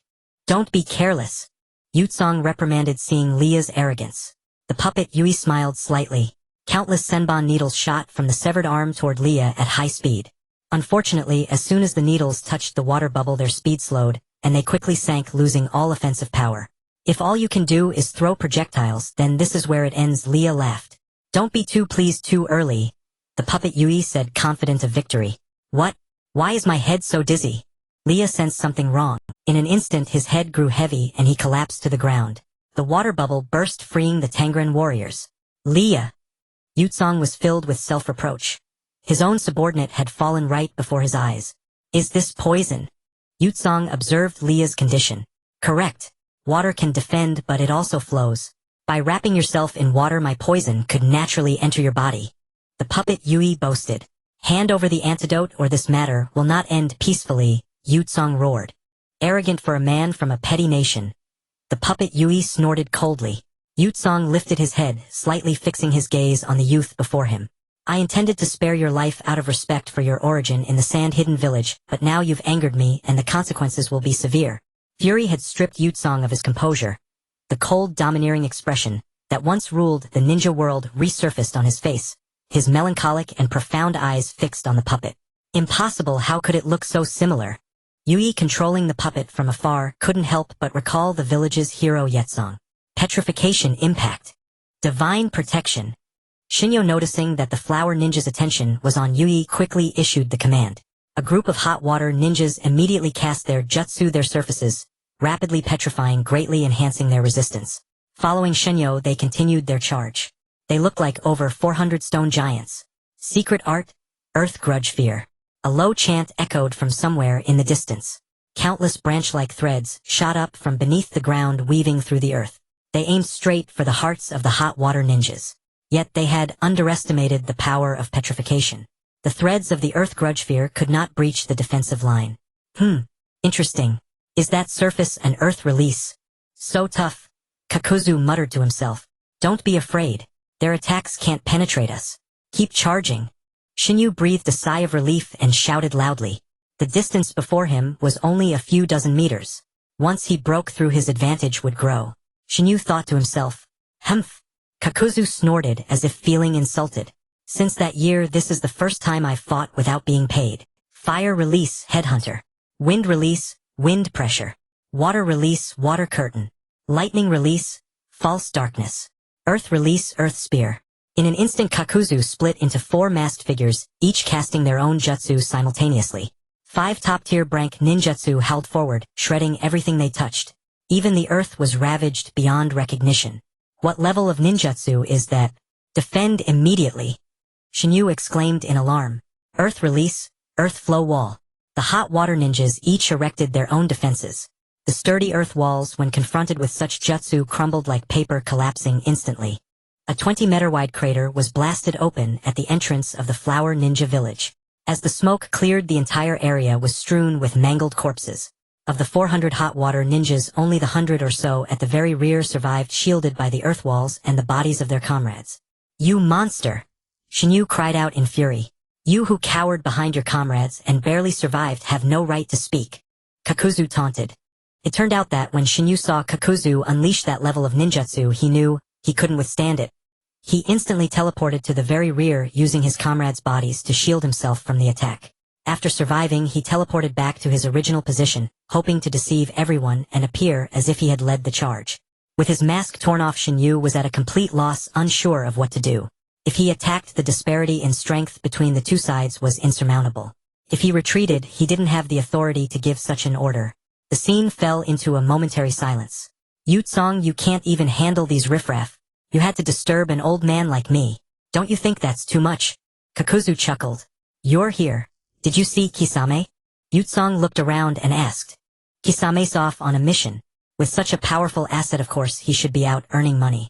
You're not the head of the household, so you don't know how precious every cent is. Hurry up and settle this. Don't waste time on earning. I'm planning to head to the exam markets of other countries later to set up some leisure spots. That's the real business. Kakuzu urged. Understood. I'll resolve this quickly. Yutsong glanced at the puppet Yui. Now your men seem to have been scared out of their wits. Do you still wish to fight? Yutsong said coldly. Don't lump me together with those cannon fodder. I don't care who you are, but since you've come we must fight. Otherwise the world will laugh at the Zwoman puppeteer clan. Yui declared proudly, lifting his chin at the opportune moment. Fine. In that case, die. Scorch release. Steam kill. Yutsong held nothing back. Such a level is no trouble for me. The puppet Yui swiftly raised his left arm, the surrounding panels opening. The arm then spun rapidly, lifting the entire puppet into the air with the resulting lift. He deftly dodged Yukang's lethal strike. Rain of needles. The puppet Yui, now high above, surveyed the village below. His chest opened, revealing dozens of firing ports, unleashing a barrage of needles indiscriminately upon the village. Yukang's face drained of color. He quickly cast a jutsu, and suddenly a flying hammer attached to a chain shot out, altering the trajectory of the needles as they were drawn and stuck to the iron hammer. Assistant Lord, please allow me to personally settle the matter concerning my brother. Otherwise the world might think that the 3 evil ninjas are weak and easily. Saya emerged from behind Yutsong, his expression impassive. Yutsong looked at Saya, thought for a moment, and said, Very well. If it's beyond your ability, don't force it. I'll keep watch over you. Upon receiving the order, Saya did not reply. He walked directly beneath the puppet Yui. Humph, a special weapon, nothing more. I've already figured out your tricks, but my ninjutsu isn't limited to needles. Yui grinned, wickedly raising his right arm, which was missing its hand. Multiple poison gas bomb technique. Several poison gas bombs shot out along the joints of the right arm. Sorry, but I completely counter you. Saya smirked. With a single push of his hand, the poison gas was sent back along its original path, plunging into the puppet Yui's right arm. After a series of explosions, black toxic gas seeped from every joint of the puppet Yui. The lifelike puppet, now emitting smoke, drew laughter from the assembled ninjas. Good thing it wasn't an explosive weapon, or my puppet would have been destroyed. Strange, what kind of jutsu is this?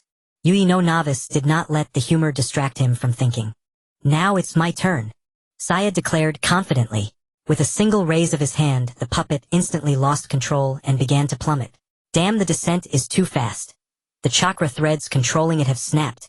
Yui thought to himself, simultaneously focusing his attention on the battlefield, ready to reconnect the chakra threads at any moment. But things didn't go as planned. The uncontrolled puppet, accelerated by Saya's magnetic attraction, hurtled toward the ground at breakneck speed. It smashed into the earth, shattering into pieces beyond repair. Saya quickly scanned the debris on the ground as if searching for something. Don't bother looking. It's my fate. But I never imagined that I would die for someone else. Yet having so many people care about me, it makes me truly happy. Leah said with a smile. Even second brother is worried about me. This is so much better than before.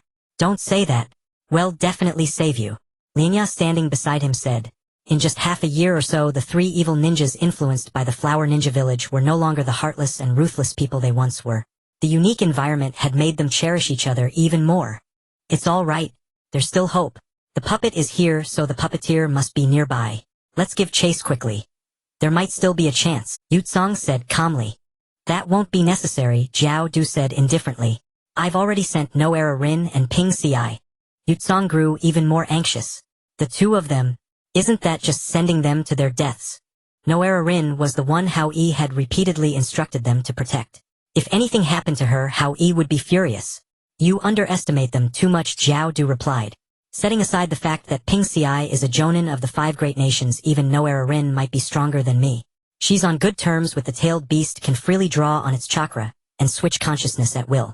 Dealing with these rabble, just a tailed beast ball is enough, Jiao Du said with a smile. How do you know that? Yutsong asked in confusion.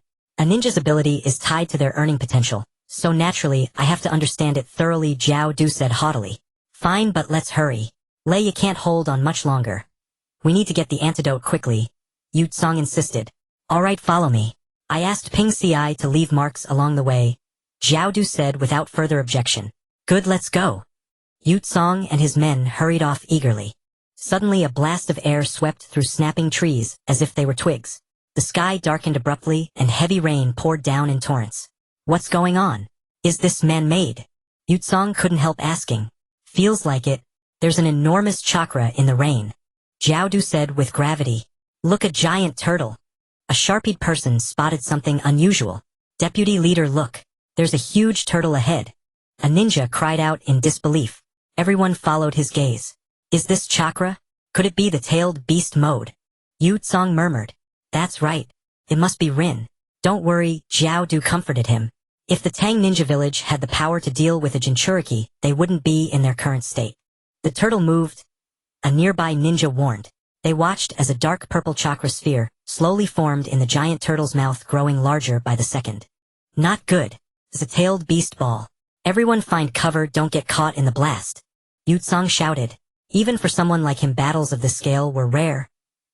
He could only proceed cautiously. With a dull roar, the trees around them were instantly shattered by the shockwave of the tailed beast ball.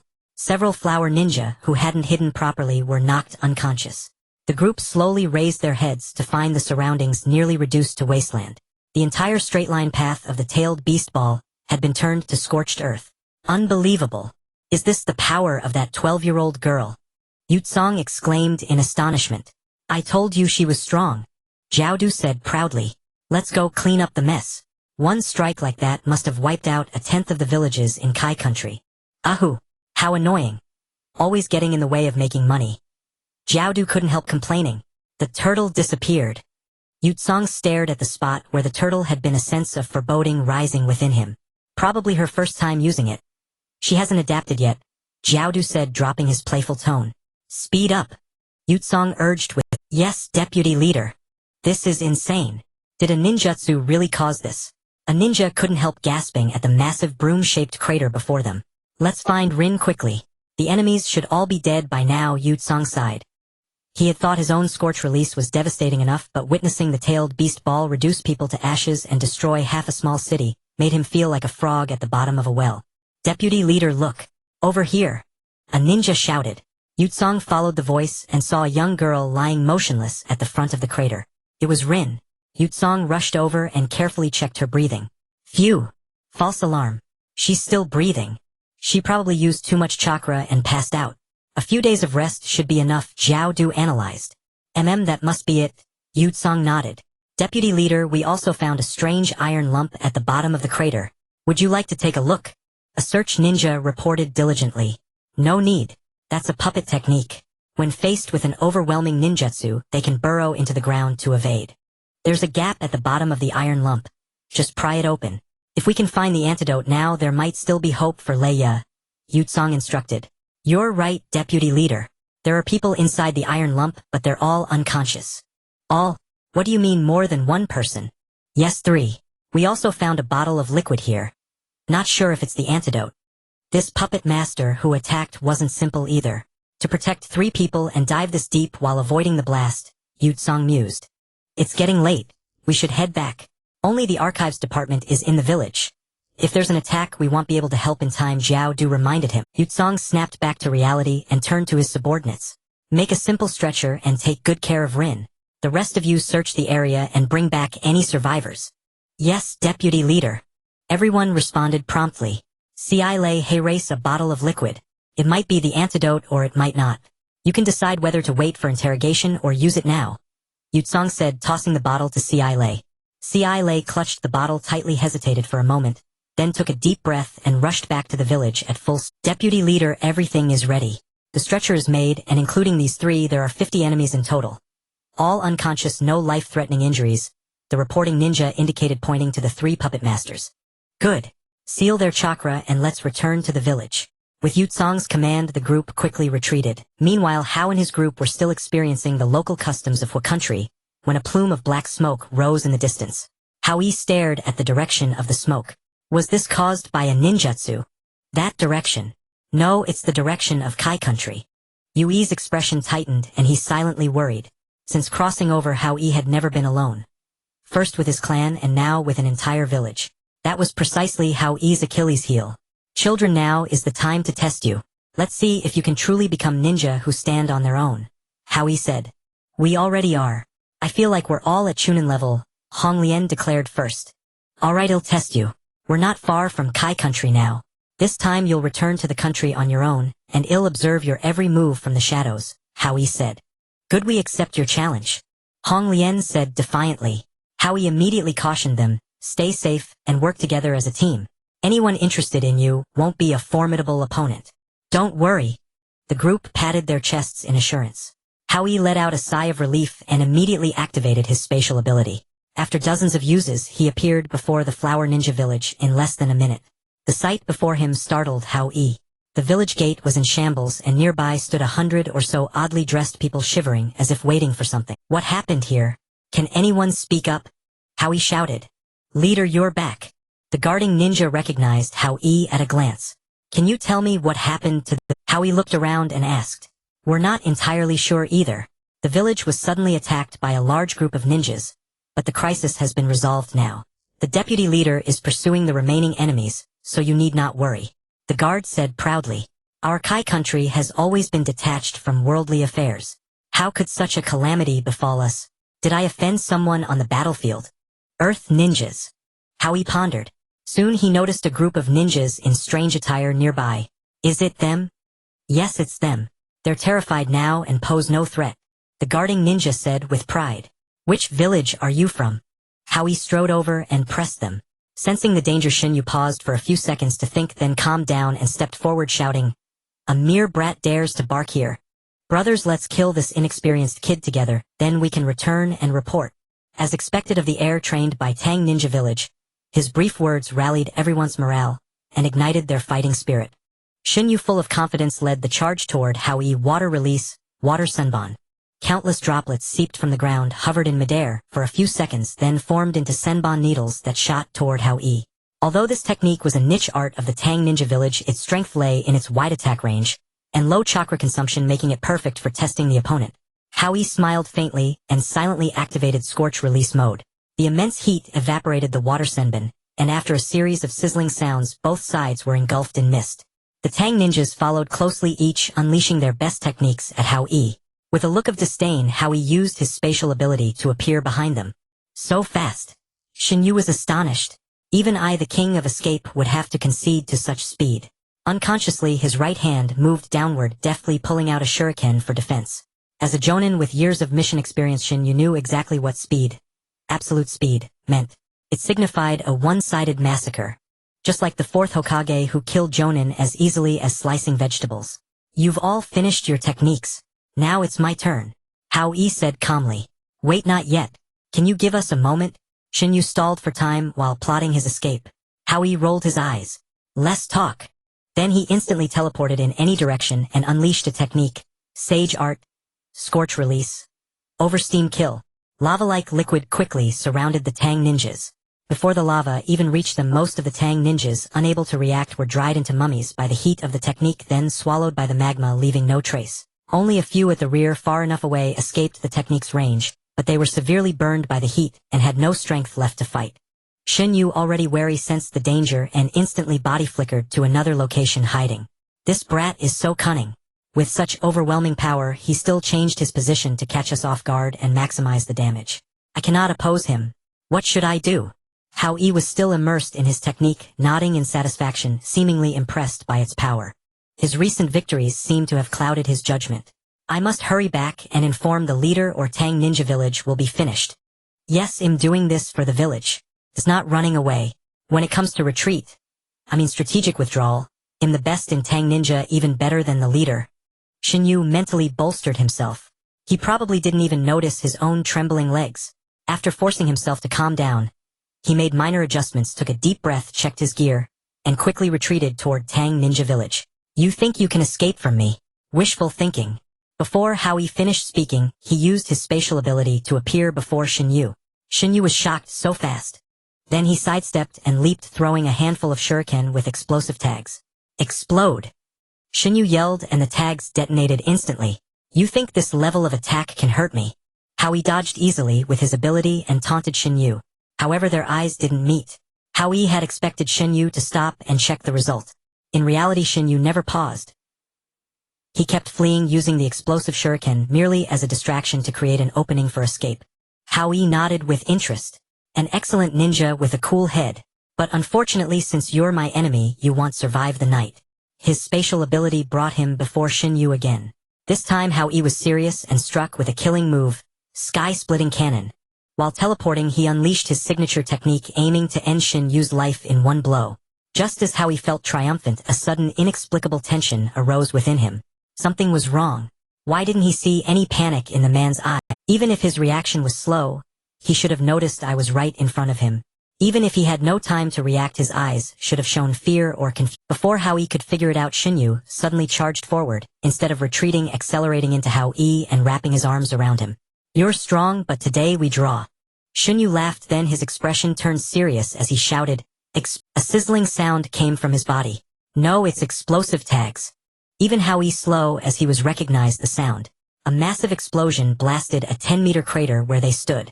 Hao Yi lay on the ground, not far away, drenched in sweat, his heart racing. Recalling the scene, he was still shaken. It turned out that Shin Yu's brief earlier skirmish was also to understand Hao Yi's abilities, and he had devised a battle plan based on Hao Yi's characteristics. First, he lured Hao Yi with the pretense of fleeing, making Hao Yi think he was just a coward. Then, during Hao Yi's second attack, he actively met him, restrained him, and immobilized him. Finally, he used explosive tags to attempt mutual destruction. From a power comparison, this was an excellent tactic. Hao Yi had to admire Shin Yu's courage and strategic ability. However, unfortunately, Shin Yu's analysis of Hao Yi's ability was incomplete. He simply thought Hao Yi's power was speed, but in reality it was space. Even if Shin Yu restrained Hao Yi, he couldn't lock down space. Hao Yi could still use his spatial ability to evade the explosion. That was how Hao Yi barely survived. Indeed, I shouldn't underestimate the world. Even an ant can bite an elephant to death, let alone equals. It seems I've been getting cocky lately. Hao Yi muttered, looking at the crater before him. The direction of his escape seems to be toward Tang country. Right during the village founding ceremony, they were so arrogant. Did they intend to annex our Kai country? Alright, let me go and meet this good neighbor of mine. Hao Yi murmured to himself. In the dense forest, a child who looked like a ninja was darting through the trees. This was Baiha Hao Yi, heading to the Tangren village. Second in command, the gate guards, just reported that the leader has returned and is now pursuing the remnants of the ninjas who attacked the village, the vanguard reported. What? Hao Yi is too reckless. It's my fault too. I should have arranged the village affairs before going to rescue Lin. Yutsong shouted. Don't worry. Hao Yi is very capable. He's at least at the Tsuchikage level. His speed can rival that of the Fourth Hokage. The one who should be worried is someone else. Right now you should organize the aftermath. Jiaodu said solemnly. Senior is right. Senior, how about you take half the men to stay and protect the village and the wounded? They'll take the rest to provide support. Is that okay? Yutsong asked. I haven't killed anyone in a long time. I miss it. But since you want to be the first to see your little lover, this old man won't disturb you. He'll take your advice. You can rest assured about this place, Jiaodu said with a sly smile. Senior, what are you saying? Yutsong shot Jiaodu a glance. Then he swept his eyes over the guards beside him, and everyone tacitly divided. Let's go. Yutsong took the lead, followed by dozens of people. Our Kai country is really small. It only took 2 hours to leave the country, Hao Yi sighed. Kid, stop right there. This is no place for you to play. Go home. 2 ninja-dressed men blocked Hao Yi's path. Annoying. Go somewhere cool and stay there. Hao Yi replied unceremoniously, his face expressionless, thinking of the devastation in arrogant, ungrateful brat. Die! The 2 ninjas simultaneously drew their weapons and slashed at Hao Yi. Shuadun mode. Hao Yi unleashed his full power, scorching the ground around him. The moment the 2 ninjas' weapons touched him, they melted. Before they could react, they were engulfed by the Shuadun. Ah! The villagers around screamed and fled. DDD. The piercing alarm sounded through the village. A large number of ninjas swarmed over. An enemy attack. The leader of the Tangren village, who was waiting for intelligence on the attack on Kai country, stared at the smoke at the village entrance in confusion. Having been in power for so long, perhaps he had long lost a ninja's vigilance or was lost in thought. Took him a while to react. Then he quickly put on his battle armor and rushed to the village entrance. Who are you daring to storm my Tangren village alone? A prestigious Tangren ninja spoke first. Hao Yi looked up and swept his gaze over the surrounding ninjas. It's been this long and only 30 small fries. The Tangren village is nothing special. Kid, don't be so arrogant. Everyone attack together. Teach him a lesson. A Tangren ninja shouted. Fire release great fireball technique. Water release water whip technique. Earth release earth spike technique. The Tangren ninjas split into 3 squads and attacked Hao Yi. Since I'm going to destroy you, I'll do it in the most overwhelming way. Shuadun over steam kill technique. Hao Yi formed hand seals and quickly executed the technique, spewing magma-like substance from his mouth. It collided with the Tangren ninjas' combined techniques, quickly devouring their chaotic jutsus and heading toward them. Not good. It's a Kekiai Genkai. Retreat. A ninja who recognized the danger quickly pulled back, keeping his distance from Hao Yi. More Tangren ninjas were directly dried into mummies by the intense heat of the Shuadun, then submerged in the magma. This technique is great, but it's a bit slow, Hao Yi said smugly. Sir, has our Tangren village offended you? Massacring a village like this? The 5 great nations won't let you get away with it. Offended? Don't you know what you've done?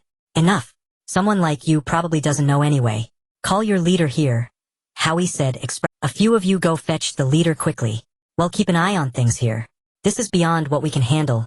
A Tangren village captain said tremblingly. No need to call him here. The Tangren village leader said as he ran, then leaped down and appeared before everyone. He looked at Hao Yi with a grave expression, seemingly plotting something. Leader. The Tangren ninjas quickly bowed, and at the same time breathed a collective sigh of relief. Humph. One man has you all this nervous. Have you forgotten your drills? Go evacuate the crowd. This is no place for you, the Tangren leader said. Yes, leader.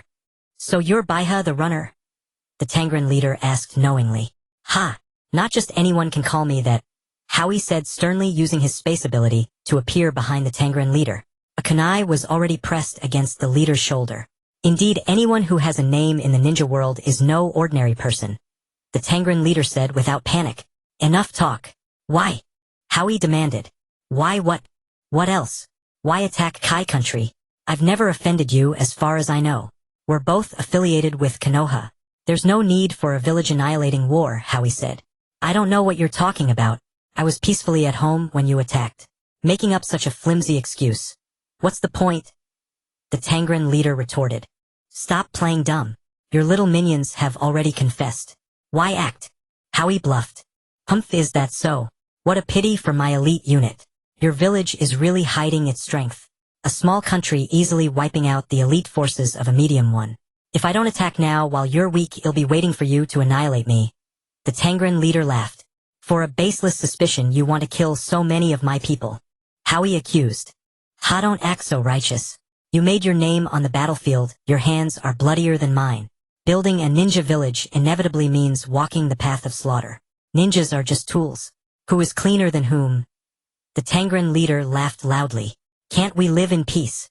Hao Yi asked. Truly a child. Naive. Winners are kings, losers are villains. This world has always been ruled by the strong. When you win you can lecture me. The Tangren leader laughed.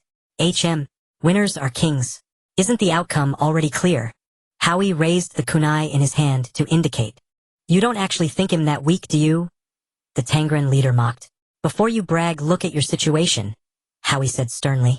Haha, it's been a long time since I've met such an interesting person. A ninja emerged from the ground not far away. On closer look it was the Tangren leader. Oh, a clone. Did you come as a clone from the start, or did you switch when I used my space ability? Hao Yi analyzed calmly quickly, slashing the Tangren leader beside him with the kunai. Sure enough, the Tangren leader turned into a pile of mud. An Earth-style ninja. Trouble, Hao Yi worried, considering the defensive power of Earth release. Kid, if I had put explosive tags on my Earth clone, you'd be dead now. The Tangren leader laughed. Not bad. But that's as far as you go, Hao Yi shouted. Hold on. I spared your life. It's not easy to build a village. You've already destroyed this place badly. Let's fight in a wasteland. The Tangren leader said loudly. Humph, you do care about your territory. Fine, I'll listen. Lead the way. Hao Yi said without hesitation. Yes, yes, yes. The Tangren ninja said, then turned and left a slight imperceptible smirk curling at the corner of his mouth. Are we there yet? Hao Yi questioned, scanning his surroundings. Almost, the Tangren chief replied evasively. We've been walking for kilometers. Isn't this far enough from your village? You're just leading me to your traps, aren't you? Hao Yi said warily. Hey young friend, you speak rashly. As leaders of our respective villages, how could we stoop to such despicable acts? However, your destructive power has always been formidable. For safety's sake, I naturally chose a more distant location, the Tangren chief explained. Enough. This is fine. Hao Yi called out, suddenly alert. Since you insist on an early death, I'll oblige you, the Tangren chief said, abandoning all pretense of honor as he struck without warning. 4 or 5 shuriken flew toward Hao Yi. Hao Yi performed a backflip to evade the shuriken, rapidly condensing a sky-splitting sphere in his hand. The dense orb detached from his palm and shot forth, striking the Tangren chief. The concentrated mass crushed his torso into fragments. Looking closely, the Tangren chief's head splattered like mud across the ground. An Earth clone. Again. Can't you be more creative? Hao Yi complained. He leaped onto the nearest tree, carefully observing the surroundings. Earth release ninja skilled at hiding within the earth, full of unpredictable threats. Hao Yi had to proceed with utmost caution. Not attacking. You're good at dodging, but I'll make sure you have nowhere to hide. Hao Yi gritted his teeth. Immortal technique, scorch release, overwhelming vaporization. A torrent of lava erupted from Hao Yi's mouth, instantly scorching a 100-meter-long river of magma. He repeated this, unleashing the technique indiscriminately around him. Enough. Face your doom. The Tangren chief, left with no place to hide, burst from the last patch of untouched ground. Earth release, earth flow, river. He unleashed his killing move, turning the soil beneath Hao Yi's feet into a quagmire. A paltry trick. Hao Yi used his spatial ability to instantly appear before the Tangren chief, thrusting a kunai toward his chest. Unsurprisingly, the Tangren chief transformed into mud. Hao Yi glanced around, vigilant. What to do? This old man is too cautious, always using clones. I can't find his real body and he keeps harassing me. I might not be able to outlast him. Earth release, 5-inch needle technique. The Tangren chief, hidden underground, silently executed the jutsu. Dozens of earth needles shot upward from directly beneath Hao Yi. Sensing the danger, Hao Yi quickly performed a backflip, narrowly avoiding being impaled by the dozens of earth needles. However, due to the short casting distance, his soles were grazed by the needles, sustaining a minor injury. So those were pre-placed earth spikes. He brought me here earlier to rig the ground. Hao Yi suddenly understood, seemingly ignoring the hidden Tangren chief. Earth release, headhunter technique. The Tangren chief seized the opportunity, tunneling beneath Hao Yi's feet, aiming. Having experienced the brutality of the battlefield, Hao Yi knew well that an injury would invite a fierce attack. He had already anticipated the Tangren chief's move. Almost simultaneously, he teleported behind the Tangren chief. Sky-splitting cannon. He pressed the orb directly against the chief's clothes. Humph, this time you're the real body, aren't you? Rock armor. The Tangren chief shouted, his skin turning to rock and thickening outward. Useless old man. My jutsu can shatter even stone. That's not enough. Indeed, Hao Yi's technique pierced the rock armor. No blood. Hao Yi dispelled his jutsu. The unbroken rocks scattered, revealing beneath them soil that was distinctly different from the surrounding area. He grabbed a handful and examined it carefully, noticing the difference. The earth beneath the stone figure looked as if it had been burrowed by earthworms. Likely the result of an earth release technique.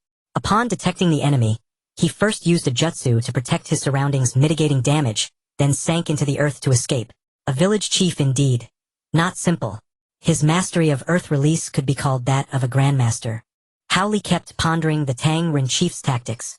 Meanwhile, the Tang Ren chief had already hidden deep underground, biding his time. This battle had already consumed 3 brank jutsu consecutively, and the prolonged underground travel had used up half of his chakra. He had to come up with a countermeasure quickly.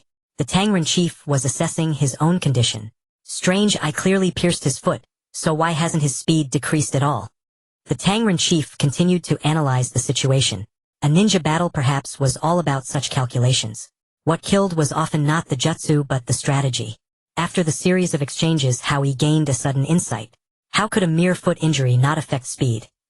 The Tang Ren chief still couldn't understand. Could it be that this brat doesn't walk on his feet, with his hands? The Tang Ren chief muttered to himself. Wait, that's right. Speed isn't just about feet. The fourth Hokage used space-time ninjutsu. The Tang Ren chief suddenly realized. Then he sighed helplessly. Space-time ninjutsu is the most profound art. To have mastered it at such a young age, he is destined to become a figure comparable to the fourth Hokage. What a pity that such a talented person is an enemy. A wave of powerlessness washed over him. No, I cannot lose this battle. I must protect my village.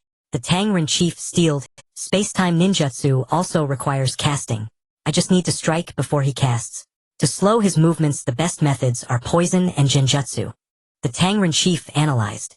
Alas, I should have borrowed some potent poison from the sand ninja village yesterday. And am no good at genjutsu either. The Tang Ren chief sighed in frustration. He had no choice but to resort to this. The Tang Ren chief made up his mind. Earth release 5-inch nail technique. He repeated his earlier tactic. Is that all you've got? Hao Yi, with prior experience, easily dodged.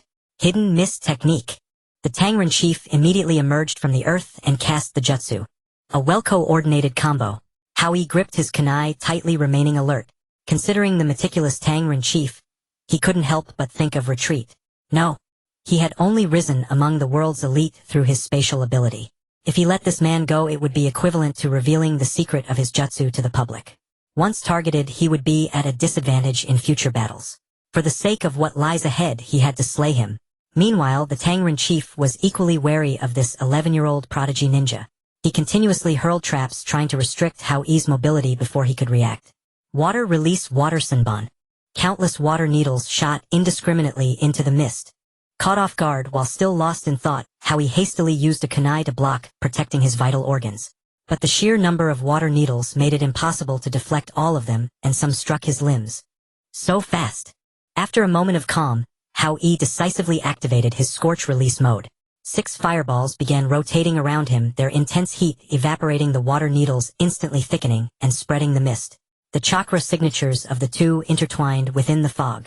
For a time, neither could clearly discern the enemy's position, forcing them into a caution. Since you senior refused to strike first, I shall begin. Hao Yi declared sternly.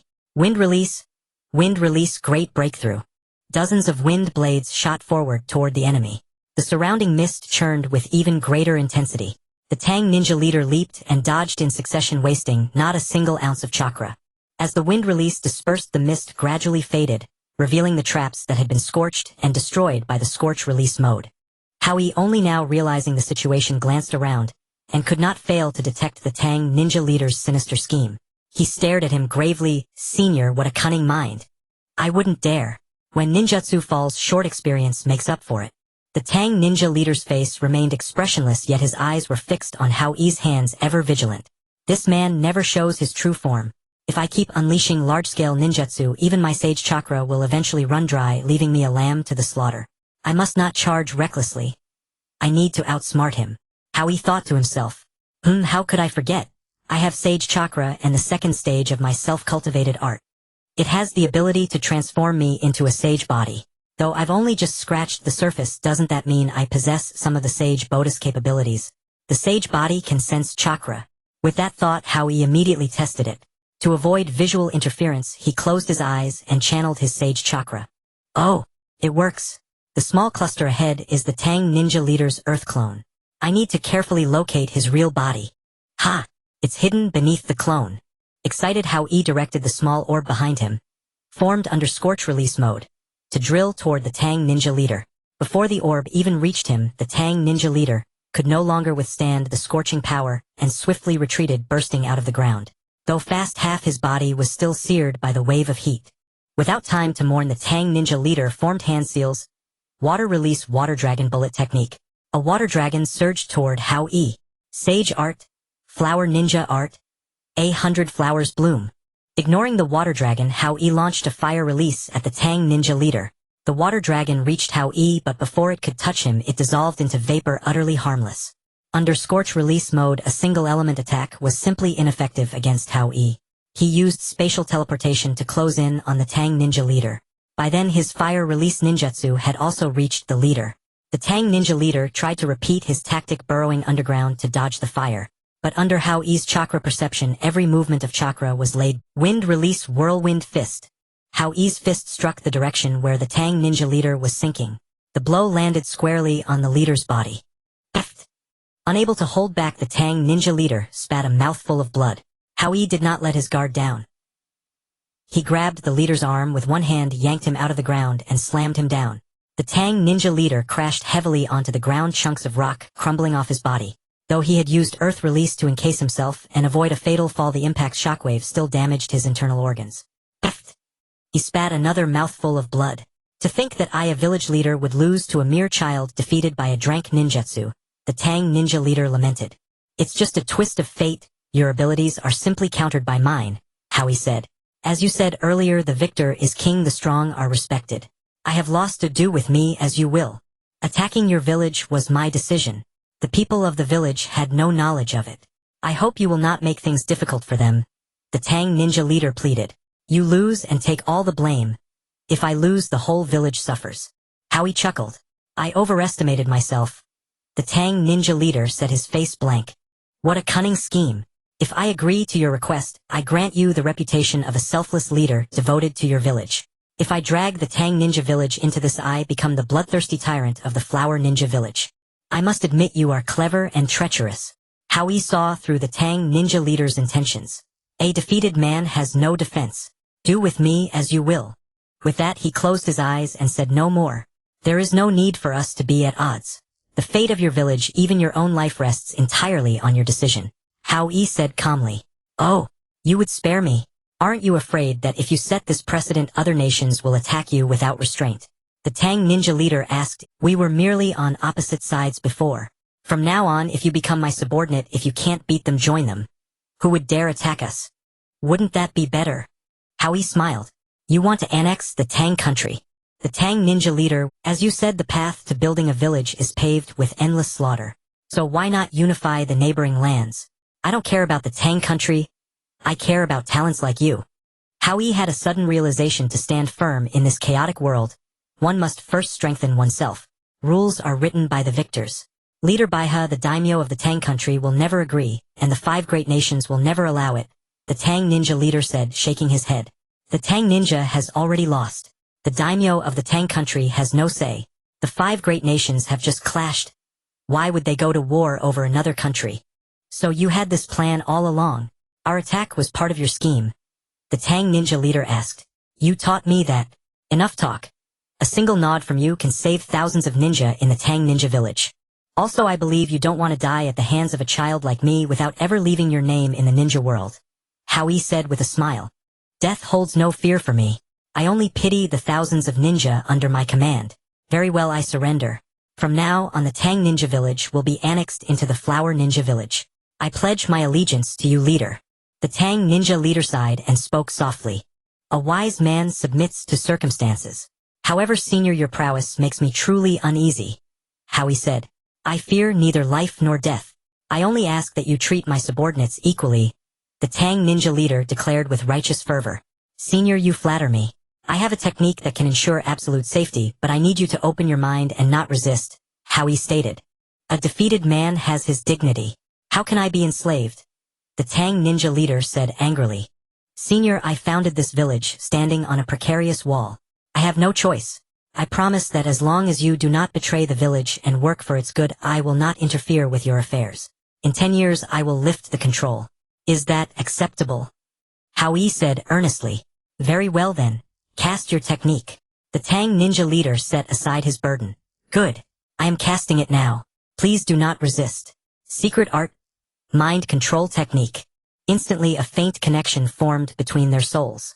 From then on, the Tang ninja leader was bound in many ways. Such a domineering ninjutsu. The requirements to cast it must be high. The Tang ninja leader remarked. Yes, it requires more than 4 times the chakra of the target. Fortunately my chakra is extraordinary, or it wouldn't have succeeded, Hao Yi said. I see. May I ask, leader, how do you plan to handle the current chaos? The Tang ninja leader inquired. By the way, what is your name, senior? Hao Yi asked. Forget my old name. From now on call me Tang Yi. The Tang ninja leader seemed unwilling to dwell on the past. Fine. Rest assured, in the Flower Ninja Village you will have more authority than you did as the leader of the Tang Ninja Village. The top priority is to arrange the merger of the Tang Ninja Village into the Flower Ninja Village, peacefully relying on your prestige. At the same time, I will send people to make the daimyo of the Tang country surrender to the Kai country. Hao Yi spoke with confidence. To think that a medium-sized nation would be destroyed in mere words between you and me, Tang Yi sighed. At the entrance of Tangren village 2 groups of ninjas stood in confrontation. Leading the group outside the village was Yuri Hanura, the deputy leader of the Huaran village, while on the opposing side each bore the forehead protector of Tangren village on their brows, waists, or arms. Hey, you over there. Have you seen our leader? Yuri Hanura shouted. Where did you come from, you rogue ninjas? Who goes looking for someone at another village's gate? We have no idea. You'd better go back where you came from. The Tangren leader said, arrogantly glancing at their forehead protectors with no recognition. No idea. Then what about the marks of scorching release ninjutsu at your gate? Stop playing deaf and dumb. Yuri Hanura demanded. That kid is your leader. The Tangren leader's heart pounded in shock. How dare you? Who are you calling? What do you know? Speak up or you'll die without a complete corpse. Yuri Hanura fumed. Humph, you're quite arrogant, barging into our village repeatedly. Do you really think Tangren village has no one? The leading ninja kept up his bravado. Superior individuals often know how to bide their time, but these Tangren villagers clearly lacked brains. One remark provoked laughter, another sparked outrage. This leader, however, managed to offend everyone with a single sentence. Brother, we need to be low-key. The boss isn't here, so we have no backing. We couldn't even beat that kid last time, and now the little one has brought the big ones. There are so many of them. We might not actually win, one of the Tangren ninjas said. Stop blabbering. Fellow comrades, let's all charge together and protect the village. The Tangren leader shouted, morally coercing everyone. Clearly his diplomatic failure had escalated to the level of defending the homeland. It seemed he wasn't lacking intelligence, but rather misusing it. Hearing the call, the Tangren ninjas reluctantly formed hand seals, while the Huaran ninjas on the other side reacted in kind. A battle was about to erupt. Stop! Everyone stop! Suddenly a voice rang out. Everyone turned to look. Leader! Both the Huaran and Tangren ninjas shouted in unison. The ones who had just arrived were none other than Hao Yi and Tang Yi, who had been fighting moments before. No need to fight. Issue the order immediately. Recall all ninjas, move the village's ordinary civilians, apprentice ninjas, genin, and major clans to Huaran village first. The rest of the chunin are to stand by and await the return of those on missions outside the village. Anyone who disobeys will be executed without mercy. Tang Yi commanded with authority. Yes. One of the core principles of a ninja is to obey orders. Without asking why, the Tangren ninjas began carrying out the task. Leader, is this acceptable? Tang Yi's expression shifted, instantly turning coquettish as he spoke. Very good. Move the weak first to avoid conflict with local forces. Once the deed is done and the ninjas' families have relocated to Huaran village, the remaining chunin will naturally have no choice but to submit. Senior, you are an exceptionally brilliant strategist. Hao Yi praised unreservedly. All of this can't escape the leader's keen eye. The leader stands at the very top, overlooking the myriad forms of the world. Truly the leader is farsighted. Tang Yi chuckled. Haha, you exaggerate. You exaggerate. Hao Yi felt immensely pleased by Tang Yi's flattery. However, there is one matter I'm not sure if I should mention. Tang Yi paused deliberately. Speak freely. I'm in a good mood today. Hao Yi agreed, readily warmed by the praise. It's about the surrender of the daimyo of the land of hot water. I'm afraid I can't handle that on your behalf since he was once my employer. What do you think? Tang Yi spoke cautiously, watching Hao Yi. Ha, sentimentality is only human. I'll take care of that matter myself. Don't worry. Rest assured, once you join Huaran village, everyone will be treated equally. No one will be used as cannon fodder, Hao Yi said. Thank you for your understanding, leader. Tang Yi replied gratefully. Alright, well, head back to Huaran village now. Make the arrangements quickly. Move all ordinary personnel today. You can also send some chunin over first. Don't worry about housing. When we built the village, we planned it on the scale of Konoha, Hao Yi boasted. Yes, leader. Tang Yi replied respectfully, a flicker of surprise in his eyes. He thought to himself, on the scale of Konoha, the leader is truly audacious. No ambitious. When he looked up again, all the Huaran ninjas had vanished, presumably returning to the village with Hao Yi. Ah, sis, that hurts. Hao Yi cried out. You little brat, I didn't want to undermine your authority in front of the others. Yuri Hanura said, smacking Hao Yi in irritation. And now, are there not many people here? Hao Yi glanced around at his subordinates. They all pretended not to see, looking left and right. Not one of them met Hao Yi's gaze. You lot are only good for putting on a show. Useless when it really counts, Hao Yi joked. Sis, it hurts. Yuri Hanura suddenly grabbed Hao Yi's ear again. You know it hurts. You're just a little kid and you go around raiding villages. Even the smallest village has some hidden strength. What if you ran into a village with a long history and inherited ninjutsu? What would we do? Yuri Hanura scolded angrily. What would we do? Hao Yi grinned at Yuri Hanura. Ah! Yuri Hanura pinched Hao Yi's waist, making him yelp in pain. Enough chatter. Stop talking and focus on the journey. I wonder how the village is doing now. Have Lin and Leia woken up yet? Yuri Hanura grew worried. Leia and Lin? Hao Yi asked curiously. So Yuri Hanura recounted the earlier village battle. Lin was born in Konoha, so it's understandable that she's selfless. But I didn't expect the 3 rogue ninja brothers to be so heroic. Truly remarkable. Hao Yi mused, recalling the original story where the 3 brothers betrayed and killed each other for wealth. Indeed, in the original timeline, it was 13 years later when the 3 brothers were in their 20s. After the events at Huaran village, perhaps they had changed. Let's speed up our return. There's sure to be plenty to handle. Swallowing a country several times your size. One careless move and we'll walk right into our doom. Hao Yi reflected. True. Even though Tangren village has surrendered, the samurai and soldiers of the land of hot water still represent considerable force. If we really clash Hedon, even if we win, it would be a devastating blow, Yuri Hanura analyzed. Hedon clash? How could we? We border the land of fire, and across the sea lies the land of lightning. The land of hot water also borders 2 medium-sized countries, the land of fields and the land of iron. If we don't settle this within 2 or 3 days, we'll be in trouble. Hao Yi pointed out their current predicament. Then why did you do it? Aren't you afraid of being attacked from all sides? Yuri Hanura asked angrily. I only just realized. If a country is weak, no matter how strong an individual is, it's useless. Besides, there's always someone stronger. No one can reach the pinnacle alone.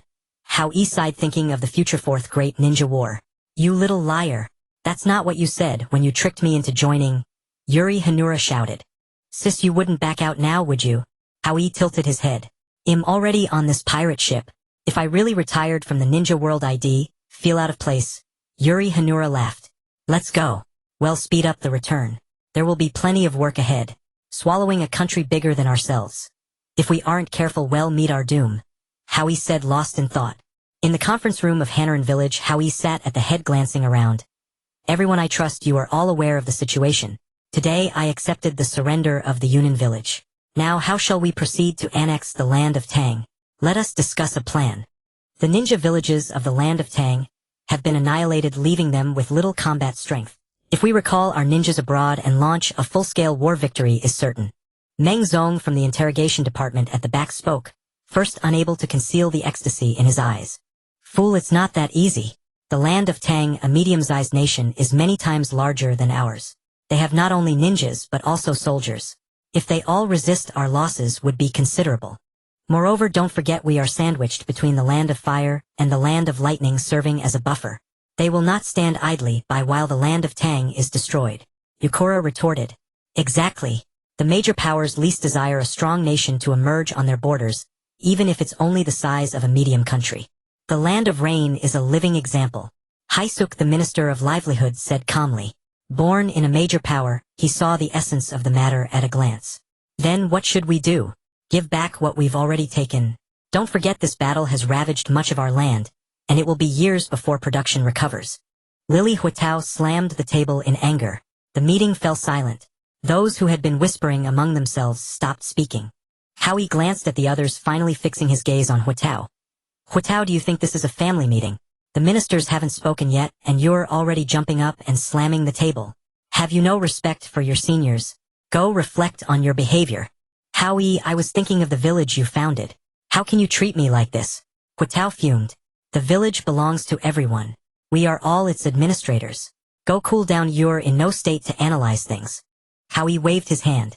Humph, I don't want this deputy minister position anymore. I don't care for it. Huitao stormed out. Huitao, I hope you can understand. Hao Yi sighed inwardly, watching his cousin leave. Alright, stop gawking. Everyone, let's share your thoughts. As he spoke, his gaze unconsciously drifted to Kakuzu and Kisame. Hey, I don't think it's that difficult. Our village, in terms of high-end strength, is certainly among the top in the ninja world, but our overall strength is poor. So we need to focus on individual combat, and absolutely avoid group battles, which would only deplete our fresh forces. Kisame paused for effect. Senior, please continue. Hao Yi seemed to catch a hint of an idea. Why don't we just deal with the daimyo of the land of Tang? Kakuzu laughed. Impossible. If we assassinate the daimyo, we'll be hunted by all the daimyos in the ninja world. Haisuke immediately seemed to guess Kisame's thought. Who said anything about killing him? A daimyo should be dealt with by another daimyo. We'll go with our daimyo to the capital of the land of Tang and force their daimyo to sign a surrender treaty. What is more important to the daimyo of the land of Tang, losing territory or his life? Kisame said. That's a good idea, but can such a forced surrender last long? Yukura wondered. Excellent plan. Once he surrenders, we bring the entire family of the land of Tang's daimyo to the capital of the land of vegetables, grant them a small fief to live on, and appoint a reputable minister to manage the land of Tang. That should do it. Such a risk-free deal will surely attract many willing candidates.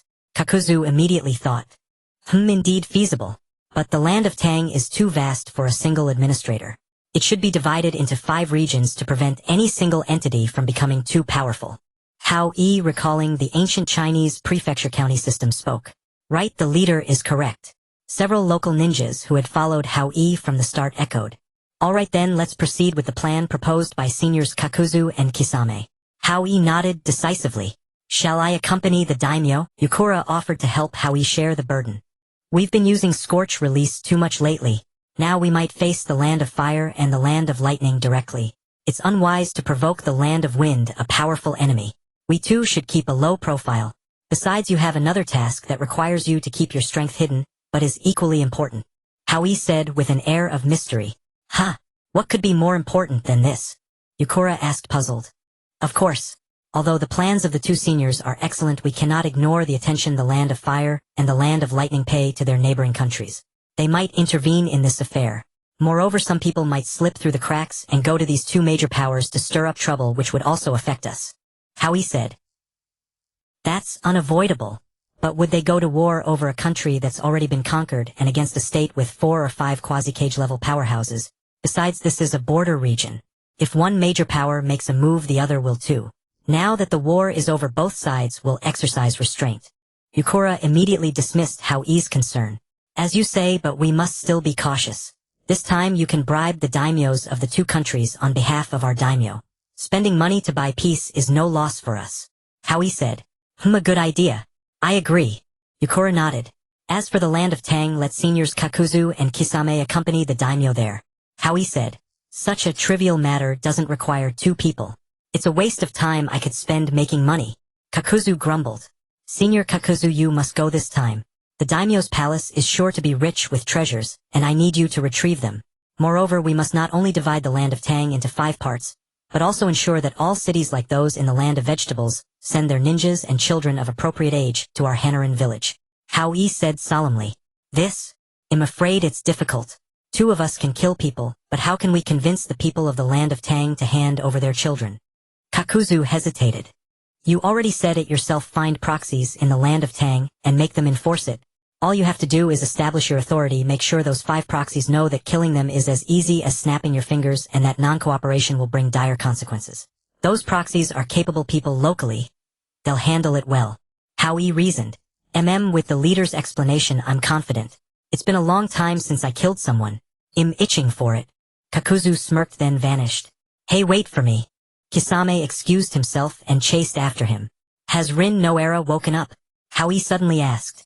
Not yet, but she's not in serious danger. It's probably due to chakra exhaustion. By the way, Leia and the others have woken up. Among the notable ninjas, there were no casualties. Only 9 genin were caught in the battle and died. Lily Garden, as a village elder, had been helping to treat the wounded. We must handle the funeral arrangements and compensation according to the original agreements. This is a blessing in disguise. The ninja world is such that weakness is sin. We must constantly grow stronger to achieve true peace and avoid such undeserved calamities. Hao Yi sighed. Until this matter is resolved, no one is to leave the village without permission except for commercial activities. Jingyu must prepare to receive new residents. Ninjas and villagers from the land of Tang will be relocating here. Don't drop the ball. Understood, leader. Jing, head of the records department, replied solemnly. You too. Children from the land of Tang will arrive in a few days. Your education department must keep up. All ninjas below chunin level can be reassigned as needed. A jonin must be consulted before redeployment. The entire village will support the education department. Only when the younger generation is strong can we truly be strong. Hao Yi instructed. Yes.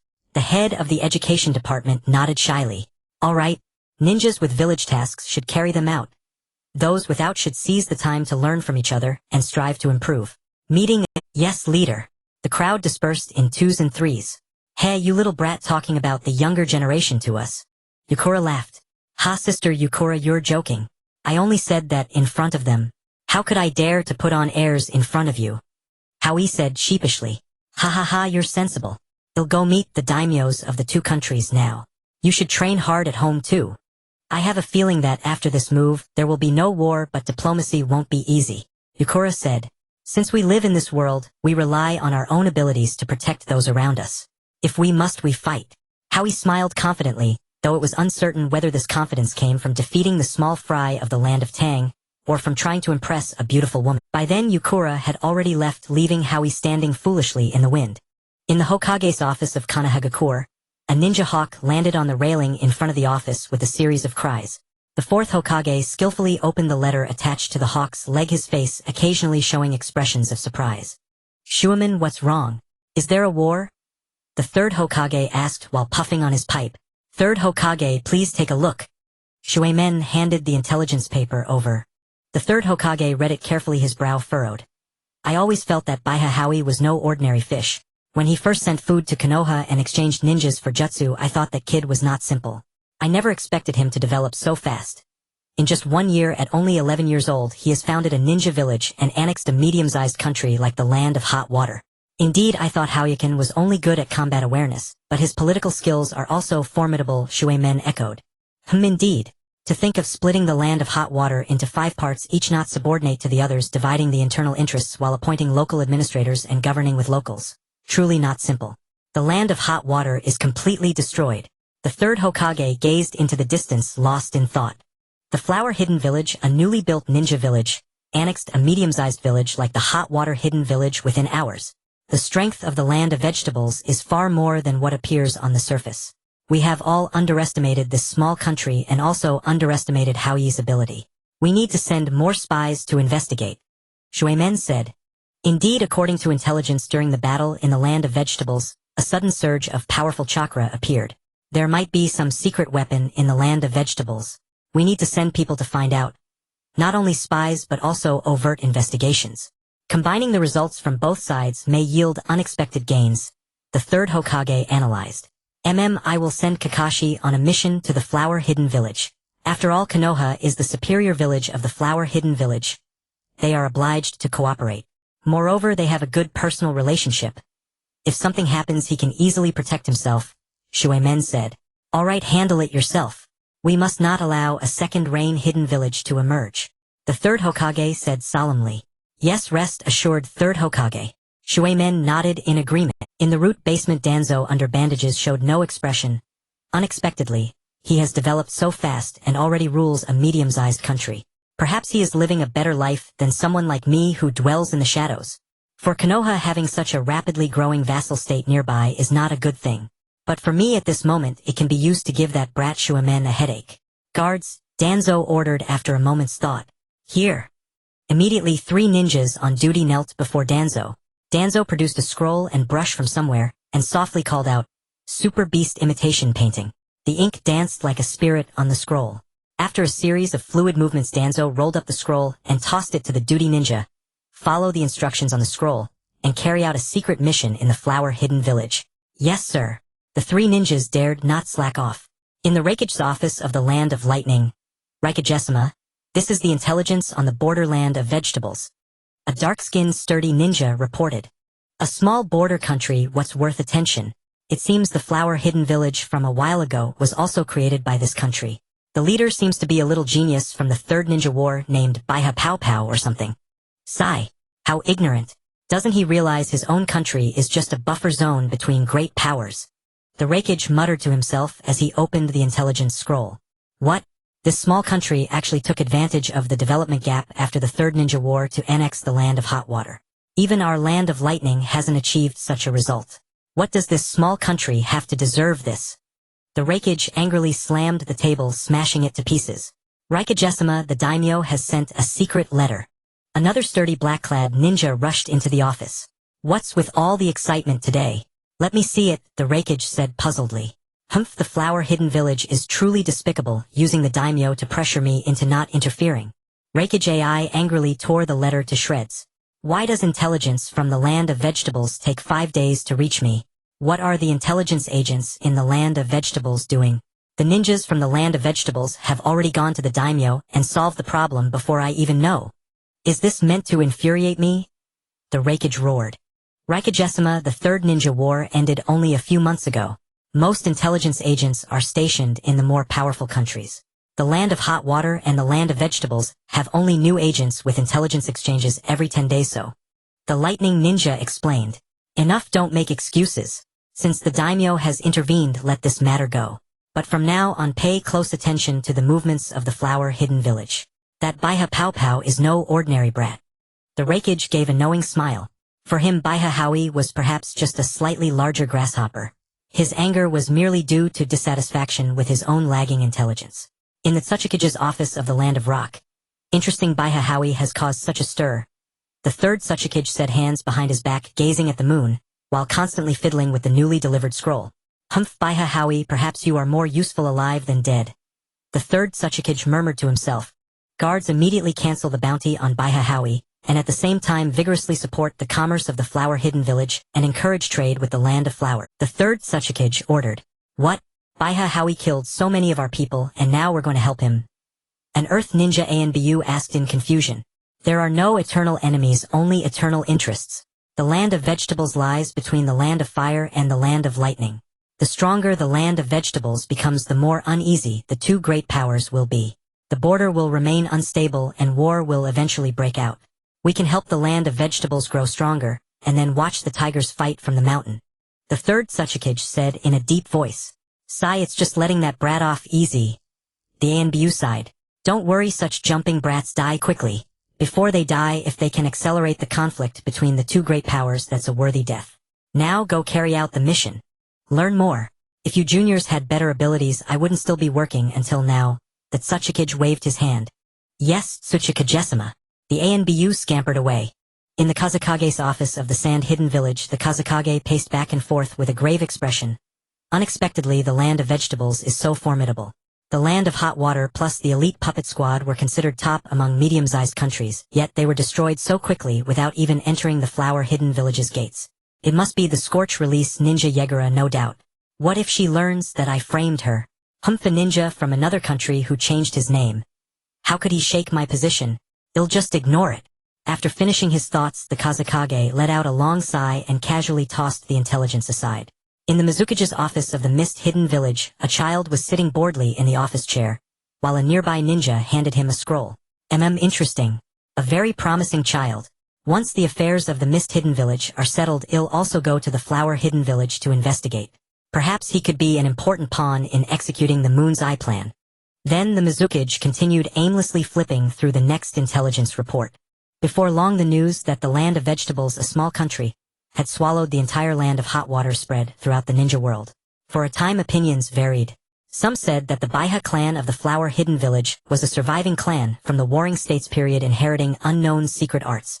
Others said that a branch of the Baiha clan that had remained outside returned to the village, greatly increasing its strength. Still others said that the daimyo of the Land of Vegetables had endured humiliation and finally gained power. In short, rumors were rife, each with vivid details, and everyone who spread them claimed to have seen it with their own eyes. People from all walks of life came to the Land of Vegetables to investigate the truth, leading to a surge in merchants, ninjas, and political figures traveling to and from the Land of Vegetables. Moreover, because the Flower Hidden Village's infrastructure planning and design were excellent, it attracted many merchants to set up shop, instantly turning the once quiet commercial street into a bustling hub. It was an unexpected gain. Patriarch, do you know how lively the village has been these past few days? All those people from the Tang Kingdom have arrived, and then many merchants came as well. In short, a great many people. In the study of the Baiha clan, a servant of the Baiha clan said with animated gestures, "Humph, the current prosperity was built by our Baiha clan, yet now it has become the domain of these wandering ninjas. I really don't know what Brother Hao is thinking." Huatao, looking dejected, sat at his desk and said angrily, Patriarch, don't dwell on the past. You and Chief Hao Yi are blood brothers. You were personally nominated by him as the clan leader of Baiha. Chief Hao Yi only acted for the dignity of the leader. Look at our Baiha clan. Every one of us holds an important position, firmly the first family of Hua Ninja Village. Don't bother with those irrelevant thoughts. The servant boasted. Humph, but how many people can have such insight? Huatao sighed. Well, the servant was momentarily speechless. How can I restore the prestige of our Baiha clan? Huatao pondered, his eyes inadvertently glancing at the map on the wall. He immediately spotted the Yu Kingdom, which bordered the Tang Kingdom. Its territory was comparable to that of the Tang Kingdom, though part of it consisted of uninhabitable islands. Nevertheless, its overall national strength was formidable, and its state-run casinos were renowned far and wide. He had not heard of any ninja village in the country. A flicker of agitation stirred in Huatao's heart. Quickly summon the ninjas of the Baiha clan for a meeting. Huatao called out excitedly. Now, Patriarch, it's still working hours. The esteemed ones must be extremely busy. The servant speculated. Indeed, this matter must be conducted in secret. If the village finds out, they will certainly steal the credit. No, this glory belongs to our Baiha clan. Huatao thought for a moment. All right, you have a point. Wait until they finish their work, then summon them. Oh, and also call Mo Wu. This mission cannot do without reconnaissance. Huatao mused. Yes, Patriarch. The servant respectfully withdrew. Huatao, shedding his usual dejected demeanor, carefully studied the map of the Yu Kingdom. He even went to the village's largest library to look up detailed information about the Yu Kingdom, a behavior completely at odds with his burly rough-and-tumble nature. Soon night fell. Members of the Baiha clan arrived in a scattered manner. Elder brother, what's the matter now? Why aren't you sleeping late at night? Baiha Nara spoke. Exactly.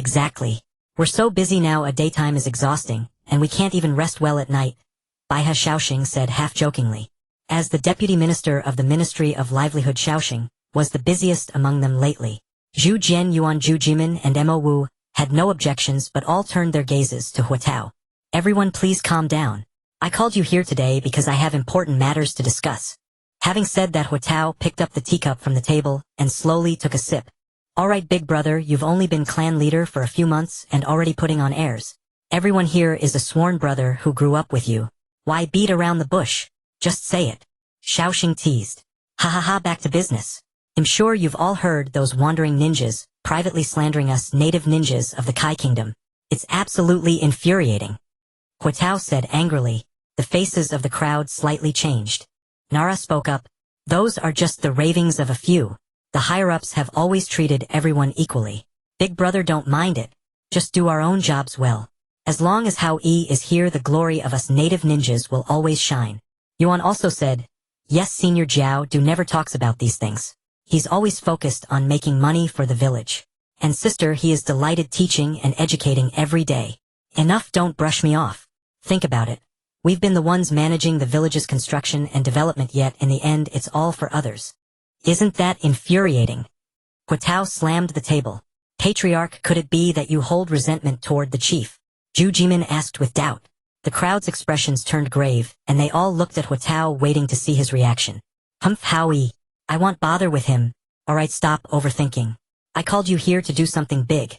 A great undertaking to revive the native forces of our Kai Kingdom. Huatao said, passionately standing up involuntarily. Brother, I failed to consider your feelings. I'll go tomorrow to plead for you to continue serving as Deputy Minister of the Security Department, so you won't keep brooding here. Xiaoxing shook his head and said, Enough, Xiaoxing, I'm serious. You're joking at the wrong time. Huatao said angrily, then spread out on the table the map of the Kai Kingdom's surroundings and the world map. Come, don't be reserved. Everyone please take a close look at this place. Huatao circled the Yu Kingdom on the map. Yu Kingdom? Zhu Jian involuntarily read aloud. Indeed, I've been thinking of ways to restore our prestige. After much deliberation, I had an idea. Think about it. The annexation of the Tang Kingdom greatly boosted the reputation of our Hua Ninja Village. If we annex the Yu Kingdom, won't the fame of Hua Ninja Village become even greater? Who would still look down on the native forces of Hua Ninja Village? Huatao said excitedly, as if fantasizing about the time when he would be renowned and revered by the villagers. But this is a medium-sized country. With just a few chunin like us, isn't that like throwing an egg against a rock? Xiaoxing hesitated, occasionally glancing at Huatao, afraid of provoking him. As far as I know, the Yu Kingdom has no ninja village. Perhaps there are a few small clans, but they are like our clan before. Nothing to worry about. However, times have changed. We are now wealthy and have learned a great deal of ninjutsu. Our strength is not what it used to be. Huatao said confidently. Aren't we just chunin with some money? If we encounter a powerful ninja, well, all be finished together, Xiaoxing questioned. Shouldn't we discuss this with Hao Yi? After all, a war to conquer a kingdom is no small matter, Zhu Jian said worriedly. Nara paused for a moment, his expression slowly relaxing as he tapped his fingers on the table, thinking.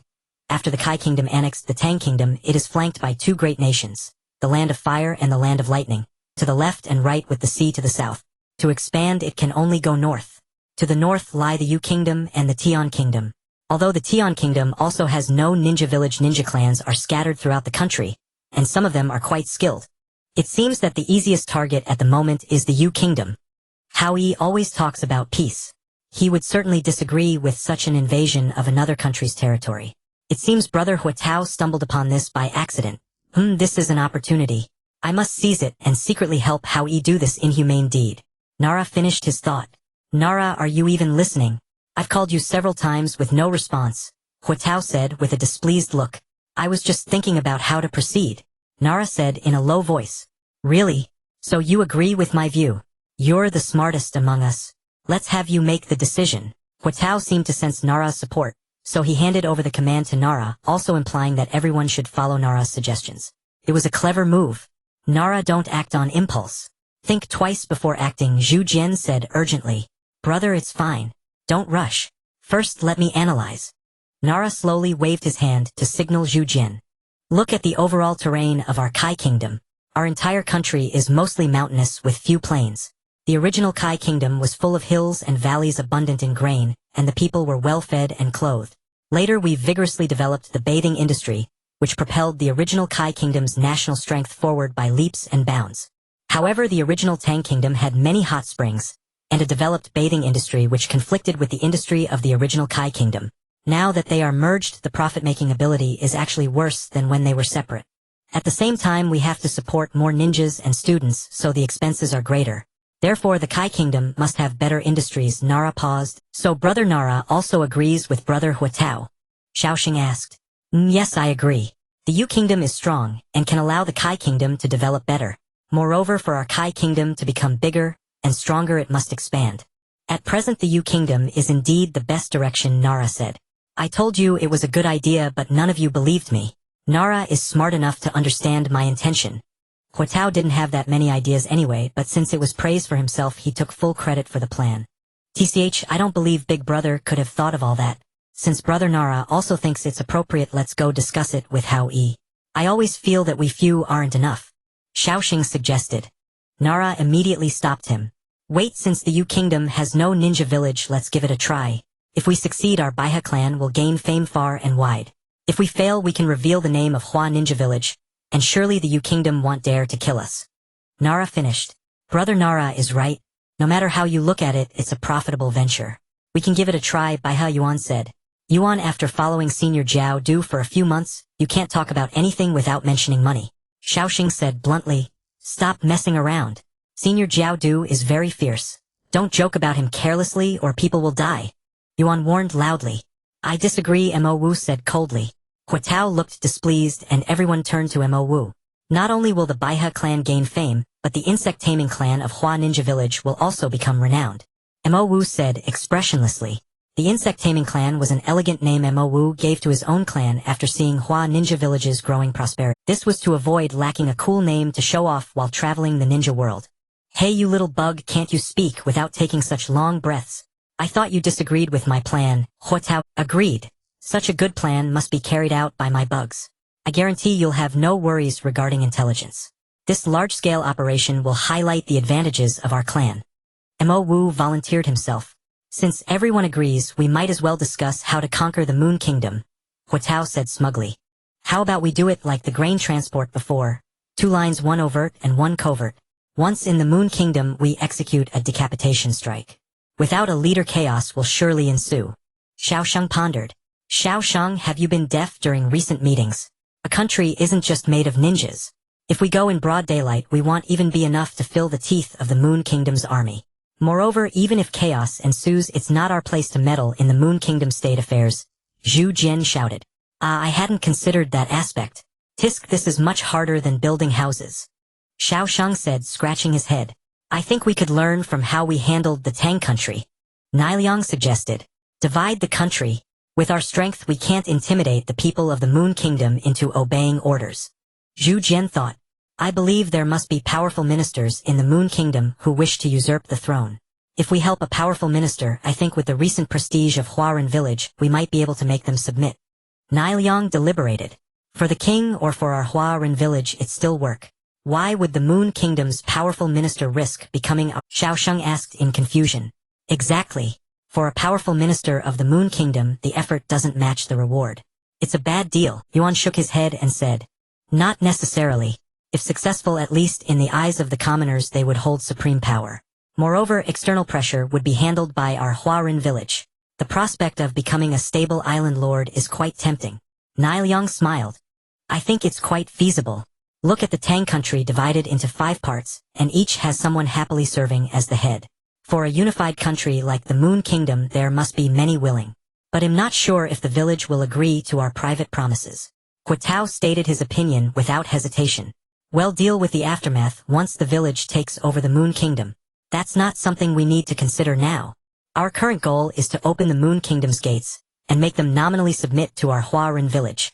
Everyone seemed lost in thought, nodding unconsciously. Mo Wu took a deep breath and exhaled heavily, as if making a grave decision. Zhu Jian frowned slightly, sensing something amiss, but unable to pinpoint it. Niliang's eyes were deep, as if calculating something. Since everyone agrees, when do we act? Huatao, eager to prove himself and determined to carry out this mission, broke the silence first. The plan sounds tempting, but if we all go, what about Huaran Village? Everyone here holds important positions. Such a large move will certainly be noticed by the leader.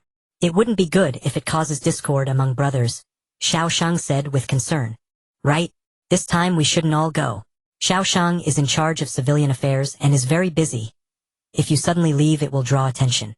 Yuan also assists the education department and doesn't have ample time. You two stay behind to provide cover. Among the rest, well, select 3 based on the mission's nature to form a 4-person team. That should be enough. Too many people will risk exposure. Niliang analyzed. Brother, it's not that I don't want to go. Don't exclude me. We brothers should share the burden. Xiaosheng said excitedly. Don't get excited. Isn't this the best solution for now? You are equally important here. You personally handled the entire village's design and layout. No one knows the village better than you. With the village developing rapidly, without your living map to oversee, many renovations cannot be completed. So staying is the best choice, Niliang analyzed. But, no buts. Work is work wherever you do it. That's settled. Next we need to decide the team members. We're all brothers, stop pushing. We still need to rest after arranging everything. Niliang continue selecting personnel. Ignore him, Huatao said impatiently. As the eldest brother, Huatao naturally wouldn't reason with emotions. He bluntly interrupted Xiaosheng's speech with curses.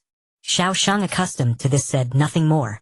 I, Huatao, with the most refined ninjutsu, Mo Wu, skilled in reconnaissance, and Zhu Jichin, with proficient swordsmanship and strong combat awareness, are suitable for this mission. Niliang analyzed. All right, I think it's fine. Upon hearing his name on the list, Huatao immediately raised both hands in agreement. Wait, why am I not included? My summoning secret technique would be useful anywhere. Zhu Jian shouted. Brother, after the Third War, the carnivorous flower secret art, though not everyone knows it's our Baiha clan's secret art, is well known in neighboring countries. If the mission fails and someone catches our weakness, it would be bad. This time we need to use techniques unknown to others. You are actually the least advantageous. Hearing Niliang's analysis, Zhu Jian was speechless.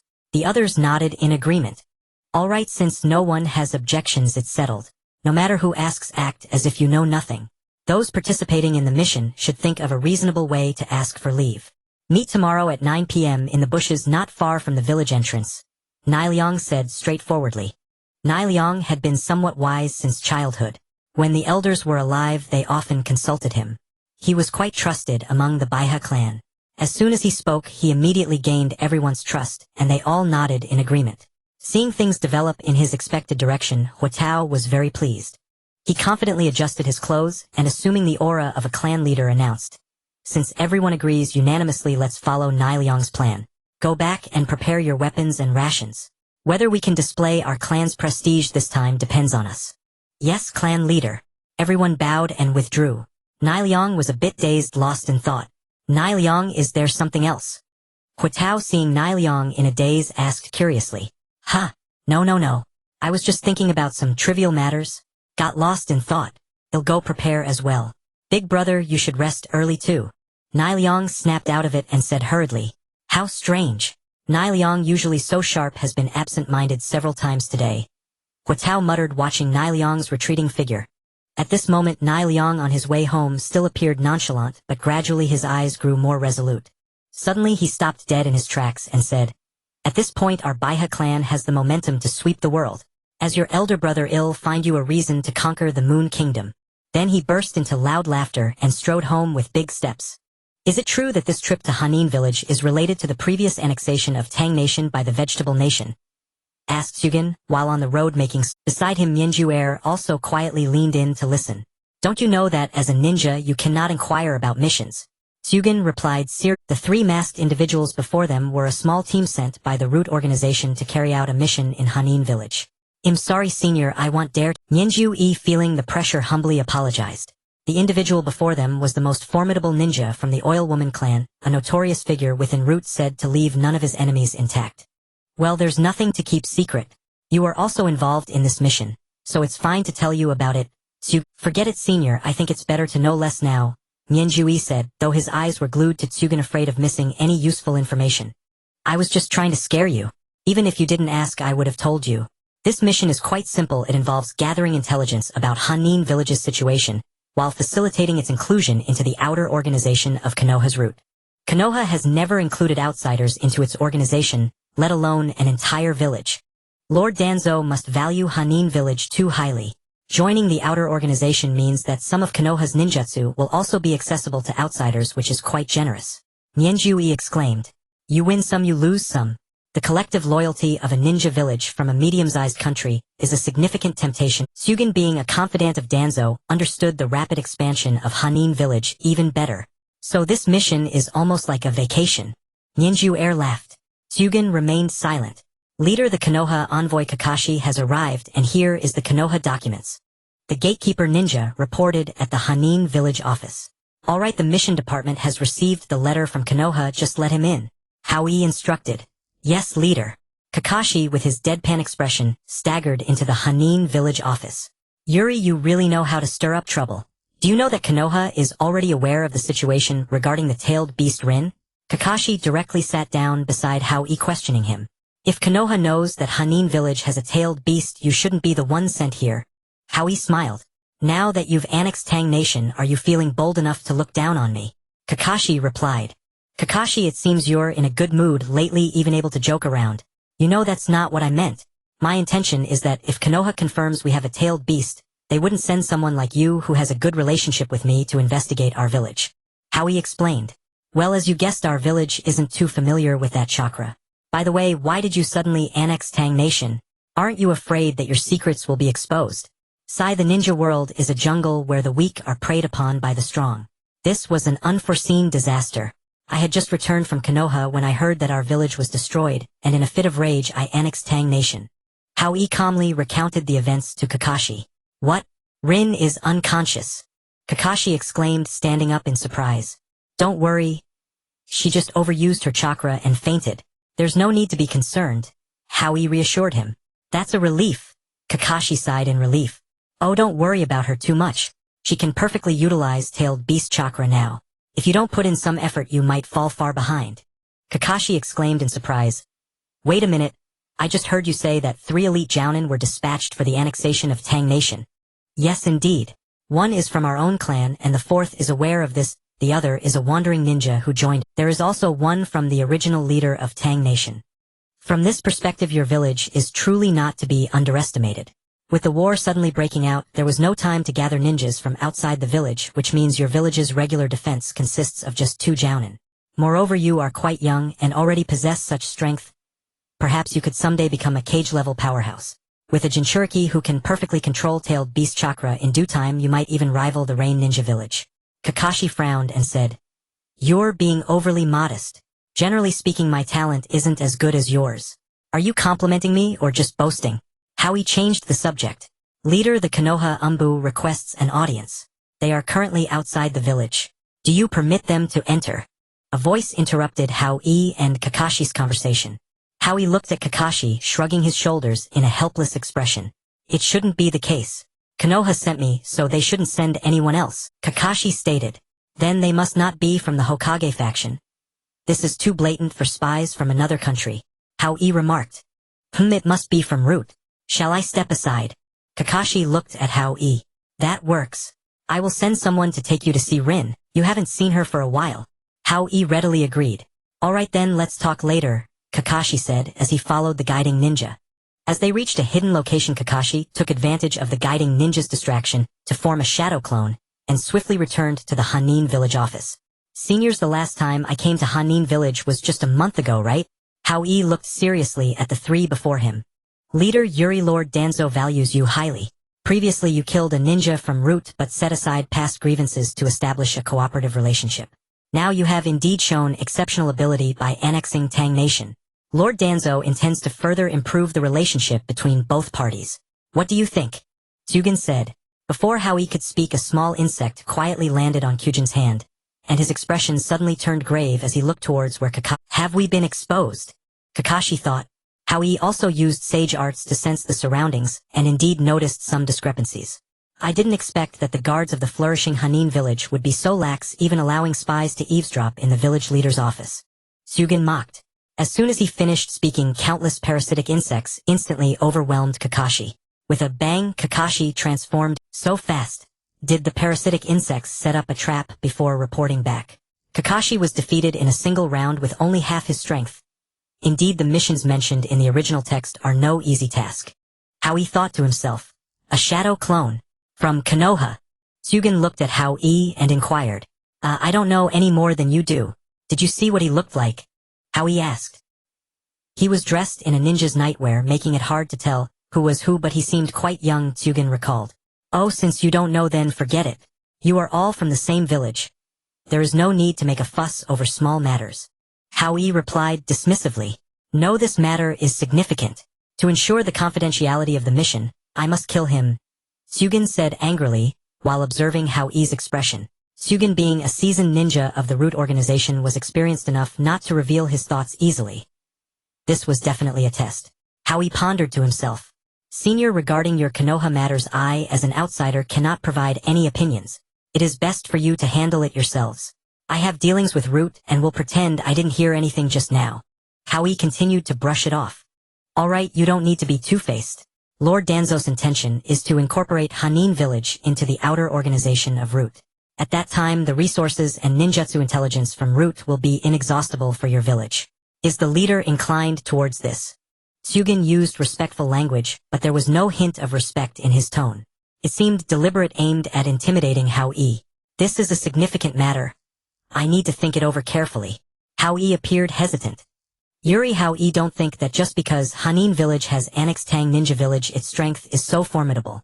You must understand that in the face of powerful nations it is still insufficient. Not to mention our route, even if I were to step in alone, Hanin village would have a hard time. Ultimately, ninja villages are evaluated based on the number of strong ninjas, not land area. Tsugen advised.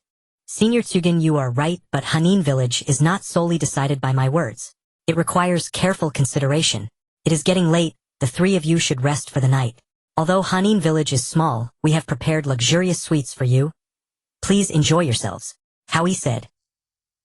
Think it over. A village without a strong base in ninjutsu cannot produce powerful ninjas. No matter how glorious, it will just be a fleeting moment. By joining the root organization, the quality of your village's ninjas can significantly improve. Perhaps with your qualifications you can even leave a name in the ninja world, instead of being labeled as a joke like Yuri Run. Tsugen continued to persuade. Leader, I have something to report. The Umbu minister appeared at the right time. Senior Tsugen, as you see, I still have some official matters to attend to. Let's end today's discussion here. Hao Yi pointed at the Umbu ninja. Alright, I will give you one more day. I will come to ask for results tomorrow. Tsugen said as he walked away, unintentionally glancing at the minister, thinking, this chakra level must be at the Jounin level. Hanin village is indeed not as simple as it seems. Bring the three from Konoha to the prepared luxurious suites. Hao Yi called out loudly. What's wrong? What matter is so important that you, the Umbu leader, have to report personally? Leader, yesterday at the gathering of the Yuri clan, today 3 deputy ministers took leave simultaneously and left the village with clan leader Huatao in batches. Soon reported. Are you suspecting they might defect? Hao Yi asked. After all, not long ago clan leader Huatao had a dispute with you at the meeting, so this action is quite normal. Sun deliberately avoided the term defection. My brother, I know him well. He must be looking to regain his standing and would not defect. Who are the ones taking leave? Hao Yi inquired. Nara Jiku Jimin and Mo Wu. Really, the leader is such a busybody. One task after another. Hao Yi rubbed his eyes. Hao Yi, you're having a headache too. Yutsong suddenly appeared and said, Sister Yutsong, you're the same. Why not just handle this yourself instead of making me do it? I'm still a child. Hao Yi complained. I finally get a chance to relax in the village. Why wouldn't I take it? Yutsong unceremoniously tapped Hao Yi's head and said, Sis, I don't even have time to train anymore. At this rate, it'll be worse than Kakashi. You take over. Hao Yi sighed. Because Rin was still alive and Kakashi had kept his promise to Obito. To protect Rin, Kakashi in this world had not fallen into despair like in the original story. Instead, he trained diligently every day and his chakra had increased by half compared to when he last visited the country of vegetables. Alright, stop with the nonsense. What are you going to do? Danzo wants to take in the flower ninja village. Yutsong asked curiously. Sis, do you think I'm crazy? Why would I abandon being a leader to become someone else's lackey? How could that be? What is that old fox Danzo thinking? Hao Yi rolled his eyes at Yutsong. Then how do we refuse? Danzo is not easy to deal with. He's a cage-level powerhouse himself with countless strong subordinates. Onion, we're not afraid, but Danzo is extremely cunning and will stop at nothing. If he casually invades the village, many innocent people will be hurt. Yutsong said worriedly. You're overthinking it. If I refuse, even the immediate hurdle will be hard to get past. Hao Yi said. What do you mean? Just the 3 root agents. Yutsong exclaimed in surprise. Root agents usually use codenames, never revealing their real names. But there are 2 exceptions who use their actual names. The leader this time is one of them. His full name is Unv Chujen. The Aburame clan. That is indeed troublesome. They excel in both combat and perception. But isn't their strongest only at elite Jonin level? Yutsong pondered. This Unv Chujen is extraordinary. His insects are more poisonous than ordinary ones. If a person touches his venomous insects, their cells will necrotize instantly. It's extremely fast. The Aburame clan's only weakness is poor close combat ability, but his entire body is poisonous. Even getting close requires taking an antidote pill. So he has no weakness. So for ordinary ninja, he is indeed troublesome. Yutsong nodded in agreement. Danzo sending him on this mission might be a characteristic approach. If we don't defeat him, even if we agree to be an outer organization, we won't get any good benefits. They'll just use us as tools for killing. Hao Yi speculated. That old man is really wicked. Yutsong sighed. Alright, Sister Yutsong, get some rest. That Chujen has probably already memorized Kakashi's chakra signature. Let's check on Kakashi and deal with the 4th Hokage's matters first so the 2 sides don't run into each other and fight tomorrow. By the way, you can use the strategy of driving the wolf to devour the tiger. Let the 3rd and 4th Hokage deal with Danzo. Yutsong suggested. The third and fourth Hokage are not the Kazekage. They want help outsiders against their own people no matter how evil Danzo is. Hao Yi said, alright, I'll go with you. I want to see Rin too. That Kakashi, though always with a dead fish face and sharp tongue, is still a decent person. I suppose I can reluctantly meet him. Yutsong said. Fine. Kakashi is indeed half one of us. We share a secret, haha. Flower Ninja Village Hospital. Kakashi, has anything happened in the village recently? Rin asked gently. Nothing much. I'm now the teacher's bodyguard. Kakashi said excitedly. What about the eye? Didn't the Bito's clan question it? The third and fourth Hokage protected me. Now I just need to cover it when not in use so as not to provoke the Uchiha clan. Kakashi smiled. Teacher is really amazing. I wish I could return to the village too. Rin said sadly. Wait a bit longer. Even if the Mist Village doesn't demand the tailed beast back, you won't be free if you return now. The village's situation is complicated. After some time, let Hao Yi create a new identity for you, and you can come back to visit. Kakashi comforted her. Ahem, are we interrupting your love talk? Hao Yi coughed awkwardly. No, no. They said in unison, their faces turning red. Alright, I won't tease you. Seriously, thank you for stepping up. If not for you, our newly built village would have suffered heavy losses. Hao Yi said. The people in the village are very kind. I'm happy to protect them. Besides, didn't Lord Hao Yi save me too? Rin said with a smile. Kakashi is really lucky to have such a kind confidant. Hao Yi teased. Stop talking nonsense. We're just comrades. Kakashi shouted, his face red. Rin was too shy to speak, and Yutsong glared at Hao Yi in disapproval. Enough. Let's get to the point. How are you going to explain the massive chakra to the fourth Hokage? Hao Yi asked. I don't know how to explain it. Kakashi pondered. Maybe don't say anything. After all, we're ninja villages from different countries. We have no obligation to report every detail. Besides, we've already explained this matter to the daimyo. Both sides should stop arguing about the country of soup. Hao Yi said. That's a brilliant move, using the daimyo to pressure Konoha. Hao Yi, I find you more and more unfathomable. Leaving Rin with you. I don't know if it's right or wrong. Kakashi said. If you're worried, you can stay here permanently to protect Rin. Our village is very inclusive. You don't even need to change your nationality, just move in. Hao Yi smiled. Alright, enough of that. If they really ask, how do you explain the massive chakra? This matter concerned Rin's life, so Kakashi had to be cautious. They'll say, I don't know. When we arrived, we saw nothing but a pile of corpses and a big crater. Believe it or not, starting a war requires the daimyo's approval. I spent a lot of money to save my life. If the daimyo takes the money and doesn't follow through, he won't survive in the ninja world. Hao Yi said smugly. That's not a bad approach. Kakashi nodded. In that case, Rin will be going now. They'll come see you tomorrow. Kakashi waved goodbye, and then pushed Hao Yi and Yutsong out of the hospital. Goodbye, Kakashi. Rin looked reluctantly at Kakashi's back. What's the rush, Kakashi? Why are you in such a hurry? Hao Yi shouted. Take me to the inn quickly. I'm an envoy. You need to treat, Kakashi said. Now that everything's been investigated, you should go back and report. Hao Yi urged. Are you afraid I'll uncover the secrets of your village, or do you want to get rid of me, so you can make some private deal with Root? Kakashi asked. The fourth Hokage and I fought on the same battlefield. I'm definitely on your side. Don't worry. Aren't I just afraid you two sides will clash? Hao Yi explained. That's my business. Don't interfere. It's late. You're not going to make me pay for my own hotel, are you? Kakashi pointed at the moon. What you've heard is enough for a report. Haven't you realized that these ninjas are not ordinary? Hao Yi advised.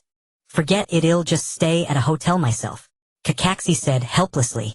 Fine, stay if you want. I'm trying to help, but you're ungrateful. I'll have someone take you to the inn. Hao Yi sighed. That's better. Kakashi said arrogantly. On a chilly, eerie night, a young man in black attire with silver hair mask traversed the rooftops armed with a short blade. How impressive! A small village like Hanin Village actually has tens of thousands of ninja students, and there are seemingly over a dozen jonin among them. Kakashi sighed. In just 1 year gathering so many powerful individuals, what could Hiroshi be plotting? Kakashi began to ponder. A mere messenger from the Umbu possesses Jonin-level strength. It seems the power of Hanin Village needs to be reassessed, muttered Toragane, gazing at. Immediately swarms of purple insects emerged. Hanin Village actually has 19 jonin, among which 4 possess such immense chakra. I didn't expect that the 11-year-old child Hiroshi would have so much chakra as well.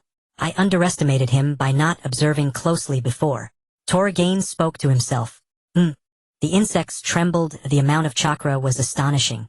Hanin village holds such secrets. This mission may be difficult to achieve. Causing trouble alone might be manageable, but intimidating Hiroshi seems beyond my capabilities. Toragain reflected based on the information gathered. What is this chakra? It's the rat from the office earlier. Since you possess such a strong curiosity, don't blame me for disregarding our village's friendship.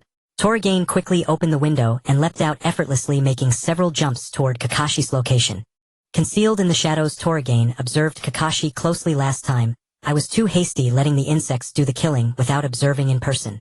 The silver-haired boy from Konoha likely is only a genius Jonin Kakashi. It's truly hard to kill a fellow village ninja. Secret technique, poison dust technique. Toragain rapidly gathered poisonous insects between his hands and blew them toward Kakashi. The purple poisonous insects surged toward Kakashi. As a root ninja, I cannot easily expose my location. Kakashi leaped with determination, swiftly drawing his blade and striking the air. Lightning release, earth walk. Using the chakra blade as a guide, the power of the ninjutsu amplified, rapidly releasing lightning around the short blade. Kakashi charged through the gap he created, rushing toward Toragain. Kakashi's sword technique. Kakashi slashed several times at Toragain. Secret technique, shadow clone. Secret technique, phosphorescent worm. Toragain's body was sliced into several segments, instantly transforming into a swarm of purple insects. Countless small insects and toxins silently extended along Kakashi's short blade toward his palm. I knew your insects were poisonous even while hiding in Hanin village. How could I not take precautions? With that, Kakashi gathered chakra in his palm and swiftly shot the blade away. Kakashi had already observed the direction where Toragain's true form was hiding. Thud! The short blade pierced directly into Toragain's heart. Things did not go as planned, and Toragain immediately transformed into a large swarm of purple insects. Toragain first used the insect clone to evade the sudden flying blade attack, then quickly formed seals to perform the ninjutsu secret technique insect jewel, causing the purple insects to rapidly gather around Kakashi. Fire release Phoenix fire technique. Insects fear fire, and Kakashi unleashed the fire release ninjutsu to defend himself, the flames merging into one, engulfing the insects. Toragain remained unfazed, a hint of a smirk gracing his lips, exuding an air of confidence. At that moment, Kakashi, surrounded by flames, continued to observe the fire, waiting for the right moment to act. The flames turned increasingly purple, differing from their usual color. Something abnormal must have caused this, and Kakashi did not let his guard down. What are those insects? These insects actually fear nothing from the fire. Kakashi exclaimed in surprise, not neglecting to form hand seals.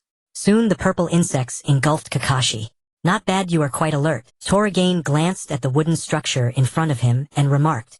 After using the substitution technique to escape, Kakashi did not hide, quickly landing directly in front of Toragain, one hand stealthily retrieving a shuriken, while the other hand removed his blindfold. Toragain also set aside his playful demeanor, continuously scrutinizing the talented ninja before him. In a battle between masters of equal standing, the key often lies in intelligence. Whoever possesses more information can formulate a more comprehensive strategy to eliminate their opponent and achieve victory.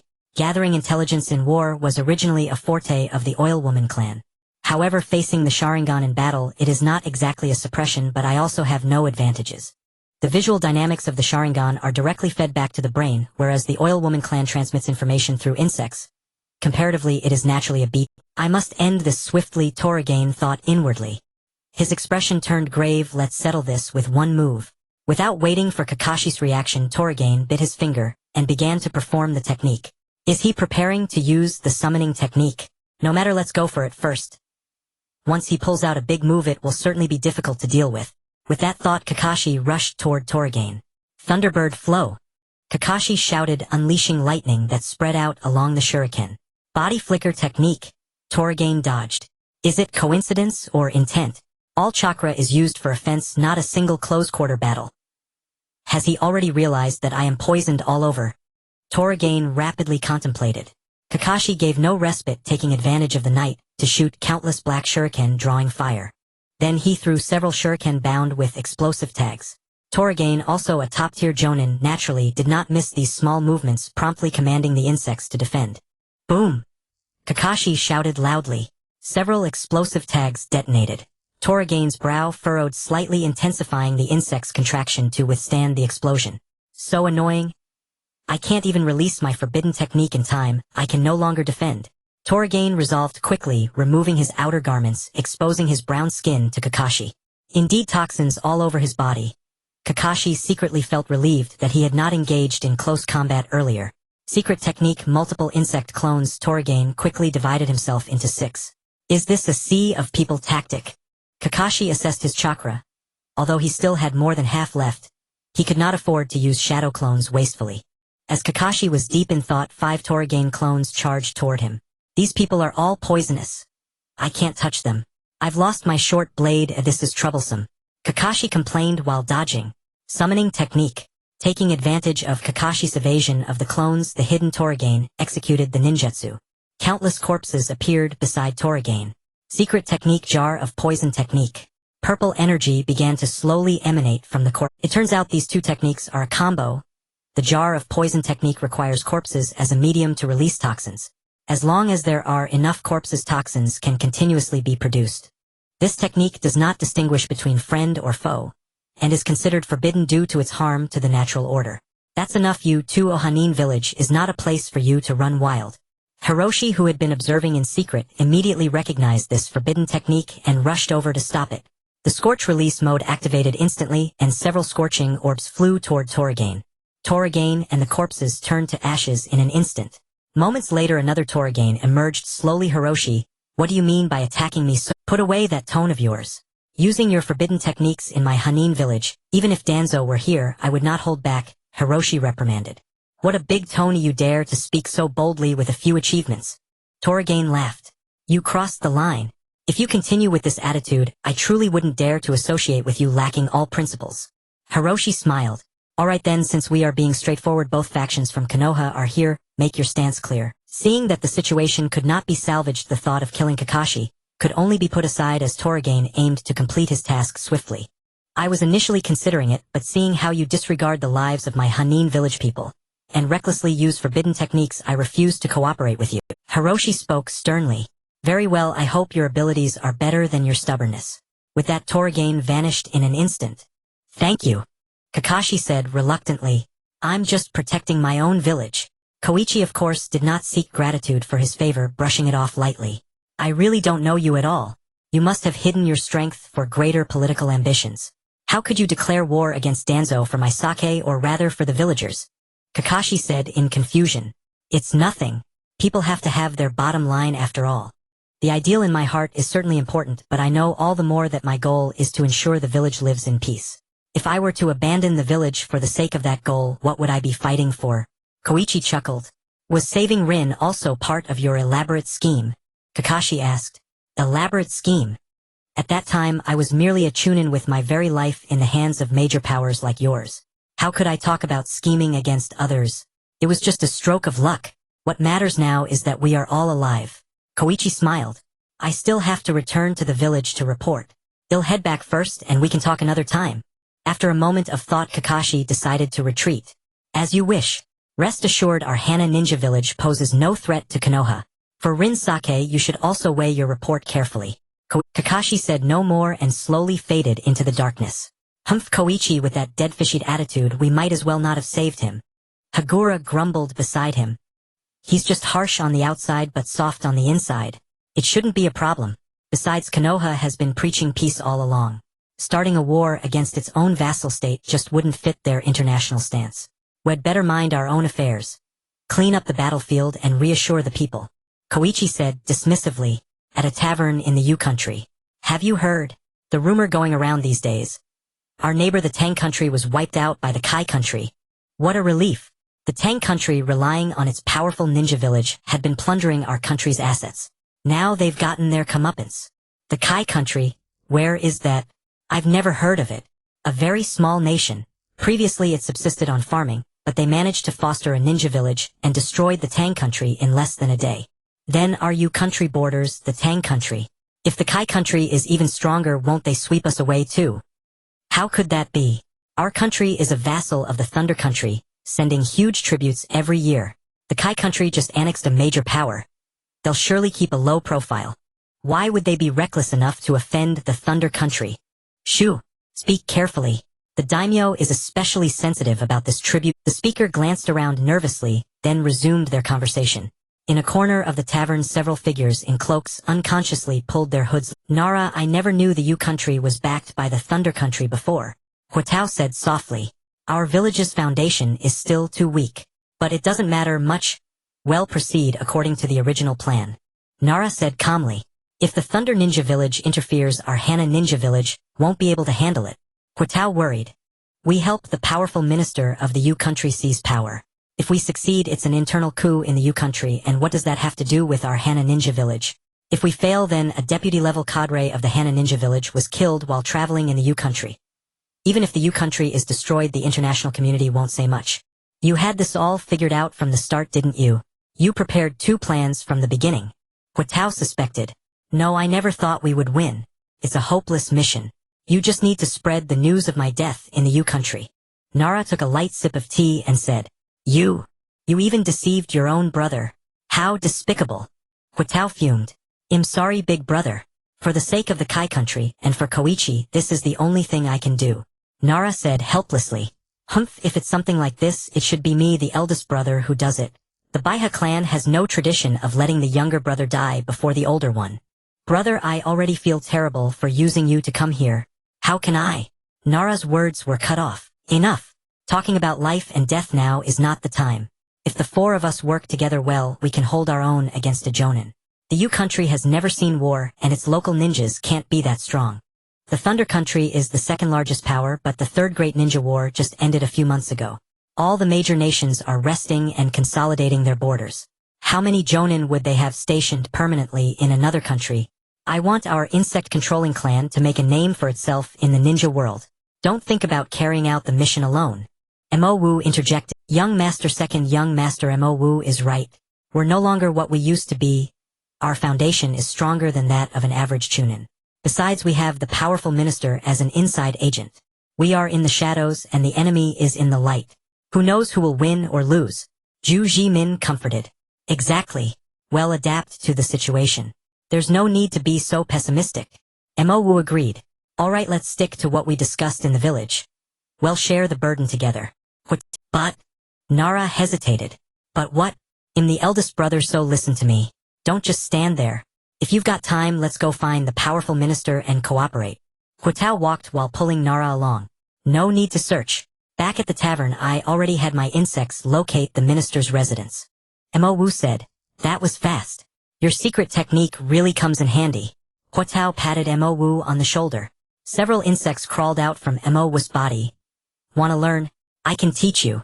Huatao glanced at the insects on Mo Wu, imagining his own body covered in crawling bugs, and quickly shook his head. Since we came to the Yu country, I took the opportunity to survey the number of ninjas here. It's not too many, only 2 or 3 pose any threat to us. Nara, no need to worry. Mo Wu said confidently. All right, I'll go along with you all. Nara nodded. With the 4 of them in agreement, they followed Mo Wu, silently tracking the scent of the insects to find the minister's residence. At that moment, a middle-aged man who looked like a ronin quietly left the tavern, while another man dressed as a farmer seemed to be tailing Huatao and his group. The middle-aged ronin left the tavern and hurried on his way. Soon he reached an ordinary thatched hut on the border of the Yu country. Minister, I overheard something at the tavern just now. It seems important, so I rushed back to report. The ronin recounted what he had heard about Huatao and his group at the tavern.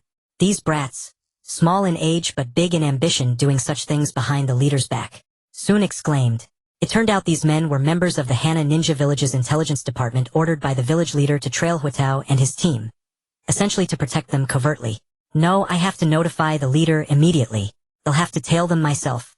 What audacity, daring to scheme against a medium-sized nation. Soon quickly compiled the intelligence and sent it back to the village via a ninja hawk. The entire Kai country's national strength was not yet sufficient to train ninja hawks. This hawk was purchased at great expense from Konoha by the Hana Ninja Village. The village had only 2 such hawks. One was in the hands of the leader's guard, dedicated to transmitting urgent state intelligence, and the other was this one, used only for major events. In their spare time, they were used to breed offspring. But this time, the leader had specially authorized the intelligence department to use it. This showed how much the leader cared for his cousins. Even the head of the Hana Ninja Village's intelligence department, who held a high position, did not dare to stand on ceremony. He personally led the team to protect Huatao and his group. A ninja hawk let out a few low caws as it swiftly flew over Huanin village. Is this a ninja hawk? It's my first time seeing one. Fool, what's there to see? These carry important military intelligence. Are we going to war again? Which blind fool dares to provoke our Huanin village? Let our village chief tear their nest apart. The ninjas of Huanin village chattered among themselves, their words carrying varying degrees of admiration for their leader. Of course, more ninjas chose to quietly head to the weapon shop to stockpile some strategic supplies during this time. In the Huanin village office, Hao Yi and his group were also closely watching this ninja hawk. Huanin village had 2 ninja hawks in total.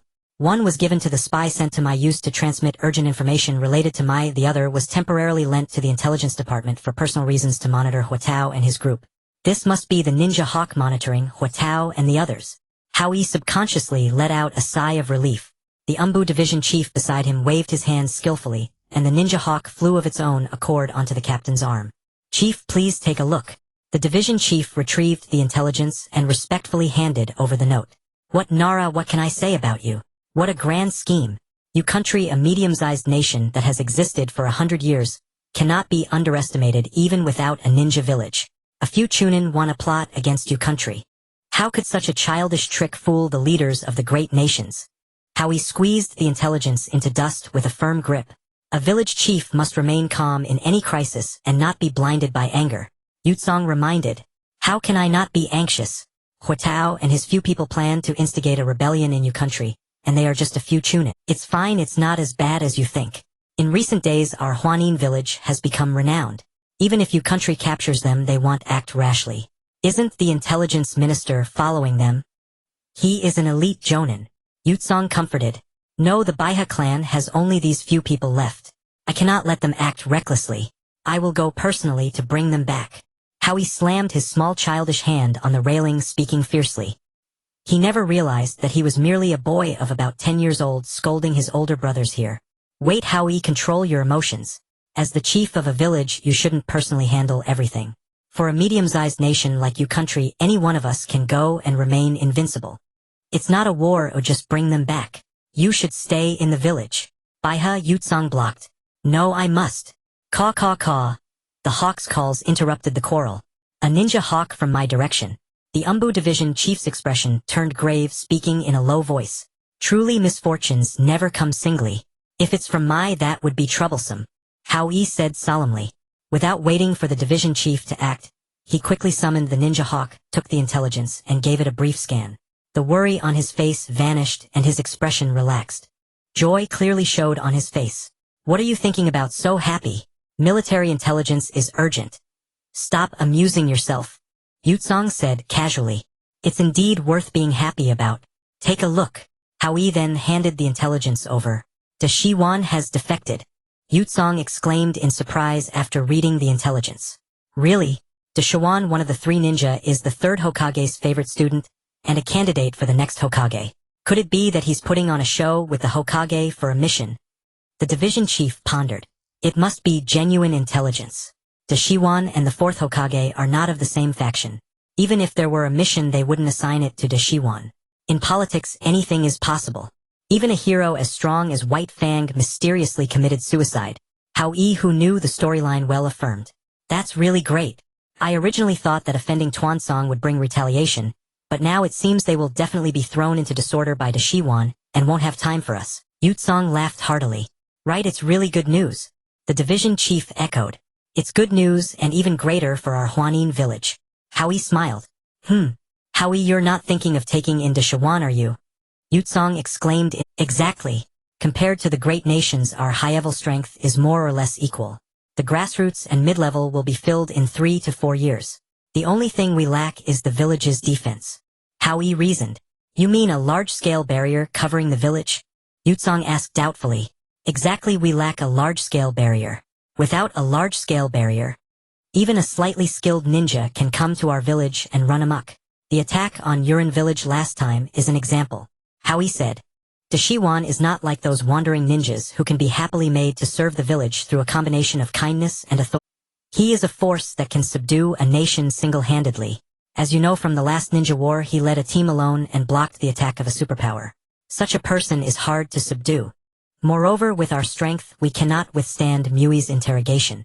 He is now an rank rogue ninja. Yutsong shook his head. Why subdue him? Mutual benefit cooperation is enough. He provides what we need, we provide what he needs, each following his own ninja way. Hao Yi seemed to have figured out the cooperation model. How do we handle the division chief suddenly asked. Mid-level ninjas are most concerned about the great powers' movements. For the division chief, avoiding war takes precedence over the village's development. It's not like we're openly accepting Dashiwan. As long as it's not on the surface, they will at most send spies. They won't easily start a war. My talks about peace all the time. They won't bother with such a small matter. Hao Yi said confidently. I see. The division chief nodded. All right, we need to hurry. Sister Yutsong, you're right. I can't do everything myself. I need to trust everyone in our village. I'll leave the matter of my brothers to you. You can pick the village's experts yourself. It's best to bring a few outstanding juniors to see the world. As you command, Chief. Yutsong changed her previous demeanor and said solemnly. The my matter. You are not familiar with it, and it's of great importance concerning the village's further development. I'll handle it personally. As for you, pass my order, let Jiao Do temporarily exercise the authority of the chief and oversee all village affairs. Hao Yi commanded. Understood. Dismissed. As soon as Hao Yi gave the dismissal order, everyone went their separate ways. Hao Yi used a spatial teleportation to arrive at the border of his mind, constantly recalling the forest from the original story, where Zilai Yi intercepted Dashiwan. From time to time he took out a map to compare. This should be the place. Hao Yi stared intently at the map, his eyes fixed on the forest, where Mai and Tian country intersected. The peak battle among the three ninja. The combat fluctuations should be immense. After I arrive, a little search should locate it. Hao Yi murmured. At the border of the land of fire and the land of rice fields, Jiraiya blocked Orochimaru's path. Orochimaru, why did you betray the village? Jiraiya shouted angrily. Humph, rather than me betraying the village betrayed me. Enough, let's not dwell on the past. Let's fight, Orochimaru declared arrogantly. Fine, since you refuse to repent, I'll bring you back to the village myself and hand you over to the old man. Jiraiya roared. Ninja Art Lion's main jutsu. Jiraiya's white hair rapidly grew, attacking Orochimaru from all directions, attempting to entangle him. Humph, a counterfeit jutsu dares to show off before the master. Ninja Art Shadow, hidden hands. Orochimaru raised a single hand and dozens of long snakes emerged, each blocking the white hair. The two sides were locked in a stalemate. Just what I was waiting for. Earth release swamp of the underworld. Jiraiya smiled slightly, looking as if victory was assured. As the technique took effect, the ground beneath Orochimaru turned into a vast swamp and he rapidly sank. The lion's main jutsu was to restrict my movement and the swamp of the underworld to pin me down. Not bad, dead last, you've improved. You haven't been completely dulled by wine and women. Orochimaru nodded. Then, opening his mouth wide with a bizarre expression, he spat out an identical Orochimaru, while the one in the swamp gradually turned into a stone snake and sank. That technique looks just like my toad camouflage technique. Damn it, Orochimaru, you plagiarized my jutsu. Jiraiya shouted. You plagiarized my shadow hidden hands first, so I'm just improving on it dead last. Enough, let's settle this with our skills. Summon. Wait, our summoning beasts are both from the three great sacred grounds, evenly matched. How about we each rely on our own abilities? If I win, I leave and you don't pursue. If you win, I'll submit to your judgment. Orochimaru interrupted, fearing the commotion would attract more leaf ninja. Fine, today I'll show you how much I've grown over the years. Jiraiya said confidently. Ninja Art Toad Mouth Bind. Jiraiya quickly formed hand seals, and the surrounding environment shifted like an illusion, becoming the inside of some animal's stomach. This is inside the stomach of my great toad. Don't use your disgusting earth substitution technique. Today we'll fight fair and square. As you wish. Orochimaru, always the top genius of the Leaf Village, naturally refused to admit defeat to the so-called dead last, even if he was once a trust. Fire, release fireball. Speed mattered more than power. Jiraiya spat out a loogie, and a massive fireball shot straight at Orochimaru, trailing a long tail, a testament to its velocity. Wind, release wind cutter. Orochimaru blew a wind blade that split the fireball. You've attacked enough. Now it's my turn. Let me test whether you've learned the multiple shadow shuriken clone jutsu. Orochimaru taunted. There are even more than the teacher used. But that's all there is. Ninja Art Needle Jizo. Jiraiya's hair grew rapidly, covering his entire body in a second. As expected of a pervert who spent half his life studying women, you've developed a unique hair technique. But I wonder how strong its defense is. Explode. Countless explosive tags on the shuriken detonated simultaneously, tearing the toad's stomach walls apart several times before they healed again. The smoke took 10 minutes to clear. Your technique is decent. Tens of thousands of explosive tags couldn't even scratch your hair. Is that what they mean by unscathed? Orochimaru remarked, looking at Jiraiya. Enough time is short. Let's settle this. Use your strongest move. I won't hold back. Life and death are up to fate. Ninja Art Great Snake Binding Formation. Orochimaru quickly formed hand seals, and tens of thousands of long snakes poured out of his mouth in waves. Each snake spat out an infinitely extending sword aimed at Jiraiya. The toad's stomach walls burst instantly, and the scene reverted to the forest. Hao Yi, who had been searching for Orochimaru, was immediately drawn to the spectacle. He teleported through space to a hill about 100 meters away, and watched the battle. Great Ball Rasengan. Jiraiya didn't back down. He gathered half his chakra in his palm, forming a massive energy sphere that expanded forward. The two great techniques collided, creating a massive whirlwind that toppled trees on both sides. The snakes gradually dissipated, but Orochimaru's mouth still poured out more. Jiraiya pressed forward, holding the Great Ball Rasengan aloft as he charged. As the distance closed, the Rasengan's color faded, and it shrank toward the size of a normal Rasengan. Both ultimate techniques were locked in a deadlock.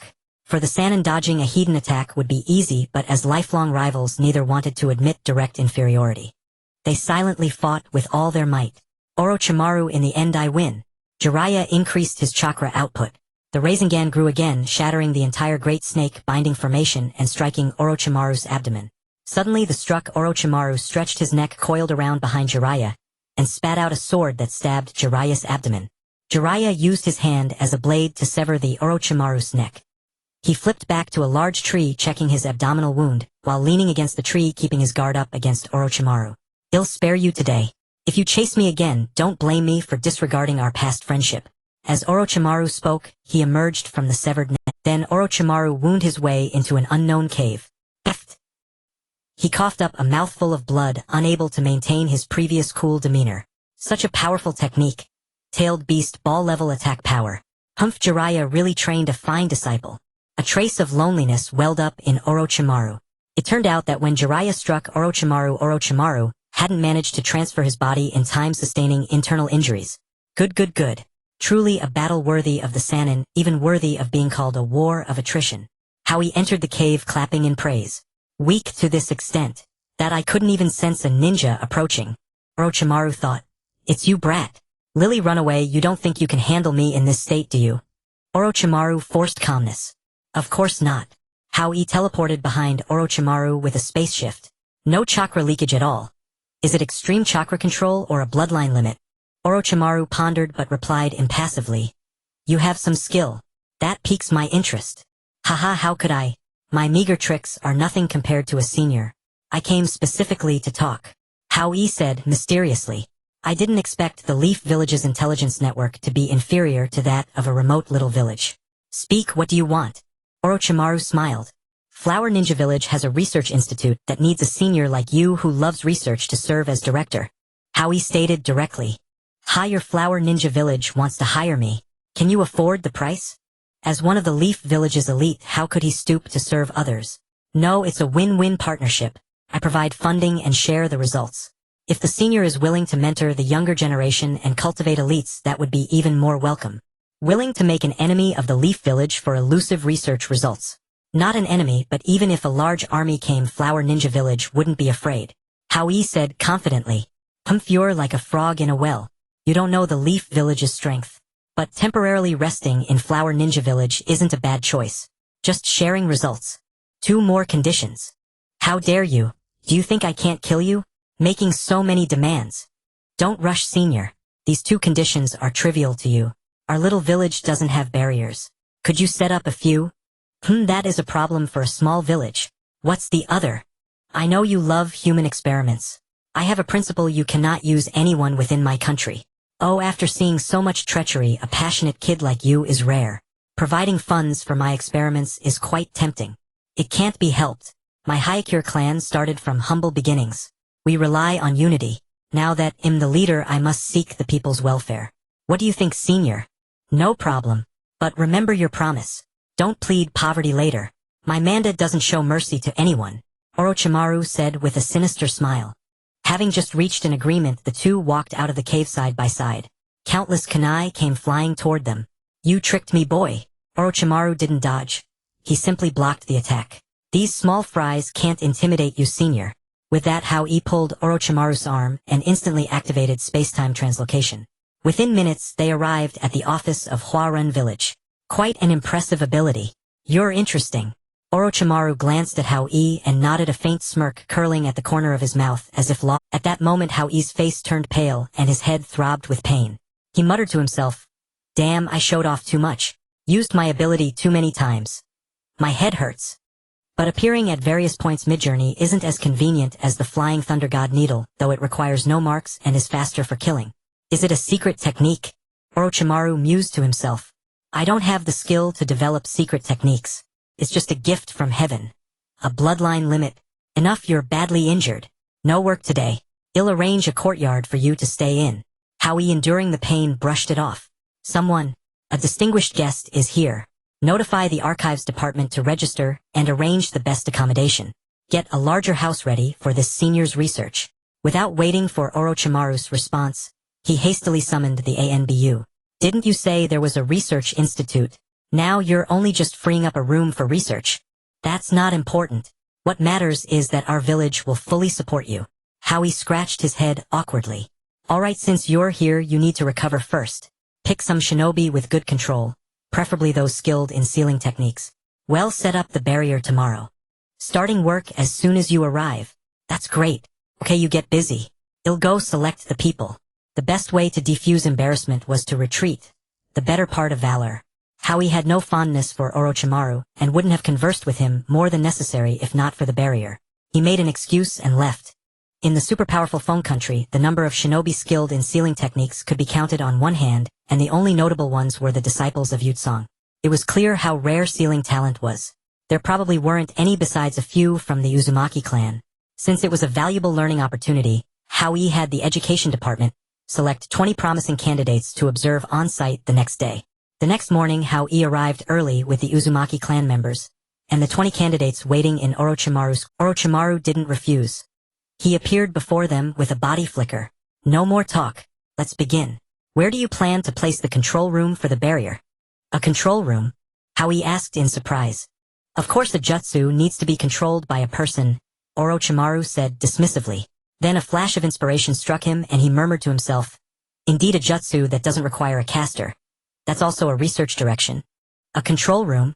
What are the requirements? None, just big enough. No problem. Huarun village has plenty of houses. Hao Yi thumped his chest. Enough. Looking at you makes me feel my IQ drop. Let's get to work. He then headed toward the village entrance, moving smoothly without any sign of strain. The wound that had nearly pierced his abdomen had healed overnight as if it had never existed. It wouldn't be an exaggeration to say Orochimaru's medical ninjutsu was second only to Mui's. Barriers are not as complicated as you imagine. Most large-scale barriers in the ninja world are perception type like Mui's. They cover a wide area with high detection. Once activated, if someone intrudes, the guardian senses it.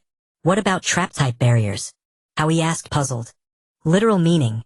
They trigger attacks upon contact. Used for enclosed villages or as self-destruct devices. Then we'll use the first type for our village. Do they need to learn it? Setting up such a large barrier must take a lot of time. Hao Yi remarked. No, they just need to dig tunnels. They'll use shadow clones to set up the barrier around the village. Then they'll dig tunnels from the control room to connect with the barrier points and through a secret technique transmit the barrier status to the control room via the tunnels. That's it. That's all. Then why did we need perception experts? I thought I could learn something. Hao Yi accidentally let slip. I'm not as flashy when I steal techniques. Enough, hurry up. This small matter has taken too long. I have experiments to run. Seeing Orochimaru's dark expression, Hao Yi dared not joke further. He quickly reorganized the personnel to dig. Orochimaru split into 5 shadow clones, each casting a technique at the 4 corners of the village and the control room. Soon, with the entire village's effort, the tunnels were dug. The 5 Orochimaru swiftly applied the curse marks. Thin threads rapidly spread from the barrier points around the village, intersecting and connecting to form a golden giant net that covered the entire village. The 5 Orochimaru continued casting, and the threads extended along the tunnels, eventually converging at the center of the control room. The threads intertwined more and more, forming a huge sphere suspended in midair. All 5 Orochimaru withdrew their hands simultaneously. The giant net vanished into thin air, while the sphere in the control room kept spinning. All right, the barrier is complete. Just find someone with strong spiritual energy. When they place their head near the sphere, they can sense if any chakra touches the barrier. Amazing! Hao Yi immediately leaned in to experience it. Incredible! I can see the environment around the barrier. Senior, you're too modest. It's far more impressive than you described. So clear. With this barrier, even the strongest of the Yamanaka clan can only see the moment something touches it. Your spiritual energy is stronger than theirs. Orochimaru said in surprise, then smirked sinisterly. I was just bragging. I don't have that strong a spiritual energy. Hao Yi quickly covered up. Humph, don't worry. No bloodline is as good as the Sharingan. Get the research lab ready quickly. Hey, race the list of experimental equipment. Orochimaru handed over the note. Ah, so many. Can we buy them in installments? Hao Yi shouted, but it couldn't stop Orochimaru from swiftly disappearing. Whatever. At least we got a barrier. Not a loss. And with all the future results, we can share them. Hao Yi consoled himself. The barrier is complete. Everyone return to your posts. From now on, the control room will be under the jurisdiction of the Uzumaki clan. You must monitor the barrier in real time and report to the village. Yes, Chief. Several half-grown children replied happily. It was known that no ninja in Huaran village could establish a clan, but by overseeing the control room as the Uzumaki clan, they could use this to form a clan of their own. Sooner or later, they would become famous throughout the ninja world and restore the glory of the Uzumaki clan. Hao Yi, that Orochimaru guy is really too expensive. All the war profits from the Land of Soup are being squandered on his equipment. It's burning money. We can't afford it. Jiao Du couldn't help but run over to complain to Hao Yi. Ah, my god of wealth, we should create our own bathing business combined with the bathing culture of the Land of Soup. Our industry will reach new heights and the money will flow in endlessly, Hao Yi affirmed. Hao Yi, you might not be paying attention to the financial situation. The village has been under construction, and most of the ninjas are executing tasks issued by the village. A lot of money is being spent without any income. Moreover, the bathing business isn't a monopoly technology, and more countries are imitating it. The era of having a single dominant player is over, and even if there is profit, it will be hard-earned. That's unavoidable. The initial expenses are bound to be high. Look, with this barrier, we can reduce the number of patrolling personnel by half. The resources invested in tasks in the future will count as money, Jiao Du analyzed. Just wait a year or two and the newly trained ninjas will be able to take on missions, or things will get better, won't they? Hao Yi comforted. But before Jiao Du could say anything more, there was a loud bang. As the door was crashed open by Uzumaki Tai. Master, a message has arrived from the direction of the Land of the Moon via the Ninja Eagle. It's an urgent letter. Since taking over the barrier, the Uzumaki clan has become the first family in the village to receive outside information. Hao Yi simply assigned the tasks of guarding the gate and transmitting public news entirely to the Uzumaki clan. All right, you can go down now. Hao Yi waved his hand. Then he slowly opened the letter. His slightly opened eyes suddenly widened. The previously calm demeanor vanished in an instant. Without waiting for those around him to ask, Hao Yi disappeared, leaving behind a paper that hung in the air, slowly descending. Jiao Du caught the piece of paper and examined it closely. Nara was killed by the daimyo of the Land of the Moon, slayed by a jonin from the Land of Thunder. Hotao suffered a wound to his left. I lost too much blood and fell unconscious, and Mo is out of chakra and unconscious. The Umbu are in a standoff with the ninjas of the Land of Thunder, waiting for rescue. The ninja village has just formed, and confronting the 5 great nations hidden is quite perilous. Hao Yi isn't sure if he can handle the fire situation now. The foundation of the Land of Cuisine is too shallow. I've invested so much money. I can't just let it all go to waste. I must hurry to bring Hao Yi back. Jiao Du immediately informed Yutsong of the situation and organized a small team personally leading the support for Hao Yi. The Land of Cuisine and the Land of the Moon are not far apart. Worried for his cousin's safety, Hao Yi disregarded the overload effects of using space-time ninjutsu and continuously used it, arriving at the borders of the Land of the Moon in less than a minute. Sir, let bygones be bygones. We failed this mission. We should abandon it. There's no need for complete annihilation. The Umbu leader was currently in a standoff with the Jonin from the Land of Thunder. Who do you think you are, wild ninja? I haven't even seen your forehead protector, and you dare to lecture me? If you come out to execute a mission, you must be prepared for the consequences. The Jonin from the Land of Thunder, while speaking, launched a sneak attack, quickly using the lightning body flicker technique to appear before the leader, and slashed with his blade in one fluid motion. Lightning flashed from the blade. The leader, being a renegade ninja from the Land of Thunder, was very familiar with the opponent's techniques, and both were lightning-style ninjas. In close combat, they exchanged blows back and forth with sparks of electricity occasionally flickering from both of them. The other ninjas also stood in a standoff, tacitly not taking action. It seemed they were waiting for their higher-ups to finish their battle.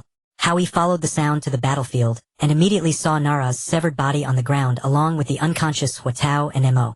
Hao Yi instantly went over, nervously checked the breathing of the two unconscious ones, then let out a sigh of relief and said, "Thank goodness, thank goodness." Looking at the severed Nara, his expression immediately fell. "Nara, you were so foolish. If I really wanted the land, I could just take it myself. Why would I need an excuse costing you your life for nothing? You all take them back for treatment first and let Nara have a proper burial," Hao Yi said, briefly saddened before continuing to face reality. "Yes, leader," the group complied and retreated. "How dare you? Do you think you can leave?" The rabble from the Land of Thunder shouted, while shooting shurikens towards Hao Yi. Ninjutsu flower ninja technique, falling petals. Without saying much, Hao Yi unleashed his ninjutsu, and countless flower-shaped projectiles pierced through the enemy's shurikens, without pause continuing to strike towards the enemy. In just one move, the ninjas from the Land of Thunder were reduced to only the Jonin fighting with the leader. The Jonin from the Land of Thunder, glancing at the battlefield below, felt a sense of danger. Taking advantage of the clash with the leader, he retreated. At the same time, he fired a signal flare. He intended to rely on the speed advantage of lightning-style ninjas to escape the battlefield. "You think you can run away so easily?" Hao Yi closely followed, launching a void cut technique. The Jonin from the Land of Thunder didn't even see the trajectory clearly. Years of experience fighting on the edge forced him to dodge sideways. The void cut technique grazed past the Jonin, and the wind-natured chakra swirled, leaving several terrifying scars on the Jonin's body. So strong, and it clearly missed. The Jonin couldn't help but feel alarmed. Before he could think further, Hao Yi launched several more void cuts that heavily struck the Jonin.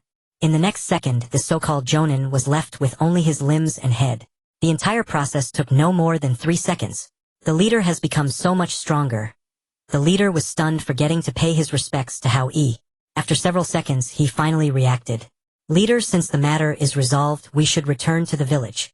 That Jonin from the Land of Thunder just fired a signal flare. Soon ninjas from the Land of Thunder might arrive. "I haven't even reclaimed the land my brother sacrificed his life for. Oh, how can we leave so easily? You go to the daimyo's residence in the Land of the Moon and have him sign the surrender documents, and also escort them to the Land of Cuisine and the Land of Soup for companionship." "Understood, leader," he said. Although he hesitated, seeing the grim expression on Hao Yi's face, he accepted the order. "Also inform the deputy leader to arrange for the handling of the Land of the Moon's affairs in the same way as the Land of Soup." "Yes, leader," he solemnly replied before rushing away. This time the opponent was the Land of Thunder, and there was no room for error. What he could do was to handle things swiftly and notify. After quite a while since Su left, Hao Yi continued to stare at the surrounding scene, looking at the place where Nara had laid before. "Nara, I will fulfill your last wish. I will take the Land of the Moon. I will wait here for you to come and die. I want to see just how strong the Land of Thunder really is." "Humph." Hao Yi silently motivated himself. Then he sat cross-legged, adjusted his state, and prepared to give a lesson to the ninjas from the Land of Thunder, who would come to "Captain, this is the location of the signal flare. The figure lying on the ground should belong to our village, but now only a child is here. I wonder if there are any traps. Be careful, let's check if any companions are still alive." Tsuchikage advised his companions, then glanced at Hao Yi. His special-shaped ninja headband tied around his waist caught his attention. "Little brother, you are the recently renowned leader of Hanin village by Hao Yi." Hao Yi had long since developed his 5 senses, and had already sensed the approaching 3 lightning ninjas, the leader being a one-eyed dragon. He wondered what secret techniques were hidden beneath the eye mask. Hao Yi quickly recalled the identity of this person. "Yes, I am Bai He Hao Yi. I am Tsuchikage, a melting ninja from Yunin village. It's a pleasure to meet you." Hao Yi greeted. Tsuchikage was secretly alarmed. Although he was not an unknown figure, he had kept a low profile, and did not play an active role on the battlefield during the 3 wars. This newly established ninja village actually had information about him. "Captain, everyone is dead." Based on the scene, it seems they were all killed in an instant. 2 lightning ninjas instantaneously appeared on either side of Tsuchikage, reporting. "Understood." Tsuchikage replied without changing his expression. "All right, the greetings are done. I have other matters to attend to, so I will take my leave." Hao Yi said, "Kid, you killed our Yunin village ninja, and still think you can leave so easily?" Tsuchikage quickly intervened, signaling Lightning Ninja B to not act rashly, while his eyes remained fixed on Hao Yi. "Hao Yi-kun, I am unclear as to why you would kill our Yunin village ninjas, but you must understand the dignity of a great nation which cannot be violated.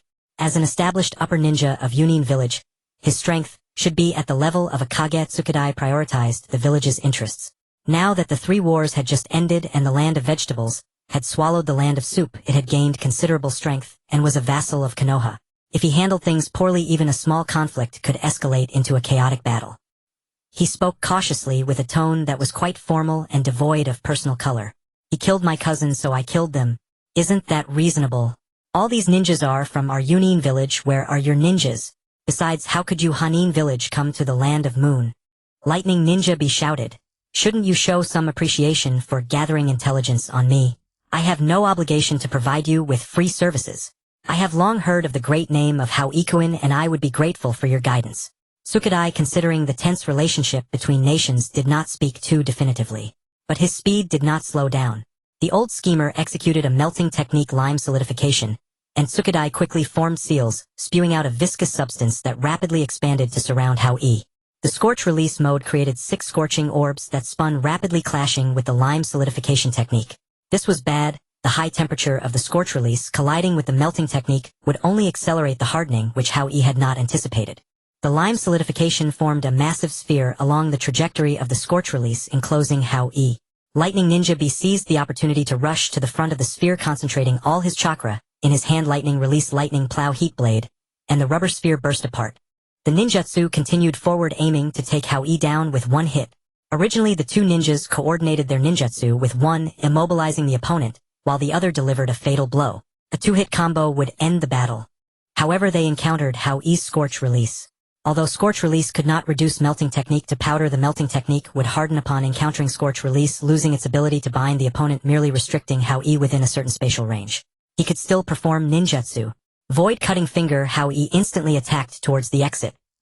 With a loud cry, only half of Lightning Ninja remained motionless in a pool. What? Not immobilized? Tsuchikage exclaimed.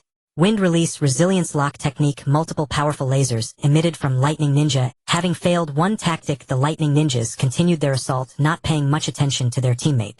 Scorch release oversteaming kill. Hao Yi similarly launched an area attack ninjutsu. Melting technique protective membrane wall. Tsuchikage immediately created a row of rubber to block Hao Yi's ninjutsu. So cautious wind release and scorch release are both bloodline limits. Even if they collide, the outcome is uncertain. No need to use melting technique to create a shield, Hao Yi thought. No wind release can control bending. Melting technique is not for unexpected events. It is to defend against oversteaming kill. Wind release is for sneak attacks. Thinking of this, Hao Yi broke out in a cold sweat. Instinctively, he used spatial instant movement to shift behind. Melting technique, multilayered protective membrane. Tsuchikage, with only one eye, somehow managed to keep track of everything. He spewed out a large amount of rubber to encircle the 2 lightning ninjas, while Hao Yi was attacked from behind by Lightning Ninja A. Hao Yi had trained in Sage Chakra, and his perception had greatly improved compared to a year ago. He vaguely sensed danger and used spatial instant movement to dodge sideways. Such strong combat awareness. Before the protective membrane formed, I used rubber to pull A out of the protective membrane, and then created a rubber clone of A to confuse the enemy. Meanwhile, I could use the protective membrane to obscure vision, burrowing underground to wait for the right moment. Logically, it should have been seamless, but unexpectedly it fell short. Tsuchikage secretly marveled. Next, it's my turn. Hao Yi abandoned long-range ninjutsu, opting to fight up close using his advantages. In the blink of an eye, he was behind Ninja A, raising his hand to launch a void-cutting cannon.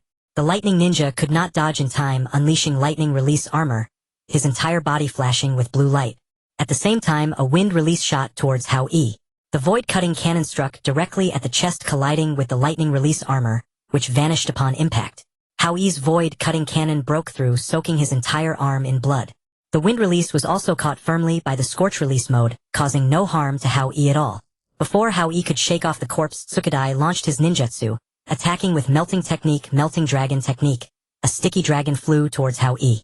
Void-cutting continuous finger. Hao Yi fired while instantly moving behind Tsuchikage. The melting dragon, upon encountering the void-cutting continuous finger, was split into several segments, yet it did not lose its efficacy, continuing to attack Hao Yi.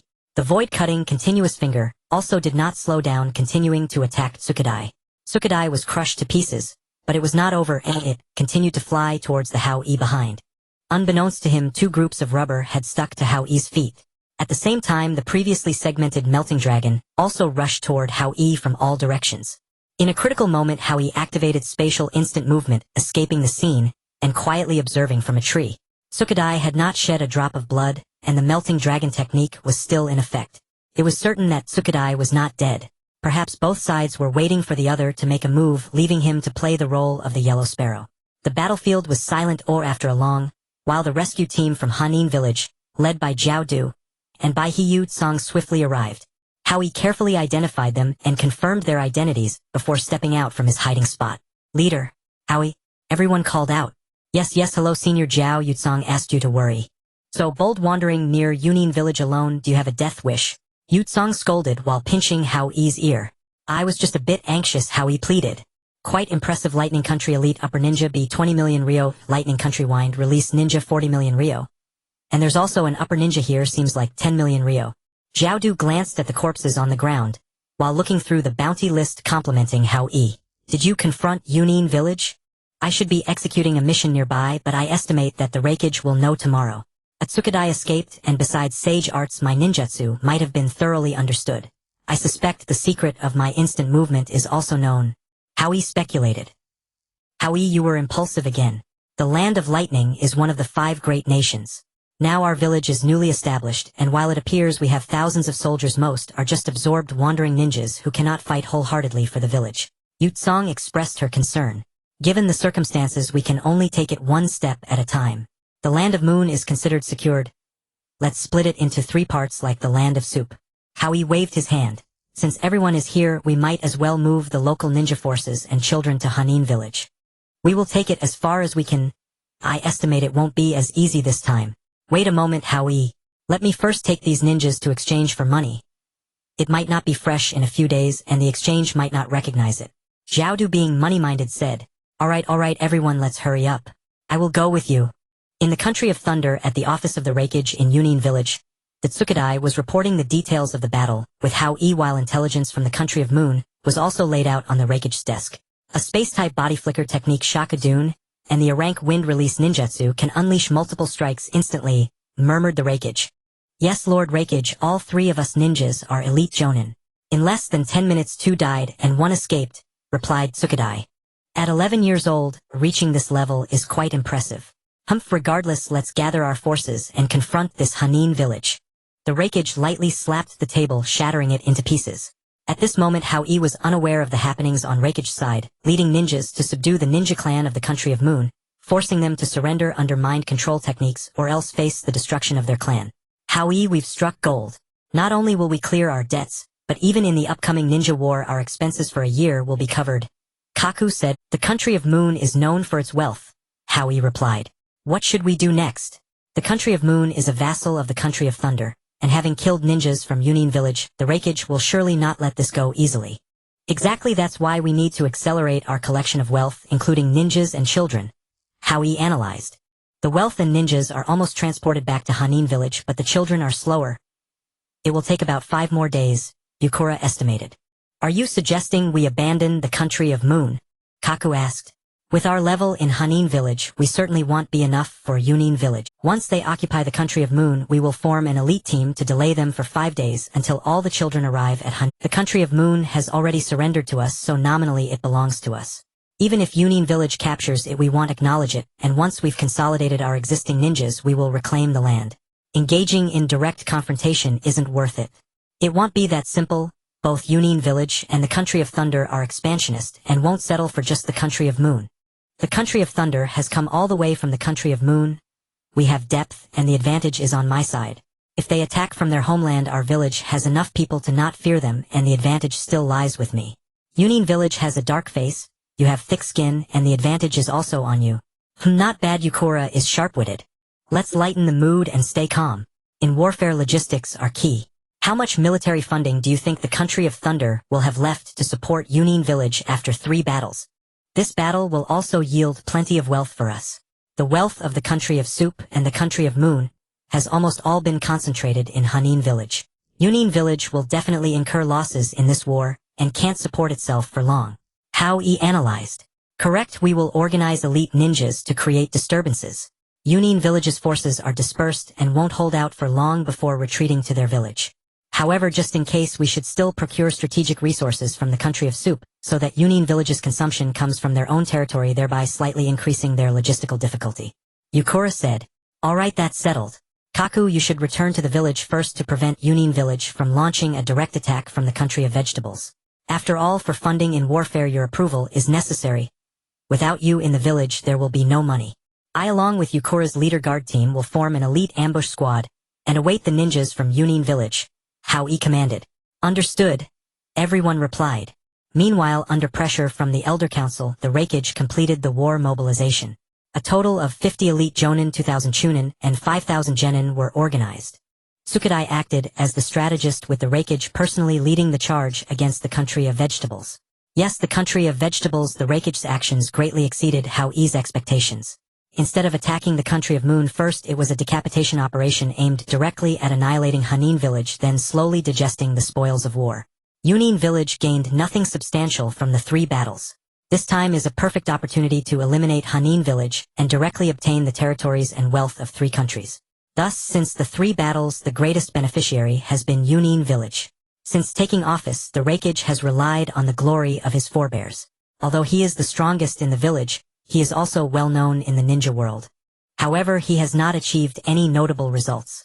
He has never won against shadow-level opponents. Economic development has been slow, and there have been no significant achievements in foreign wars.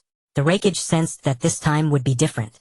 Though it is somewhat unfair to battle a newly established village, the allure is undeniable. Not to mention the wealth of the 3 countries. Just looking at the geographical position, if we take Hanin village, we can overlook the country of fire and launch surprise attacks in times of war, disrupting their connections. With mountains and forests everywhere, it is easy to defend. If it weren't for Hanin village jumping out, I wouldn't have realized how advantageous this geographical. At this moment, the Raikage was full of ambition, first dispatching 30 elite jonin and 1,000 chunin as the vanguard to test the waters, while he would lead the remaining forces in a normal marching advance. The vanguard of the Thunder Shadow paid no heed to the country of vegetables, not bothering to conceal their movements, aiming to strike directly at the heart and annihilate the flower. Spies from the flower ninja village were spread across the nation. As soon as a group of ninjas set foot on the territory of the country of vegetables, the ruling figures of the flower ninja village were already aware. Due to the previous conflict with the country of the moon, the only ones the flower ninja village could communicate with were a few members of the Lily clan, Mo Wu Yuan Yilin Gue Jiao Mengzong and Tang Yi. At this moment, everyone was gathered in the conference room discussing countermeasures. Everyone stop holding back. Let's analyze the situation. Lord Jiaodu is likely to arrive in half a day, and the people from the Cloud Hidden village are estimated to reach this village in about 3 to 4 hours. The first to speak was by He Zhu Jin. The Lily clan was a local family and naturally the most anxious. The vanguard is not to be feared. We have over 10,000 ninjas ourselves. The key concern is the Cloud Hidden village behind them. If we provoke the Cloud Hidden village, it will be disastrous, Tang Yi said with a calm demeanor. What's there to be afraid of? Our village still has secret methods. We are backed by the Leaf village. They won't abandon us in our time of need. Moreover, one of the legendary 3 ninjas, Orochimaru, is still with us, isn't he? Whether he will take action is still uncertain. Let's first arrange for the civilians and ninja apprentices to enter the secret passage, Yuan Yilin suggested. Yes, that sounds good. During the battle, we won't have to hold back. We also need to mobilize for war, gathering ninjas for combat. 10,000 against 1,000, we can't lose. No way, most of our villagers are wandering ninjas. If you go to recruit them now, who will listen? They definitely won't pay you any mind. Gui Jiao frowned. Looking at it this way, these wandering ninjas might take advantage of the chaos. And due to the situation with the country of the moon, the missions from the mission department have already been suspended. 70% of the ninjas are still in the village. This could lead to great turmoil, Jiao Du analyzed. I have an idea that might address the current issues, Tang Yi contemplated. Alright, stop stalling. Let's hear it, someone urged. Wandering ninjas care most about their lives and money. If we issue missions offering a bounty for killing a lightning ninja, they might see it as a way to make money. If they believe in their own abilities, they might just try to kill the lightning ninja. They will definitely, even if they won't go kill the lightning ninjas, they will certainly follow them closely, raising the lightning ninjas' alertness and slowing their advance. Jiaodu stated. Alright then, it's settled. The Leaf Village has already sent word. There should be support coming. Zhu Jian said. Yes, gather all the ninjas controlled by the mind control technique. These people are our last hope, together they should number around 2 to 3,000, Tang Yi added. The group reached a final consensus and each went about their business. Meanwhile, the atmosphere in the Leaf Village of the Land of Fire was just as tense as in the Flower Ninja Village. In a small conference room, all the clan leaders, council elders, and former and current Hokages gathered. Everyone exchanged opinions, their faces filled with worry. Elder Lujio, what do you think? The fourth Hokage interrupted the discussions. Recently, the Flower Ninja Village has indeed been quite unruly, uniting the country of vegetables, annexing the country of soup, and now attempting to scheme against the country of the moon. Bai He Hao is an ambitious individual. Elder Lujio arrived slowly. First, if the Cloud Hidden Village seeks pure revenge, they wouldn't directly attack the Flower Ninja Village. Secondly, the geographical position of the country of vegetables is crucial to our Land of Fire. If the Cloud Hidden Village occupies it, it would be like having a sword hanging over our heads. Elder Lujio continued to analyze. I think I understand. Elder Lujio's intention is to save the Flower Ninja Village, but we also need the Cloud Hidden Village to temper its sharp edges. The fourth Hokage speculated. Indeed, we need the Flower Ninja Village to act as a buffer zone, but we do not need a second-ray ninja village. The third Hokage said quietly. All right, all clans prepare for war. If the Flower Ninja Village cannot hold up, we in the Leaf must annihilate the enemy forces at the fastest speed. For now, let's send elite Jonin from the Inazuka Nara and Hyuga clans to stabilize the situation and relay intelligence. Yes, Hokage, the clan leaders replied in unison. After the group dispersed, only the old and new Hokages remained. The third Hokage exhaled smoke, saying, "This could easily turn into another ninja world war. Don't worry, Master, as long as we move quickly, it won't be possible to fight on two fronts." The Cloud Hidden Village also wants to expand their victory. Having just gone through 3 battles, they won't have much money left. This time we will deal with them severely, the fourth Hokage said lightly. With the fourth Hokage's Flying Thunder God technique, annihilating the Cloud Hidden Village is merely a matter of time. It's not that the fourth Hokage is blindly confident in his abilities. In terms of speed, all ninjutsu are inferior. Furthermore, the fourth Hokage's Flying Thunder God technique is not limited by any restrictions as long as there is a mark. He once killed 50 Jonin in a single battle. How many Jonin are there in a village? The Thunder Ninja Vanguard charged forward like a storm. Oddly, groups of ninjas would occasionally appear nearby observing the troops. In the end, there were thousands of ninjas trailing them, some in groups of 3 to 5, while others formed larger clusters of over 100. Each followed their own path, indifferent to one another. Their numbers exceeded those of the lightning ninjas. Captain, are those sneaky people ninjas from the country of vegetables? Why are they just following and not attacking? A Jonin from the vanguard asked. Not likely. These people don't seem to be acting in unison. They look more like robbers. The lead. Robbers? I've never heard of a group of over 1,000 ninjas being robbed. They might be planning to rob the Flower Ninja Village. Once we breach it, they will take the opportunity to grab what they can. A group of utterly inconsequential individuals, the captain said proudly. In his view, the Flower Ninja Village was just a stunning mark on his record. So it seems these people are somewhat knowledgeable, aware of the prowess of our Cloud Hidden Village. Enough talk, let's quickly reach the designated attack point. Rest for 20 minutes, then launch a full assault. The Flower Ninja Village is surrounded by mountains. Breaking through from one side will suffice. By that time, how much we can pocket will be determined. The captain encouraged. I must say, this vanguard captain had a knack for boosting morale. The entire unit's marching speed increased by 10. The makeshift think tank of the Flower Ninja Village was no match for the Leaf. Let alone being able to strategize flawlessly, they were practically clueless, repeatedly misestimating the situation. Gui Zhao's mission had been dispatched. Surprisingly, around 2,000 people responded, but until the Lightning Ninja Village reached the attack point, there was no action. They merely watched from a distance. What are these people doing? Are they on a mission or just following behind the Cloud Hidden Village? Zhu Jian felt anxious and couldn't help but complain. It's fine, it's not too bad. These lightning ninjas chose a poor attack location, setting up near Orochimaru's laboratory. He's been experimenting on that mountain recently. Perhaps they will inadvertently provoke Orochimaru, which might lessen our pressure, Gui Zhao analyzed. Let's hope so, Zhu Jian complained. Now that we know their attack route, let's head down the mountain and set up the first line of defense, Gui Zhao instructed. Gui Zhao, as the head of the mission department, issued tasks, making him a half-leader for everyone. He was capable in terms of strength, and everyone respected him, quickly organizing their forces to set up defenses. The Lightning Ninja Vanguard took a brief 20-minute rest, adjusting themselves. The captain stood at the forefront, finding a higher vantage point. Comrades, the Flower Ninja Village, a tiny place recently established, hides within the mountains the wealth of 3 nations. If we win, not only will we gain a fortune, but we will also add a glorious chapter to our records. Does everyone have confidence? Yes. Follow me to kill. The captain charged forward, leading 5 jonin in a wedge formation, while the rest of the jonin followed closely behind. What the hell is this?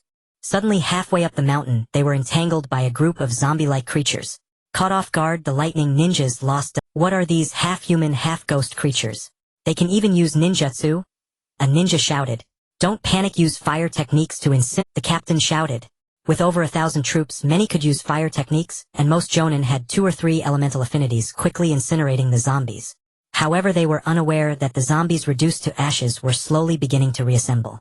Tisk tisk tisk, this batch of techniques is still immature, their appearance is ugly, and their strength is only 50 of what they had in life, and their recovery speed is very slow. Orochimaru, observing from the shadows, clicked his tongue, while recording experimental data.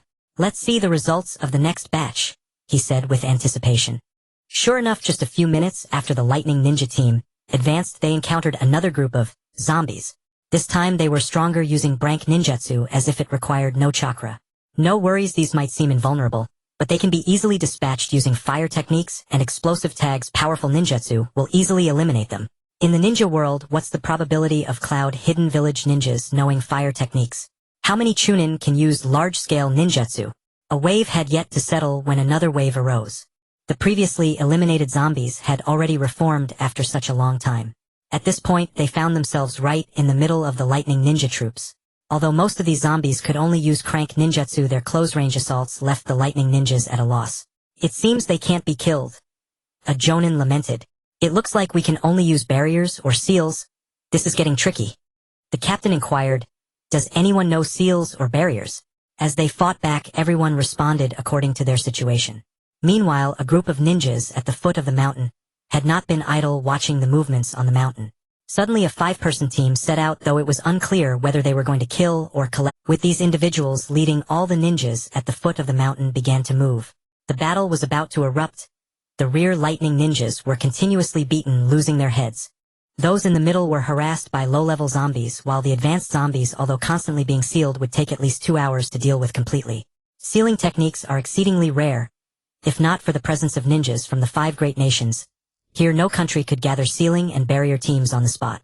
However, in these 2 hours, it was likely that all the chunin at the back would be wiped out. On the other side of the mountain, Gui Jiao stood ready with over 2,000 ninjas, waiting a long time without seeing the enemy rush in. The clashing of weapons and the cries of battle filled the air, and a wave of bloodiness surged into the nostrils. Did Orochimaru take action? But why does it seem like a large troop engagement? Gui Jiao was puzzled. Zhu Jian beside him was equally confused. Let's go up and take a look, Gui Jiao instructed, and the group flew up the peak. Before long, the sight of troops engaged in battle came into view. The number of lightning ninjas was steadily decreasing, while the wandering ninjas seemed increasingly excited as they killed. In front of the team, over 10 individuals who appeared quite formidable were busy sealing something, while another 10 or so were trying to assist. Unfortunately, there were too many to rescue, and they were exhausted. Seeing this situation, Gui Jiao smiled, revealing the fish gills on both sides. All jonin and above follow me. Subsequently, over 50 people followed Gui Jiao into the charge. Water release, multiple water dragon technique, flower ninja technique, flame spark chaos, flower ninja technique, multiple man-eating flowers. A flurry of ninjutsu was unleashed. Perhaps the opponents were unprepared, or maybe the chakra of the lightning ninjas was almost depleted. A single launch of ninjutsu took out 56 jonin, along with a slew of chunin as cannon fodder. The old cunning tactics were indeed effective. Captain, this is not good, a lightning jonin said. Yeah, let's retreat. The captain, seeing the situation was unsustainable, could only retreat. What did face mean compared to life? However, the over 2,000 wandering ninjas behind were not mere decorations. When you were powerful, it was hard to provoke you, but when you were weak, you would still leave. Ninjutsu and explosive tags were continuously thrown. Every time a ninja was killed, their bodies were chopped into several pieces, causing a rush to loot. Gui Jiao and the others sought opponents to engage in fair 3-known duels, not allowing any additional participants. In less than an hour, 6 jonin from the entire vanguard team escaped the encirclement. Before they could celebrate, a massive shadow suddenly flashed past them, and the 6 jonin turned into food for the myriad snakes. If you wish to test my experimental data, I welcome it. If you intend to take my experimental results away, you should at least ask me first. From the shadows, Orochimaru licked his lips and smiled wickedly. Alright, I haven't even conducted many experiments yet, and already someone is knocking on my door. Your skills are truly lacking. Don't dawdle, clean up the place, don't dirty my experimental ground. And remember to send me any captives. Orochimaru's voice echoed in the mountains. Even the previously unruly wandering ninjas dared not speak loudly, obediently cleaning the ground. Elder Kakuzu, isn't this to protect the village? The task was issued and anyone can receive a bounty, as long as they bring back a Thunder Ninja's head. Kisame laughed. It's fine, the village has plenty of money. The head can also be exchanged for money at the gold exchange, so it's not a big loss. Kakuzu was pursued for debts as soon as he arrived at the village. That's good. If so, why not allocate the funds now? I will fulfill the promise to avoid demotivating the people here later. Kisame chuckled. Alright, I must say that was quite impressive. With these small fries we could wipe out the Thunder Ninja's vanguard. Elders, I've just received a letter from Shinobi Eagle. Yutsong has led the chief's guards back to the village for support. The support sent by Konoha has also arrived at the village entrance, and they were unsure how to arrange it. The Uzumaki clan quickly reported the latest intelligence. Elder Kakuzu, we were still active in the shinobi world half a year ago. You see. Alright, you handle the backstage. Also, Yutsong Mo and some sensitive individuals should wear masks. I've been out of the scene for decades. Even the first Hokage is now history. As a defeated general, surely no one remembers me. Kakuzu seemed to be reminiscing. Alright, let the Konoha individuals be received by Hashirama. By the way, inform him about Yutsong's return to the village, so that he doesn't feel too much pressure. Kakuzu briefly instructed and handed the money to Kisame. Seeing that no one was around, he closed the finance department's door, and took out his own wealth as well as the village's funds, counting them one by one. In the reception room of Hananin village, Hashirama, wearing clan robes, respectfully bowed. Greetings, elders. I am Hashirama, currently responsible for the defense work of Hananin village. Thank you, elders from Konoha, for coming to rescue our humble village. On behalf of my brother Koichi, and all the villagers, I express gratitude for Konoha's significant contributions to the stability of the shinobi world. There's no need to say much in gratitude. We are here to assist you in resisting the invasion of the Land of Lightning. Let's get straight to work. The Raikage and his forces should be arriving soon. Kakuzu said. After all, they were facing Hanagakure, and this time, the reinforcements included the current heads of Inuzuka Nara, and the strongest branch member of Hyuga Hinata Hayashi. Before arriving at the shinobi village, Kakuzu had already sent Hayashi to scout the battlefield. Although he was somewhat surprised that Hananin village could swiftly defeat the Thunder Ninja's vanguard, it felt somewhat inappropriate to inquire about the details upon their first meeting. The Konoha reinforcements were all seasoned ninjas. They believed that Hananin village's secrets could be gradually uncovered through their cooperation in battle. Well then, let's not indulge in pleasantries. Please, Hashirama gestured respectfully. Please, the Konoha ninjas returned the gesture and followed the Hananin group into the village. Although they had some understanding of Hananin village's scale beforehand, everyone was surprised to find that the prosperity of this newly established shinobi village built in just a year was only slightly inferior to Konoha. The Konoha ninjas marveled while collecting information from everything their eyes could see. Soon they entered the war room. Hashirama smiled slightly. Everyone, our deputy leader is on his way back. Until then, I will take the main position. Everyone make yourselves comfortable. Reports from all fronts will be sent over shortly. Except for the Konoha ninjas, everyone else present were mere underlings. Hearing Hashirama, a special jonin, speak, they naturally found inconspicuous places to sit down obediently. The Konoha group exchanged glances and sat in a row on the right side of the main seat. Frontline battle reports continuously flowed into the war room, but Hashirama couldn't make up his mind. After all, he was just playing a role. The real decision-makers were still the heads of various departments. Unsure how to proceed next, the Konoha group exchanged glances again, silently sharing intelligence. In front of the Hyuga clan, Hananin village had no secrets to hide. With just a few glances, Hayashi discovered that there were no less than 5 elite jonin in Hananin village, as well as a particularly powerful individual with immense chakra. The number of ninjas was also impressive. Understanding the situation, everyone felt a sense of apprehension toward this newly established village, and prepared to watch the battle from the sidelines.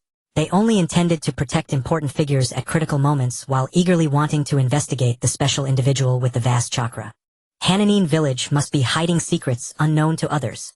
In the war room, everyone had their own agendas, gradually transitioning from their initial pretense of inquiring about military affairs to a silent atmosphere, occasionally flipping through the recently delivered intelligence. Hashirama was sweating profusely but felt powerless. He had invested considerable effort into Hananin village. Seeing the forces of Hanagakure approaching, he felt a wave of helplessness wash over him as he acted here. With a loud bang, Hashirama slammed his hand on the war room table. One day I will make Hanagakure feel this sense of oppression. The Konoha ninjas observed coolly, a smile curling at the corners of their mouths. The 5 great nations are behemoths in the shinobi world, other nations are merely pawns. No matter how splendid the game between the pawns may be, it only adds enjoyment. How could it harm the players? For the 5 great nations, the ninjas from other countries are no different from fodder. Ninjas from large nations can single-handedly slaughter an entire country. To instill fear in the great nations is perhaps a fool's dream. Hashiramakin. At this moment an Umbu ninja suddenly appeared behind Hashirama and whispered a few words in his ear. After hearing it, Hashirama's sadness vanished instantly. He then stood up. Everyone, the Thunder Ninja Army will arrive at Hanagakure village in an hour. The news stirred a commotion among the people of Hanagakure village, while Konoha remained unperturbed. Alright, quiet down. The task department has already issued the mission. The bounty for facing the enemy Heathen is 1.5 times the previous amount, while the side ambush remains unchanged. The relevant details have already been planned by the task department. Everyone go find your respective departments. Yes. Elders from Konoha, this time we will directly employ urban warfare. The main road of the village will be open to lure the enemy deeper, while we will deploy 2 elite teams on the flanks to cut off the Thunder Ninjas' forces, preventing them from connecting front and back. We hope to entrust these 2 elite teams to the 4 leaders. However, the rakeage speed is too fast. I'm afraid the elite teams will be instantly encircled, while our personnel won't be able to launch an attack in urban warfare. It's fine, there are people holding off the rakeage and Tsuchikage, Hashirama replied. Oh, then we shall obey your command. The 4 Konoha ninjas exchanged glances and agreed. Kakuzu felt a tightness in his heart, holding off the rakeage's elite. Alright, the personnel have been finalized. I will take you to the respective teams you will lead. It's quite clear that these strategic decisions were discussed by Kakuzu and Kisame. Through the previous encounter with the vanguard, they understood the characteristics of rogue ninjas, valuing their lives and being greedy for wealth. It was precisely because of the annihilation of the vanguard that they felt the ninjas of Hanagakure were not invincible. Once the mission was issued, many personnel eagerly signed up. Kakuzu and Kisame assigned the unwilling ninjas for direct confrontation to the 2 elite teams on the flanks led by Inuzuka Nara and members of the Hyuga clan. Those accepting the mission for direct confrontation were assigned to the urban warfare combat team. Meanwhile, around 2,000 controlled ninjas and Yuhara Rin were placed for final oversight or last resistance. As for the 2 of them, they would hold off the rakeage and Tsuchikage. On one hand, they were waiting for Yutsong and the chief's guards to arrive. They were all capable of unleashing ninjutsu that could take dozens of lives with a single technique. On the other hand, he believed that at such a critical moment Koichi wouldn't return to the village, undoubtedly brewing a grand conspiracy. With Koichi's abilities, he might even be planning a home invasion. Hao Yi rushed towards Yunin village after parting ways with Hutsong, and the others preparing to create chaos and divert laying back to the village. Approaching the border, Hao Yi used space shifting to enter Yunin village. His goal was clear. His individual destructive power was limited, and only by provoking the tailed beast could he attract laying back to the village. With the 8-tailed beast liking water, Hao Yi searched all the lakes in Yunin village. There was only one place that was slightly different, where 2 Umbu members were on constant alert. A black-clad boy seemed to be practicing ninjutsu, somewhat resembling the 8-tailed Jinchuriki from his memories. Hao Yi silently activated his Senjutsu chakra to sense everything around him, and indeed there were another 4 ninjas on guard in the shadows. With such protective measures within Yunin village, Hao Yi concluded that this person was the target, the 8-tailed Jinchuriki. Without hesitation, he instantly dashed out, easily dispatching 6 guarding ninjas before they could react. 8 gates of death, where did this rat come from to kill in Yunin village? The Jinchuriki shouted in anger, drawing 2 ninja knives and charging towards Hao Yi. Hao Yi did not rush. While throwing shurikens at the Jinchuriki, he ran towards the center of the village. At that moment, the Jinchuriki was just a child lacking the capacity for thought and only knowing to swiftly cut down enemies. His whole body was gradually enveloped by the tailed beast's cloak, and more tails began to sprout. Meanwhile, the Yunin village office had already received the news. Quickly dispatch Umbu to assist the Jinchuriki in repelling the enemy. The barrier and ceiling teams should prepare, and quickly notify the 2 wood golems to prevent the 8-tailed beast from going berserk. Understood, Elder. The ninjas of Yunin village were quickly mobilized, and while Hao Yi fought and retreated, he approached the center of the village where the village ninjas began to surround him. Which country's spy is this? Shuriken flew towards Hao Yi in a flurry. Hao Yi glanced around and noted, the number of enemies is increasing, or if this drags on it, could become dangerous. Air/finger. Hao Yi instantaneously unleashed ninjutsu with immense power, directing it straight at the eight-tailed Jinchuriki. The thin cloak of the tailed beast did not hinder the air/finger, creating a large hole. You actually managed to hurt me. The Jinchuriki looked at Hao Yi in disbelief. Several more octopus tentacles sprouted around him, yet they seemed to remain under his control. A massive chakra attached itself to the wound, creating a hollow hole of 5 or 6 centimeters, staunching the blood, while his body gradually healed. The power of the tailed beast was terrifying. Die! A childish voice rang out as several octopus tentacles swiftly attacked Hao Yi. Scorch release. Over boil kill. Now Hao Yi continued to cultivate his techniques, his body filled with senjutsu chakra. Under the enhancement of senjutsu, when scorch release made contact, it turned to ashes, let alone the chakra shadows of the octopus tentacles. Very well, you deserve my full strength. The Jinchuriki's tailed beast cloak gradually thickened, resembling a small 8-tailed beast. Everyone quickly attack. The tailed beast's condition is dire. Umbu personnel had arrived, entering battle mode. Following that, the barrier and ceiling teams along with the 2 wood golems slowly took their positions. After a series of battles, the area within 100 meters had turned to ruins. Because there was only Hao Yi, Yunin village did not evacuate the civilians, resulting in heavy casualties. A group of lightning ninjas surrounded Hao Yi. He looked at several characters holding ceiling symbols, tightening his. Hao Yi certainly knew that the biggest flaw of his space shifting was the limited number of uses. If overused, it could easily lead to dizziness, and in severe cases he could become a fool. The second flaw was his fear of ceiling and barriers. Once trapped in a certain area, it would be as good as sealed. In scorch release mode, 8 scorching orbs rapidly revolved around Hao Yi. Hao Yi decisively chose to be cautious and enveloped himself in a layer of shield. In reality, Laying had never expected Hao Yi to travel all the way to Yunin village. Only Laying and the ground platform knew his space-shifting secret. The barrier team was merely to prevent the 8-tailed beast from going berserk. Forget it, I can't delay any longer, Hao Yi thought. He quickly made a diving posture and charged towards the 8-tailed beast. The ninjas each used secret techniques to attack Hao Yi, who suddenly used space, shifting to appear behind the 8-tailed beast. Scorch release. Over boil kill. He unleashed a thick plume at close range against the back of the 8-tailed beast. The outer cloak of the 8-tailed beast melted upon contact and quickly solidified again. When it came into contact with scorch release, it continued to melt, creating a standoff above. Hao Yi decisively struck with a knife hand to the back of the Jinchuriki's neck.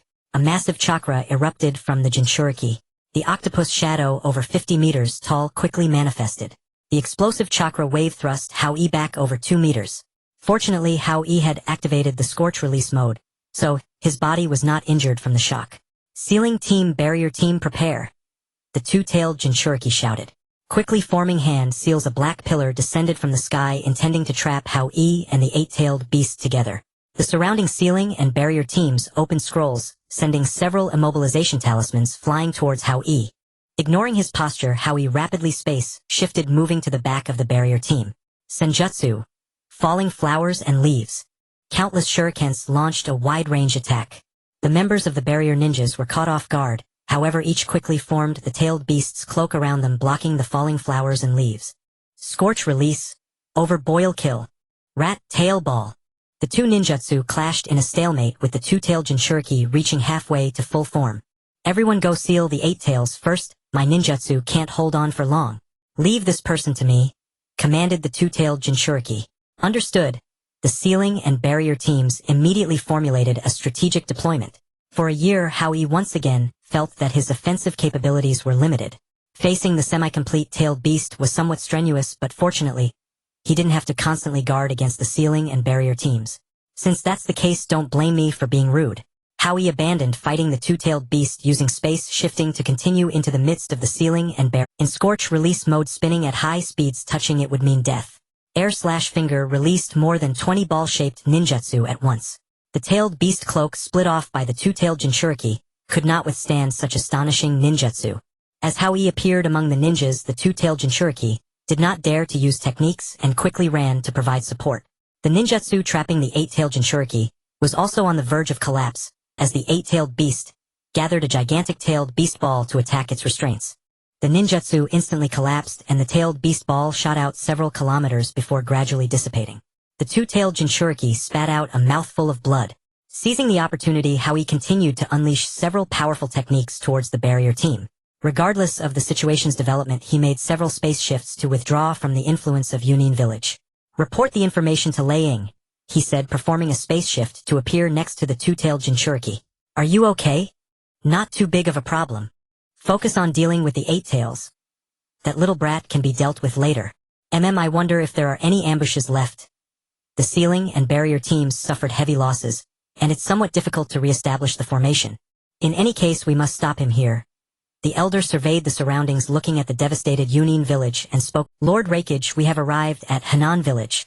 Such a newly established village has completely annihilated the vanguard of my Yunin village. This grievance cannot go unanswered, everyone.